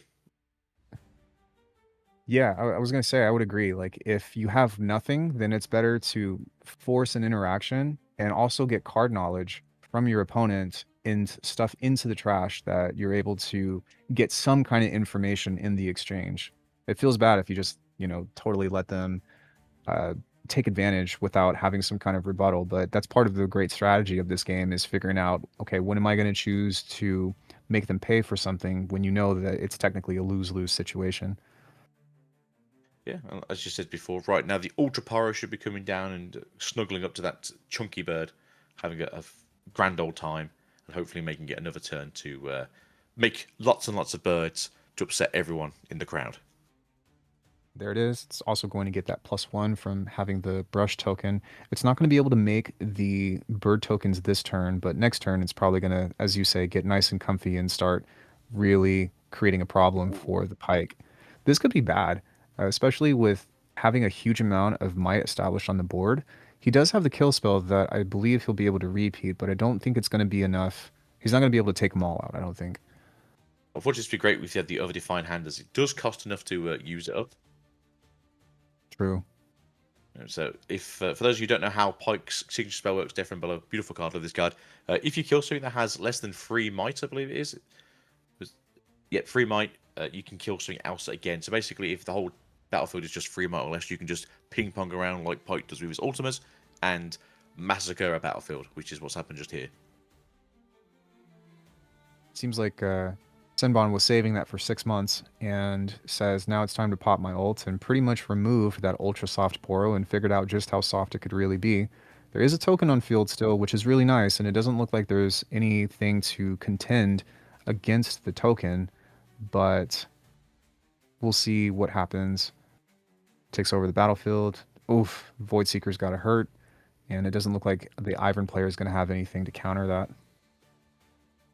No, but the good thing about this is you are kind of burning out their kill spells right now, which is where you want to be. Horrors down the field. Again, you are handless compared to their not massive hand, but in comparison, fairly decent sized hand. Getting out a pack. So the treasure trove here to just go around and do the loop. Come back in with a ooh. I do have the kill spell. Boom. But yeah, no hand to rip, unfortunately. So this Poro gets to be a happy little sailor for another turn. All out as well. So yeah, and I will say that if Senbon gets access to a Fizz, then that could also be relatively devastating. But I mean, it's pretty incredible. Like right now, even as much interaction as we've had, the state of the game is still even up. It's crazy. Yeah, I mean, right now, one card in hand, which is obviously unfortunate because it has been ripped 3 times. We are going to play out the ooh. Nice, yeah, looks clutch. That's it. No That pun monster intended. is now out. 2 more to go. Yeah, Blitzcrank is such a great card for green. I mean, even with Vex, you don't see it being played too much in Aurelia, but having a unit that essentially has charm on it that also makes you have to fight that unit is really good in certain cases. And so mad respect for playing that with the Ivern. So you do generally see this a lot of the time with it was Ori's, I think, was like the main deck that used it before in the past, where you play an Ori, give something -2 and drag it into the battlefield, essentially just take it out with a hook and a right. True. And just like that, it's gone. What a great game. To be fair, it's done really well. It took out 2 units. I can't say fair than that, to be fair. Blitzcrank did some work. Cat's back out the bag. Brub's out again. Another Deadly Seagull coming in to do some damage. And it's pretty interesting. I mean, as the Ivern just keeps getting units out, Senbon just keeps having these kill answers. And so it feels like a war of attrition by now. He's just like, no, I'm going to have to use it all up to use my Falling Star. There you go. I mean, it does feel bad, but I mean, yeah, just keep flinging things out before. Also, I was very confused how the brush got taken away earlier on when they died to the death from below, but I think it might have been a mistake on the player's side. But I do think this might be on the side of Pikes now. As, again, 6-4, and we're not exactly going super fast anymore. Yeah, quite a bit actually just happened, and then it suddenly slowed down. But getting that brush battlefield off, well, sometimes it can work in your favor, especially if you control it. But that does look like that is going to be game. Did the Ivern concede? Ivern conceded. He realized he was essentially they were next turn on holding. They had nothing they could do to sort of take them off the battlefields, and over it went to the Pike. But as this is a game that was recorded slightly earlier, it does mean that we do get to see these games kind of going straight in there with the Foreboding Waste as well as the Seat of Power. Yeah, man, that was just straight bullying. It's just everything that you put down is like, nope, it's dead. Nope, it's dead. And sometimes if you have that as essentially, I wouldn't necessarily call Pike a mage spell like that as I would compare to something like Kaisa. But if you just have all of that and you keep going, it's, it only takes one unit and then you just keep playing those and killing off all of the opposition. And there's not really much that the Ivern can do about that. Me right here, turn 1, hand rip straight away. Friendship Right. probably would be the easiest one to get rid of right now. He's thinking about himself just because you aren't getting all those tags out, generally speaking, against Pike. We didn't see a single dog in the first game, and we didn't see much True. more of it in the second game. So overall, friendship might not be worth keeping in hand. But It seems like the trying to get rid of safest. this bird. Yeah, to Sorry, get rid go on. of. No. Sorry, I was concurring. My bad. So I was just trying to think, like, what is the game plan here? You will take a point here, but then I do think that Gust is coming straight for that Porous face afterwards. Even still, getting that tempo, is equally as important because, like you said, make them use it, make them do something to get rid of it. But having that Azir on turn 2 is pretty nice. And a hidden card. Unfortunately, that Gust is going to come, so maybe he'll have a hidden blade or something to kill it and get another draw 2, or assuming that's what it is. But yeah, strong start. I am assuming it would be a hidden blade. Again, it just feels kind of bad because you kind of do want the units to just return to hand in this situation rather than killing it outright. But drawing 2 against the hand rip is pretty good. But obviously, you need to be careful here just because that's going back to hand with the Pike ability. Play it again, rip another card from hand. If you then use a Defy to get rid of the Gust, then you do sort of fall down a card as well. Very true. At the same time, if he doesn't get the draw and he does bounce the Poro, then he's going to have to get rid of it anyway, right? So it's like, what do you do? Something different, apparently, because he's firing off. You can There's the defy hidden this if you want blade. to. Hidden blade get Yeah. 2. I think he's You tapped draw- out, yeah. He's tapped out, unfortunately. Say if he had one up just to defy it, he could have done, as it goes off what the original cost of a spell is, not the overall cost. So as it is a 2/1 originally, it is defiable. But At the very unfortunately, we do- least, yeah, Sinbon doesn't have any units to gain points. So if anything, it was just kind of a deterrent and slowing it down. But Mr. Rays really needs to find something to protect his units on the board, just because so far Sinbon has been really doing a great job at retaliating with these kill spells. Yeah, That yeah, downwell dude, in hand looks great job. scary. Yeah. Sorry. I was like, no, Downwell is a very interesting card. I don't think it's really too much in this game because obviously we're not really getting as massive hands going as we have been seeing. But having this down early, if we don't have a way to get rid of it, then it's going to be pretty good. Again, ripping a card from hand. I'm definitely just feel expecting bad to see it's- that mid game. Yeah. Let's say, just feel bad because that's a really good card to have as well, especially when attacking, as you do need to try and force yourself onto these battlefields. Yeah, it hits a little different. It's not going to be as bad if the Poro can get the brush, because then it will be neg 1. You never want to go negative, of course, but it's not that bad. But it looks like he's got another Ultra Soft in hand as well. In regards to the Downwell, having all of that established and him getting all of his units out at once could be really devastating once you play that, because then you can only play a certain few of them again and waste all of your resources. And at that point, they're vulnerable to be killed. The Blitzcrank punch that little spirit out of its containment zone. Yeah, I would be looking to get that Bewitching Spirit into Oblivion as well, because nobody likes to have their cards ripped from their hand. They are going to gust it back to hand, though, so that is an action doable here. Do we have access to a Defy? Doesn't look like it. No. Unfortunate, but at least it saved him. Yeah. So And the Blitzkrieg will also go back to hand by the next turn as well, right? So if anything, there could be a little interaction of a tussle there to try to battle out playing the Blitzcrank when he sees the Bewitching Spirit and have that answer to get him to the battlefield and hopefully get rid of it long enough before the Sinbon can see a second or third copy of it, of course. Yeah, and the point of that is essentially you can't rip it out of hand as it goes back to hand the following turn after you've already done your ripping.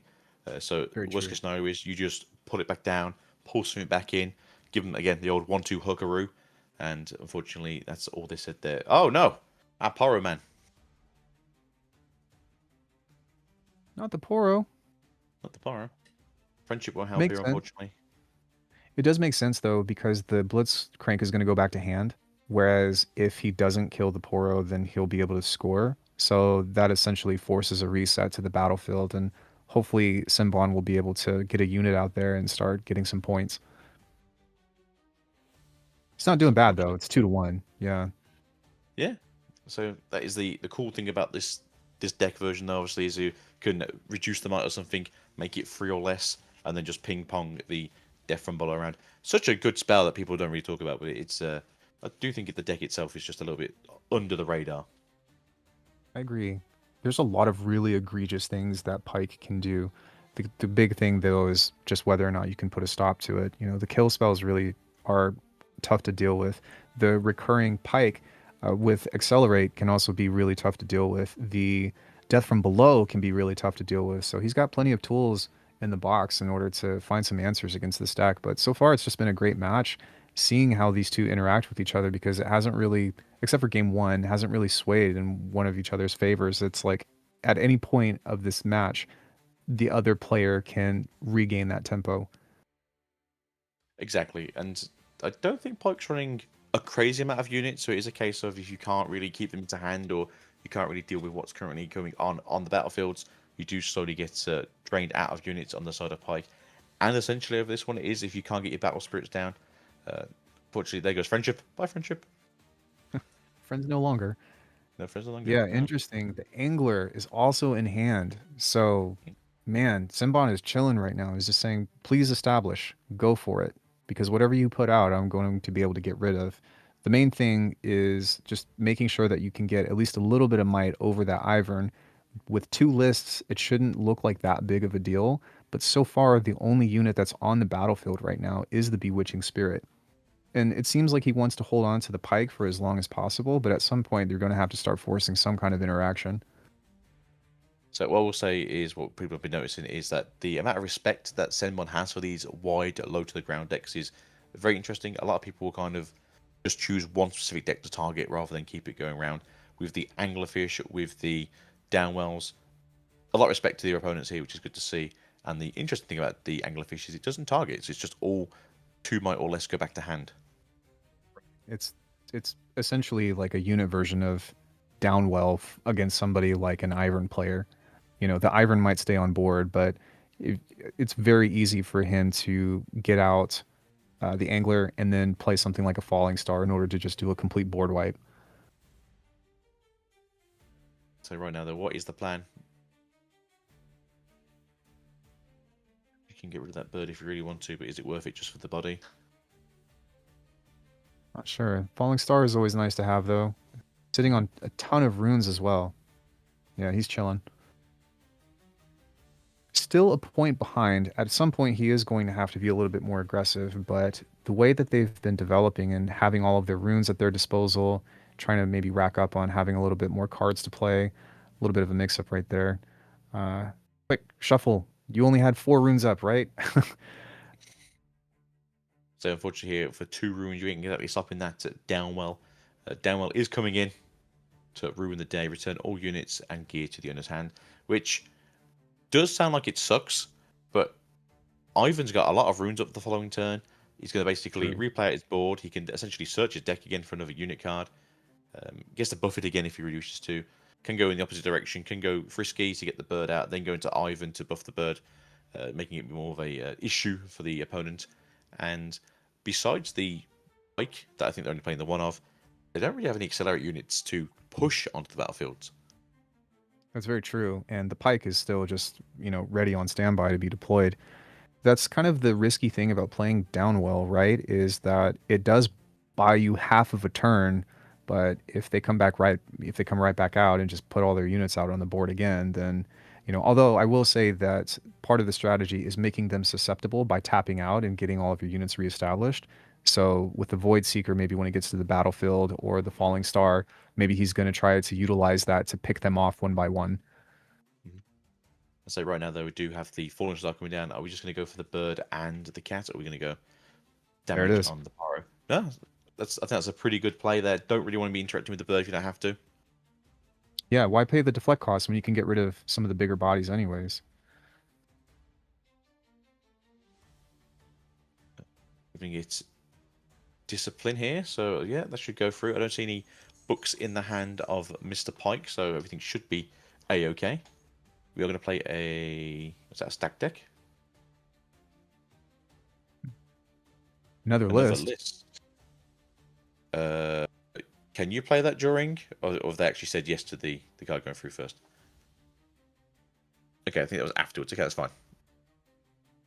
Yeah, he's schmoving now. Has that double list out. He's definitely being a light Yagami against that Poro who didn't deserve it, committed no crimes, was just trying to exist in the world. But with the Angler out, just getting rid of everything, and this is looking pretty good for the Shinbon. It's still early game, though. They've got plenty of time to develop and go back and forth. I mean, technically, Ivan is still ahead by a point. He's a half a turn ahead. You're only really catching both battlefields here with the Pike if you want to spend the runes for the Pike, which you might not be fancying anyway. So if you can just develop a decent board here, or as we do know, there's 2 Azirs in the deck, and 1 more should come out, which I think actually might be in hand currently, could accelerate itself onto the battlefield and get himself the points going. Just push himself that whole turn ahead, which I think we might be doing, to be fair. Here comes Azir. Bird Master. Yeah, at this point, why not? You know, if you've got the runes, he's still got plenty in order to try to protect it. Hopefully he's got some Defies in hand. Thankfully, the Shinbon was tapped out, so he couldn't have played that Void Seeker.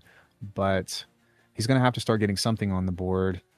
And man, that's just kind of like it feels like a very even matchup just because the Ivern can get so many bodies on board and the Shinbon is just so good at removal. I will say this now, and I didn't realize it until someone said it in chat, and I do apologize as a Azir enjoyer.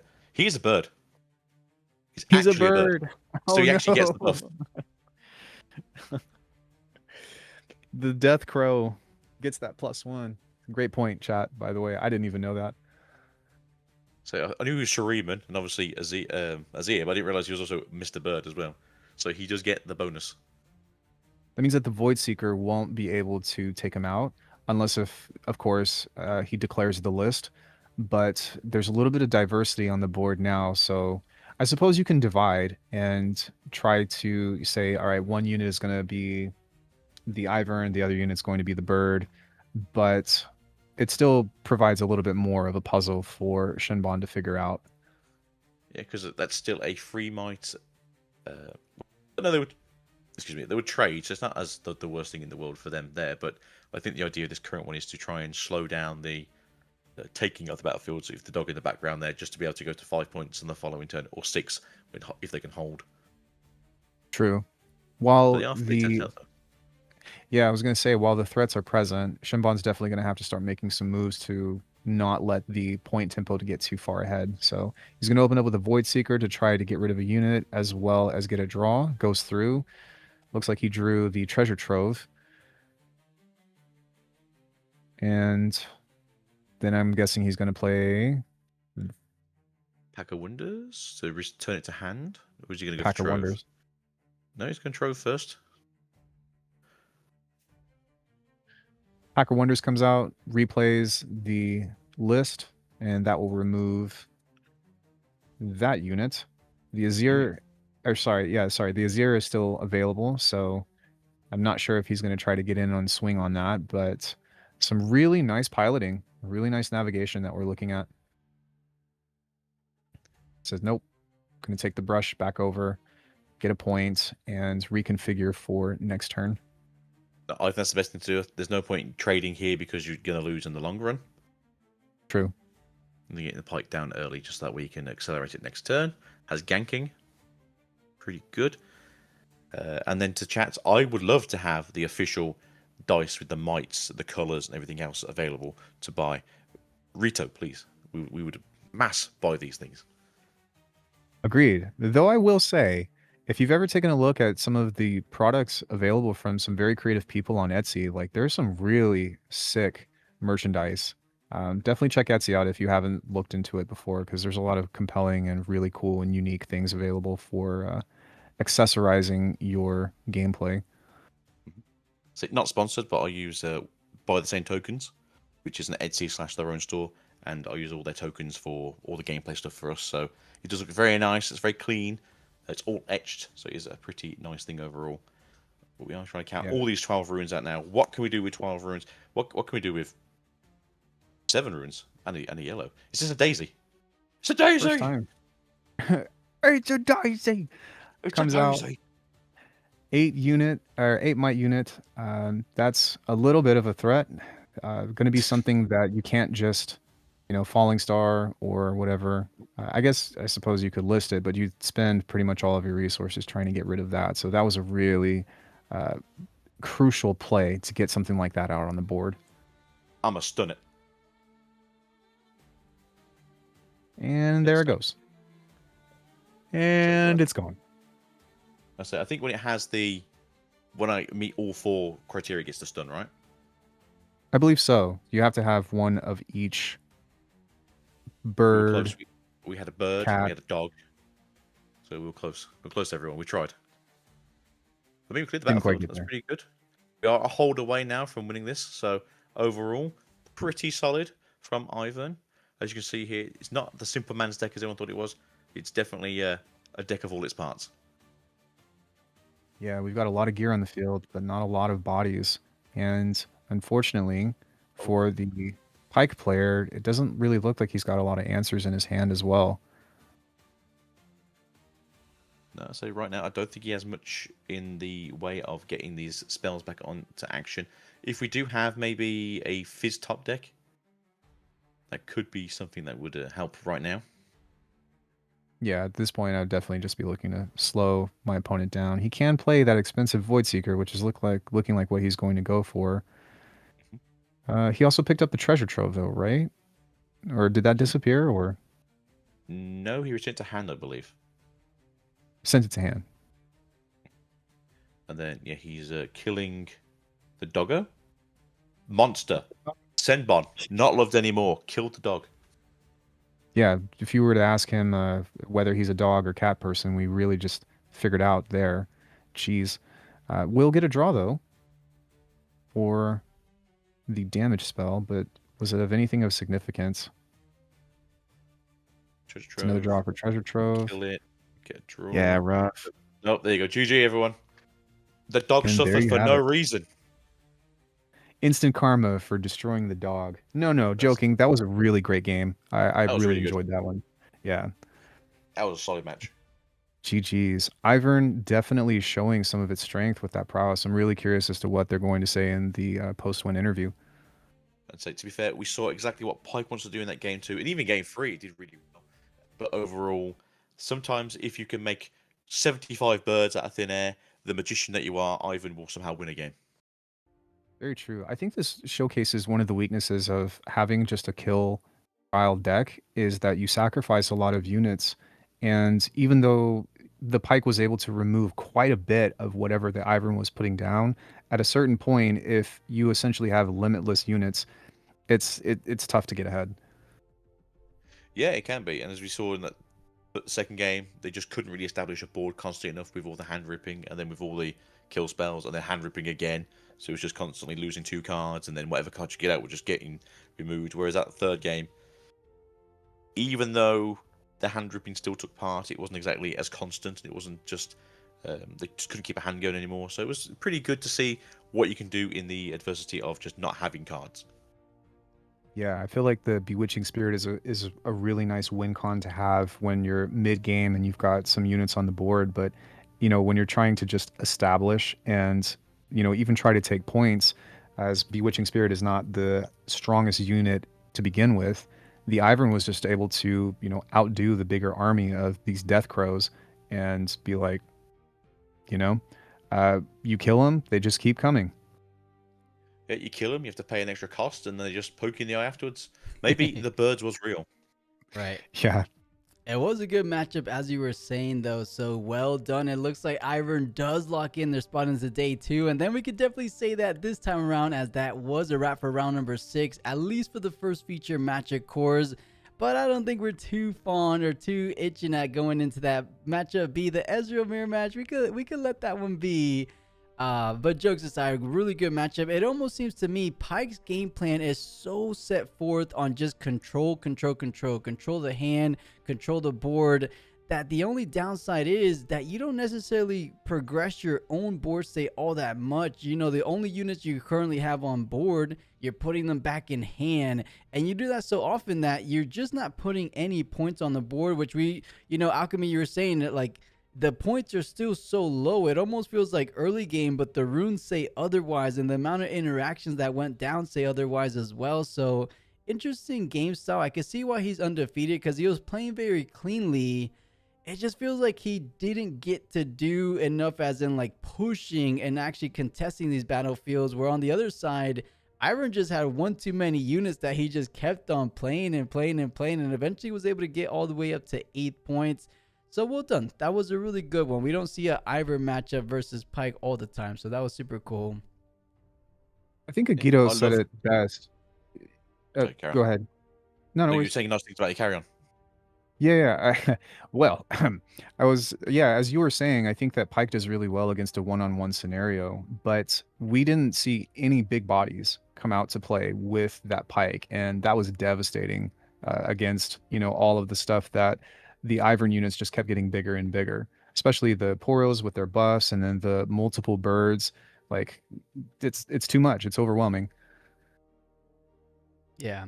So I quite like tribal decks. So I think Pyke having this like weird control variant into a tribal deck such as Ivern, where even though your list is very good into that deck, it just doesn't really get to hit enough targets. So once you get to those 8, 10, 12 runes every turn, where you can put down 3 different types of names. True. I really like the idea of the Death Note list. That's super cool, and I think that it's a unique playstyle.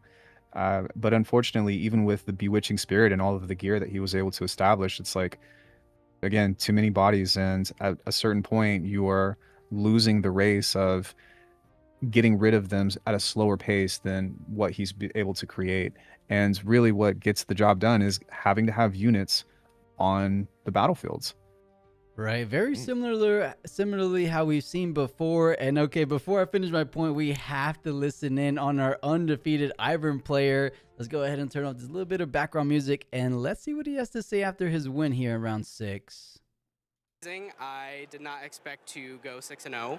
Ivern has a lot of tough matchups in some of the most commonly played decks like Master Yi. So I managed to dodge Master Yi for 6 rounds or 5 rounds.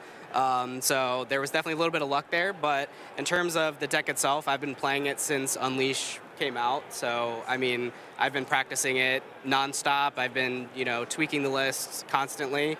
So I have all the reps I need into it. It's just I need to see the right matchups. I need to just, win some die rolls, right? Like, I know what I need to do. Right.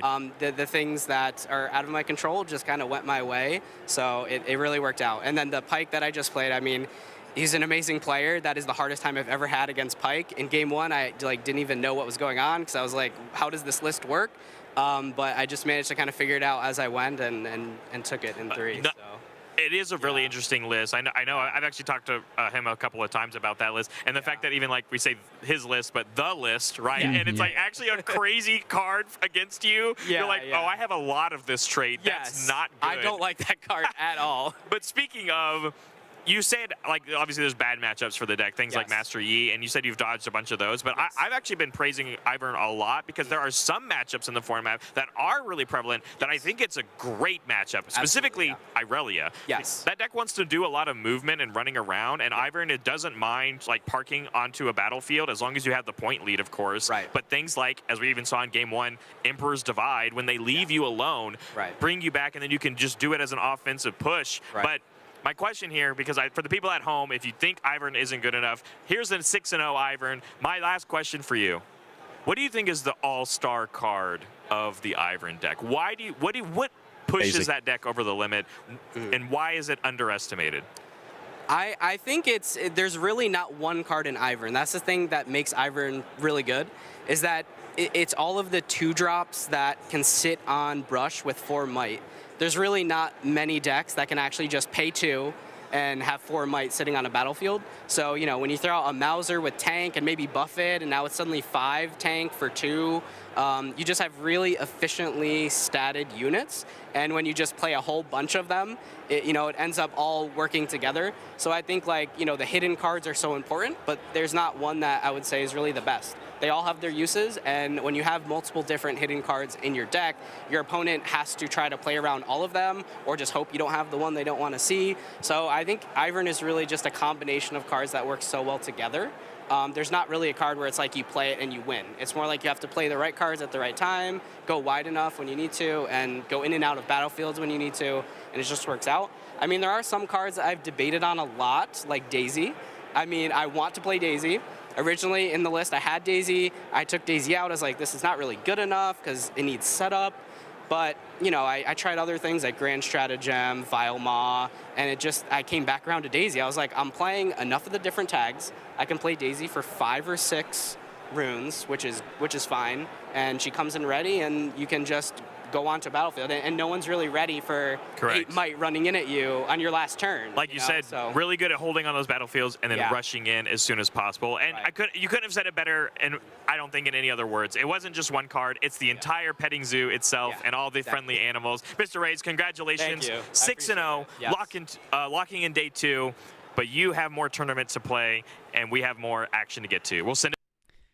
Nice little insight on the undefeated Ivern player, which a lot of people would have not expected coming into the Hartford Regional. But just to finish off the little train of thought I had, I feel like Ivern is pretty synonymous to like the Rek'Sai right now, but they play on the different side, right? So Rek'Sai just plays out as much units as they can for the offensive potential, right? Now, on the other side, Ivern does similar things, but for the defensive capabilities, that is almost seemingly unmatched right now. And it looks like they're going through a little bit of plays here, which reminds me, quick little side note, if anyone doesn't know Shenbon, I believe, or Shenbon? Shenbon, I think it is. Shenbon. He is actually the guy that signs, or how should I put it? He's the one that sells all the best of metal cards as a co-signer / middleman for the majority of the best of metals, and then he takes commission of the top. So losing this one, he doesn't feel too bad because usually every regional, he makes a good amount of money selling these best of metal cards. I think he just has good connections. Obviously, he's on Disguise Souls' team, and Disguise Souls alone knows a lot of people in the industry, right? So I don't know how he finds sellers that are willing to fork over $20,000, but he finds them, and then a lot of people trust him, so they give him the best of metal cards, and then he goes ahead and sells it for them. So super cool thing he does. Yeah, it's nice to see that people are able to find opportunity from their hobbies, and it's also in a way that is helpful to the community. It's not just, take it and run. He's participating, he's part of the community, he's establishing a name for himself, and he's also facilitating the market, because some of those cards, like you said, are like, who's going to buy that for that much money? Not anybody anyways. Yeah, I believe he just finished a sale. I think it was a lot of cards from the Utrecht. I believe he posted it was closing in at $250,000. It was multiple best of metals. Ivern was actually in the mix because Marshall, the Riftbound Report owner, actually got in on there too. He sold his card with him. And how does someone pay $250,000 for, like, I think it was like 20 to 30 best of metal cards. So do the math there. It was definitely, I mean, it was what the value was, but I don't know who the buyers are. I mean, I imagine it's like a big card shop, maybe just someone that's been in the industry flipping cards. Maybe they got into Pokemon at Generation 1 or Set 1, sold a sealed booster box, and then went from there, right? Because it's crazy the amount of money out there. I mean, respectfully, this isn't to take away from anyone. I would presume it would be someone probably from the UAE. Lots of money out there, massive collectors out there.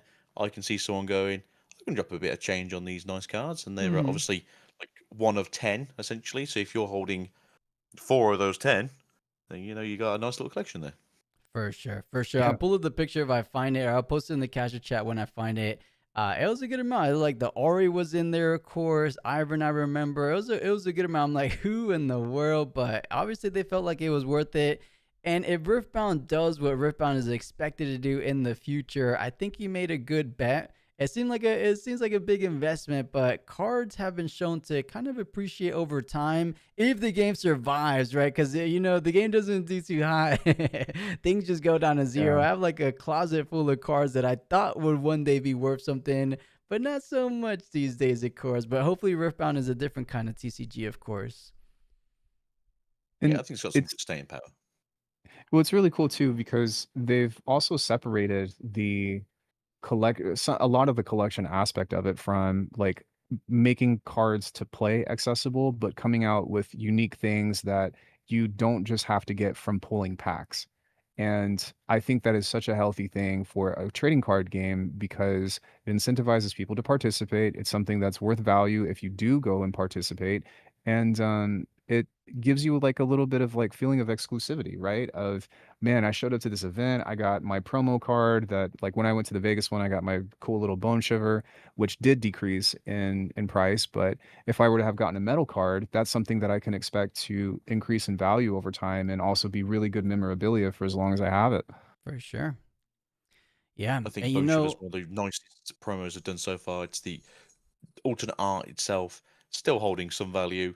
Obviously, it's not really seen any play anymore with the decimation of jacks, but otherwise, it's still a very cool card. Were you all able to get any copies of the Rengar from the latest skirmish? I think my brother did, but I haven't played in a single skirmish. I've been to one local in set 3, crazy enough. Yeah, Same, yeah. I've been to one locals and I've missed all the skirmishes. So, yeah, there's What always next about time. you, There's Alchemy? always Did you Lilia. get one? I did. I took a round 1 loss because I actually was not even aware that there was a skirmish because I usually play like 3 times a week. And over at People's, they were like, yeah, the tournament had already started. And I was like, what tournament? And they were like, oh, we're having a skirmish. And they were like, come by. And so I got very lucky to squeeze into the top 8 on that. Don't ask me Nice. how I did it. But I have a nice little copy of Rengar hanging out in my little binder. Very Nice. nice. I'm gonna try. I think there's one on Monday I might be able to get to, but I'm actually moving my Father's Day to Monday because I'm gonna be live for you guys on Father's Day, which is tomorrow. So my Father's Day is actually gonna be on Monday, so probably can't play, but it's okay. I'll get in on the set 4 action maybe, or I'll see. Real quick though, it looks like all the games for round 6 have ended and things are starting to get prepared for round number 7. Let's hit a quick refresh. Let's check out the standings together and then let's do our little final shout outs before I go ahead and get the next pair of casters. Believe it or not, guys, Cactus King, Mr. Well Dressed, or I should say Mr. Best Dressed, still undefeated and coming in at rank 1, looking to be more and more realistic as the Azir that does make it into top 8. A little bit lower. I like what I'm seeing. I am a Vex enthusiast. There's not many around these days, but 5 up. Undefeated Vex. Can we get that for the next matchup, please? Oh, Yeah. 2 undefeated Vexes. There is something in the water out there in Hartford. What's going on with Vex? Because she was nowhere to be found in the previous regionals, but 2 in the top 10 is impressive. That's exciting for me. I chose Vex from a set 3 as like my, that's what I was going to play, and then quickly had a rude awakening of how difficult it is to hold battlefields. But to see Vex getting some success is not only cool from a personal standpoint, but also nice because it feels like every regional we have these underdogs that come up from these decks that just start doing well out of nowhere. And that's really a great testament to the game. It really is. Yeah. It looks like Jesse, our Poppy Aurora player, still undefeated for those that were tuning in. I believe it was round 2 or 3. Of course, Sam D. Sherman, a previous champion, looking to make another impressive run out there in Hartford, still undefeated. Let's go one more page. Okay, Ollie Andrazi still undefeated as well. A whole lot of bigger names. No Veggies, Nightingale. Those are from Team Secret Sauce. And another Vex. Okay, 3 Vexes undefeated. We have to see a little bit of a Vex actually going forward. Colin Kaiser still undefeated as well. The Lux War Crimes, aka Lux Infinite Loop, remaining undefeated, Agito. Do you like the sound of that? As long as it's the traditional version and not the token version, I'm A-okay with War Crimes. There we go. It probably is. Don't I click it. remember seeing his deck list. I think it was the other one. And not so hands, or not so hands, not so, I'll go with that. Not so hand. That, if you're talking about Sandy Sherman, that's the aggressive one. He's the one that pioneered kind of Rain Guard currently in the meta, right? He's the one that has found the most success. He was the finalist about 2 regionals ago out in Vancouver. If you remember that Diana showdown versus Rain Guard, that was him. So yeah, he's definitely not the Aurora Rain Guard. I don't think those are doing too hot. But last but not least, Prismaticism still undefeated on the weekend as well. So a lot of big names and a lot more action is left. Not for today, only 2 rounds today, but a whole lot more action remaining on the weekend, as there's still indeed a day number 2, which is pretty much the best of the best remaining. But before we get to that day 2, we got to get through the final 2 rounds of day number 1. With that said, though, those are some good rounds. I'm a little bit envious, chat, or a little bit envious of Agito and Alchemy. You guys got Timo, Lilia, and then it was the Ivor and Pike. Those had to be the best matches so far. What did you guys enjoy those? Great. I'm always happy to see lesser tiered stuff played, to be fair, especially when you get in this far into the tournament where people are starting to drop off a little bit. So seeing a Lilia not do so great into the Teemo, but obviously Vex Apathetic's a very, very good card for that. And then seeing the Ivern just swamp her deck and just take it forwards is pretty cool too. It was super I cool. think for me, I don't really care what I watch or what I commentate on. It's more of I want to see a good game. And for the most part, through both of those matches, we saw a lot of really great interaction. We saw a lot of counterplay and really high level skill expression. And even for me as being a commentator, I'm still always learning about the game. And so I learn about things of what I would do and make these choices. And it was a great display of showmanship as well as competitiveness between all of the players that we were able to commentate on. For sure.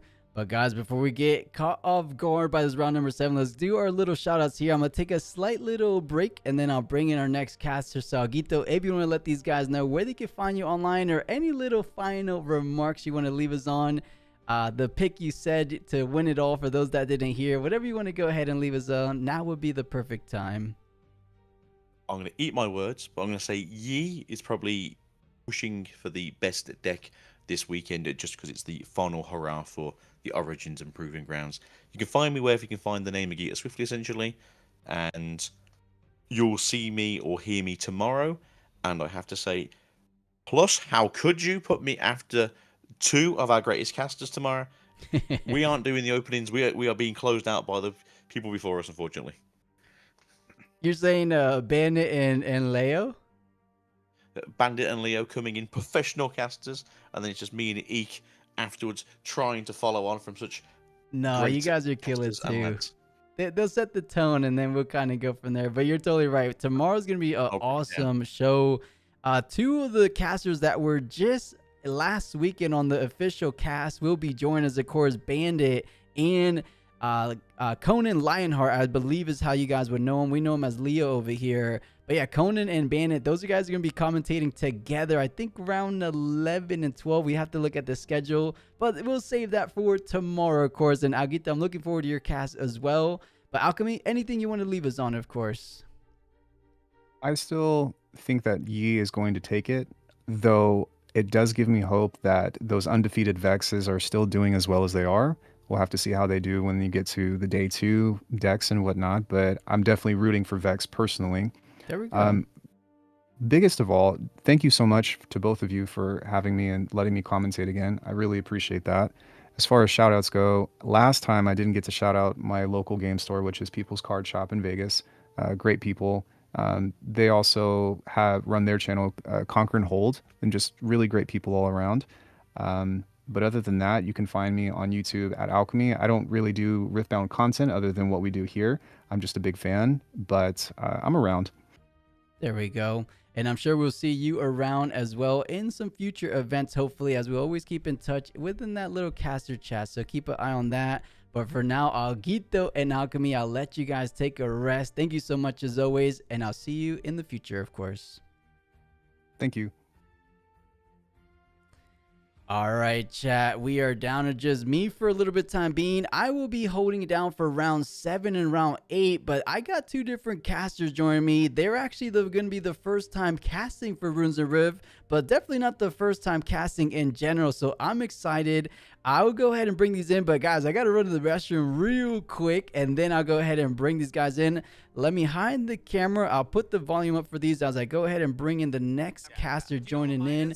And Nurov, Ivern is undefeated because he hasn't played a single Master Yi. That's what he said. So that's why Ivern is undefeated. What is it when you play League of Legends? When I play League of Legends, it's Sir Butt Kick. Sir Butt Kick? Yeah, rate my name. But out of 10, where does it stand for you? Well, is it because you get your butt kicked a lot? I bet you're not very good at League.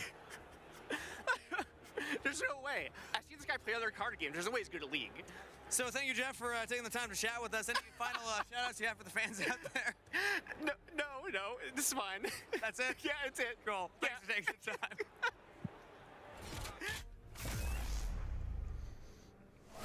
For the record, I am not very good at League of Legends, and yes, I am sensitive about it, so please don't bring it up, Jeff, okay?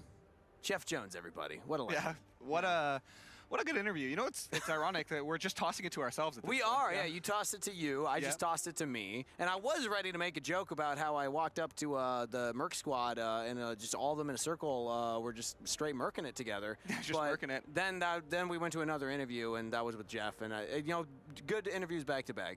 You also got to interact with the Merc squad.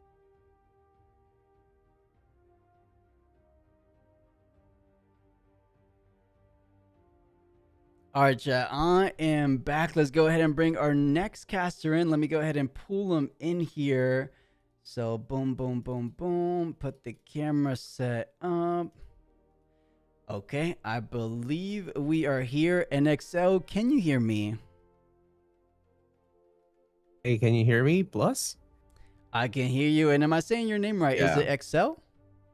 Yes, Excelsior. Yeah, Excel. We can call me Excelsior for short. Okay. Is that what you prefer, the full Excelsior? If we're gonna be casting, like it can be full Excelsior for intro, and then we can have Excel for when we're discussing. Yeah. Nice, nice. And by the way, I just pulled you in here. We are already ready to go.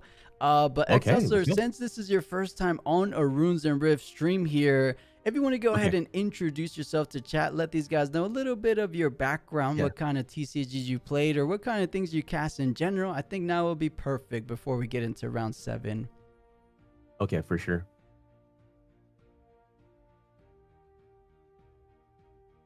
And you're live, Excel.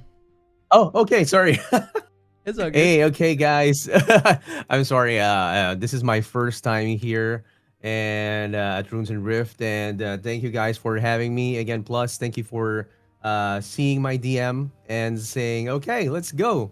Let's do it. Yeah, I'm not necessarily a new caster, so to speak, for TCGs. I've been casting Hearthstone since 2016.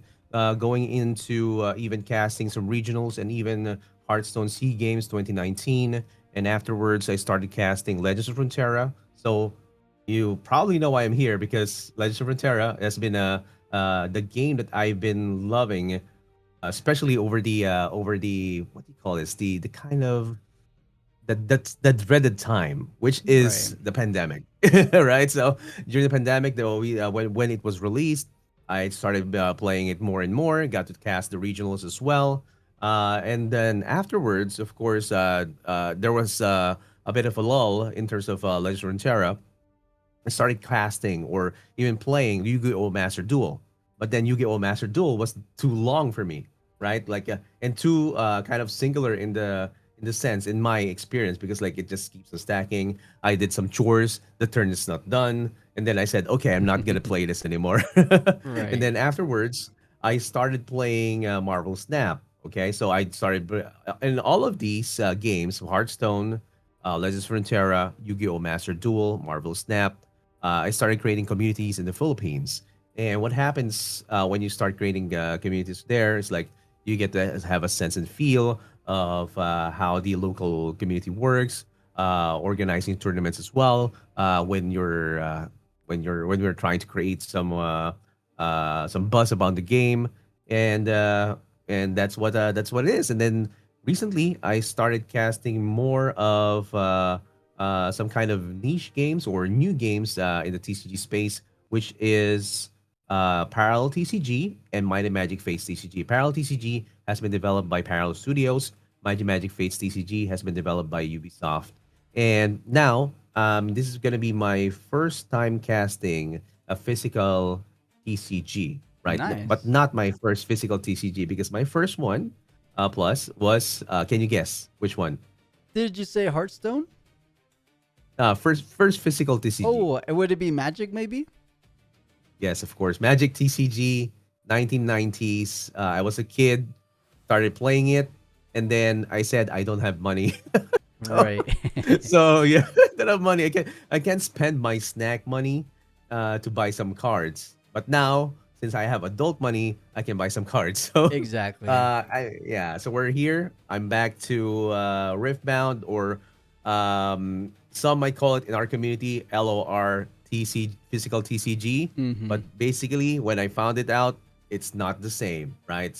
There's a lot of differences, but the art has been, so to speak, I like it in the sense that some of the LOR art that we've seen from Legends of Runeterra is being ported into the physical cards. And one tidbit is I've been making some physical cards a while back when I was creating content for Legends of Runeterra. Okay. So oh wow, it's real now. And then now we're playing Riftbound, so it's Right. it's Things good. It's just good to lined see up. it. Yeah. Well, XL, I'm happy you're here. It looks like we're moments away. Round number 7 has already been paired. Do you have the stream pulled up on your side?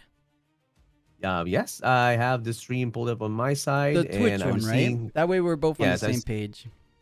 Oh, yes. Yes, Perfect. I'm seeing it right now. All right. If you guys are ready, it looks like round number 7. Let's join these players on the feature table. Two kind of control-y spell-centric decks. It looks like we have Kaiser versus Diana. You know, I know you're recently getting into Riftbound, but have you kind of found a home with a certain legend so far, Excel? Oh yes, I've been invaded. My home has been invaded by these these champions. Like Diana, I'm kind of still figuring out how to win against Diana. To be honest, plus and Kaisa, I've won with Kaisa with different decks as well. So it's actually kind of interesting how these decks plus have seen in the top echelon of our players. And Diana is actually kind of popular in the Philippines too. So you've seen a lot of players, but as Alchemy and Akito has said a while ago, Master Yi actually has had a lot of resurgence. So we're not seeing Diana as much. Right. It is a bit of a trickier matchup, especially when those Ruin Runners kind of come and ruin your day. Oh, and looking at the other side of the feature table, I caught Mr. Prismaticism's hair there. So maybe after this one, we could get a nice little Prismat game. But to start things off, it will be Starspring and Abandoned Hall. Linsanity, I believe either he's a competitive League of Legends pro, or maybe I won't go as far as pro, but I definitely recognize the name. Does it ring a bell to you, XL, Linsanity? No, Linsanity doesn't ring a bell to me. Like I do see the play though in terms of the name, like the Linsanity, like Jeremy Lin, right? Right. But yeah, so that's kind of the play in the name. I actually named one of my decks Jinsanity, but man, look at this starting hand where we're gonna be seeing a play here early on. And I like seeing Wandering Sentry on the side of Kaisa just to cycle on more of your cards and try to get some removals as well. And from Diana, coming on turn 2 as well. Oh, wait, I can't see the card. Can you clarify what it is right now? It's kind of blurring it. The Diana Lunari. It is the chosen champion for... Or what card are we saying? On hand? Oh, there you go. Sorry, on the board right now on the base. Wait. Let me change the clarity of my screen. Yeah, let me know Anyway. which card we're talking about. Either the one on Diana's current board, that is the chosen champion. If you're talking Diana. about the Yeah, Chosen hand, we Champion. There you haven't go. seen it just yet. Oh, here we go. We're here with Diana on board as well. So now they're going to be, we're going to be seeing our champion over at the left, or which is Arc. It's going to be conquering on the side. It's going to be challenged as well. Oh, early Moonfall. Okay, let's see what he is going to be answering and going in. Oh, getting in here with a stack deck to see what choices he's going to be having. Plus. Right, when you open a showdown, you are able to go ahead and spend an energy, which is oftentimes used from that legend ability to look at the top of the deck, and if it's a spell, you pick it up. So that's where you saw that Moonfall. So looked at the top deck and then picked it up. Now you know there is a Moonfall in hand, but as you mentioned, does go ahead and stack deck, gets a nice little card from that as well. But Eclipse trying to go ahead and deal with the chosen champion sooner than later, but catching him off guard. The only counter capabilities, hard bargain, making sure he's staying alive and taking down the watchful sentry for the time being. So as long as you're able to keep this chosen champion alive, you are feeling pretty good. So in the step of the right direction, it feels like Linsanity in this early game so far. There you go. And now we're going to be seeing a Hextech Ray plus. It's a man, he wants to keep it alive though. Like, yeah, of course. But he's going to be dealing some damage in the process. -3 for that, +2. So we're seeing a kind of it's, how do you say this? We are at 5 -3, so now it's down to 2, and we are seeing a buff on Watchful Sentry +1 as well. So it's gonna be even up 2 into 2, and it's going to be a ride the wind. It's gonna be coming back to base. It's gonna survive for one more turn, but that was a good effort. There you go. Oh, wow. Yeah, Okay, taking so there advantage you go. of the cleanup there, because he rode the wind back to base. A showdown technically finishes, so all the mark damage goes away, and then you just push on, starting a new showdown and then conquering from there. So well executed, does get the point, does start a showdown, but was completely tapped out to go ahead and make use from that chosen champion ability one more time. But now coming in with Accelerate, Kaiser Survivor taking care of the chosen champ. These guys are off to the races, good and early back and forth to start things off. You can tell why they're both undefeated so far in the day. They're not giving each other any bit to work with, and I love to see it so far. Does he have anything to go ahead and deal with the Survivor as soon as it comes down? The answer is no. Just kind of establishes some units in the backline for the time being. So getting a bit of the upper hand in terms of points, as you are able to go ahead and hold to 2 for now. Yeah, we can see as well. Going again with the accelerated from the side of Arc. And Linsanity puts down 2 interesting cards right here. We have the Raven Bloom student and the Vex, but now the Singularity is gonna be respecting the cards that are being put down on the board, and Linsanity is down to 0 units on the base as well. Gonna be putting down, oh man, the Merchant, and another Vex is on the board. So like, bro, it's like I'm thinking right now the Linsanity is just trying to catch up with what Arc is going with, because there's a lot of removals again that you can have with the red deck, and there's some tricks as well with the violet. And wow, he's going in with another Watchful Sentry just to keep on cycling on his deck once it dies. Right. Plus, You this know is what it amazing. seems like to me is Diana is a bit of a more centered, spell heavy deck, but it also relies a lot more on units than a lot of spell decks like Kaiser. And honestly, when it comes to going against going up against unit decks, Kaiser never had too much troubles, right? You have the Falling Stars, the Singularity, the Hextech Rays, the Void Seekers. I feel like Kaiser isn't all that bad in this matchup with just the sheer amount of removal tools they have. So let's see if Linsanity is able to kind of stick these units onto the board and have them survive, because right now this early game is not looking so good. Pushing in with Vex for the time being. Moonfall trying to bring in the Survivor to get a 2-for-1 here. Will it pay off is the question, because the might gets down to just 2. Watchful Sentry is in negative territory, but it equals to 0 for combat, of course. So is there any little interactions from Kaiser? Yeah, this is gonna be interesting. Coming in from Kaisa. Now we're something I learned recently. Plus is that even though it's like in negative territory, you just need a little nudge of maybe interaction or damage just to just destroy it. It Which is does. actually interesting, right? So for some of the new players, like, oh, it's negative, it should die, right? But no, it's like you have to deal damage to it or deal a showdown to it to just like say, oh, I'm damaging you with something right now. You can die. So it's kind of interesting interaction with Riftbound, and you can see lots of different things happening as well. You can see a Hextech Ray gonna be dealing damage to Vex. So what is Linsanity gonna be doing it? Oh no, there it is. It's down. And what's gonna be happening is we're gonna be seeing a perfect trade as of the moment. And there you go. Trading Merchant goes in.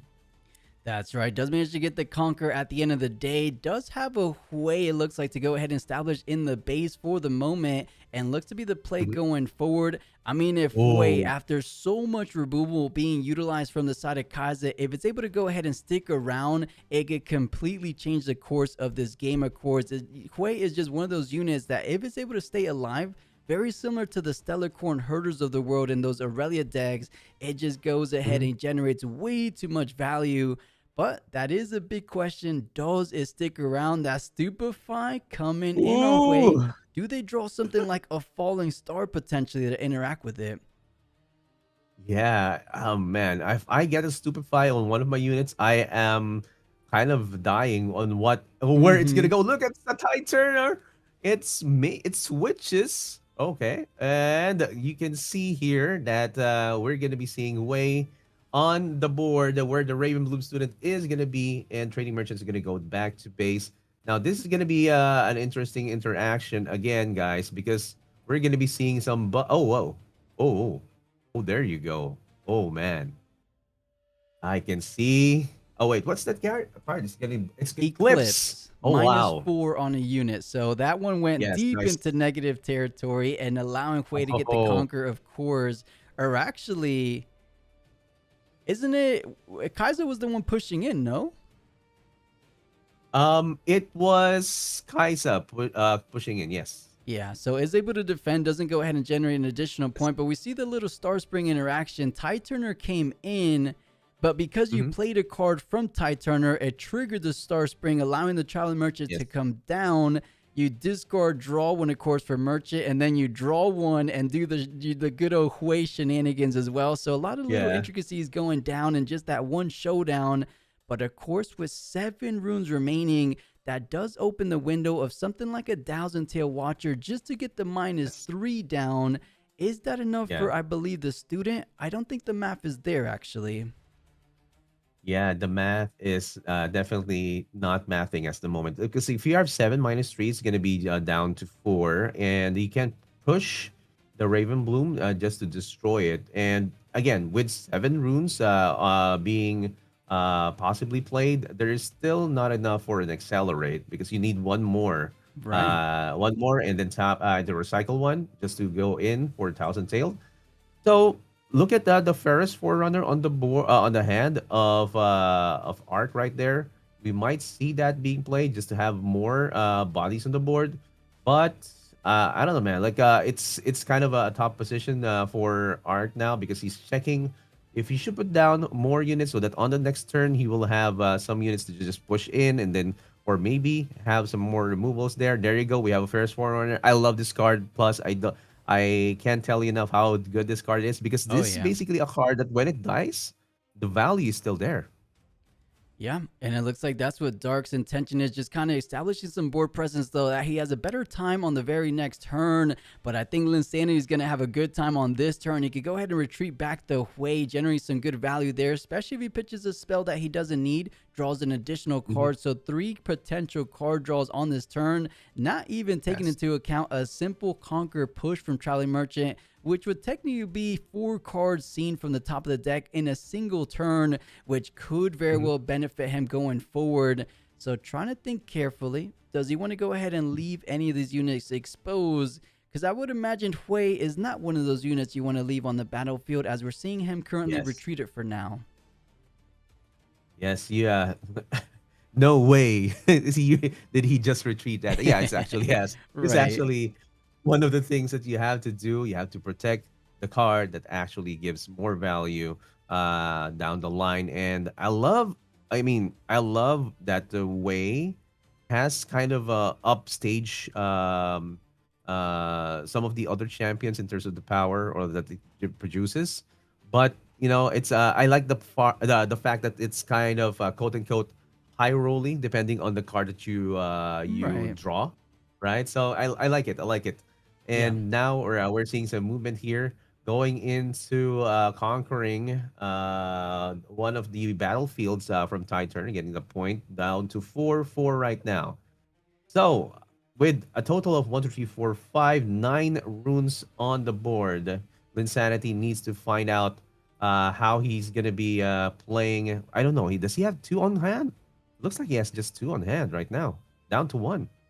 Looks like he's going to be generating a couple more card draws than that, taking advantage of the Ride the Wind combo with Hui. You push it onto the battlefield. Of course, you don't score, but more importantly, you ready the Hui, allowing you to go ahead and double dip on the value, because now you could go ahead and simply retreat it back to base, drawing one more time. The card I believe he's desperately looking for is something like a Starcross. You don't want to really give the value from the Death Nail trigger from the Fair's Forerunner. So a Starcross, go ahead, bounce it back to hand, and then bounce back your little Tide Turner as well. Makes a whole lot of sense to me, especially when there is just no counter potential for the side of Kaiser. I don't think he has the Starcross, so he might have to just bite the bullet and kind of face that Fair's Forerunner head on, which I don't advise, but you might not have any other way.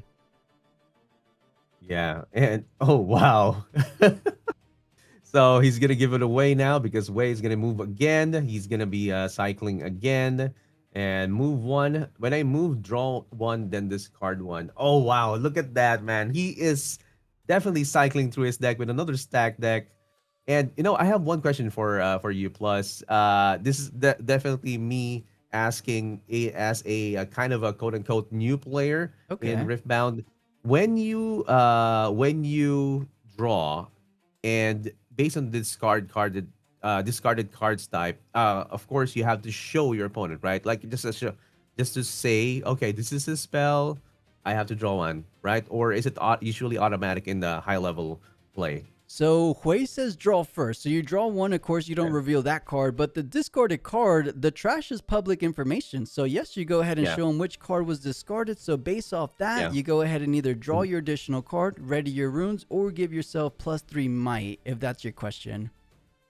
Oh yeah, I'm also asking in terms of judge, right? Like if you have to show, oh, I'm doing this, so I'm doing this afterwards, like just a show of courtesy, or it's like mostly automatic.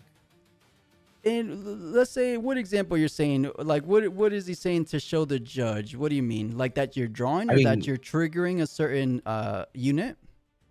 Yeah, you're triggering one of the effects of Wei, because, like, for example, like if it's a spell, draw 1, gear, ready up to 2 runes. Like, you have to show first and then trigger it afterwards, right? Yeah, I would say it's more on the side of like automatic, as long as you acknowledge it. Both players would be on the same page saying, I'm activating Hui, so draw 1, discard. So yeah, I don't think you necessarily have to show much more than that for each interaction coming down. But speaking of interaction coming down, Tail Watcher, -3 on every single one of those battlefield. Tide Turner, not going to be too advantageous, but what you are able to do is trigger the Star Spring, keeping the Hui safe in the back line. Brilliant play.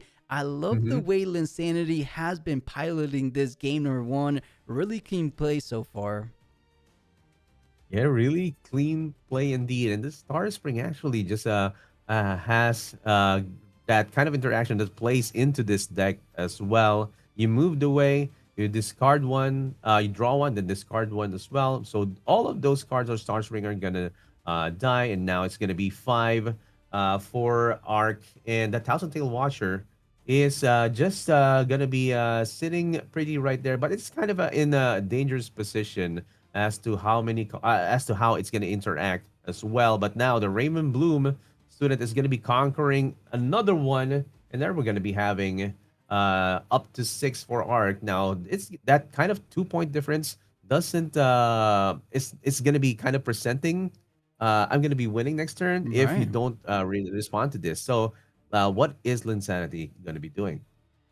You nailed it perfectly right. You got up to the all-important 6 points. Kaiser doesn't have the most trouble with closing the distance, especially when you have the potential of another accelerated Watcher The only caveat being you don't have another unit in the back line to benefit from another accelerated watcher. On top of that, you're more than likely going to be losing both of your units on this turn. Hui pitches a unit, which means going up to 8 might versus a 7. Stupefy to equalize it. Does it pay dividends? 7-7 for the time being.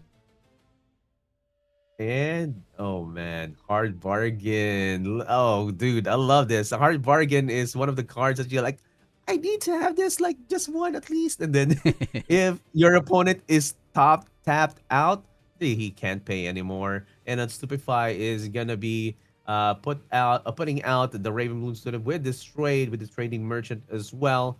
And there you go. We have 2 points coming up from a 4-point place from Linsanity. Now he's going to be going up to 6. It's equal footing, and now it's up to Arc as to how he's going to be answering this. And it has not been passed yet. Oh, it has been already. So floating a number of runes as well. So there's still going to be interactions. But with that one hidden card, I think he already used 2 Tide Turners. Correct me if I'm wrong. I believe so, Plus. yeah. Yeah.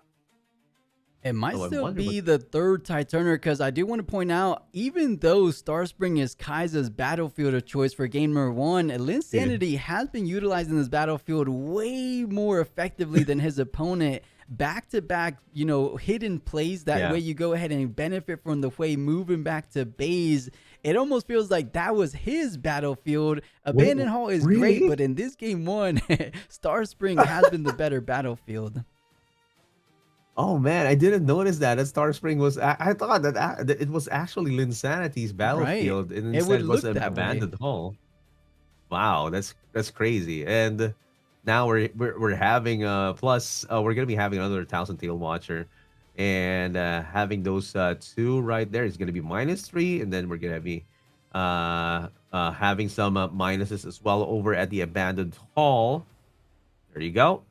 And man, what is Linsanity going to be doing this? But we're going to be waiting for Arc to see what he is going to be playing, because he might be pushing this straight into... Oh man, another Hui play. What is that hidden card? Oh wow, Starcrossed! You mentioned this a while ago. Plus, it is down, but wow, it is already going to be the win for Linsanity. He is out, and wow. That is it. How amazing was that game? Plus, man, I actually didn't know that that battlefield was from Arc, and Starspring actually just made him that win. Yeah, you would have never guessed it, but using it, as we said, to perfection. Linsanity very well played and earned himself that victory in that game number 1. Now going forward into game number 2, Arena's Greatest and Rockfall Pav. Not too impactful on either board state, but the only thing that Rockfall kind of stops here is the potential to reinforce that battlefield if you're trying to go ahead and defend. But Arena's Greatest, we know the game plan going forward from Dark. He's saying, I just want to go ahead and conquer turn after turn to where I just get down to where a Watcher can go ahead and close things out. Similar to how he was trying to do in that opening game 1, but just wasn't able to get here. So doesn't have the Starspring to benefit from Hui. So things are looking already very different in this game 2 potentially, just based off the battlefields alone. I'm excited for this one. Yeah, the battlefields actually kind of accelerate the game, so to speak, in terms of the Arena's Greatest. But the Rockfall Path is kind of an interesting interaction. Now, I love interactions plus, and when I see Rockfall Path, I say, oh no, this is one battlefield that I cannot play a hidden unit in. True. Right? So it's like, I was like thinking, how does this work? I was looking deep into the rule book. It just says that it cannot be played, so it goes into kind of a void, right? That if a unit that has been hidden there, it will not get played. So basically, it's not there. It fizzles out. That's it. And so it's kind of the place that we've seen with Tide Turner a while ago can be played here, and now we're seeing the push from Watchful Sentry going to the Arena's Greatest, getting that 2nd point, and. Okay, so they're just gonna be cycling in, but thoughts here. Plus, I think Arc will definitely have an advantage here in terms of how he's going to be playing this. Especially if he's able to go ahead and clear out the Lunari in the back line, but unfortunately does have access to the Falling Star, just doesn't have the Fury runes to go ahead and deploy at the Falling Star. So living to see another day, or another turn I should say. Let's go ahead and see if they go ahead and push on forward as Kaiser's all but tapped out. It doesn't work the same way. Kaiser gets power generated from tapping the legend, unlike the Diana legend here where they get an energy during showdown. So a little bit different. So Kaiser is completely out of options. So straightforward, easy conquer. As long as you leave up a little bit of combat tricks to defend this Kaiser Lunari, or not Kaiser, I'm already confusing these legends, but Diana Lunari, she will be sitting A-OK for the time being. Yeah, Diana Lunari actually got a showdown right there. And of course, Watchful Sentry is one of those guys that you would like to trigger the death knell. And Moonfall is going to be right here. He's going to be getting that, quote-unquote, moving that Nox Hopeful onto the side of Diana Lunari. And it's going to get -2. And, oh, wow. He gets to draw the flash as well. And now down to one floating rune. Oh, let's see how Arc is going to be reacting to this. Because, again, he has some of those crucial cards to get those removal. He goes and accelerates. His very own Kaisa in the showdown has been presented. And he shows the way. He's not going to, he's not going to interact with that, and he's going to keep that on top of his deck, and Kais is going to get that point.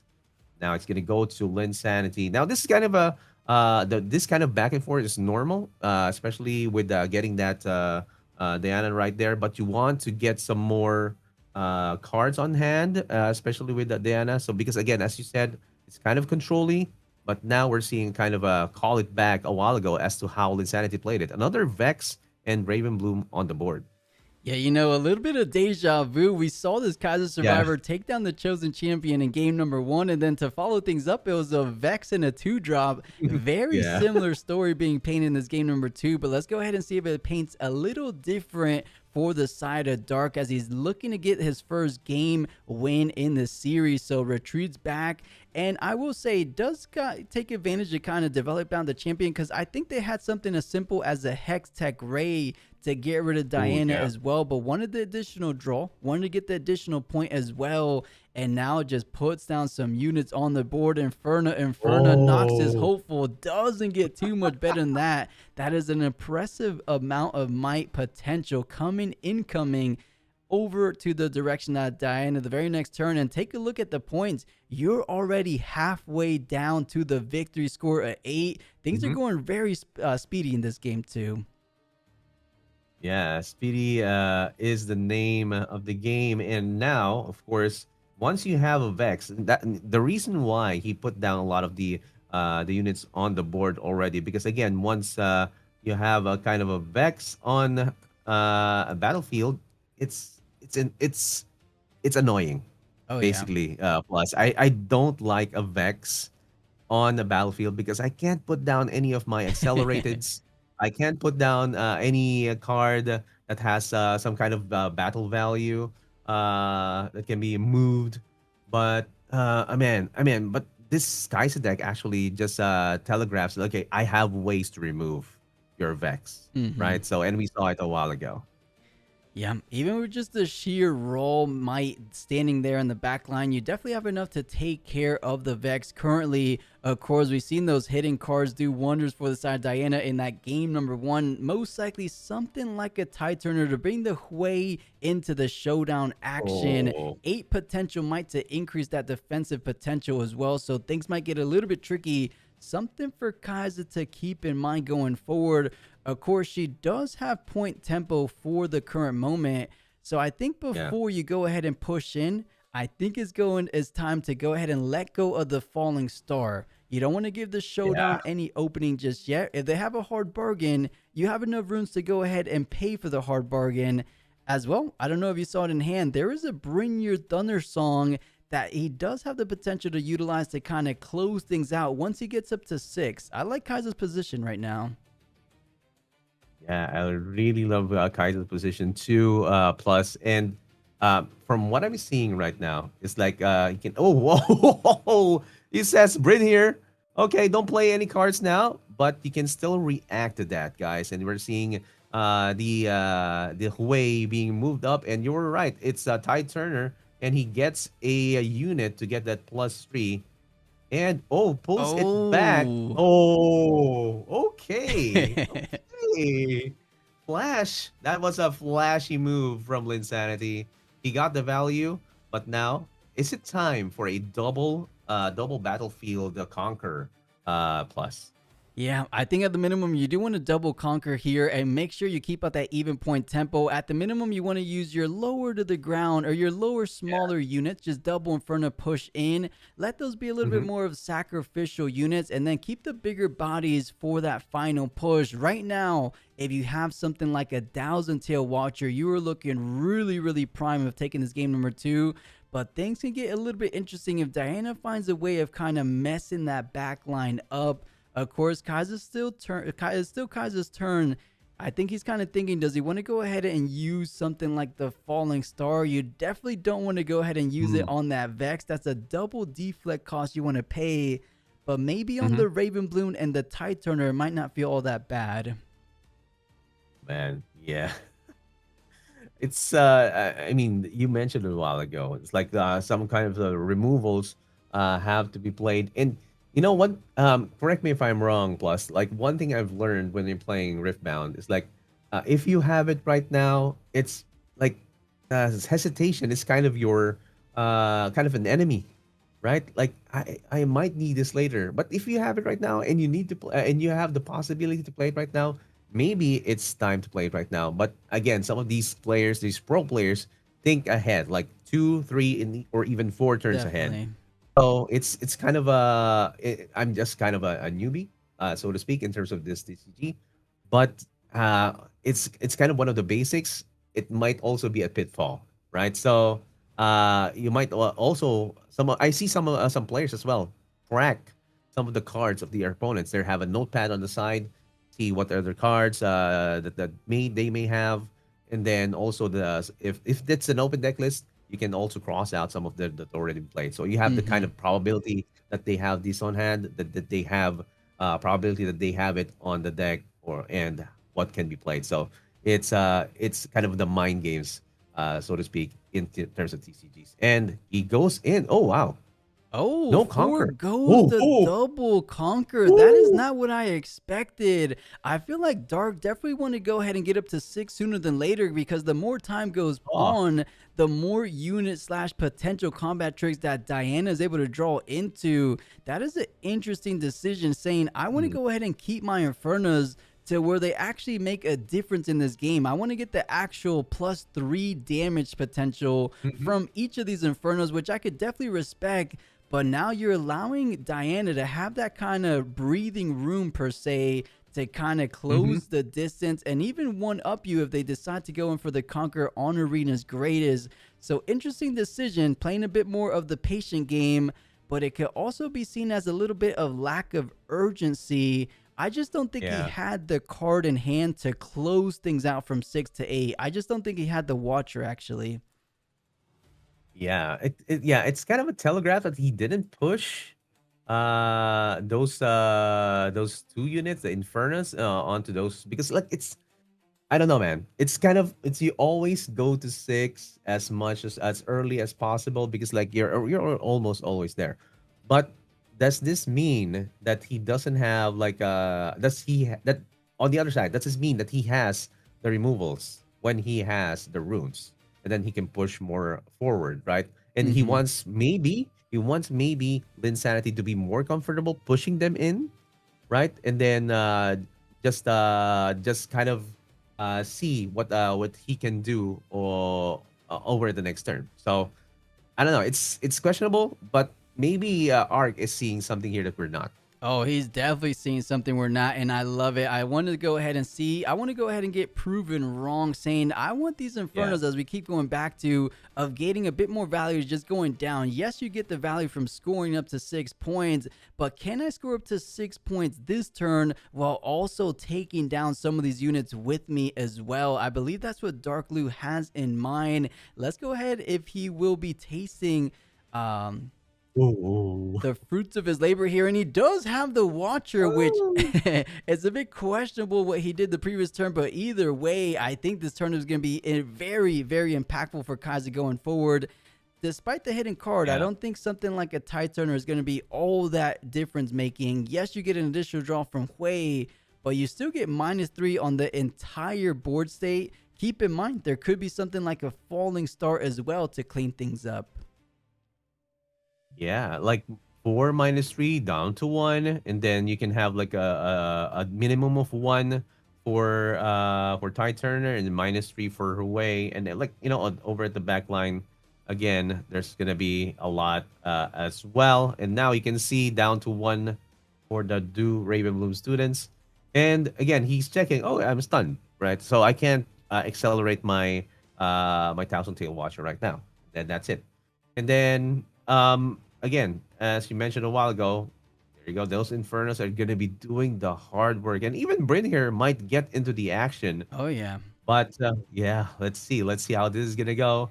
Yeah, this is pretty much the yeah. pivotal turn of game number 2. Depending on how things go in each other's favor, is going to be deciding it all. Has a couple combat tricks to work with. We see the Falling Star. We see the Hex Tech Ray as well. But first things first, let's get this Vex off this battlefield. More importantly, let's get all the information we can by revealing the hidden card. But I believe there's still a bit more cards revealed in terms of the hand right now from Linsanity. What does he have to work with? Because I don't believe we've seen too much of what's in hand. We're seeing it now, though. I saw a little bit glimpse of a Ride the Wind potential, too. Yeah, I saw it too, man. It's like it's possible that he will just move it out of danger. And now again, Stupefy going into the Noxus Hopeful, so he wants to decrease some of the other attacks, the mites from the units on the base of Arc. And now, okay, there is a presenting lethal, or rather presenting death from Vex, and he keeps on looking at that hidden.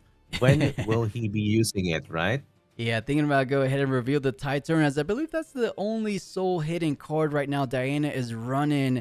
So thinking about revealing it to go ahead and make use of the additional draw capabilities from Hui this time around. And then, of course, adding pure 2 damage, as Watcher wasn't able to go ahead and touch the hidden zone. So you will be going up to 3-3 currently, which is tying right now, which isn't terrible. But I think that goes to show why Dark went in with just a single unit rather than multiple. Yeah. What I like about this plus is that Riftbound is kind of a talking game, a conversation game, right? You want to ask the question, do you have anything with this? And again, as you said it a while ago, there is the question. And now we're seeing a Gust pull back. Oh, man. Oh, wow. Okay, that's an interesting pullback. And no, Tide Turner is an interesting pull-up instead, switching with that way. There you go. And then it said, yes, it can happen. And you can do it with another unit on another battlefield. And then you have 2 -3s here. Let's see if he's going to be buffing. Oh, yes, he did. He did discard that Tide Turner. He gets a fully healthy way on this on the arena's greatest battlefield. Yeah, if this way is able to stick alive, is able to go ahead and bear the brunt force that Kaiser's trying to dish out. But of course, to make matters worse, Falling Star coming down to pretty much eliminate this way. A hard bargain repeated is what is going to be taken from the side of Linsanity to stop this play from happening. But once you repeat hard bargain, you're pretty much left with not too much to say. You can't go ahead and play out or Ride the Wind after that, as you're only going to be left with a single energy to work with. So I like what Dark is kind of forcing Linsanity's hand, saying, you know what? This Falling Star is coming down. Whether you like it or not, go ahead and do something like a repeated hard bargain. I have some other answers going forward. Does take care of Hui, which is enemy number 1. Can he at minimum get a double conquer here? and hold on to most of these units for a potential final push. I think as long as you keep the Watcher in the back and an additional unit, you're looking pretty good to close things out, it feels like. Yeah, there is a high possibility that there will be.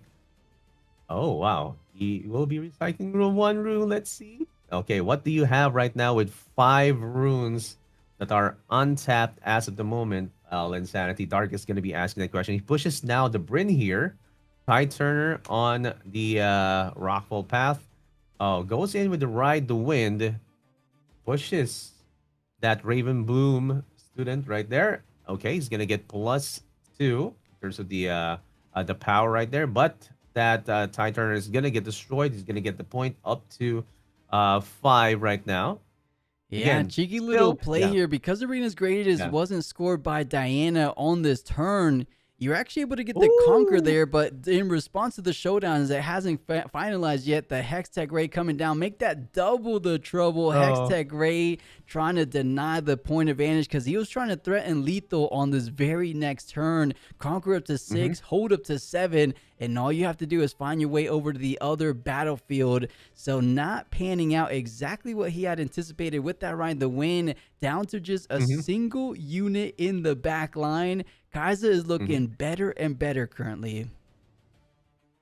Yeah, you mentioned it like it's double. The theme of this turn is double trouble with the double Hextech Ray, the Falling Star as well, double damage to 3, and now again down to 1. Raven Bloom student all over at the back line is gonna be the last unit that's gonna be left, and let's see if I mean it's gonna be hard for Linsanity to catch up. You mentioned a while ago, there's a lot of spells, but there are some high value units that can be put down. And it's kind of difficult because you keep on discarding with Way, right? And you have to make sure that the ones that you discard will not bite you back at the next turn. So again, it's still not yet game, guys. We're up to 6. But we see Dark is now securing his position in some of the battlefields now, which is Rockfall Path. Yeah, well said. Let's go ahead and see what Diana can do. He's not threatening lethal on this very next turn, which is what the Ride the Wind play was all about. He was trying to go ahead and not try to deny any further turns for Kaiser, but forcing one more turn remaining, and that's all it's going to take most likely for the side of Kaiser to take this one under his belt. Does Diana have at least to make sure you can make it a little bit of a tougher fight? He's counting his runes because I don't know about you guys, but a player that stacks his runes, you should always at least kind of fan him out so your opponent knows how much he's working with. So he doesn't have to grab the runes. A little bit of pet peeve for a lot of people.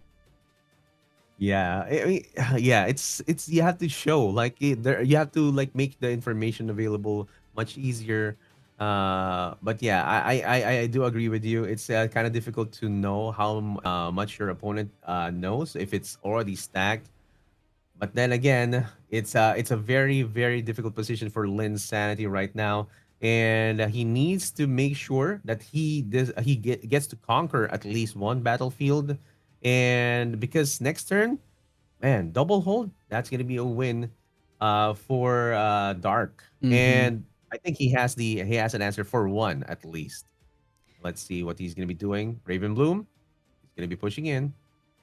Looking to see which battlefield he wants to push into. Has some great options in hand. I'm seeing something like the Kazakhs coming down to go ahead and make that attack a whole lot more easier. We have Starcross as well.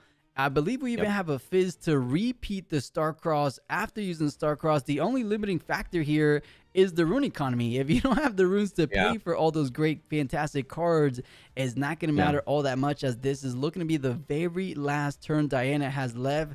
Stupefy to get the additional plus, so net difference of 2 currently. But actually, he stupefied the Watcher. I think he has an indication of the Moonfall to bring everything in there.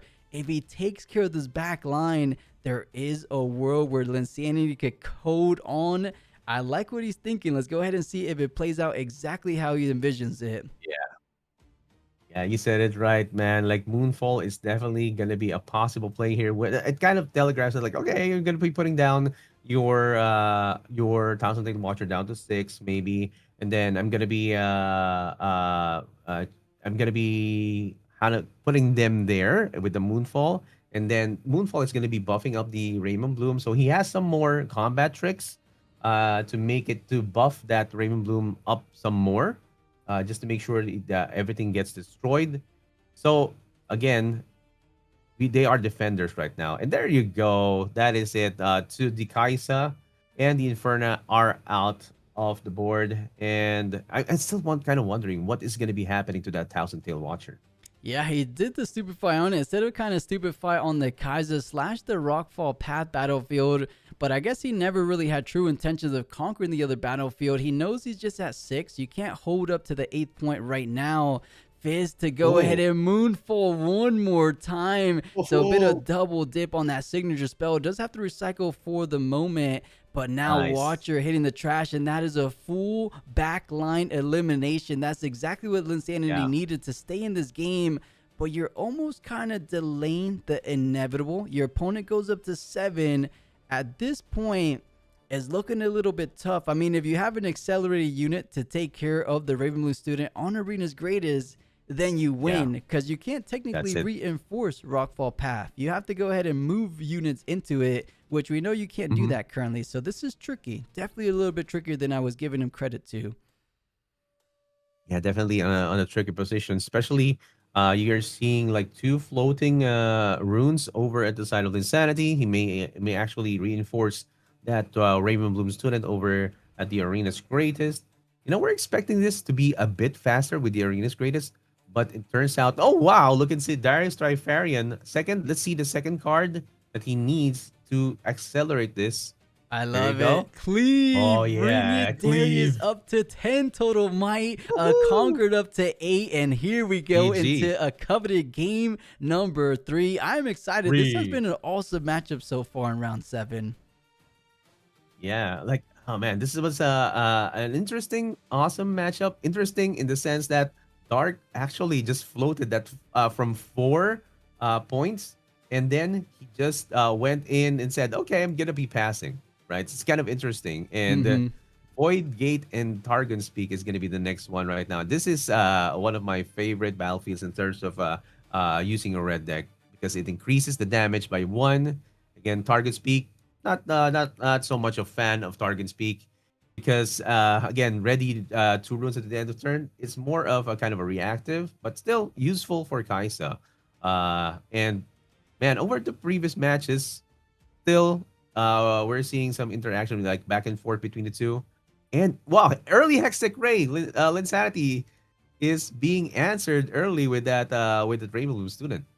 Definitely just trying to slow down the tempo. Now that you have to go against Diana going first, you want to go ahead and deny points early on. Just to go quickly back to the point you made about that game 2 decision point of not pushing in with the Infernos, where we were like, whoa, you're not conquering up to 6. It looks like at the end of the day, there was a true method to the madness from Dark, and it paid off. So well played. Going from here on out, I can't count him out in any situation. I am definitely excited for this final game 3. The only thing working against these players is they only have about 10 minutes for an entire game 3. 2 games took about 50 minutes here. Yeah, I mean, this is kind of a dangerous position to be in. You have to be fast, because again, when the turn counter ends, when this ends, like there might see a tie. If again, the ruling is if you are within 2 points, if you are at least 2 points ahead, you're going to be getting the win. Otherwise, it's going to be a tie. And again, let me double up on what you said. Plus, I think Dark kept us all in the dark a while ago with what he was going to be playing. Yeah. Here we go. Oh, is it Kha'Zix that I saw? Yeah, decides to just leave it at the top, because you do have the option. It says predict, right? You have the option to look at the top card and recycle it if you choose to do so. Foregoing the recycle, leaving the Kha'Zix at the top, saying, I like this card. Let's go ahead and see if it can make a difference going forward in this game number 3. I'm a fan of Kha'Zix. Have you played this card before? The Kha'Zix Mutated? No, I'm actually thinking about putting it into one of my decks, but it's actually a good like ambush tool, right? Oh Because yeah. you get to have like a +6 again potentially when you attack or defend, right? Mm-hmm. So it's actually it's a purple punch first -1. Yeah, essentially. Yeah. For Yeah. four energy. It's kind of like a trophy hunter, but one Yeah. less energy. But throwing it back Yeah. over the Kaiser, can these Infernos take down the Diana Lunari? Because we know how impactful that card can be if left alive. But it is a bit of a tall task as a full breath of runes at the ready for Linsanity. I am terrified, Excel. Whenever I see Diana with a full set of runes, I know they're going to give me some kind of troubles on their showdowns. Yeah, this is gonna be this is gonna be a troublesome showdown indeed. Because if you have a full set of runes, there's gonna be a lot of interaction, a lot of combat tricks.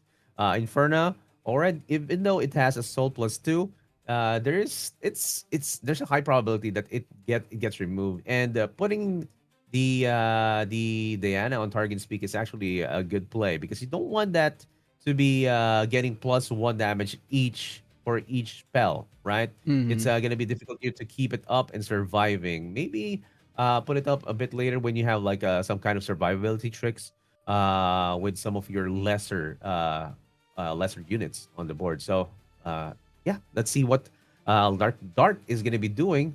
Lots of runes, lots of possibility in terms of the removal. And it might be looking like a straightforward champ playing out, but no, might be doubling up on a 2-drop play. Ravenbloom into Noxus Hopeful has become a quite popular play for a lot of Fury players, but plays the Ravenbloom now. Does he want to go ahead and contest the Targon's Peak? The answer is no, just trying to leave it up to Linsanity, saying, do you have any extra tools? And that being the Kha'Zix indeed coming down just in case, right? Just saying, you know what? I'm going to go ahead and make use that. That might be the only showdown you give me. So let's react to that showdown to establish a whole lot more board presence on Targons. Yeah, it's like putting down a Kha'Zix is man, it's kind of difficult to see from Dark Side because like how am I going to be answering this? Okay, he is now floating 2 runes over the side for Linsanity. Now we have 5 possible runes that can be played here, and now goes in and passes. Interesting. Oh ho! You know, Excel, Okay. he had a Falling Yeah. Star in hand. He was just so Yeah. close to playing it. Falling Star gets rid of, at minimum, the Kha'Zix. Inferno in the backline could trade 1 for 1. He was very scared and hesitant of something like a hard bargain, but Eager Apprentice making his debut here in round number 7. We haven't seen him all region long. Honestly, the last time I saw him was in one of our online events. Eager Apprentice, not too much of a popular card. But in Diana, it kind of makes sense when you have a unit on the battlefield, or when you do have Yeah. Eager Apprentice on the battlefield, reduce your spells by 1. So it looks like this is not going to be able to take advantage of that spell, as Fallen Star was saved for the right time, it feels like. Oh! Oh! What? Singularity has been played over next turn, and there you go. Abandon is gonna be canceling that, but of course it's gonna go back to hand. These were fast plays. Plus, we've seen a Falling Star remove 2 units on the board, including Diana, and again the Eager Apprentice. And now Abandon is gonna be canceling that Singularity, so no hard removals as of the moment. And now we're gonna be he's gonna be pulling back that Inferna, but still. With that hold, he gets 3 points. So now, still with 5 minutes left on the clock, they are racing really hard. They have to do it now. Ka-chow. Yeah, they definitely do. The only upside being from Abandon, you actually go ahead and pull that Singularity back to hand. If you're able to get a little bit fortunate, hit 2 Mind Runes from that Rune Deck channel, which is pretty likely. I don't know how many, what's his split running, but he has a whole lot of Fury. So 2 Mind Runes, he's able to go ahead and deploy the Singularity 1 more time. I'm a little bit scared he has an additional Abandon or Hard Bargain. That's something to be very mindful of, but plays the way for the moment. Thinking about double conquering, I mean, you expose your Ravenbloom student because you're leaving it at that Void Gate. But I don't know. I do Oh. like the even threshold, but of course, Linsanity knows a whole lot better than I. He's prioritizing saving his units rather than the point lead right now. Yeah, he's saving the units, maybe possible push a bit later. But again, these guys are skirting into draw territory as the moment. Another one, of course. Oh yeah. It has been put on hand because because of the ban, but he got the mine rune that he needed and removes two of the units, including the way, and now pushes with the Ravenbloom student, making it up to 4. Now, of course, the question right now, will he be pushing with his Inferna up to 5 right now? But again, this is he still has a total of 4 floating. Now passes the turn into Linsanity. He will not be pushing that Inferna. It puts Baron is in play. Baron. There we go. Baron Nashor coming down for the first, or I think second time this regional, as we saw one in round number 1. Here we go. Conquering up to 4, potential conquer up to 5. And if you're able to clear this Ravenbloom student, that is a triple point score in a single turn. Yeah. That is the impact of Baron Nashor. Keep in mind, +2 might on other units thanks for the Baron Nashor. So increase of 4 thanks to these 2 units incoming Ravenbloom's direction. So a Hextech Ray is no longer enough. So this is a huge play for Linsanity. Might be a game deciding play thanks to Baron.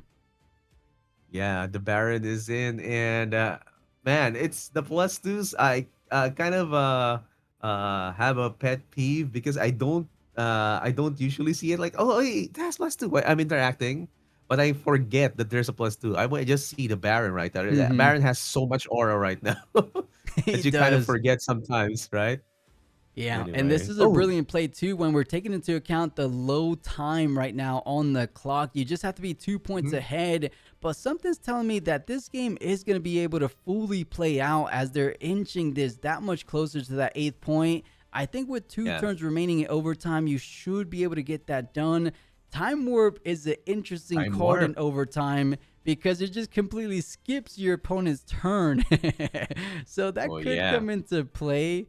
But currently looking at the hand for Kaza, things are looking rough. You got a Darius, you got a Hextech Ray, but you honestly have no straightforward answer to this Baron Nashor. He's looking like an MVP right now.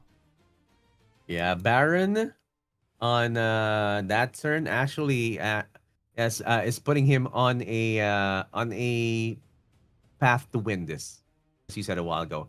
Because again, as we said, as we see before, that hidden card will most likely definitely be Ty Turner. And if you see a switch with the Baron, there's not a possibility that you're going to be seeing that trade, right? Oh, he wants to ask first. Okay, do you have the Baron? Do you have the Ty Turner? Yeah, just doing some damage here. Of course, because of the Baron Nashor, the 3 is not enough. So right out of the range, but Double Inferno will be swinging for 6, so 6 to 9 currently, but there's a little bit more combat tricks in the hand. I believe this is the final card left for Linsanity. What can it be?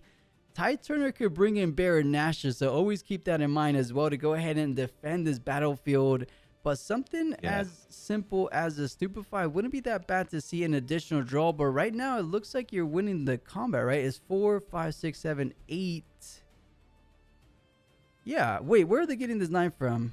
Oh, 3 from Eager Apprentice. It is 9 currently. Yeah, we can see that we are now seeing that there is a the 9, for the Eager Apprentice, and now we're gonna be seeing a Moonfall. Okay, -2 for Rose Inferna. So in terms of the interaction, of course the Assault will give you +3. And then -2 for the Moonfall. It's going to go back to 1. And, okay. That's going to be interesting as to how this is going to go because there's going to be a possible trade with this. And again, let's remind you guys that there are still buffs on live with Baron Nashor. And putting in that field as well will actually give you another hold. And let's see if there's another card. Actually, Darius is already accelerated, so he can push in a bit later. Yeah, and it looks like he forewent bringing that additional unit into that battlefield.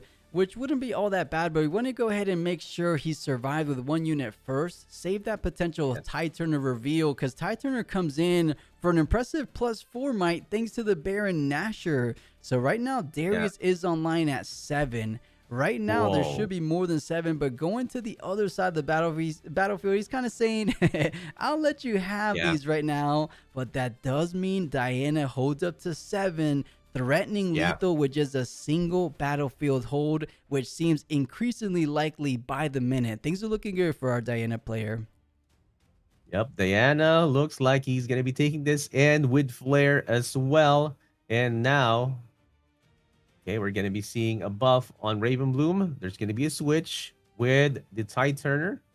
And he's going to be bringing back the Tide Turner. And then making it ready. And there you go. Gust. And destroys and conquers the last battlefield. And that is a win for Linsanity with 2 turns left. There you go.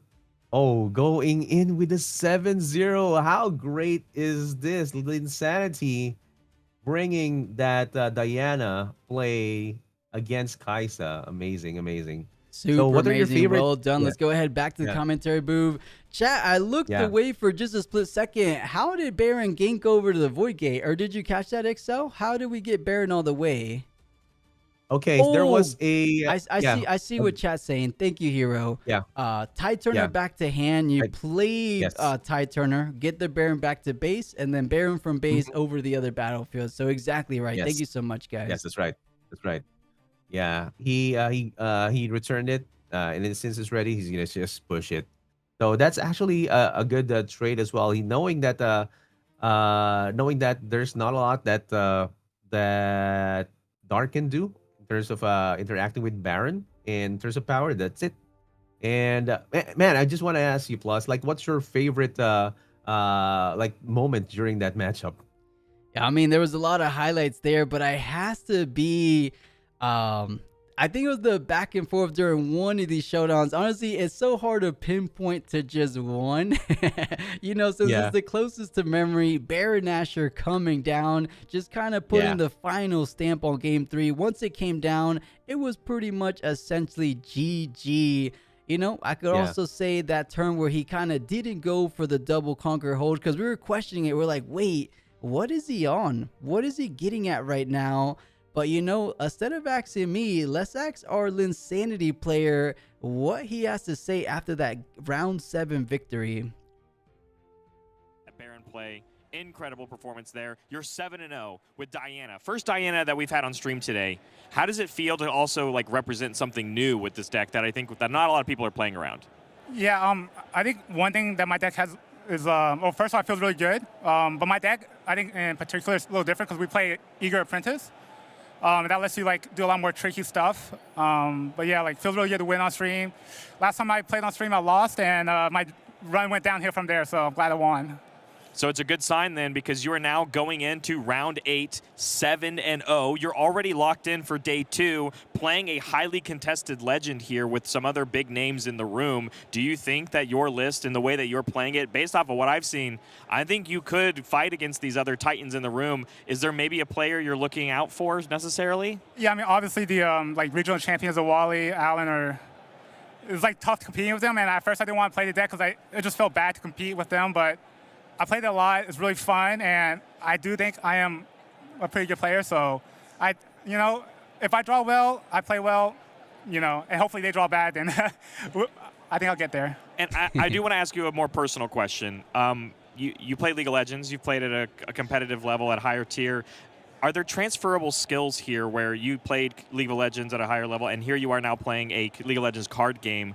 Do you think the strategic element and the things and the game plans you have to have going into, let's say, a League of Legends game versus now a Riftbound game, are there transferable skills that you would say make you really good at what's going on here? Yeah, I think being able to like really lock in and practice, and like knowing how to practice is like it transfers to everything, right?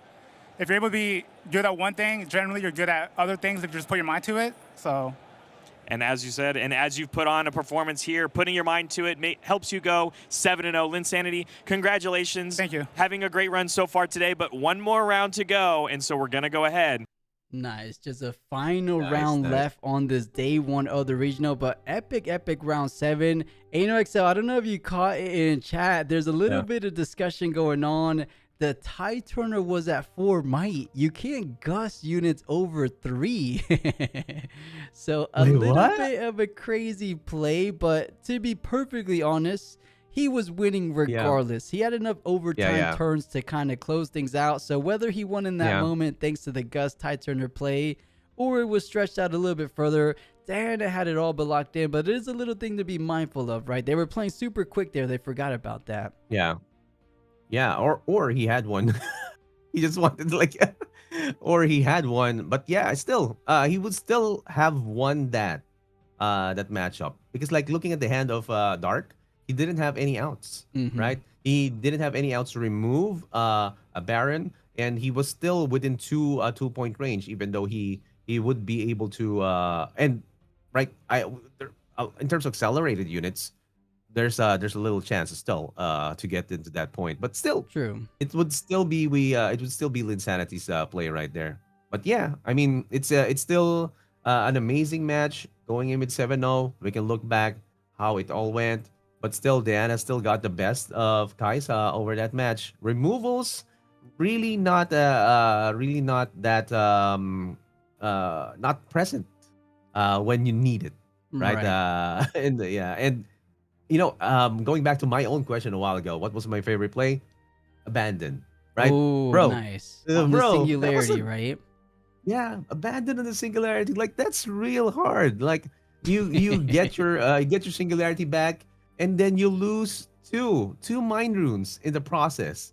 And bro, that's actually the best play for an abandon because you're preventing two of your key units, which he needed over the next turns, and then just push it in. And then he actually defended one more position right there, and he actually got him one more point. So going down the line, that kind of move actually secured him one more extra point to get that win, or even though it's they were on a turn timer. But going back to your answer, Baron, I haven't seen Baron played during my locals. I mean, they just keep on pushing in, or maybe they didn't even get it on my locals. But seeing it here and casting it here actually is icing on the cake. Plus. Definitely good times. Round 7, we couldn't ask for too much more as there's just a single round remaining. Since they're doing a little bit of highlight of the game, let's take this time to go ahead and look at the standings currently. More so if there's already starting things for the round number 8 pairings. So let's refresh. If you don't have the bracket, XL, do you want me to link it to you, or do you have the bracket? Yeah, I think I'm looking at the chat and looking at the bracket right now. Here we go. Got it. Okay, so round 7 is still underway, so things haven't already wrapped things up. Prismaticism is still going against Aurelia. Apparently a player called Dark Voider, which we saw. Maybe I won't tune into the standings too attentively because that was the backup feature match. So XL, hopefully pray with me that we get a little bit maybe of a game 3 of that matchup. That'll be fun too. Yeah. Oh man, game 3 of the Prismaticism matchup actually it's a possible watch right here. And I'm seeing some of the high end players right here. Rek'Sai actually got a win against Vex. Now, nice. I mean, with that kind of a matchup, it's gonna be difficult to push in a bunch of units unless you get to remove the Vex. So okay, that's but then again, there's a lot of removal tools coming in from Order. Yeah, again with against a Vex. So yeah, it's definitely possible. So I've seen a kind of an upsurge or an uptick in terms of Rek'Sai plays, but still over at this level of play, a bunch of Master Yis. Of course, and those are always your pain in your neck. So Rek'Sai is a good deck, but of course, there's just some decks that kind of look to take you down no matter what you do. But I'm a fan of Rek'Sai, so much so that I want to play her at the local level. I just need to go ahead and build the deck, but maybe I'll wait to set 4 to see if I don't have to go ahead and buy some extra cards. But either way, so as you mentioned, Vex falling down. So maybe there's at least one undefeated Vex to kind of showcase in round number 8. Because we haven't seen Vex in, I believe, 2 or 3 regionals, it feels like. So I'm down for a little bit of Vex action myself. But honestly, as long as we get the top tables, I will be a happy guy. So yeah, I think chat's still discussing the Gus play and the potential that Time Warp would have impacted everything. Because even though we think that Linsanity had it 100% locked in, there was just one more turn left for Linsanity. So if Kaiser on their turn time warped, they don't get the extra turn, which means they would have tied. So things could have gone very different. So maybe 7-0 could have realistically been 7-1-0, of course. But hey, shoulda, woulda, coulda. No one caught it. The judges were overlooking it as well. And you can't backtrack on the point. The score has already been set. Either way, he played it really intelligently, and we can't take too much away from him, as they were kind of rushing. So it was nobody's. I don't think it was like intentional him trying to like angle shoot or finesse his opponent. Yeah, I mean, even though even the player of a Baron actually probably overlooked the plus point. Yeah, the plus might, right? So like I was saying a while ago, like I mostly overlooked that +2 from the Baron, the buff. But then also he might have overlooked it and then say, okay, it's still 2. I pull it back, and then that's it. So I mean, that's it. The point's already set, and let's see how it goes. But still, good luck to the players right there. And plus, I am interested, man. Like I've been seeing Ezreal getting some wins here. How does that work? Like, I mean, against Master Yi too. That's like a bunch of big units as well. You know, I feel like just the Horde card to counter a lot of the spell decks like Ezreal, like Diana, even Aurelia's currently is just the card we keep going back to. It is the good old alpaca / camel, depending on what way you see it. Ruin Runner, of course. So Ruin Runner, once it comes down, if you don't have something like a Thousand Tail Watcher, it is untouchable. You can't do anything about it. You can't Bellows Breath it. You can't Singularity. You can't literally do anything to interact besides Thousand Tail Watcher. And if you have something like a Punch First to defend when the Watcher comes in, you're feeling pretty comfortable, of course. So I feel like for those matchups like Ezreal versus Master Yi, this is why we're seeing Master Yi at the tippity top of the metagame currently in terms of deck distribution. But why do you ask? Are you a fan of Ezreal currently? Yeah, I've been seeing a lot of Ezreal as well in the locals, and I'm seeing like the Ezreal has been beaten down, but there are some Ezreals that can actually beat Master Yi, and I'm kind of curious how that goes, because it's like that's an unfavored matchup already. Like if you're gonna be fighting a bunch of big units, maybe he got the nuts in terms of like getting some removals and getting to conquer the battlefields. I'm looking into that, like how it's gonna go. But I'm leaning more into decks like a Jhin, into Teemo, into like Lilia, and I mean that's like the kind of gameplay that I'm in. Nice. Not just because I don't want like to build a Master Yi deck or a Diana deck, but because I don't have the resources to build those kind of decks as of the moment. So it's like down the line maybe I'll build it. But maybe let's see what the next expansion is going to be bringing us first, right? Yeah. I think Set 4 is going to be really, really exciting. If you don't know, for any newer players joining the stream, or maybe Excel you haven't caught on just yet, it's going to be for the first time in Riftbound history where we have domain combinations never before seen. Red, green, purple, yellow, blue, and orange will be joining the Riftbound mix, and I am excited for it. Out of those 3 color combination, what kind of gets you the most excited, Excel? Man, red and green sounds interesting. Like anything with green as of the moment, like, oh, wow. There's a lot of kind of interactions that you can see, a lot of support.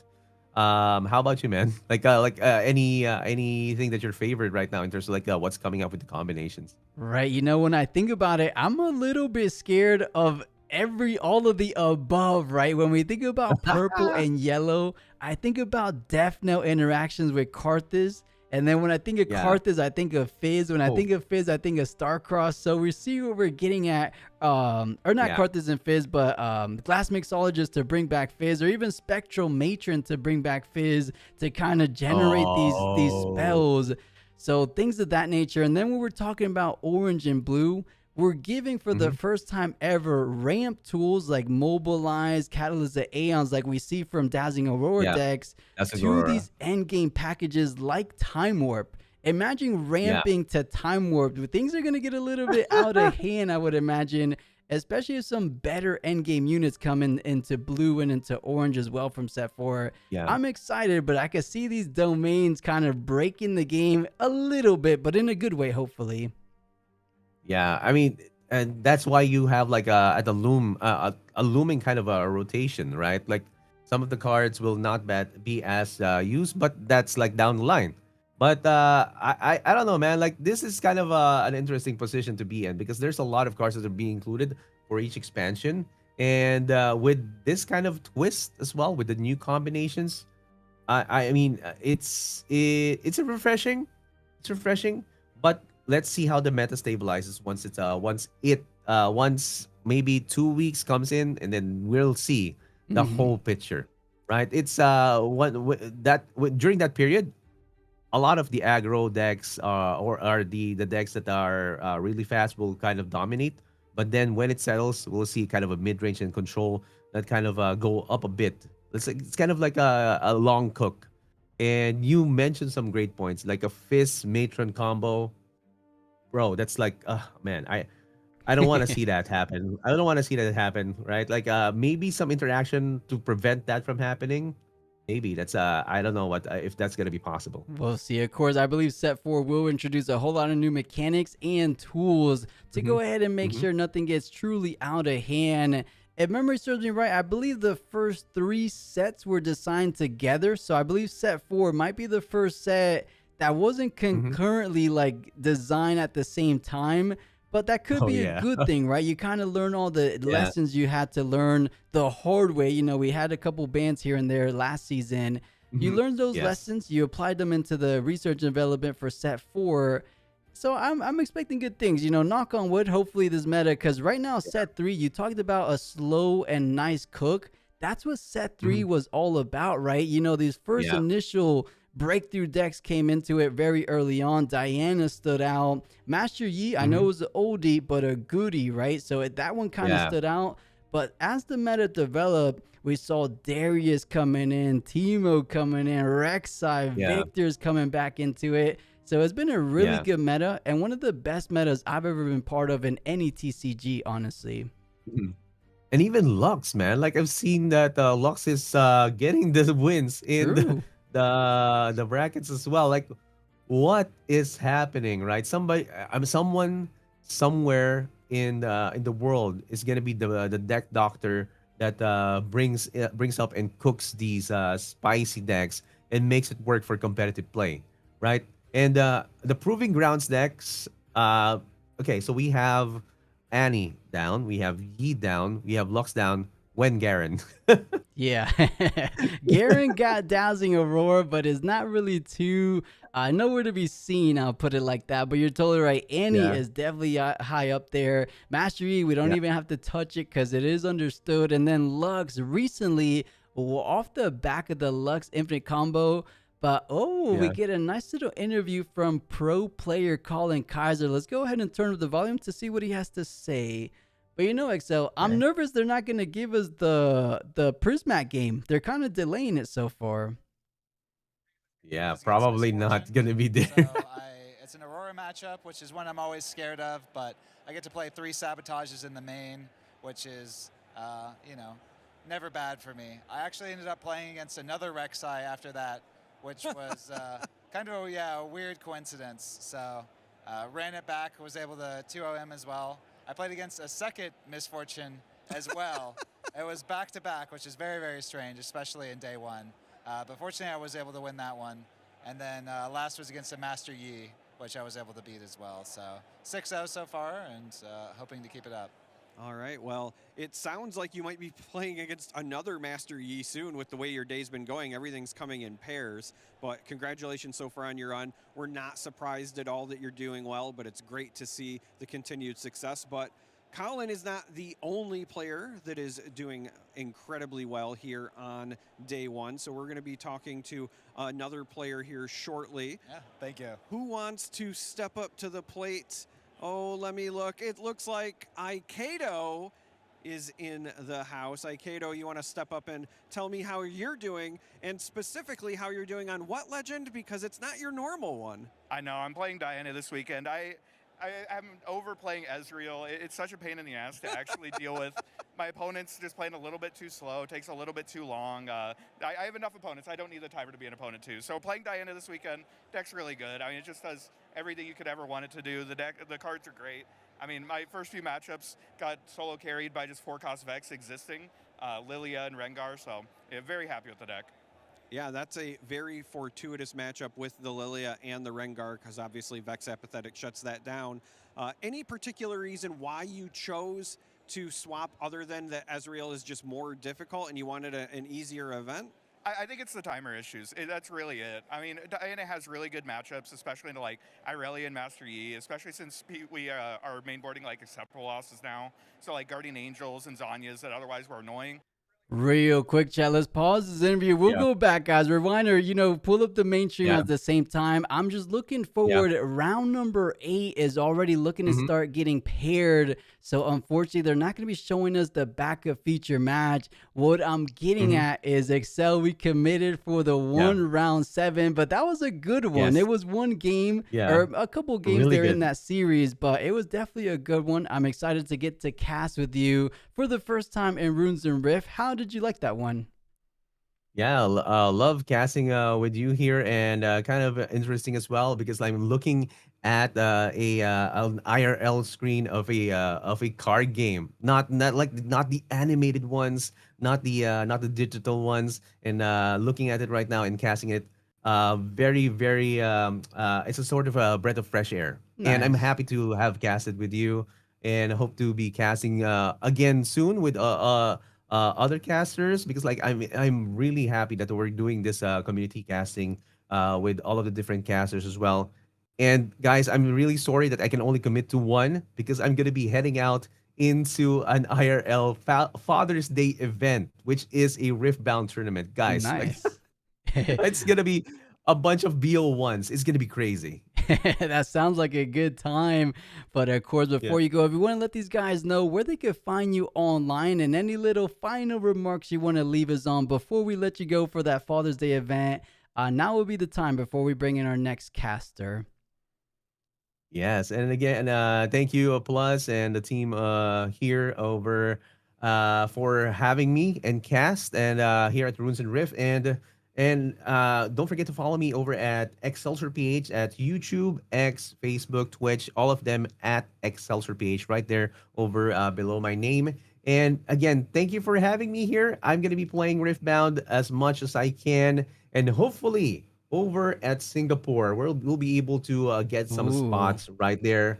I'll be seeing you. Anyone who's gonna be there, I hope to meet up with you. Just talk a bit, like maybe get some interviews. I'm gonna be creating content as well, so I'm gonna be seeing you there. And again, thank you again, Plus, for giving me this opportunity. Hope to cast again with you over at the next ones. Yeah, it was definitely a whole lot of fun. So looking forward to it as well. But for now, I'll go ahead and let you go. Enjoy the rest of your day, Excel. Thank you so much. Bye-bye. All right, guys, that is a wrap for round number 7. It looks like we should be getting started with the last round of the Hartford Regional Qualifier. Man, for some reason, I thought it would be a little bit more tired because we are just crossing over the 11-hour mark. Yes, I pressed go live 11 hours ago. It honestly has flown by because when you have some nice competitive fun games like we've had all day long, times kind of just flies, when you're doing something you love, when you're watching things you love, it's not really too time intensive. Granted, I wasn't looking at the time. Maybe if I was watching the hours pass, it would have felt like 11 hours. But yeah, things are kind of crazy. So yeah, Dark Rays, I am excited. Very last round number 8. Austin's saying, did y'all catch the misplay by Linsanity? He gusted format. Yeah, Austin, we were discussing it a little bit earlier. So Prismat undefeated, Allen with 1 loss. Yeah, Froger, exactly right. So Prismat remaining undefeated, which he managed to take down the Aurelia. And Allen lost round 4, I believe, for the first time in a very long time. But guys, give me 1 second. Let me go ahead and bring in the final caster on the day. You know, Excel was just talking about the Singapore regional. I believe our next caster is actually from Singapore, because it reminded me he's also trying to get into that regional as well. So maybe they'll meet up with each other one of these days. But let me go ahead and pull in. His name is Hero. Let me go ahead and tell him that if he's in the camera. Oh, I do see Hero here. So Hero, if you're listening in, I'm gonna pull in all your camera and I'll tell you when you're online.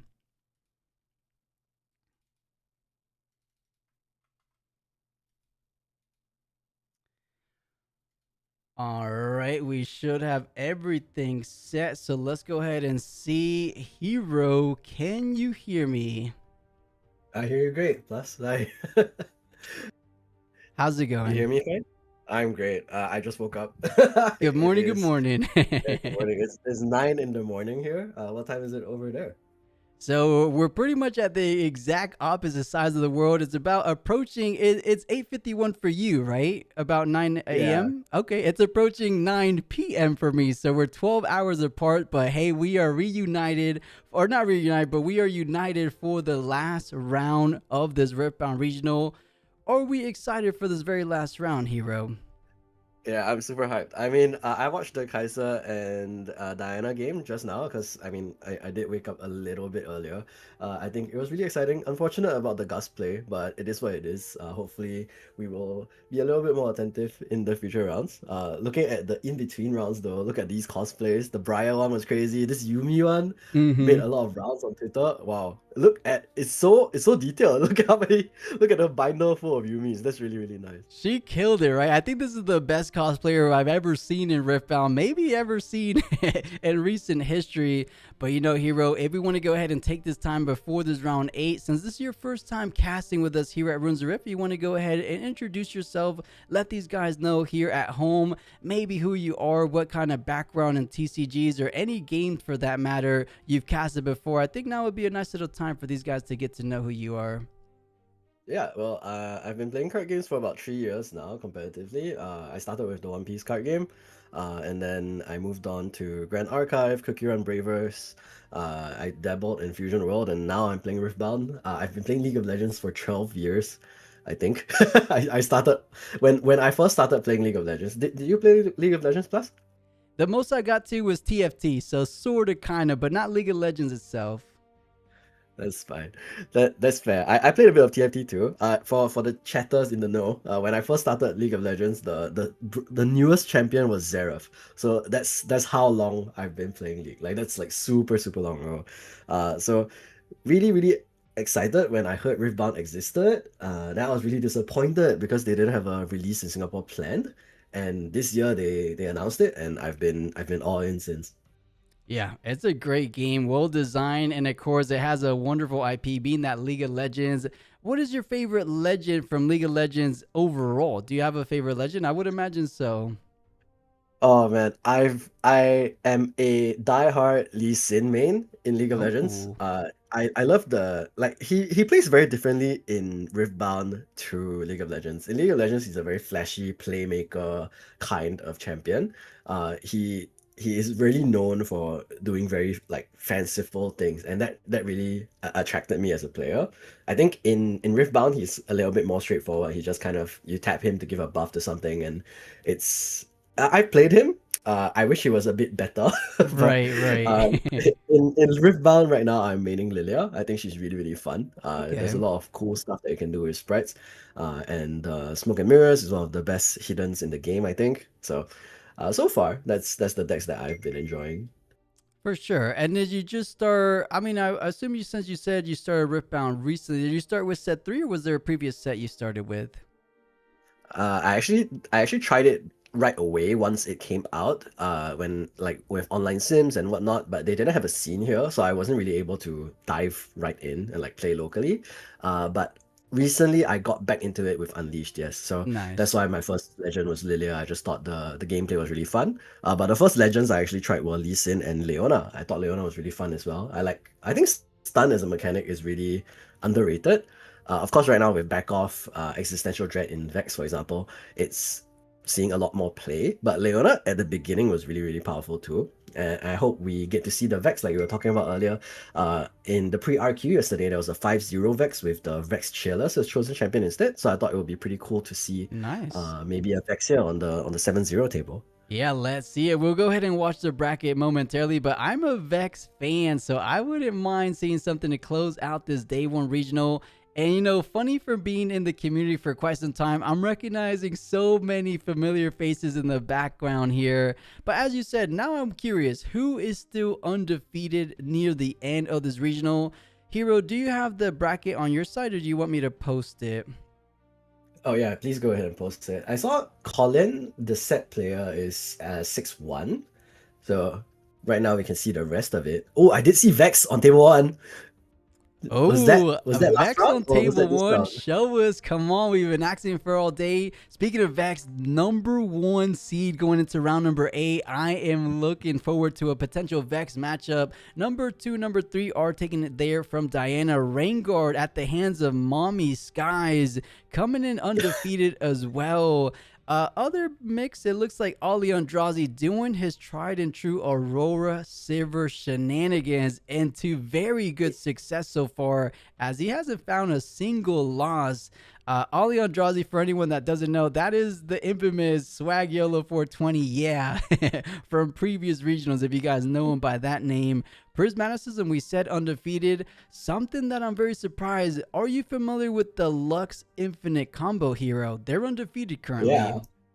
Yeah, I've seen it, and I've seen on Twitter that CTCG and TSS were both saying that, the Tianjin Lux is cool, but they've solved it. Like they've made adjustments to the deck such that it's even better and maybe even more annoying to play against. So I'm really looking forward to seeing that as well. But there's so many good decks here that it's really difficult to choose. Like, oh, who do I actually want to see? Because you also see Victor on the top tables. There's an Ezreal also 7-0-0 undefeated. There's a Pike at 7-0-0. I see him, There's yeah. so many interesting, yeah. And there's also a Draven at 6-0-1. Kha'Zix Jun from round 1, he's also 6-0-1. There's so many interesting decks to see. So I mean, whoever they bring onto the stream is gonna be a banger. It does seem to be the case, right? Looks like Sam D. Sherman finally getting his first L in this past round. He's also one of the more successful Rengar players as of recent history. So let's see if he can kind of course, he solidify for day number 2, but can he make another top 8 appearance? Speaking of top 8 appearance, we are looking for Kha'Zix to make their first top 8 appearance. So I'm praying June finds good success in this round number 8. And then, of course, going forward into day number 2. Because what are your thoughts on Kha'Zix? Have you messed with him a little bit before? I personally haven't played him a lot, but I think watching Jun play, it's a really interesting deck. I feel like it does. I think the casters mentioned it on stream as well. Like, it's a deck where you have a little bit of Yasuo and a little bit of Lee Sin, where you can buff stuff or you can move them around. And I think that is basically how you would see orange and purple as domains, right? Purple is all about movement, about being agile, and orange is more of a domain where you're looking at increasing the power of your units and keeping them mighty and stuff like that. And with that Kha'Zix chosen champion being able to ambush out of nowhere, similar to the Rengar, you know, as rivals, that's kind of how they do interact. I think it is a deck that has a lot of potential, and Void Assault as well is really, really strong. And I think the Forbidden Waste as well synergizes so well with that signature spell. And Jun really put on a masterclass in that first round, and hopefully we get to see him again. But looks like we are flashing some decks on stream already. These might be some key decks like Rek'Sai from Mice Ramakiano. This was a top 8, I think top 4 at the last RQ. It was, yeah. Yeah, I'm really excited for this deck as well. I've been messing around with this. I think it's really, really cool. I really love decks that are like just full of 3-offs because it's a lot more consistent. And I think Rek'Sai is one of those decks where this really benefits them a lot because it's one of those decks where you have to glimpse top 2 a lot. Like you have to predict and then decide on a card to play. Being able to just know, okay, these are the odds of seeing my cards. I don't have to gamble on like wonky one-offs or finicky tech cards. It's really, really nice for that consistency, especially in game 1. And then you can bring in your sideboard tech cards in games 2 and 3, then you can be okay. I'm gonna take out these cards, be a little bit more consistent, or have a little bit more answers or silver bullets into specifically bad matchups. Definitely. Another little upside of this Rek'Sai build currently is how affordable it is. There's not a lot of expensive cards in the current deck. Maybe the most expensive card is the Vi Peacemaker, which isn't all that expensive. I believe I looked into it. It's like 60, 70 bucks for the entire deck. So definitely a really good deck to get your hands on. A little tricky to pilot sometimes, but honestly in the right hands, it has the potential, as we just saw last weekend in Utrecht, to take it as far as a top 4 finish. We haven't seen too much of Rek'Sai this weekend, but maybe they've been running around. Actually, maybe we go back to the standings. Did you see any undefeated Rek'Sais? Because I can't remember if there was any. I think there's one at 6-1. I don't remember seeing 7-0. Yeah, I think there's one at 6-1. No, there's one at 7-0. He's 10th place on table 5. I see him. So, something must work. I like his name. Yeah, something must work for him to be 7-0. I think something's working for sure. Definitely. There's a lot of great legends in the top 7-0 tables. I think Ezreal, Vex, probably the most interesting ones. Rengar as well. And you will see the usual suspects. Like you mentioned, Ali Eldrazi is there. We have Master Yi's, we have Diana's, we have an Irelia. After last RQ where Irelia didn't really manage to make top 8, we may see them, make a return to form and do top 8 again this set. However, we know that for an RQ, top 8 is a really, really hard ask. X1 is the only way to lock it, and X2 can maybe bubble in, but it's really, really brutal. It is brutal, right? Out of 2,000 players, essentially, only 8 remain at the end of day number 2. Prismaticism was the only X2 to actually be fortunate enough to squeeze his way in there thanks to good tiebreakers. Speaking of Prismaticism, on table number 7, he's playing against the undefeated Rek'Sai player. So if we can't get the Vex game, let's get a little bit of Prismaticism versus the undefeated Rek'Sai player. I am definitely down for something like that. Bradikin looks to be the only undefeated Ezreal player, which a lot of people have said, why would you play Ezreal when you could just play Diana? Bradikin is here to prove people wrong that Ezreal is among the better legends right now. Let me see if I can find him, because he's top table, so I would imagine he's still undefeated, right? Yeah, he is 7-0-0, so I believe he is 11th on the standings. He's table 5. He's against I Missed My Q, which is pretty funny because if you know League, I Missed My Q is on Master E, who can't miss his Q, and he's against Ezreal, who is known for missing his Q. It's a skill shot. It's a little bit difficult to land, but pretty excited to see that. Other than that, the Lux is on table 8. So I think that will be pretty interesting. They're against the Irelia as well. So I wonder how that matchup will play out. Ali Eldrazi is against a Pyke on table 6. We'll also be able to see a full 7-0 win Victor versus Diana. He's against Linsanity, who we just saw on stream earlier. He's 4-0, on table 4 as well. So lots of really interesting matchups that hopefully we get to see a banger in the last game of today. Let's see, and they're going through those undefeated players, so we'll go ahead and talk about them a little bit one more time. Vex standing at the very top, going into round number 8. Double Diana, Rengar, Ezreal. So, there's 2 Ezreals undefeated. Bradikin and Vex are here.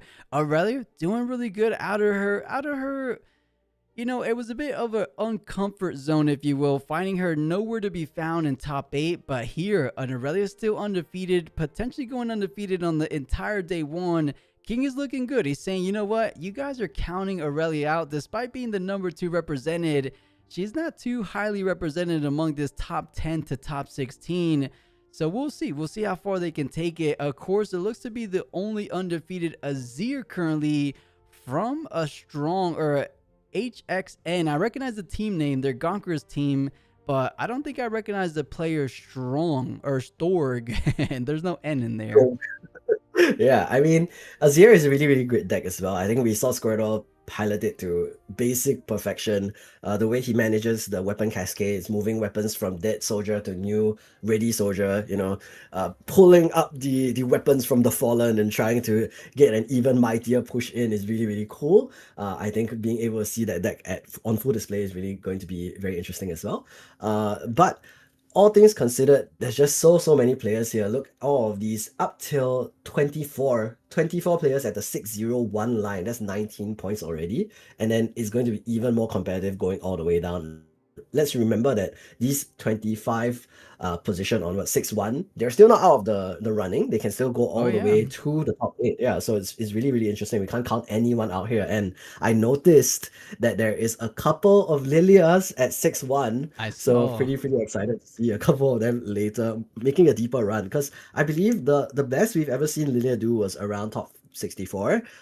So if they could do even better this time, I'd be really excited. Yeah, I'm excited for, you know, a lot of people are excited for the legend that was right in between those Lilia players. Ivern still hanging in there at X1. Of course, they were undefeated going into this past round. So losing it there has the potential of going X1 in the entirety of day one, which is a very impressive thing to do.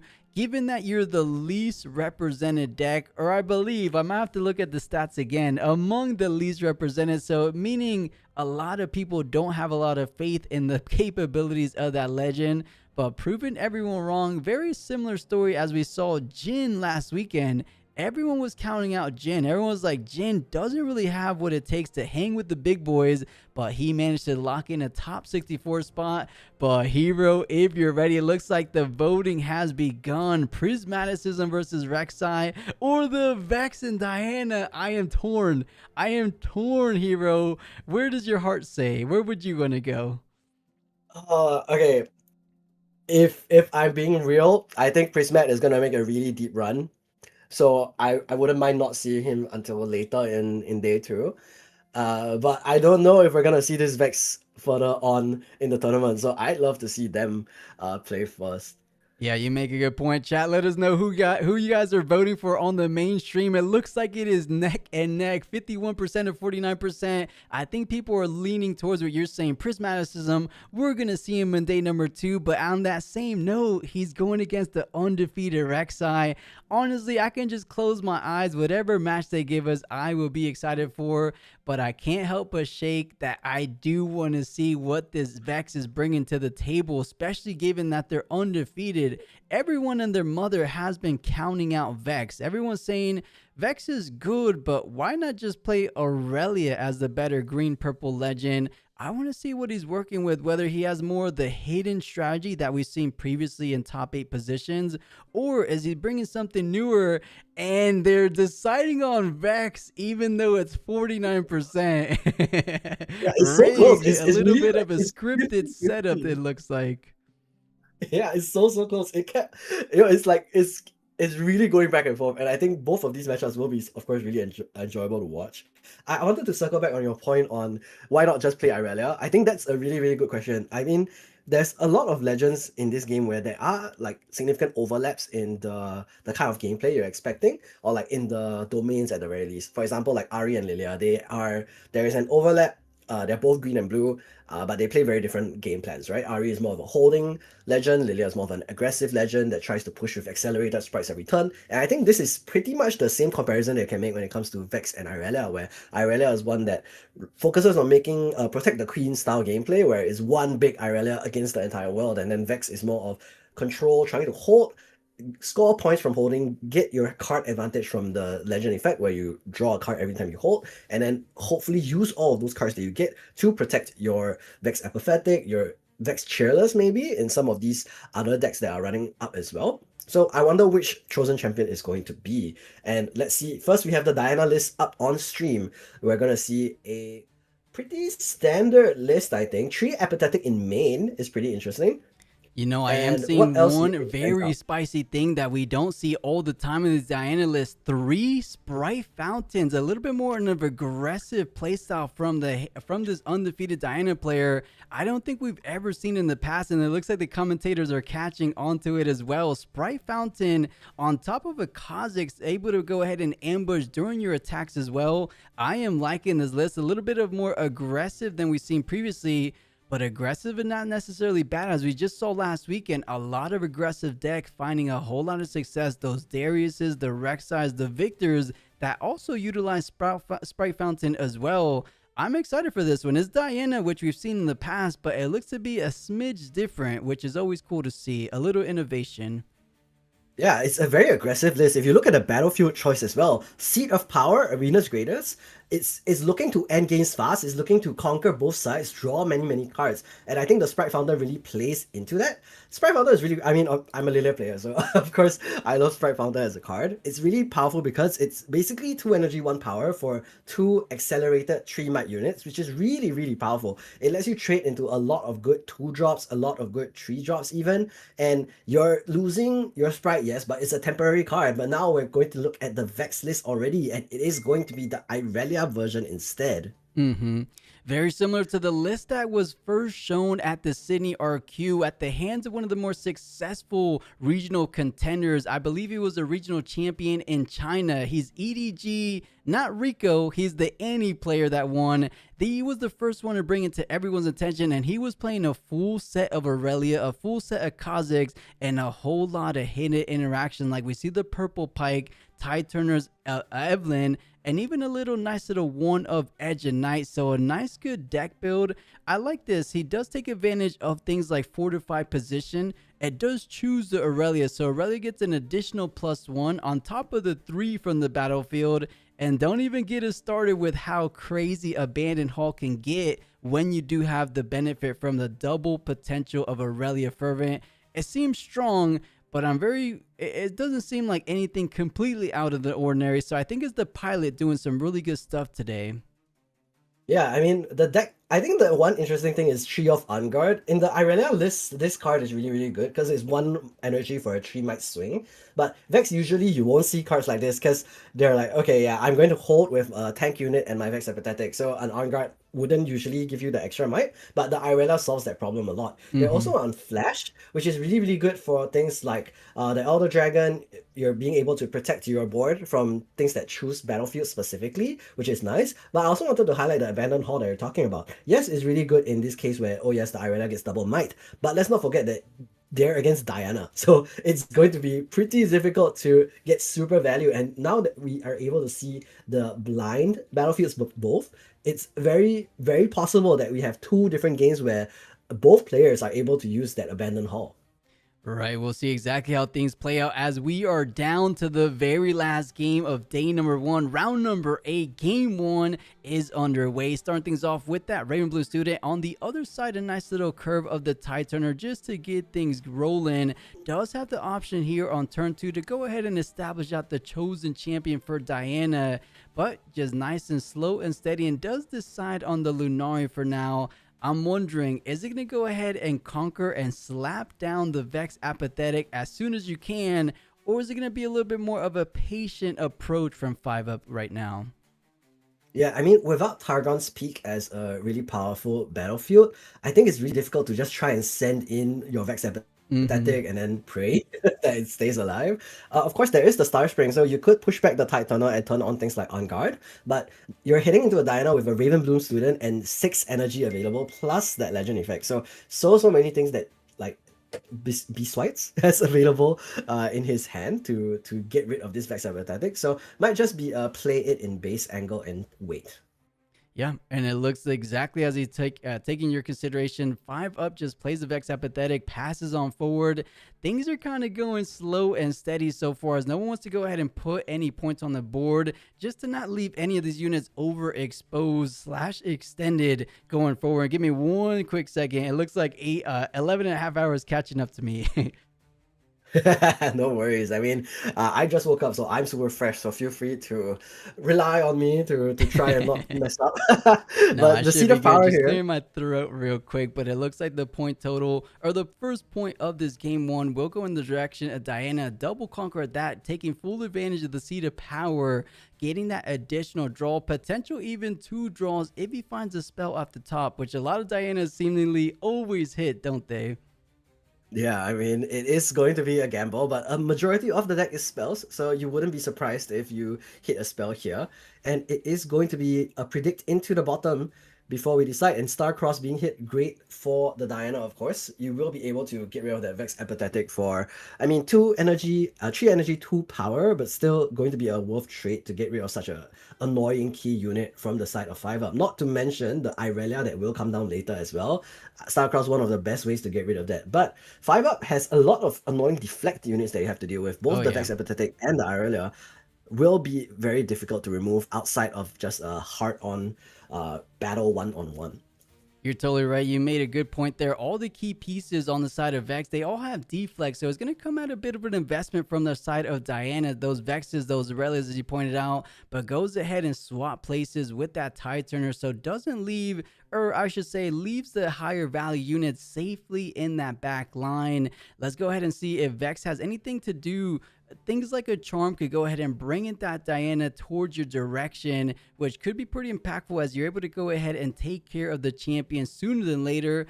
But first things first, Kha'Zix coming down, taking advantage of an individual unit defending, gets the additional +2. Starspring triggers as well. Tide Turner does push back, so it looks to go ahead and conquer here. The question is, are we trying to push in Vex? Because just like you said, you probably don't have too much of a insurance to protect that Vex going forward. I'll be a little bit hesitant to do so, but it might not be wrong depending on what's in hand. We haven't seen so far.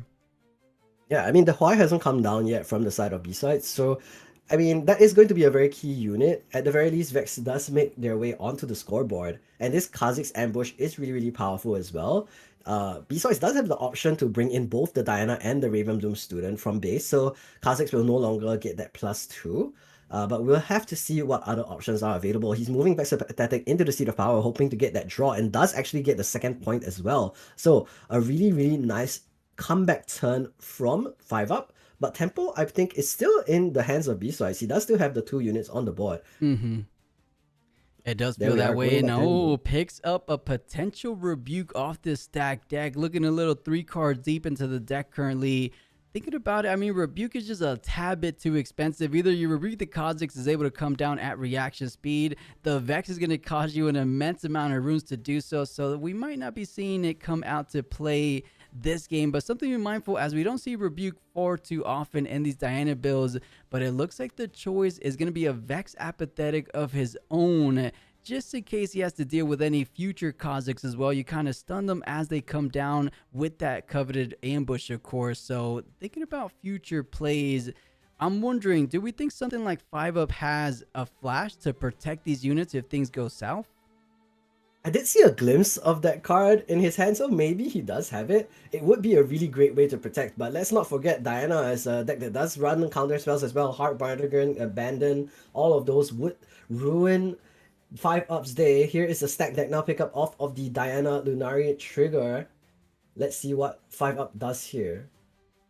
Yeah, just taking his time during the showdown, presenting 6 total might versus the 4. I believe we did catch at minimum something like a discipline, but that's going to be enough to just trade, and you definitely want to go ahead and leave your chosen champion alive as long as possible. I mean, it doesn't make too much of a difference in this matchup versus Diana, so it looks like he's just going to go ahead and let it go, just trade champion for champion. And as long as you have a unit in the back line, you can go ahead and try to contest Seat of Power for the next turn, especially when we're given the fact that Starspring is right there. So if you play something directly onto Starspring, you could go ahead and rely on Kha'Zix to do the heavy lifting. Even with this Vex Apathetic coming online, since he's on the current board state, he's not going to be entering stun, of course. So I don't hate this position from Vex, but Diana's slowly but surely kind of getting the upper hand, it feels like. Yeah, I mean, the Vex Apathetic is going to be a bit of a problem for 5-up, but like you mentioned, Kha'Zix able to push back because of Starspring's effect and can push into the Seat of Power. I wonder how much we have to invest in order to get rid of both this Vex Apathetic and this Ravenbloom student, though, because there is still 1 energy available for B-sides. He did pick up that stack deck earlier, so this Ravenbloom student is going to be 3 might. So we'll need to go above 7 in order to get a full conquer. Yeah, if you do have an additional unit, I think a nice little play could be something as simple as, I don't know, going for a different line. Boots of Swiftness will be attached to the Kha'Zix, so forget about playing a unit. I want to go ahead and simply move onto the other battlefield on my own will. Pat, putting the Tide Turner there as he probably saying, I want to go ahead and try to hold. But if you saw the hand currently for Vex, he has an abundance of combat tricks. I think I saw double discipline. Speaking of, does invest a discipline for Kha'Zix, swinging in currently 6-6 because he doesn't get the double +2 as the units aren't defending alone right now. Yeah, but 6 now going up to 8. And the only thing right now that's swing... Oh, on guard as well, just to be safe. Pulling out that to ensure this Kha'Zix definitely wins this combat even through a Stupefy. Because I was just going to say, a Stupefy would turn the swing to 2 might because of the Raven Bloom student, reducing Kha'Zix to 7. But there's not going to be a response from B-Strike. It's no stack deck here either. And now we'll see 5 up go up to 4 points as well as get that Seat of Power. Vex is looking really good in this position, right? You get the additional draw from the hold from the Vex Legend. You get the additional draw from Seat of Power, and you still have 2 energy to work with. And to make it even sweeter, Charm coming down. Hard Bargain isn't online for a single energy, so a complete board wipe. He's starting the showdown, maybe saying, I have something in mind. Ah, that's what it is. Okay, Gus to go ahead and save the unit and Defy. Oh my goodness, this Vex just has everything, it feels like. Yeah, we've totally wiped the board from B-Strikes. The Diana, the Raven Bloom students, the Traveling Merchants, everything is gone straight to the trash. And this turn, unless B-Strike says something like why right win, is going to be really hard for him to come back. Yeah, it does feel that way. Threatening double hold potential. Just 2 more turns of that, and you will be successful in this game number 1. Looking really prime, looking really good currently to make that a really good reality going on here forward. But you did say it perfectly. Something like a Hui Ride the Win might be the only out, because thinking about it, Vex is completely tapped out. If there's ever a window opportunity to take advantage of that, it has to be in this very moment. Sprite Fountain is a step in the right direction. You take care of a Tide Turner, but how are we taking down the bigger threat being the Boots of Swiftness Kha'Zix? Because right now he's still threatening double conquer potential every turn.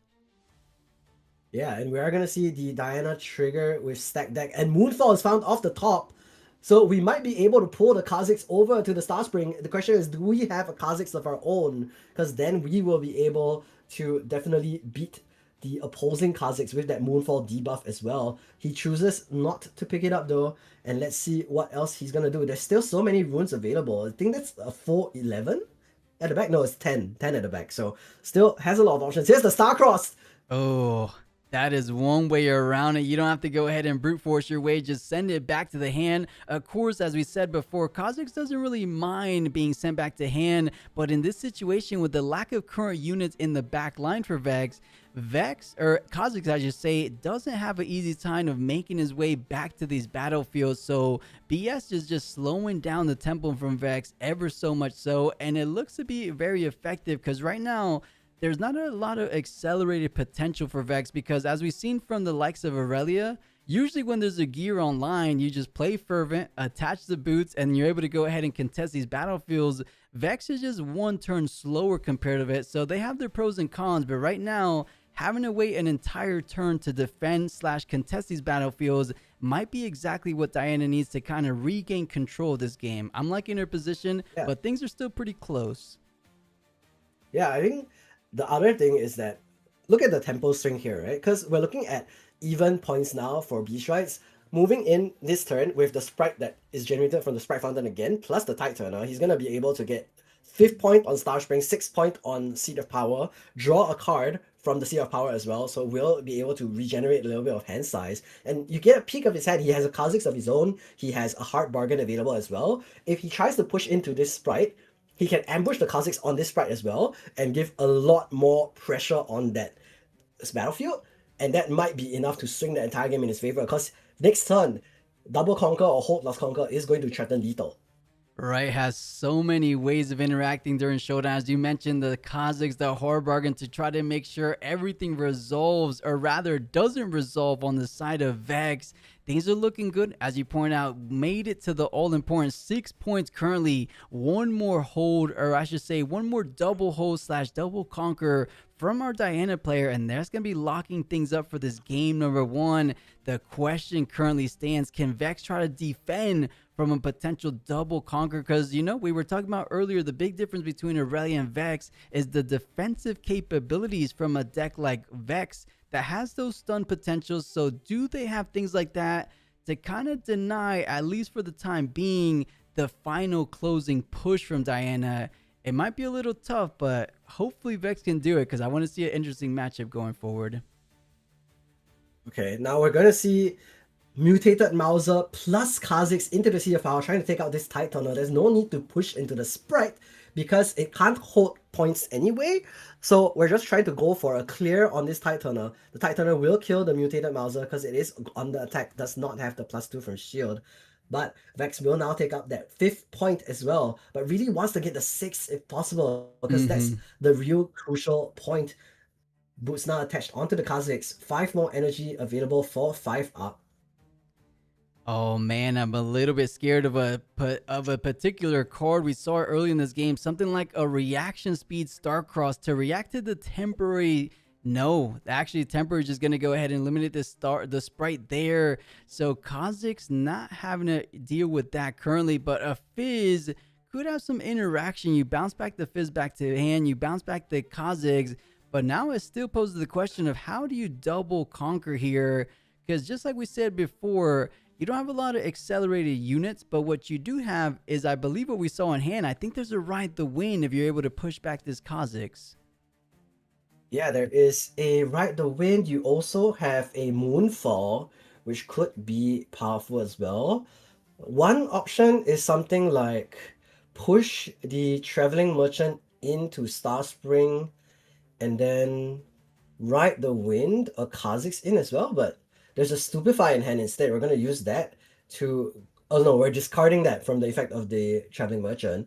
Let's see what else his line is going to be. 12 full runes on Diana is a lot of possible actions. Traveling Merchant into base instead. Definitely. And passing with that. And you know, Euro, I thought I was kind of picking up what you were putting down, right? You Moonfall the Kha'Zix over. During the showdown, you Ride the Wind in the other battlefield, but I think he was a little bit hesitant because of the counter potential from Vex. Something I could defy, even though you had the hard bargain. If they had enough runes to pay for that, it could have not gone the exact same way you were picturing it. But now saying, I feel confident I can hold with 7, or I could hold with the Traveling Merchant. But on that same note, that's a Boots of Swiftness Kha'Zix coming your direction. Does he have the Starcross? Because I don't even think a Moonfall is going to be enough. This is tricky, but you do have enough runes to work with, so I'm excited. This is looking like the potential last couple turns of this game 1.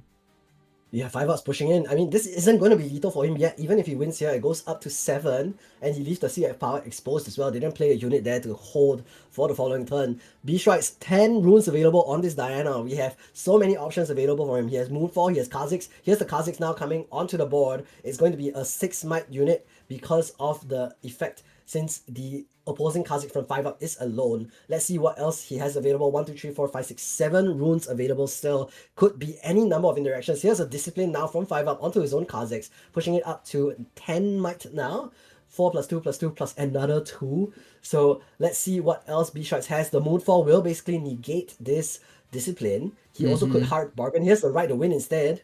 I like this. I was just about to bring it to everyone's attention. Ride the Wind. Now that the Seat of Power has been exposed, no units there. The Defy coming down. You still have the hard bargain, but unfortunately for the side of Diana, you have enough runes to go ahead and play out runes for the hard bargain. So Ride the Wind does get countered out, but I saw the vision there. He was trying to go ahead and try to hold for 8 point right here in this very moment, but Discipline doing the remaining of the might necessary to go ahead and get this conquer. So up to 7 points, and now all you have to do is defend from a Traveling Merchant. Can you do it? Or something like a Starcross looking to be at the top of this deck for Diana, because that might be the only out I'm seeing. Yeah, a Charm might be played from 5 up, getting rid of this Traveling Merchant, and that would probably spell curtains for B-Strikes. Oh yeah. He hasn't had a why this game. He hasn't had enough ways to get out. Here is the Charm now, committing it for the turn. Is there going to be a counter spell? Here's the hard bargain. We're paying 4 for it. Oh, that is a tough question, right? Because you have to pay 4 energy to go ahead and make sure this hard bargain doesn't go through. But I don't know. I think I'll rather leave some combat tricks. It depends on the hand, right? If you have extra disciplines, if maybe you have another Defy, Slash and not so fast, which I don't believe we even saw on the main board. So hard bargain resolves. Actually, no, he's looking at the Discord before making his decision. This is a pretty impactful decision. It could kind of change the whole course of the remaining of this game.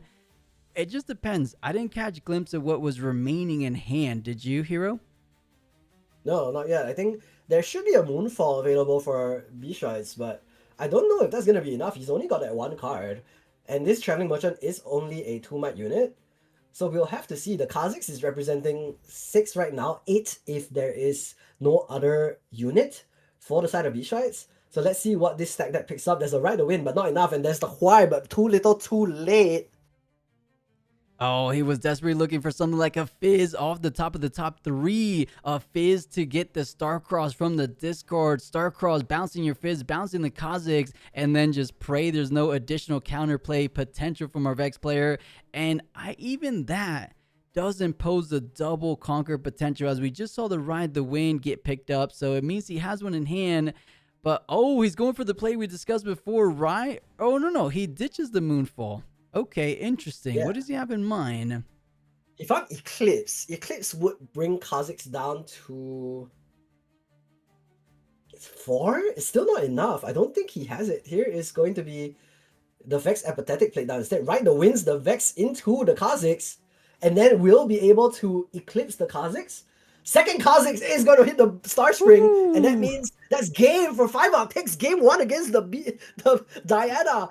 Oh my gosh, what a turn. What a game from 5-up on this Vex Gloomist. Love it. And this is why you have 3 Kha'Zix mutated horror in the main board. A lot of people are underestimating how strong this card can be in a lot of purple decks, especially Vex, given you have a lot of tools to defend, but when it comes to pushing these board states or pushing these battlefields, you don't have a lot of tools, and that is exactly where Kha'Zix fills the gap. And we're saying it make a difference in this game number 1. We thought he was a little bit at the back foot. There was a potential. Diana got to 6 before the opposing Vex did, but still just wasn't able to close things out. Vex just efficiently every turn after that kind of eliminated the back line, not posing a double conquer potential, and able to hold for that final point off the back of the closing Kha'Zix. Kha'Zix definitely MVP for that game 1, wasn't he? Yeah, both sides really wanted to use that Kha'Zix, but looking at the battlefields again, Abandoned Hall from 5-up while going second, so really interesting choice. Arena's Greatest from B-Strides, pretty standard as well, but this also means we're going to see 2 games where Abandoned Hall is available for both players, and that's going to be really exciting. Lots of might swings and showdowns going to take place. Mutated Mauser is the play for 5-up, and the Ravenbloom student into the Diana Lunari, of course. Pretty standard start, just like last game, I believe. Let's see what else is going to be on the table for 5-up. Could move this Mauser into the Arena's Greatest and then play down the Vex Apathetic again, but may not be the right call right now. Again, we want to protect the Vex Apathetic. Last game, we saw it got taken out so easily. Gust onto the Mutated Mauser, not allowing the point for 5-up. Thinking about it, he must have something like a Defy / a pump spell to get this Mauser out of the range, but keep in mind, you're pumping it up to 3, so it takes a little bit more than an On Guard / a Discipline, so most likely hesitant on a Defy. Do you want to go ahead and waste a Rune / a counter on something as simple as a Gust?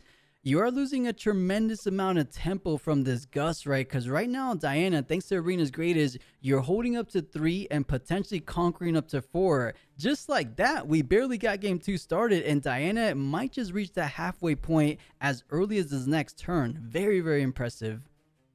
Yeah, the Arena's Greatest really pushes some of these point thresholds really fast compared to how you would usually want to play, and that's why it's so good for these aggressive versions of decks.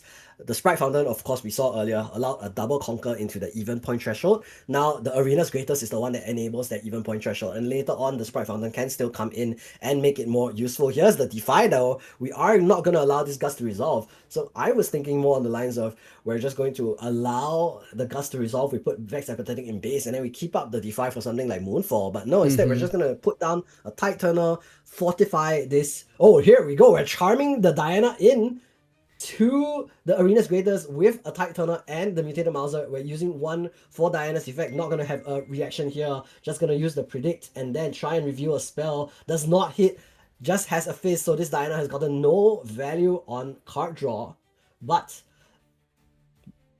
I like this play, right? Ambitiously taking a bit of a risk, but it looks to be a calculated one at that, saying you only have a single energy. You just spent your gust. What is the likelihood you have an additional gust to work with? And the answer is he did not, having to spend the energy just to go ahead and try to find a spell. But to our understanding, it was a fizz there as he goes ahead and picks it up for turn. That is a conquer and then a hidden card for a little bit extra of safety net to defend that arena's greatest. A heck of a turn. And sometimes when you're behind, especially when you're on the draw versus Diana player, you need to take these risks. And that was a well-earned risk. And it played off because it could have gone a little bit south if there was an additional gust in hand.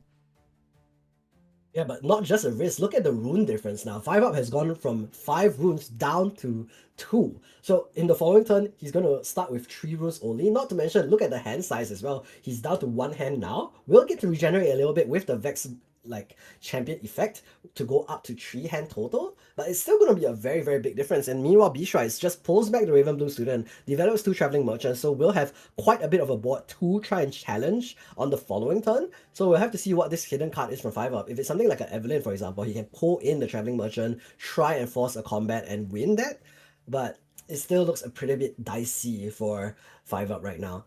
I agree, right? Because you go ahead and pull things in, and Diana has technically 3 runes to work with on that showdown. We all know that its signature spell costs exactly 3 runes as well, so things might not exactly play out as you would imagine. To make matters worse, you're giving your opponent a potential conqueror / a hold, so a 2-point difference if things don't go the way you had intended.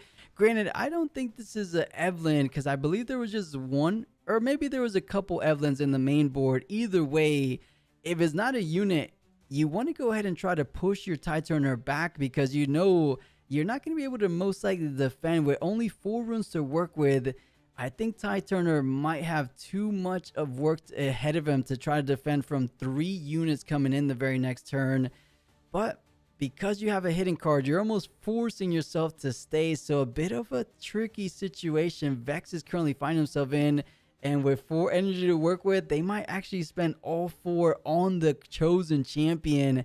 I don't know about this play, but it might be the only line he has currently because I think I'm just seeing 3 cards in hand. Yeah, I mean, one of those cards is the Irelia Fervent, so won't be able to play that at all. Here's the Evelyn, gonna pull in the Traveling Merchant. And what would be devastating here is if Bishrites has Moonfall, I think this takes the tempo entirely out of the hands of 5-up. He does have 2 runes plus the Diana Legend ability available. We'll go for acceptable losses to discard off of the Traveling Merchant. Now let's see if this is just going to be a trade on the Tide Turner. It is. Does it want to take you saying, you know, if you're going to go ahead and pull off this play, I'm smelling something like a Defiant Hand, and we're seeing with our caster vision, he actually does indeed have the Defiant Hand. So says, you know, I'll deal with the Evelyn when I have a little bit more runes to work with to a potential hard bargain for that Defy coming down, especially now that 5-up has 4 runes. It's almost too tempting to not go ahead and develop your board state further. Evelyn stuck at a battlefield, but she kind of did her job. She got rid of one of the backline units, and as long as your Vex sticks around, you're not feeling all that bad. But it almost goes back to what we were discussing. If a Moonfall is in hand with a whole lot of runes to work with, I think you definitely pay the deflect cost, and you get rid of both of these units right here, right now. Does he have it is the question, because I think that would be a devastating blow to the current game state of Vex. It is going to be Moonfall. And 5-up immediately just pulls both of the cards into the trash. And that is going to be devastating. I'm pretty sure that's not going to be a position you can recover from. You're totally right. It might just very well be lights out for our Vex player. Of course, he is 1 game up. You most likely weren't taking the Abandoned Hall game anyways. So if there's 1 game, I mean, that was actually your Abandoned Hall. So there's still 1 Abandoned Hall left, though, in game 3, right? Yeah, exactly. It's your own Abandoned Hall, and this is the game that you're supposed to try and make use of it. But 5-up just hasn't been able to get a foothold on this game, because that one turn where he recycled 3 runes, went down to 2, that's so much tempo loss. And Vex Apathetic now putting the nail in the coffin, I think, for 5-up. Not able to do anything this turn. Might go for the Irelia Fervent this turn and try to mount a comeback the following turn. And that is going to be the exact play. Yeah, But I it don't just know looks what like a else little bit he's too much gonna do. pressure for Vex to handle, going up to 7, threatening lethal with just a single battlefield hold. We know there's a lack of accelerated unit slash potential from the side of Vex. So yes, Fervent can most likely conquer probably the Abandoned Hall. Is pretty simple. Even any of these battlefields, I don't doubt that Fervent can get it. The question is, how do you stop the other battlefield from being held all the way up to the 8th final victory score? I think Diana, as you said, all but locked into this game number 2, which is good. I wouldn't have it any other way in this final round of the regional day 1. Game 3 is definitely how we close things out, so I'm excited for it. Yeah, however, we have moved back the Vex Apathetic from the battlefield, so we aren't going to be able to stun something like another Irelia. I don't think 5-up is on any Ride the Winds or anything like that, so we may not see that come into play, but we'll go into the Abandoned Hall, take his 4th point, 3 behind now, still needs another 2 turns at minimum to threaten lethal, but we'll hide a card at the Abandoned Hall, and we'll see what else is going to be the play. That's just going to be all. Yeah, I mean, not too much you can do. If there's a slight little glimmer of hope for our Vex player, if there's one unit that can defend from a double conquer turn, it has to be an Aurelia Fervent, especially given the Abandoned Hole. You have a hidden something like the back off we've seen before, maybe additional might increases from a Tide Turner slash a Evelyn we've seen before.